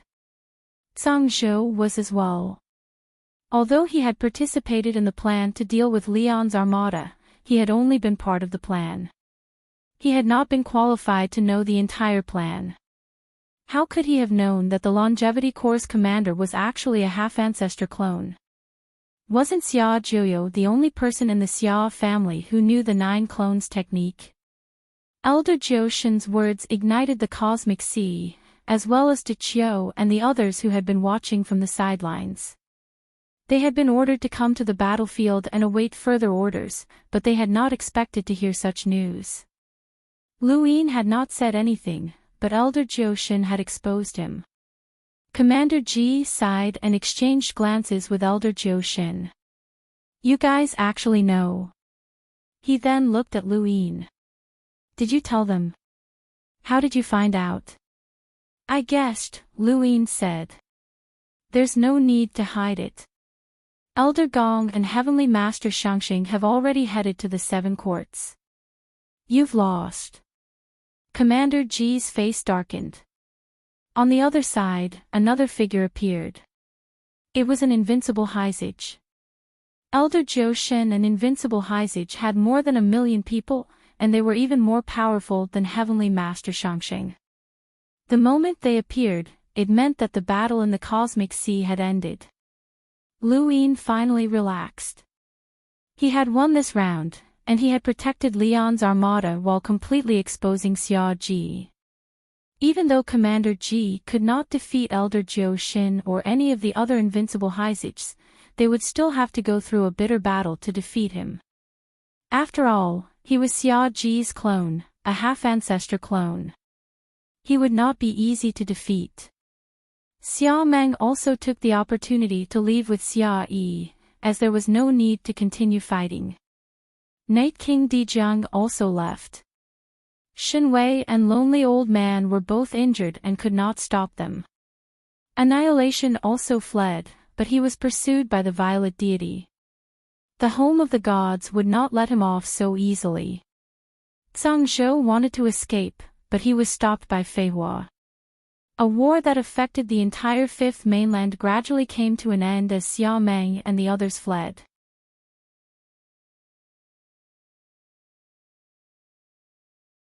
Chaos God Mountain, the Mastiff Regiment, and the Eternal Legion were all defeated, especially the Mastiff Regiment and the Eternal Legion. Tsang Zhou coughed up blood and glared at Fei Hua. Sword Qi flashed past him from Lu Feng. The battle had reached its end, and Lu Feng no longer insisted on fighting him alone. Instead, she teamed up with Fei Hua to beat Tsang Zhou into a miserable state. Tsang Zhou's hair was disheveled, and his eyes were bloodshot. I can't accept this. I've planned this for decades. How can I lose? I can't accept this. He roared and charged at Lu Yin. Even if he had to die, he would take Lu Yin down with him. Lu Feng hurriedly tried to stop him. The star chessboard appeared beneath Lu Yin's feet, and he appeared in front of Tsang Zhou to face him. Tsang Zhou roared, and his hands ignited with explosive pressure as he charged at Lu Yin. Lu Yin stopped Lu Feng and Fei Hua from attacking. Tsang Zhou was currently heavily injured, and he was even worse off than when he had been at Chaos God Mountain. At most, he could unleash a power level of 500,000, which was only slightly stronger than Zhu Hongzhu's. Inside. Lu Yin raised a hand, and golden battle force imprinted on it. Emptiness palm pierced through the explosive energy and sent Tsang Zhou crashing to the bottom of the sea.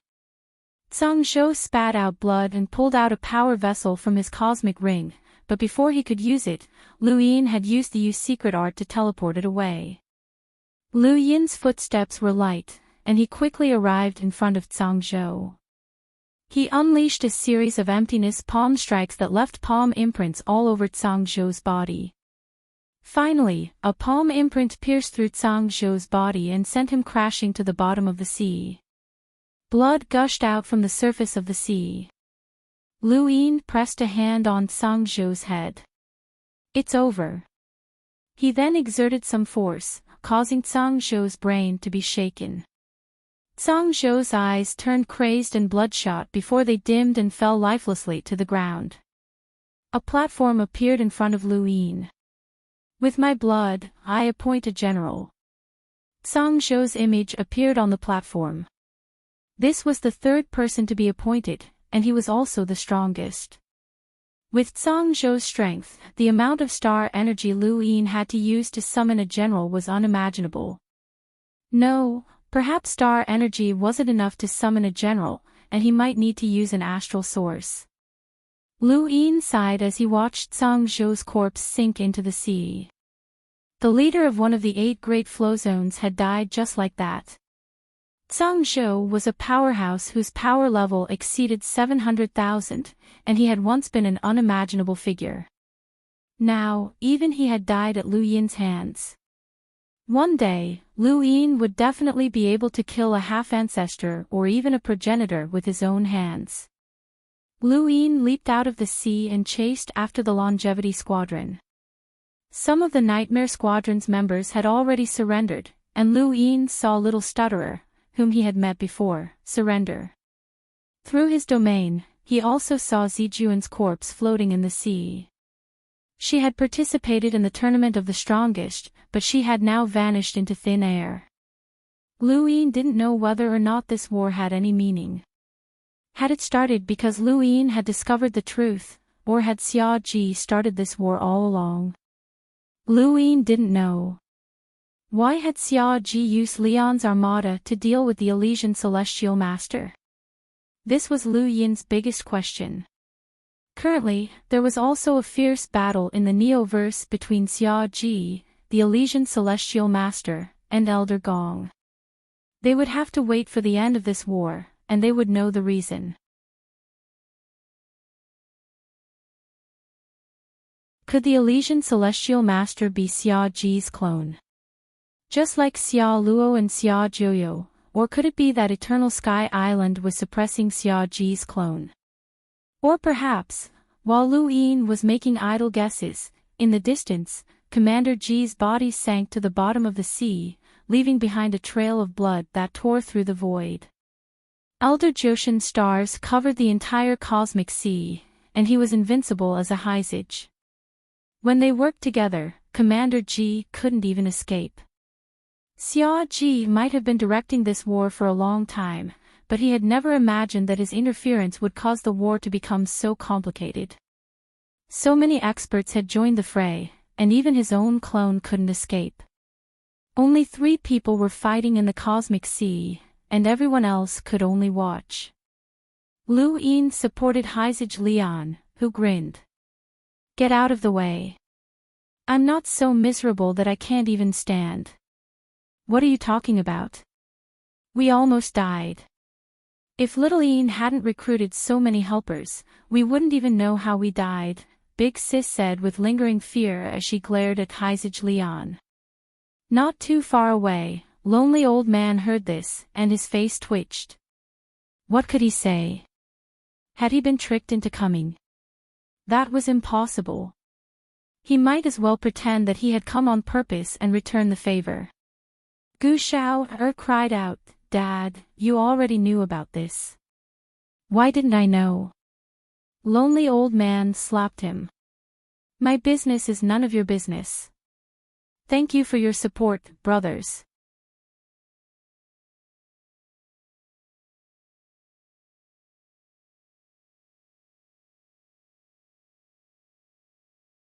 Welcome aboard. Stay tuned and subscribe to Han Li's Wuxia Adventures for more thrilling content. Chapter 1630. The battle between Captain Ji, Elder Jiu Shin, and Hyzage lasted for more than 2 hours before ending. In the end, Captain G was unable to escape being suppressed. During this time, he wanted to attack Lu Yin, but he was stopped by Elder Zhou Xin. Anything could happen to anyone except Lu Yin, as this concerned the Sirius sect's inheritance. Lu Yin was grateful to Elder Zhou Xin, who glanced at his feet. "Protect the bottom of your feet." Heizage heard him. "Strange, the bottom of my feet. Did I hear wrong?" Captain G lay on the surface of the sea, his body covered in wounds. Lu Yin saw that his rune lines did not even reach a power level of 600,000, which was about the same as Zhang Zhou's. Lu Yin wondered how he could pick him out. The greatest beneficiary of this battle was Leon's armada. Of the 4 pirate groups, the armada had never competed with anyone.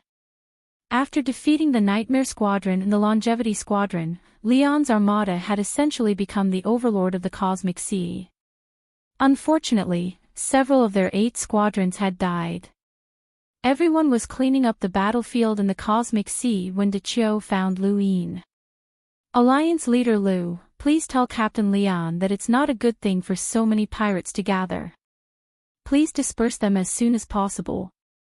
Otherwise, we'll have to take action." Lu Yin understood Deqiu. "Don't worry, they'll disperse soon." The pirates had suffered heavy losses from this battle, and they would not be able to recover in a short period of time. After Leon's armada's victory, everyone was still in a good mood. However, when news of the Neoverse arrived, everyone felt as if they had been struck by lightning. Elder Gong and Elder Sirius had been defeated, and Xia Ji had defeated both of them. Not only had he won, but he had also broken into the Sirius sect and stolen the Sirius Jade Annulus, causing the Sirius sect to suffer heavy losses. No one could believe this news, and it was simply a joke. How could Xia Ji have been able to win against 2 opponents at once?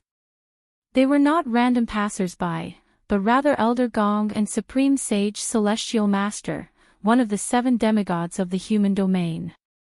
They were invincible powerhouses, and Supreme Sage Celestial Master had a sourcebox array, so he should not have been defeated. Elder Zhou Xin immediately contacted the Sirius sect while Heizage contacted the Heavenly Master as well. Lu Yin frowned, as he had never expected this outcome. Zhang Zhou couldn't figure out how they had lost, and even he himself had been selected. Lu Yin also couldn't figure out how Elder Gong had been defeated. Even if they hadn't destroyed the Xia family, they should have at least severely injured Xia Ji. Right, Lu Yin suddenly remembered that Xia Ji still had a clone. According to Starsabil's divination, there were 3 strands of rune lines heading towards the Neoverse. In other words, including Xia Ji, there were 3 of them. Could the other person also be a half-progenitor? He had to join forces with Xia Ji to defeat Elder Gong and Saint Heavenly Master. Soon, Lu Yin found out the reason. Xia Ji hadn't defeated the Sage Heavenly Master and Elder Gong with his own strength. Instead, he had used the Sage Heavenly Master's secret technique. Everlasting Sky Island's secret technique, all rivers return to the sea, could transform an enemy's attack into its most primitive form of energy and erase it. The Elysian Celestial Master had been willing to teach Lu Yin this secret technique, but Lu Yin had already possessed the Yu and Plan's secret arts, so he hadn't learned it. In the previous battle, Shangxing Shenwei had also used all rivers return to the sea in an attempt to block Captain Ji's spear. The sea had indeed erased most of the spear's power, but the remaining power had still managed to injure Shangxing Shenwei.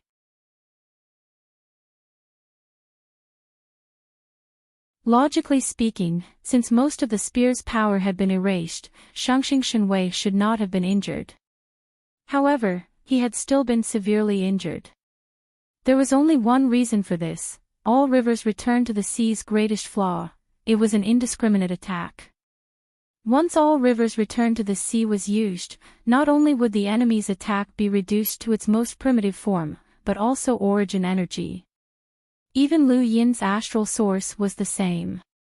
He could either completely transform the spear into its most primitive form of energy, but if he couldn't, then the remaining power of the spear was not something he could block with his physical body.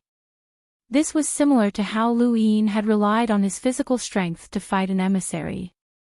The emissary had suppressed his star energy, making it so that he could not use battle techniques or even secret techniques normally. He could only rely on his physical strength to activate the Empyrean palm.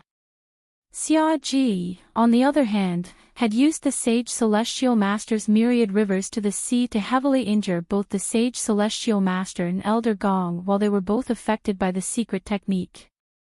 He had also been affected by the secret technique, but he had made ample preparations. Elder Jioshin and the others didn't know how he had managed to injure the Sage Heavenly Master and Elder Gong, but they knew that the Sea of Rivers' return had been the reason for their defeat. Fortunately, they had only been defeated and had not suffered any serious injuries. Xia Ji could only use this method once. However, once was enough for Xia Ji. All he wanted was the Sirius Jade Annulus. Has his goal been the Sirius Jade Annulus from the very beginning? Lu Yin blurted out. Elder Jioshin's expression turned ugly. Xia Ji has always had designs on our Sirius sect. He wanted to obtain the Sirius Jade Annulus, but he never had the chance. He targeted Everlasting Island in order to find a way to fight the Elysian Celestial Master. He knew that Elder Gong would not be a bystander when he fought the Sage Heavenly Master, so it would definitely be a 2-on-1 situation. From then on, he had already calculated every step, especially the All Rivers return to the sea. Even with the All Rivers return to the sea's influence, it would not be easy to defeat a half-ancestor. He had been preparing for this for a very long time. Lu Yin finally understood. Xia Ji's first step had been to lure out the Elysian Celestial Master and Elder Gong, allowing him to obtain the Sirius Jade Annulus. To be honest, it was not a brilliant plan, but it was very practical.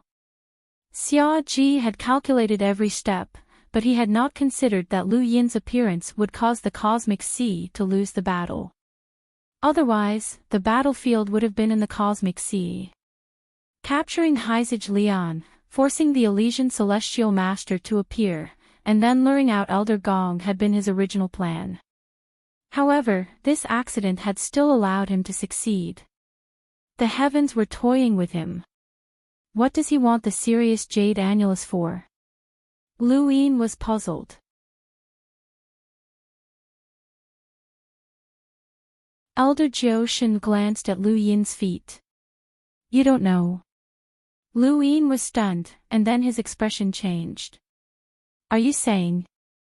Elder Jioshin asked, did Elder Gong mention the secrets of the Sirius art to you? Lu Yin understood. Xia Ji's goal was this diagram as well. Xia Ji wanted to use this diagram to cultivate the Sirius art to the highest level, which would allow him to control the stars that Progenitor Qin had left behind.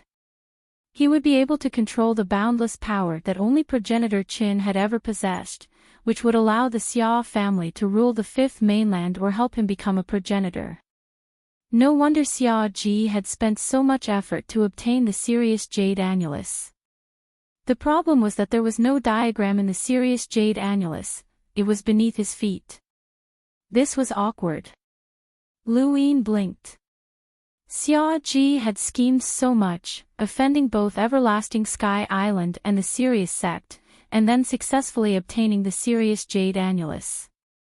What would he think if he discovered that the diagram was beneath his feet instead of inside the Jade Annulus? He would probably vomit blood. Just thinking about it made him happy.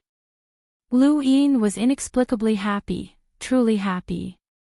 What did it mean to draw water with a sieve? Xia Ji was the most obvious example. He had thought that his plan would succeed, but it had been ruined by himself. Fate had played a trick on him, his plan had still succeeded, but in the end, he had discovered that what he wanted was gone. This was a great tragedy, but no matter how sad it was, Lu Yin still felt sorry for him. He really hoped that the old man would not be able to take it and die. No matter what, the 72 lives of Big Sis mercenaries were his. In the distance, Heizage Woody's expression was gloomy and ugly. Heizage Shenwei asked softly, "How is Master?" Heizage Woody replied, "Let's go back to Everlasting Sky Island. We must get our revenge." "I'll go as well," Heizage Leon said. Heizage Woody glared at him. "You stay here. What can you do with your body?" "Stabilize the cosmic sea." He then left with Heizage Shenwei. Elder Joshin said, "I'm leaving as well." Luin asked, "Will the Sirius sect start a war with the Seven Courts?" "It's hard to say. This matter concerns the Sirius Jade Annulus, which is the greatest inheritance of our Sirius sect. Many disciples will not give up, so there's a high chance that a war will break out. However, the Hall of Honor might not be willing to see that happen." He then looked at Luin and whispered, "Don't expose the diagram. Xia Ji has been plotting for so many years, and once he finds out that you have it, he won't give up and will kill you." Luin nodded. "What about Commander Ji? What should we do?" Heizage Woody had already left, so only Elder Joshin could handle the situation. Elder Joshin looked at Commander Ji, who was being suppressed on the surface of the sea. His gaze turned cold, and he swept past. After he left, Commander Ji's body slowly dissipated. He was just a clone. Elder Joshin had acted decisively and ruthlessly, which represented the Sirius sect's current stance. When they found out that the Sirius Jade Annulus had been stolen by the Xia family, the Sirius sect's disciples had gone berserk. Countless disciples had clamored for it back, and some of the more radical ones had even headed south to wage war against the Seven Courts. Within the Seven Courts, the other families had not expected Xia Ji to do such a thing. This was all part of Xia Ji's plan, and it had nothing to do with the entire Seven Courts. The Seven Courts had only joined forces to protect progenitor Chen's tomb. Now, the Sirius sect and Everlasting Sky Island would definitely not give up. If they joined forces, even the Seven Courts might not be able to handle them. They could not blame the Xia family, as Xia Ji was the only half-progenitor in the Seven Courts.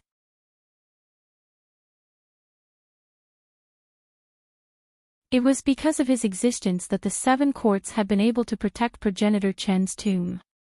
Otherwise, Elder Chan alone could have caused the Seven Courts to collapse.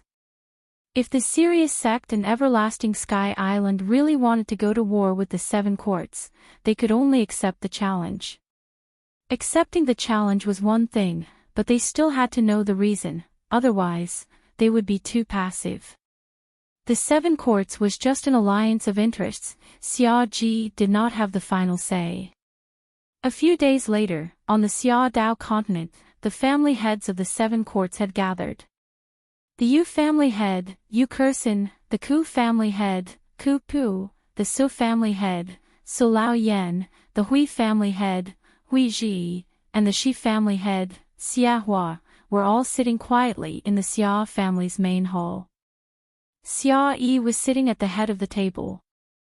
Xia Yi's expression was calm. He had also been injured in the battle in Universe C, but one could not tell from his appearance. "Brother Xia, the Seven Courts have joined forces and shared interests. In this new universe, they have occupied a piece of land. It is not easy. Now, because of Senior Xia Ji, we might become the public enemy of the new universe. Can Brother Xia give us an explanation?" Hui Kong asked. Within the Seven Courts, the Hui family was a representative. The others looked at Xia Yi. They did not dare to blame Xia Ji, but they had to know the reason. Update at 3 p.m. This is the third consecutive day. Thank you, brothers, for your support.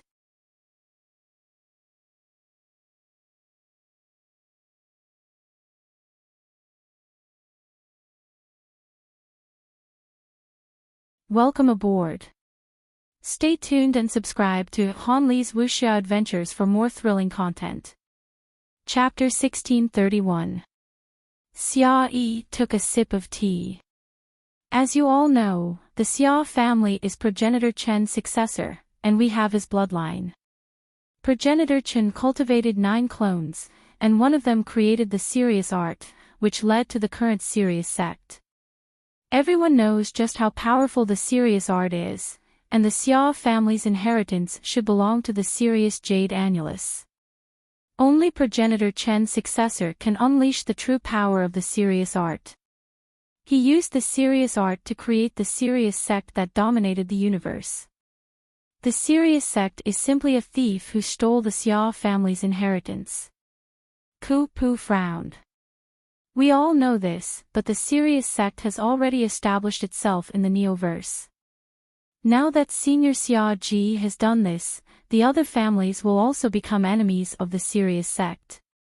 There's also Long Sky Island, which is very disadvantageous for the 7 court successors. We just want to know if it's worth it for a piece of serious jade annulus. No one was stupid. If it was just for the sake of the serious art, Xia Ji would not have done this. The serious art was not enough to make the 7 courts, serious sect, and Long Sky Island become enemies. They guessed that Xia Ji had a deeper goal, and they had come to test Xia Ji's true motives. The 7 courts shared the benefits and shared the consequences, so they also wanted to share the fruits of their labor. Xia Yi did not directly answer Ku Pu's question. Instead, he said, "Everyone, please do not worry.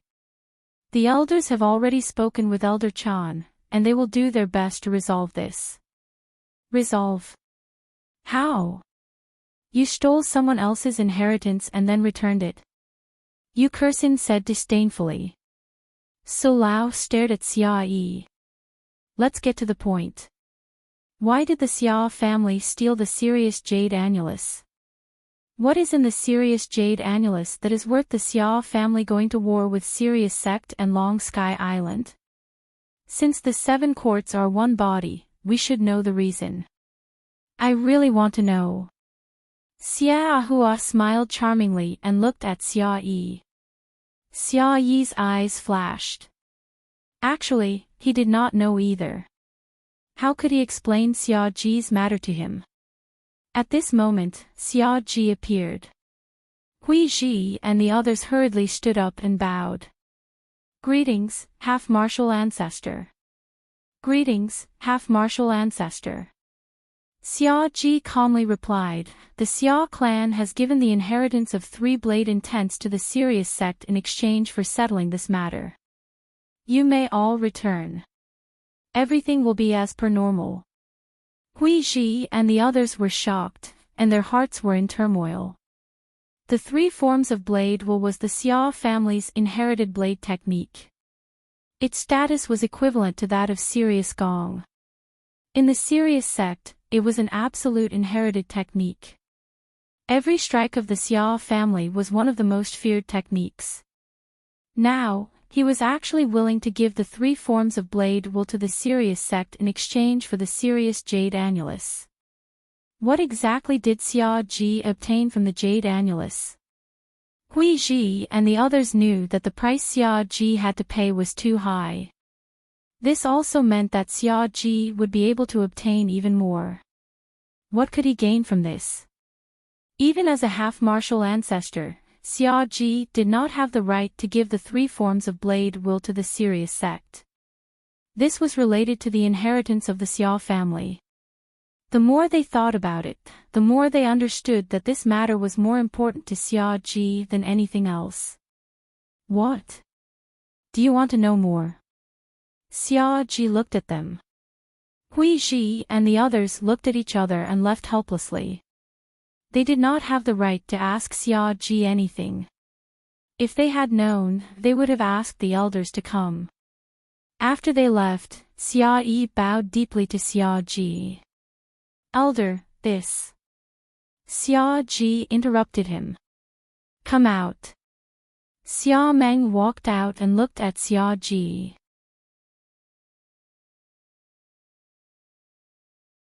Elder, is it worth it? Xia Ji smiled, a rare smile. He had never smiled since becoming a half-martial ancestor, and Xia Yi had never seen him smile before. In Xia Meng's memories, the last time Xia Ji had smiled was thousands of years ago. As a descendant of progenitor Qin, isn't it worth it to receive his inheritance? Xia Ji asked. Xia Meng was calm, but her voice was low. It's not worth it just for the serious gong. Xia Ji smiled. What if it's for the possibility of becoming a half-martial ancestor? Xia Meng and Xia Yi were shocked and looked at Xia Ji. Xia Ji's expression was solemn. Xia Yi, leave. Xia Yi's face paled, and he bowed deeply before leaving. He was the head of the Xia family, but ever since the incident with Xia Juyo, Xia Ji had been very dissatisfied with him. Now, he was not even allowed to listen in. After Xia Yi left, Xia Ji said, "The Sirius Jade Disc contains the greatest inheritance of progenitor Chen's Sirius clone. Sirius Gong revolves the stars. How do you know that some of the stars in the universe are not derived from Sirius Gong?" Xia Meng's expression changed. Derived from Sirius Gong. Real stars. Xia Ji nodded. When Sirius Gong is cultivated to its peak, it can produce stars and give birth to life. That's the difference between a half-martial ancestor and a half-martial ancestor. Progenitor Chen is invincible, and he can fight 1 against 9. Whether it's a giant clone, a Sirius clone, or an illusory clone, each of them can fight against a half-martial ancestor. Each of them can create life and turn something rotten into something miraculous. In the universe, there are stars created by progenitor Qin using Sirius Gong. Controlling a star is the same as controlling the civilization on the star. The Xia family can instantly control countless powers. More importantly, he looked seriously at Xia Meng. With progenitor Chen's Sirius Gong, he can overcome the progenitor's tribulation and become a half-martial ancestor. Xia Meng's breathing quickened, and her eyes flashed with excitement. Can we become a half-martial ancestor? Xia Ji laughed. Of course. How can progenitor Chen's power not be able to overcome the tribulation? Lingji Mavis died during her tribulation, which caused the remaining half-martial ancestors to panic. Elder Gong looks old and frail, but does he dare to attempt the tribulation? The sage celestial master has mastered the sourcebox array and has been preparing for countless years on Everlasting Island, but does he dare to attempt the tribulation? Even Elder Chan wouldn't dare, because becoming a half-martial ancestor is too difficult. This is my shortcut, and with progenitor Chen's power, I have a 90% chance of succeeding. Once I become a half-martial ancestor, I will have the final say in the 5th mainland. Xia Meng finally understood. No wonder Xia Ji had schemed against a mere half-martial ancestor like Leon's Armada. Do you think it's worth it? Xia Ji asked Xia Meng. Xia Meng bowed deeply. Elder, you have great foresight. You will definitely be the next progenitor Qin.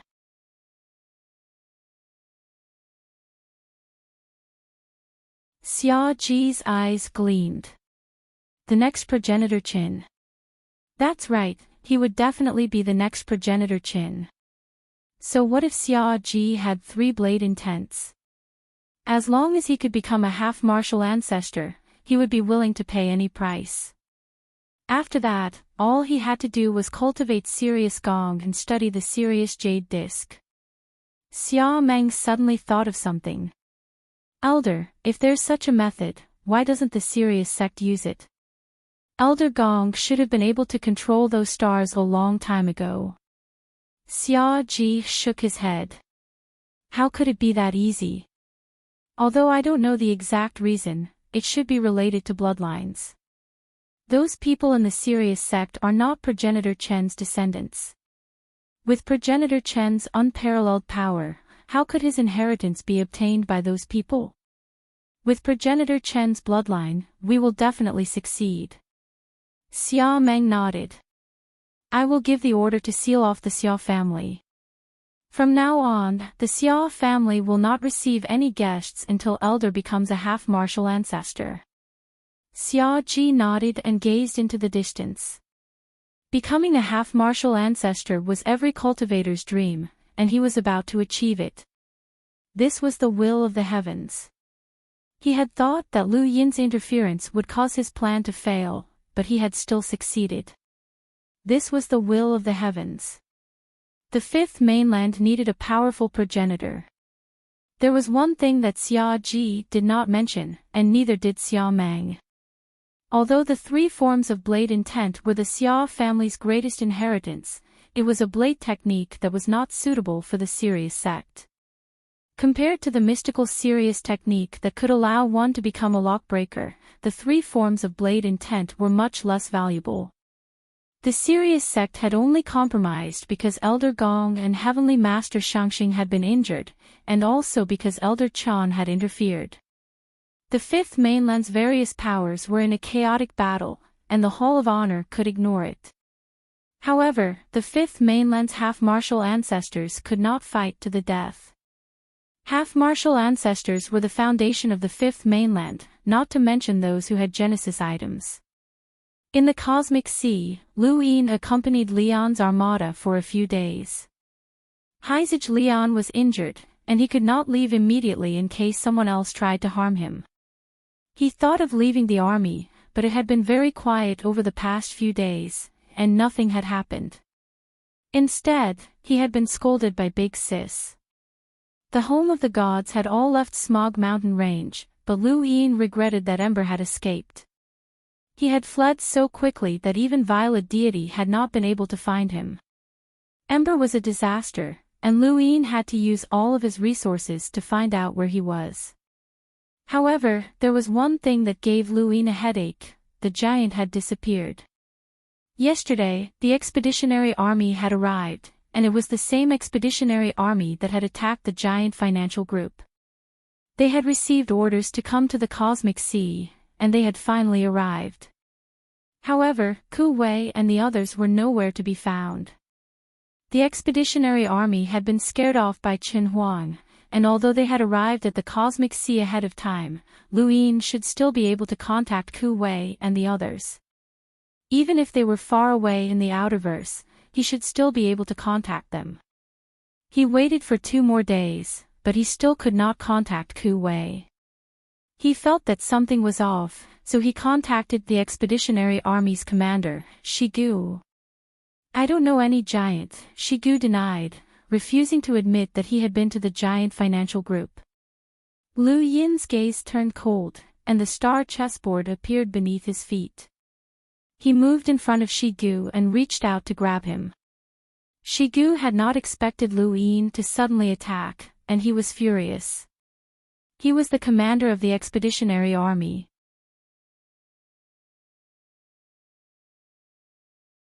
There was a thump as Lu Yin and Shigu's palms collided. Shigu tried to use his innate ability to pierce through Lu Yin's palm, but Lu Yin's golden battle force made it so that even Shigu's attack was useless. Shigu's arm was bent, and he was forced back several steps. Nearby, 2 expeditionary army enlighters hurriedly attacked Lu Yin, but they were suppressed by his domain and were unable to move. Even further away, the expeditionary army erupted with killing intent as they stared at Lu Yin. However, in the next moment, Lu Yin's domain completely extended and enveloped the entire expeditionary army, making them feel as if they were in a swamp. The commotion attracted the attention of Leon's armada, and there was a loud sound as the tyrant blades struck the ground. The winds and clouds above the Cosmic Sea churned as a terrifying aura swept past the expeditionary army, causing everyone's hair to stand on end. All of this happened in an instant. Dichio and the others were shocked, as they were afraid that Leon's armada would attack the expeditionary army. What was going on? Could it be that the expeditionary army wanted to carry out the board's decision and capture Heizage Leon? That would be too stupid.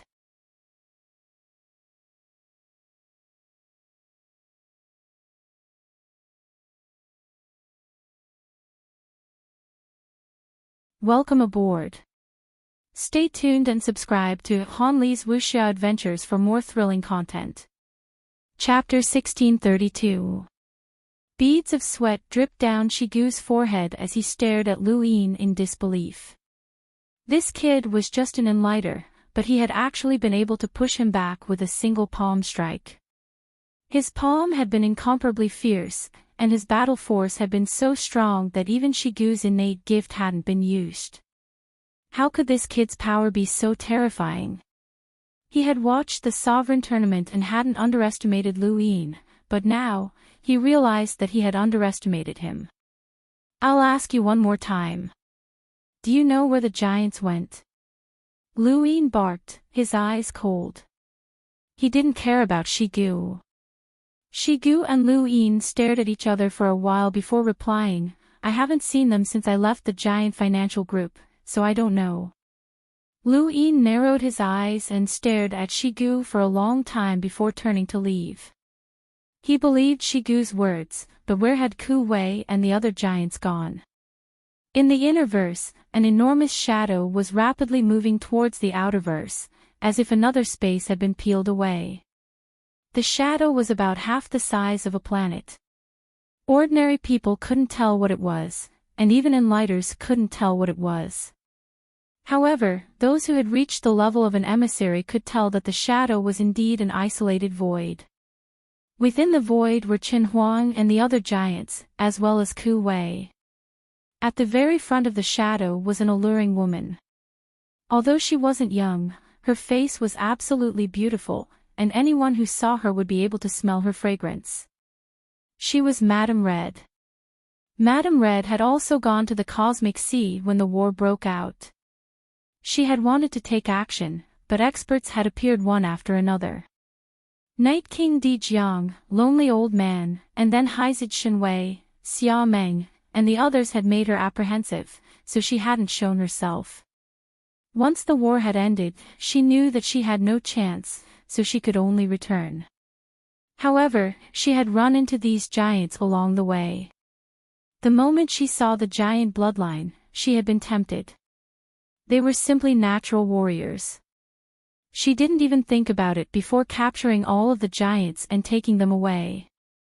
These giants would become the Flying Horse Mountain Villa's warriors. On Qin Huang's shoulder, Ku Wei wanted to contact Lu Yin, but he couldn't do so in this isolated void. He was speechless, as he had run into a crazy woman who had captured them without saying a word. Was she crazy? No one knew that Ku Wei and the others had been captured by Madame Red. The only person who might have known was Song Yi. He was the one who had told Madame Red that there would be a war in Universe Ocean. At that moment, Song Yi was once again in charge of Chaos God Mountain. He already knew the outcome of the war in Universe Ocean. He also knew that Song Shou and Song Song were both dead. Within Chaos God Mountain, he had a group of people who were loyal to him. Furthermore, Chaos God Mountain was a place where the strong ruled. It was filled with the blood of the dark forces. It was not difficult to take control. Since he couldn't get any more information from Shigu, he contacted Song Ying. Song Ying had changed the order without permission and sent the expeditionary army to the giant financial group instead of the cosmic ocean. She was convicted and stripped of her position as a director. This wasn't a simple mistake at all. It was a delay in the battle, which could easily lead to unpredictable consequences. More importantly, the board members couldn't bring their personal feelings into their decisions. Song Ying was obviously targeting the giant too much. Song Ying had been stripped of his position as a director, and his tone grew even more irritated. Alliance head Lu, you should be asking Sanliang, not me. I'm no longer a director.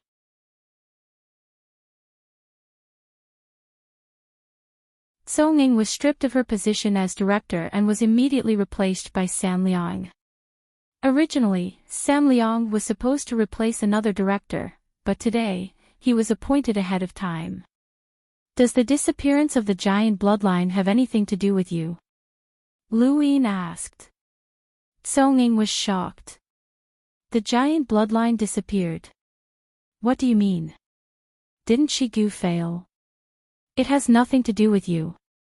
Lu Yin asked. Tsonging sneered.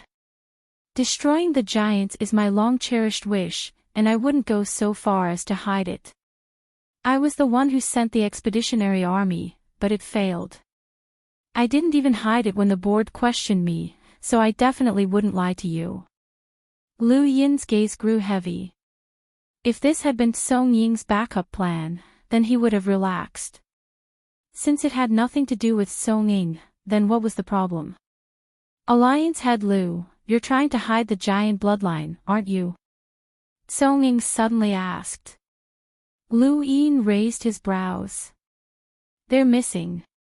Director Song Ying, is there anyone else in the fifth mainland who hates the giants besides you? Song Ying sternly replied, I don't hate them, I just have misgivings about them. There are too many branches of the giants, and it would be fine if they were just pure battle giants.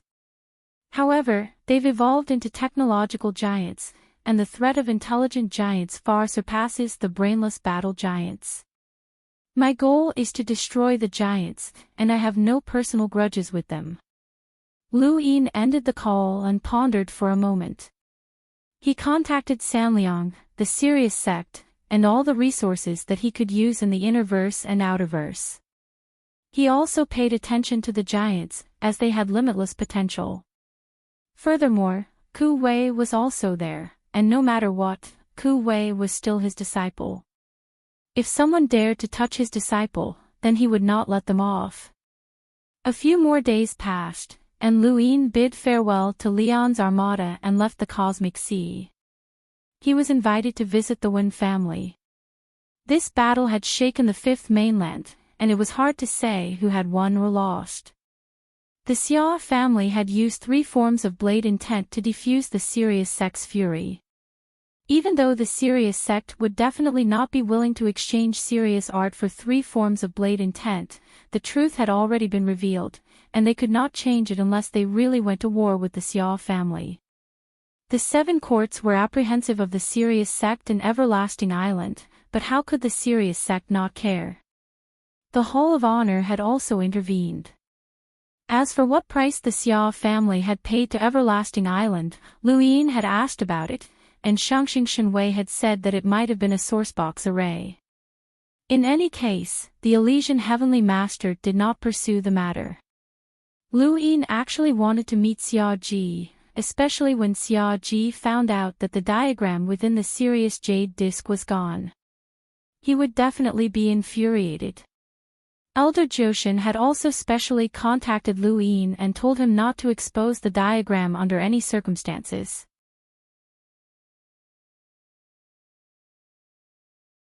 Not only had Xia Ji been planning for many years, but he had also started a battle that had shaken the fifth mainland, causing the cosmic seas for tyrants to become 2 of them.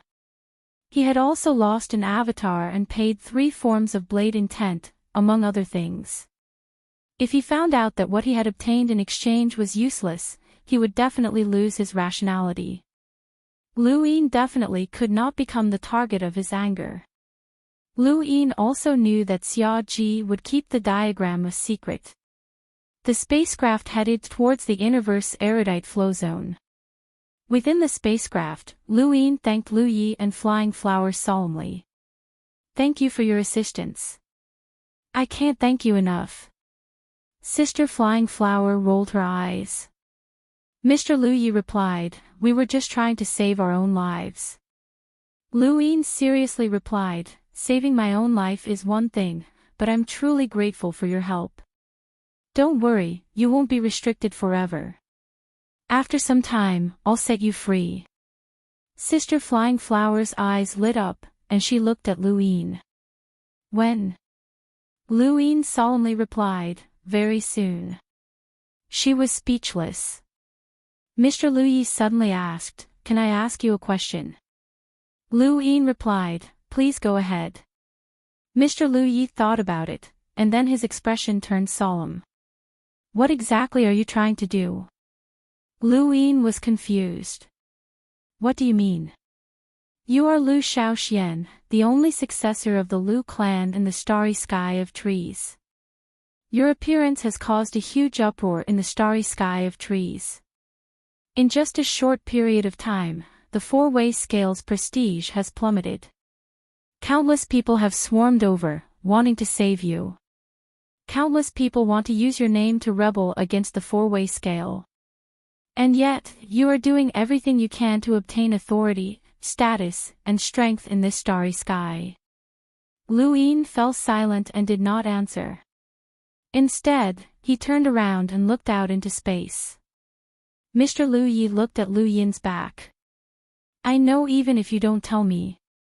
The Lu family was exiled by the four cardinal scales, and you want to take revenge. Sister Flying Flower stared at Lu Yin. Lu Yin turned around and met Mr. Lu Ye's gaze. Shouldn't I want revenge? This will throw the cosmic tree realm into complete chaos, and the four cardinal scales will collapse. The battlefield on the other side will also be affected. You should know that the commander and the Eye of the Formation are now members of the four cardinal scales. If anything happens to them, the infinite kinetic energy will be damaged, and the Eternals will be able to easily invade the cosmic tree realm. Lu Yin shouted, so I should just let the four cardinal scales slaughter me. Let the Lu family fend for itself. Or even commit suicide. Mr. Lu Yi shook his head. It would be cruel to you, but your revenge would be equally cruel to the cosmic tree realm and this realm. Did you just think of this? Lu Yin asked. Mr. Lu Yi replied, I thought of it a long time ago. If that's the case, why didn't you ask me earlier? Mr. Lu Yi did not answer. Why didn't you ask earlier? That's because you don't care whether or not I'm taking revenge. Or rather, you're also conflicted. With your flying willow flower's strength, why haven't you joined the four-way scales yet? Sister Flying Flower snorted. Not everyone wants to join them. There are many people like you in the cosmic tree realm, and even more of you have been taken to the Star Alliance. If something happens to one of you, will the other be taken to the Star Alliance?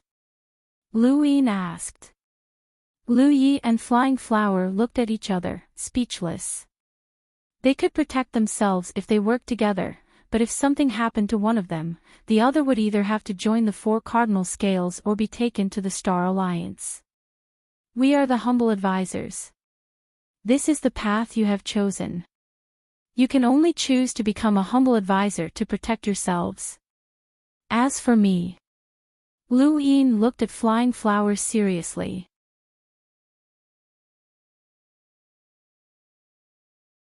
I can only choose revenge to protect myself. We are all the same. Not long after, Lu Yin's gadget rang. He glanced at it and accepted the call.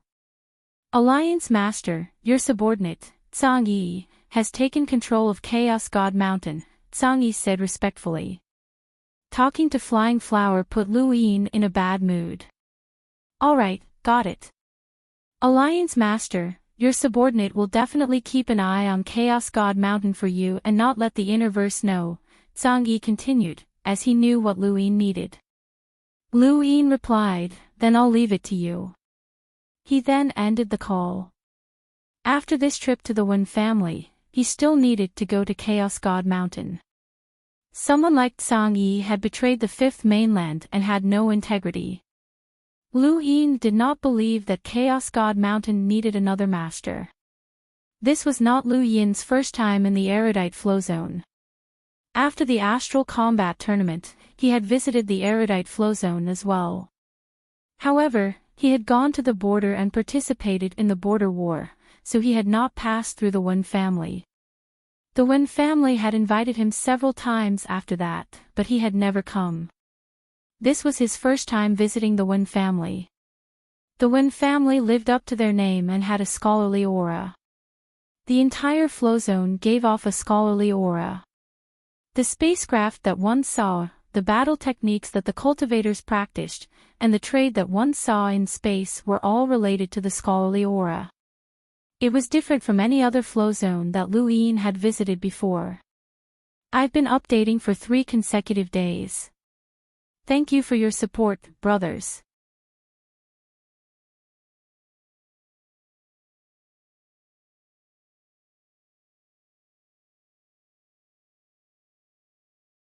Welcome aboard.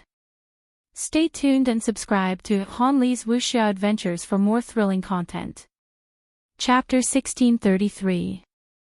The 8 great flow zones of the Innerverse each had their own unique characteristics. The blazing mist flow zone was hot, and the cultivators there had fiery tempers. The chaos flow zone was filled with slaughter and darkness. The day-night flow zone was arrogant, the first flow zone was incomparably sharp, and the parasite flow zone was filled with poisonous insects. In comparison, the erudite flow zone was more comfortable. When Lu Yin and Lu Yefei arrived, everyone in the Wen family welcomed them, led by the family head, Wen Zizai. Welcome, Alliance Leader Lu, to the Wen family. The Wen family head, Wen Zizai, has come to welcome you. A loud voice rang out, and Lu Yin heard it the moment he stepped off the spacecraft. Wen Zizai was the head of the Wen family and a powerhouse of the older generation, so he gave Lu Yin a lot of face. Lu Yin hurriedly stepped forward and smiled. I'm sorry for the intrusion, but it's my honor to be able to visit the Wen family. Wen Zizai smiled. Alliance Leader Lu, you're giving the Wen family a lot of face by coming here as a guest. He then looked at Lu Yefei and politely said, You too must be Lu Yefei. Welcome to the Wen family. Lu Yefei smiled. You're a cultured person. How admirable. Wen Zizai laughed. Alliance Leader Lu, please come in. Senior, please. Wen Zizai had brought everyone in the Wen family, regardless of whether they were seniors or juniors.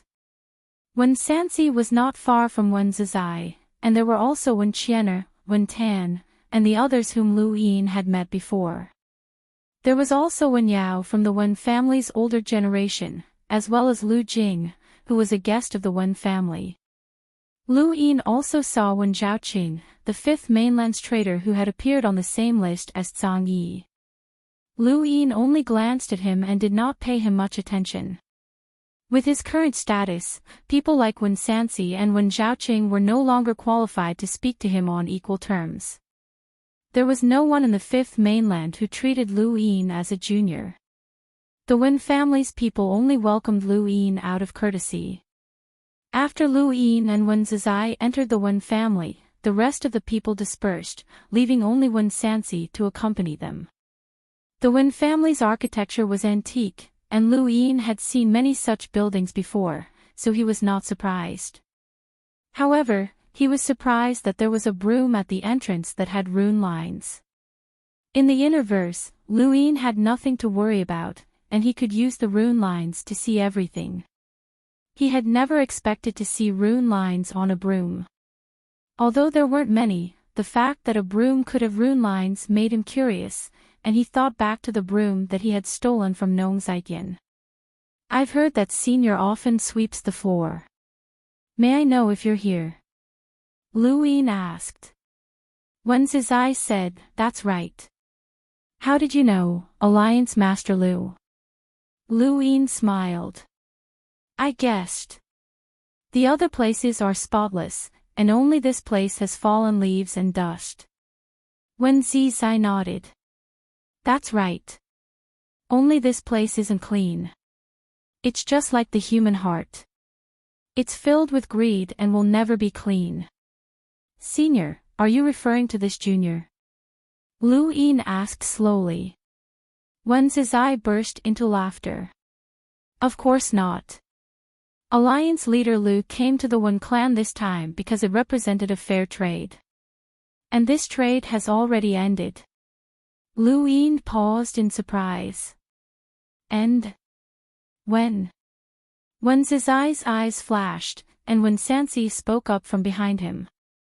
During the war in the Cosmic Sea, my Wen family delayed the Sword Sect, and we were also willing to lend you the panorama of clarity that Alliance Master Lu needed. In return, Alliance Master Lu brought Wen Zizai to us. Doesn't that mean that the trade is over? Lu Yin looked at Wen Zizai and found it funny. Senior, that was just the beginning of the trade, not the end.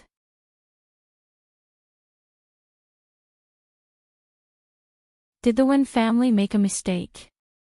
Brother Lu, my Wen family paid a huge price to delay the Sword Sept, and we also paid a huge price to obtain Yi Huang Academy's Panorama of Clarity.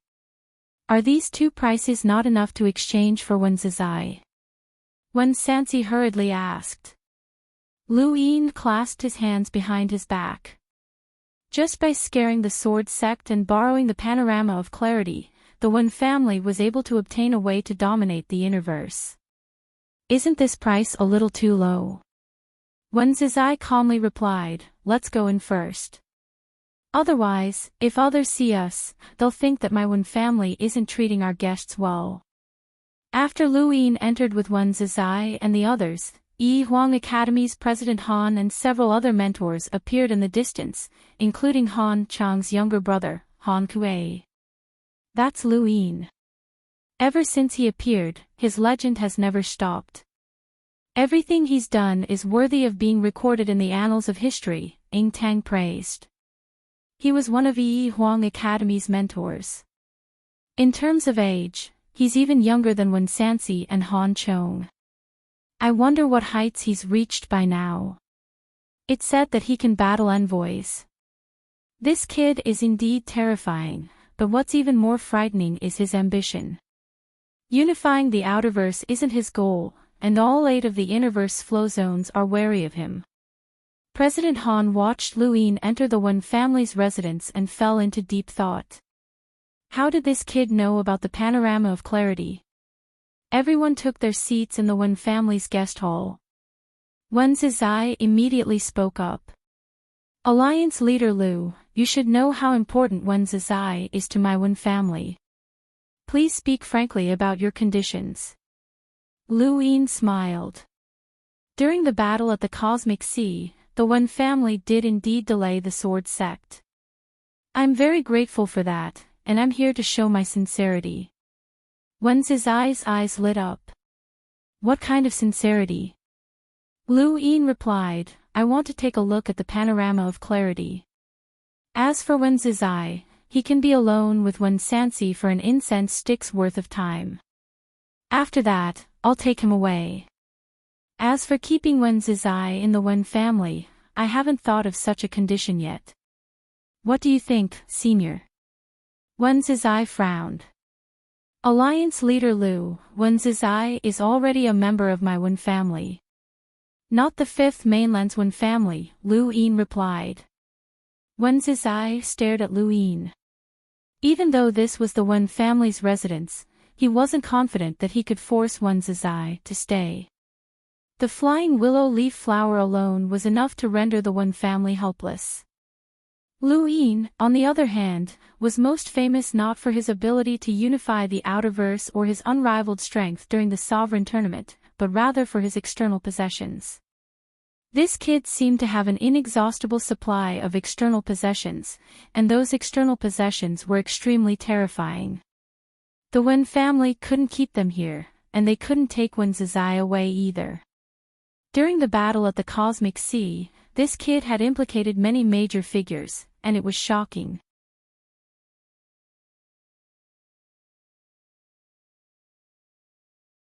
Alliance leader Lu, have you really not thought of any conditions to raise, or do you have other plans? Wen Zizai asked. Even with his sunken manner, he couldn't take it anymore. There were many techniques in negotiations, and one of them was patience. However, Wen Zizai realized that Lu Yin didn't seem to be competing in patience. Instead, it seemed more like Lu Yin really hadn't thought of any conditions. This was the most disgusting thing, and Wen Zizai would rather Lu Yin have already thought of some conditions. That way, there would still be a possibility of reaching an agreement, rather than dragging this out indefinitely.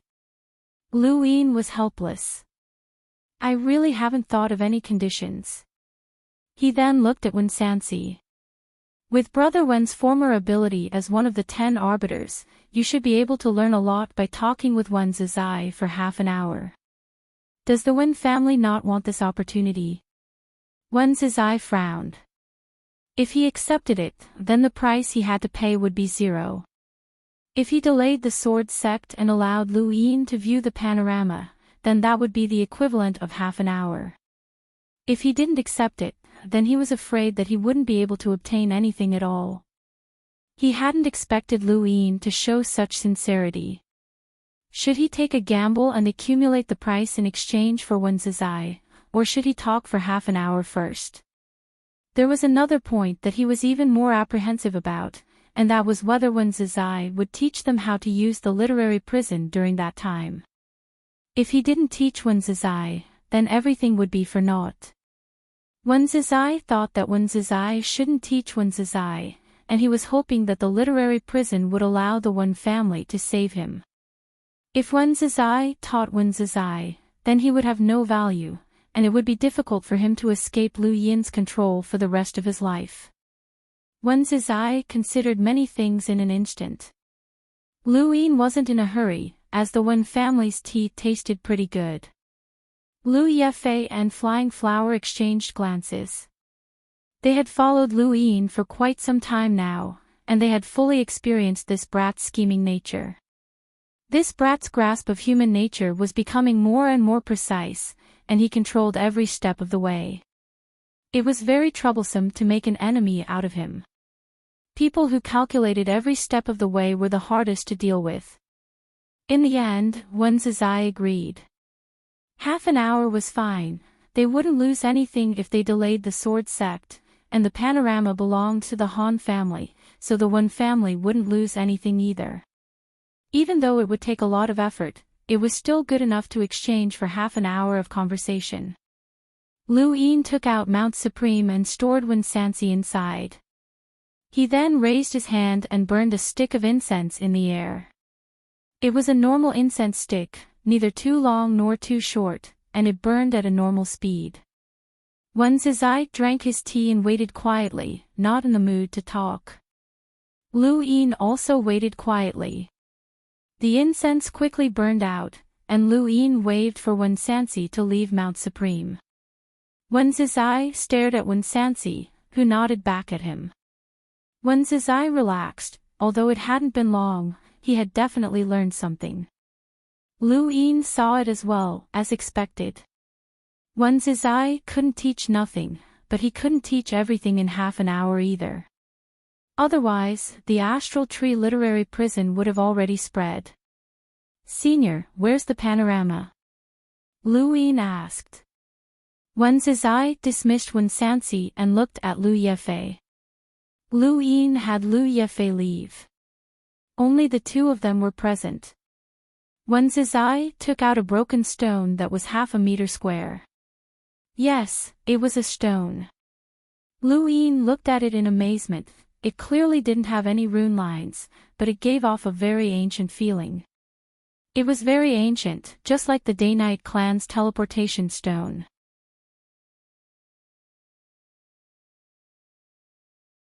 The stars of the universe had existed for countless years, far longer than the history of humanity. This stone gave off the same feeling as the stars, as if it would never change. Wen Zizai's expression was solemn. "I borrowed this stone from the Han family. The panorama is on it.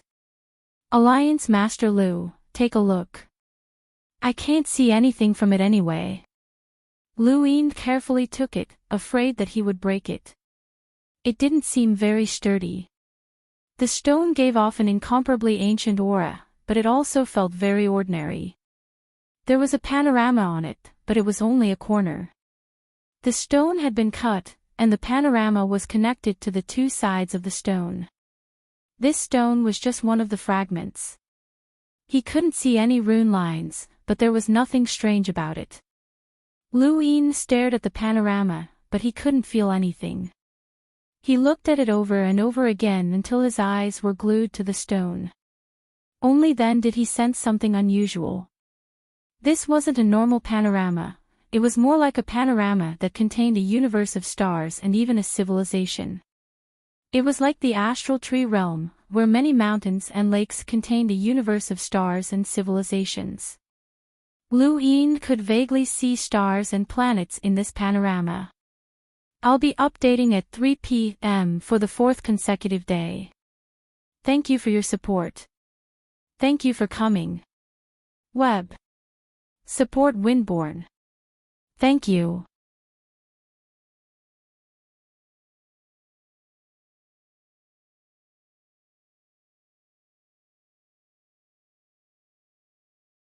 Welcome aboard. Stay tuned and subscribe to Han Li's Wuxia Adventures for more thrilling content. Chapter 1634. After a full 2 hours, that was all Lu Yin could make out. After that, he couldn't make out anything else. He looked at Wen Zizai suspiciously.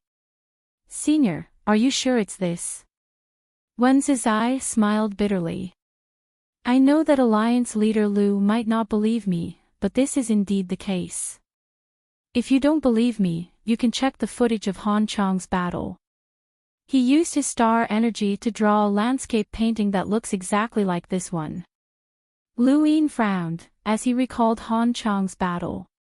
The panorama had defeated Xia Yi as soon as it appeared, which meant that it was not simple. Han Chang might have discovered something from the painting, but he had only been a Lammeter back then. Now, Lu Yin could fight an emissary alone, so how could he not have seen anything? Everyone had their own opportunities, and Lu Yin could not force it. He had just stepped onto the path of cultivation, but he had been able to use his innate dai to enter the time-stop space. That was the power of time, and even a half-ancestor might not be able to come into contact with it. Who could say for sure? Alliance leader Lu, this is indeed the case. The Han family has been guarding this stone for many years, and President Han is currently with the Wen family. You can ask him, Wen Zizai emphasized, afraid that Lu Yin would not believe him. Lu Yin replied, "Then I'll have to trouble Senior to invite President Han over." Wen Zizai nodded. Not long after, an old man arrived and faced Lu Yin, nervously looking at the stone in Lu Yin's hand. Lu Yin recognized this old man. Although he had never met him before, he had seen images of him on the internet. He was the president of Yi Huang Academy and a public figure. Junior Lu Yin greets President Han, Lu Yin said politely. President Han nodded and praised, Alliance leader Lu, it's been a long time. Your name is like thunder in my ears. I can't compare to President Han's education. In front of him, I'm just a student who hasn't graduated from the Astral Combat Academy. President Han was astonished. You haven't graduated from the Astral Combat Academy? Lu Yin smiled. That's right. I'm always outside and haven't had the time to graduate. President Han laughed. With Alliance leader Lu's abilities, you've long since surpassed the mentors. It doesn't make a difference whether you graduate or not. Right, how did you learn about this landscape painting? Lu Yin's eyes flashed. If the Han family can keep the panorama of clarity, then it's only natural for others to know about it as well. There's no such thing as an eternal secret. It's fine if Alliance head Lu doesn't want to talk about it. He looked at the stone in Lu Yin's hand. This is indeed the panorama that Alliance head Lu needs. Back then, Chong-er was attracted to it by accident, and he begged me for a long time before I finally allowed him to take a look at it. Just a glance. Lu Yin raised his brows. President Han nodded. That's right. I was immediately attracted to it. I believe that Chong-er had some sort of fate with this painting. Perhaps the Han family had guarded this painting for so many years precisely for Chong-er. That's why I allowed him to look at it and use it to paint the world. Lu Yin looked at the stone in his hand again. Everyone else had seen the problem with a single glance, but he couldn't. This panorama was not fated with him. He had even memorized the Stonewall scriptures, but he still couldn't figure anything out.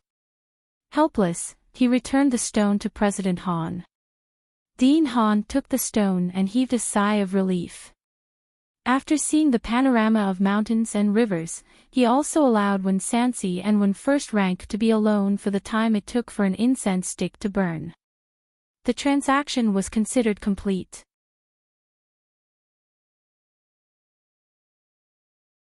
Even though Wen Zizai had desperately wanted Wen No. 1 to stay with the Wen family, he had still been taken away by Lu Yin. It was a strange feeling, as if he was tearing apart two lovers. When he left the Wen family, Lu Yin saw Wen Qian'er.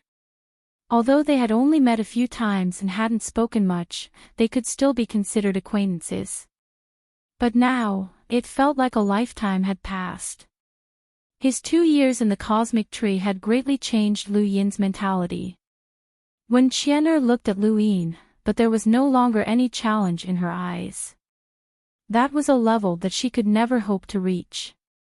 I never thought that you, Wen Zizai, would have a day like this.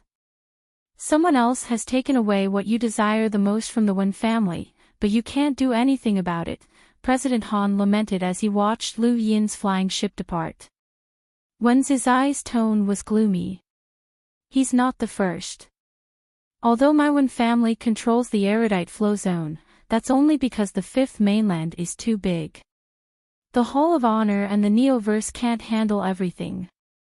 Otherwise, the Day-Night clan and the Sword sect wouldn't even have a say. What do you think he'll ask for? President Han asked, as he was very curious. The Wen family had already shown great sincerity, and they had even tried their best to fulfill any of Lu Yin's conditions. Even so, Lu Yin had not mentioned anything. Wen Zizai was in a bad mood, so he ignored President Han and returned to the Wen family. After leaving the Wen family, Lu Yin deliberately took a detour to Chaos Flow Zone. The reason for this detour was naturally because of the Corpse King. The Corpse King that had killed Han Chong had been eyeing Lost Radiance Academy, and it desired the panorama of clarity. Lu Yin wanted to eliminate this hidden danger. The panorama of clarity was useless to him, but that did not mean that it was useless to others, especially the Corpse King. Lost Radiance Academy was not very far from the Wen family, and with the spacecraft speed, it only took half a day for them to see the planet. It was a very ordinary planet that was not suitable for human habitation. There was no civilization, and there were very few living creatures. The Corpse King had a power level of over 400,000, but it had not reached the level of an emissary. Thus, it had not ventured deep into Lost Radiance Academy and had instead stayed on the planet to keep an eye on it while waiting for orders from the Neo-Human Alliance. Lu Yin was hesitating over whether or not he should eliminate the Corpse King. If he did, the Neo-Human Alliance might find out and implicate him in the matter of the panorama of clarity, which would bring him trouble. However, it would also bring him the key to unraveling the mystery. Even President Han did not know the use of the panorama of clarity, so the Neo-Human Alliance might know. The spacecraft stopped in outer space, and Lu Yin stared at the barren planet in the distance. Even further away, there were colorful nebulae revolving around it. Mr. Lu Yi was puzzled. "We're not leaving." Lu Yin thought about it and then said, "Let's go." He then continued flying towards the Chaos Flow Zone.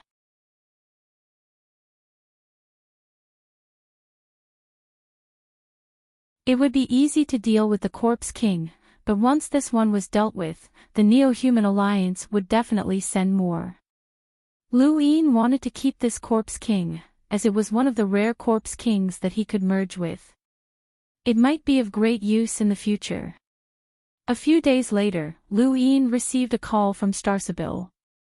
"I was unable to divine the name Undying Yushan. Are you sure that this name is correct?" Lu Yin replied, "It should be correct."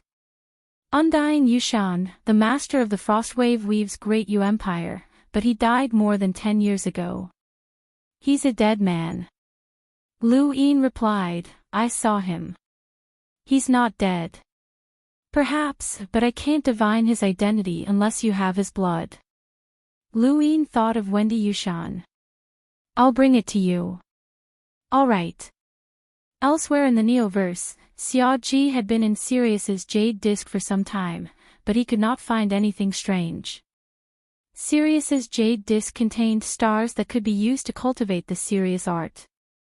However, according to the information that Xia Ji had obtained from Progenitor Chen's tomb, there should be something in the jade disk that could be used by Progenitor Chen's descendants to sense the various Sirius stars that Progenitor Chen had left behind. Why isn't there anything? Do I have to cultivate the Sirius art to its peak?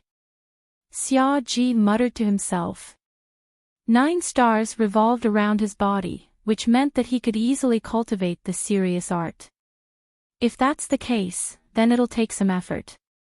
Xia Ji took a deep breath and began to cultivate the Sirius art. The Sirius sect had also obtained the Xia family's 3 forms of blade intent, and the first batch to cultivate them were naturally the true disciples and elders.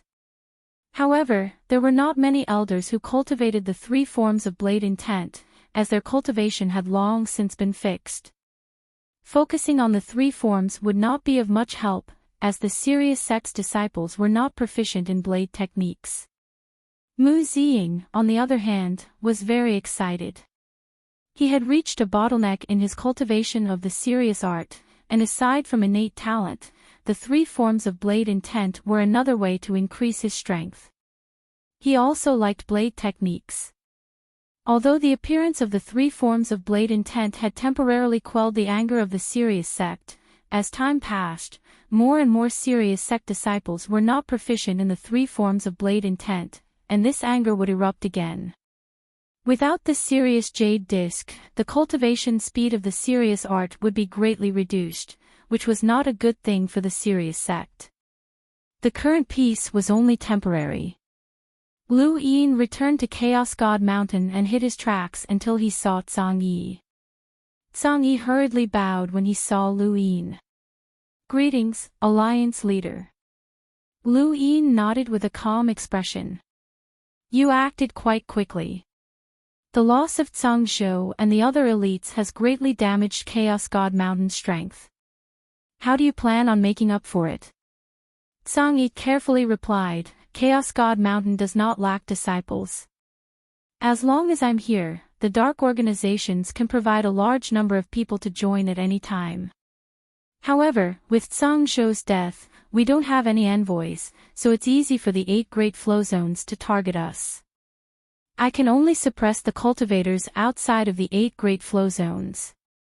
The meaning behind his words was simple.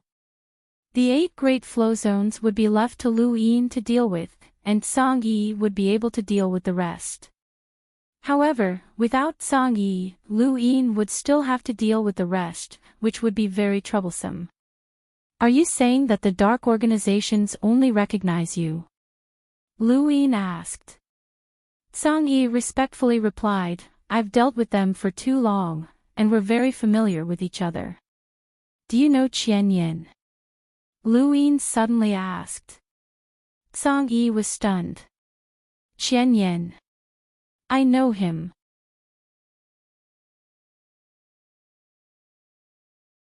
He's an interstellar pirate who was originally in the Outerverse, but after the Great Eastern Alliance rose to prominence, he said that he could no longer survive, so he came to Chaos Flow Zone.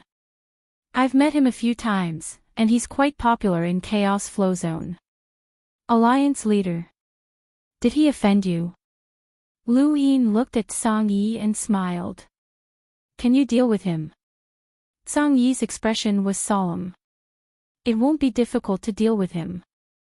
Although he's gotten to know many people in Chaos Flow Zone over the past few years, with a single word from me, none of them will help him.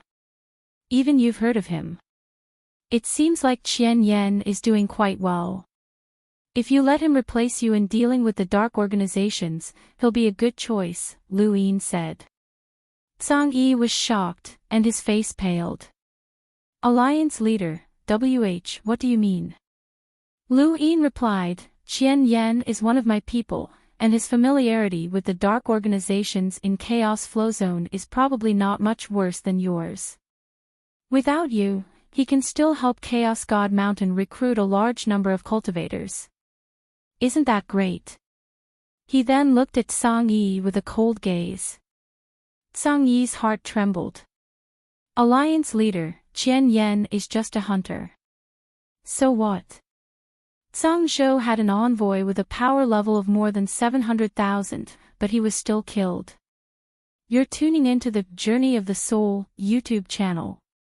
Don't forget to subscribe and join us on this journey to catch the most captivating stories.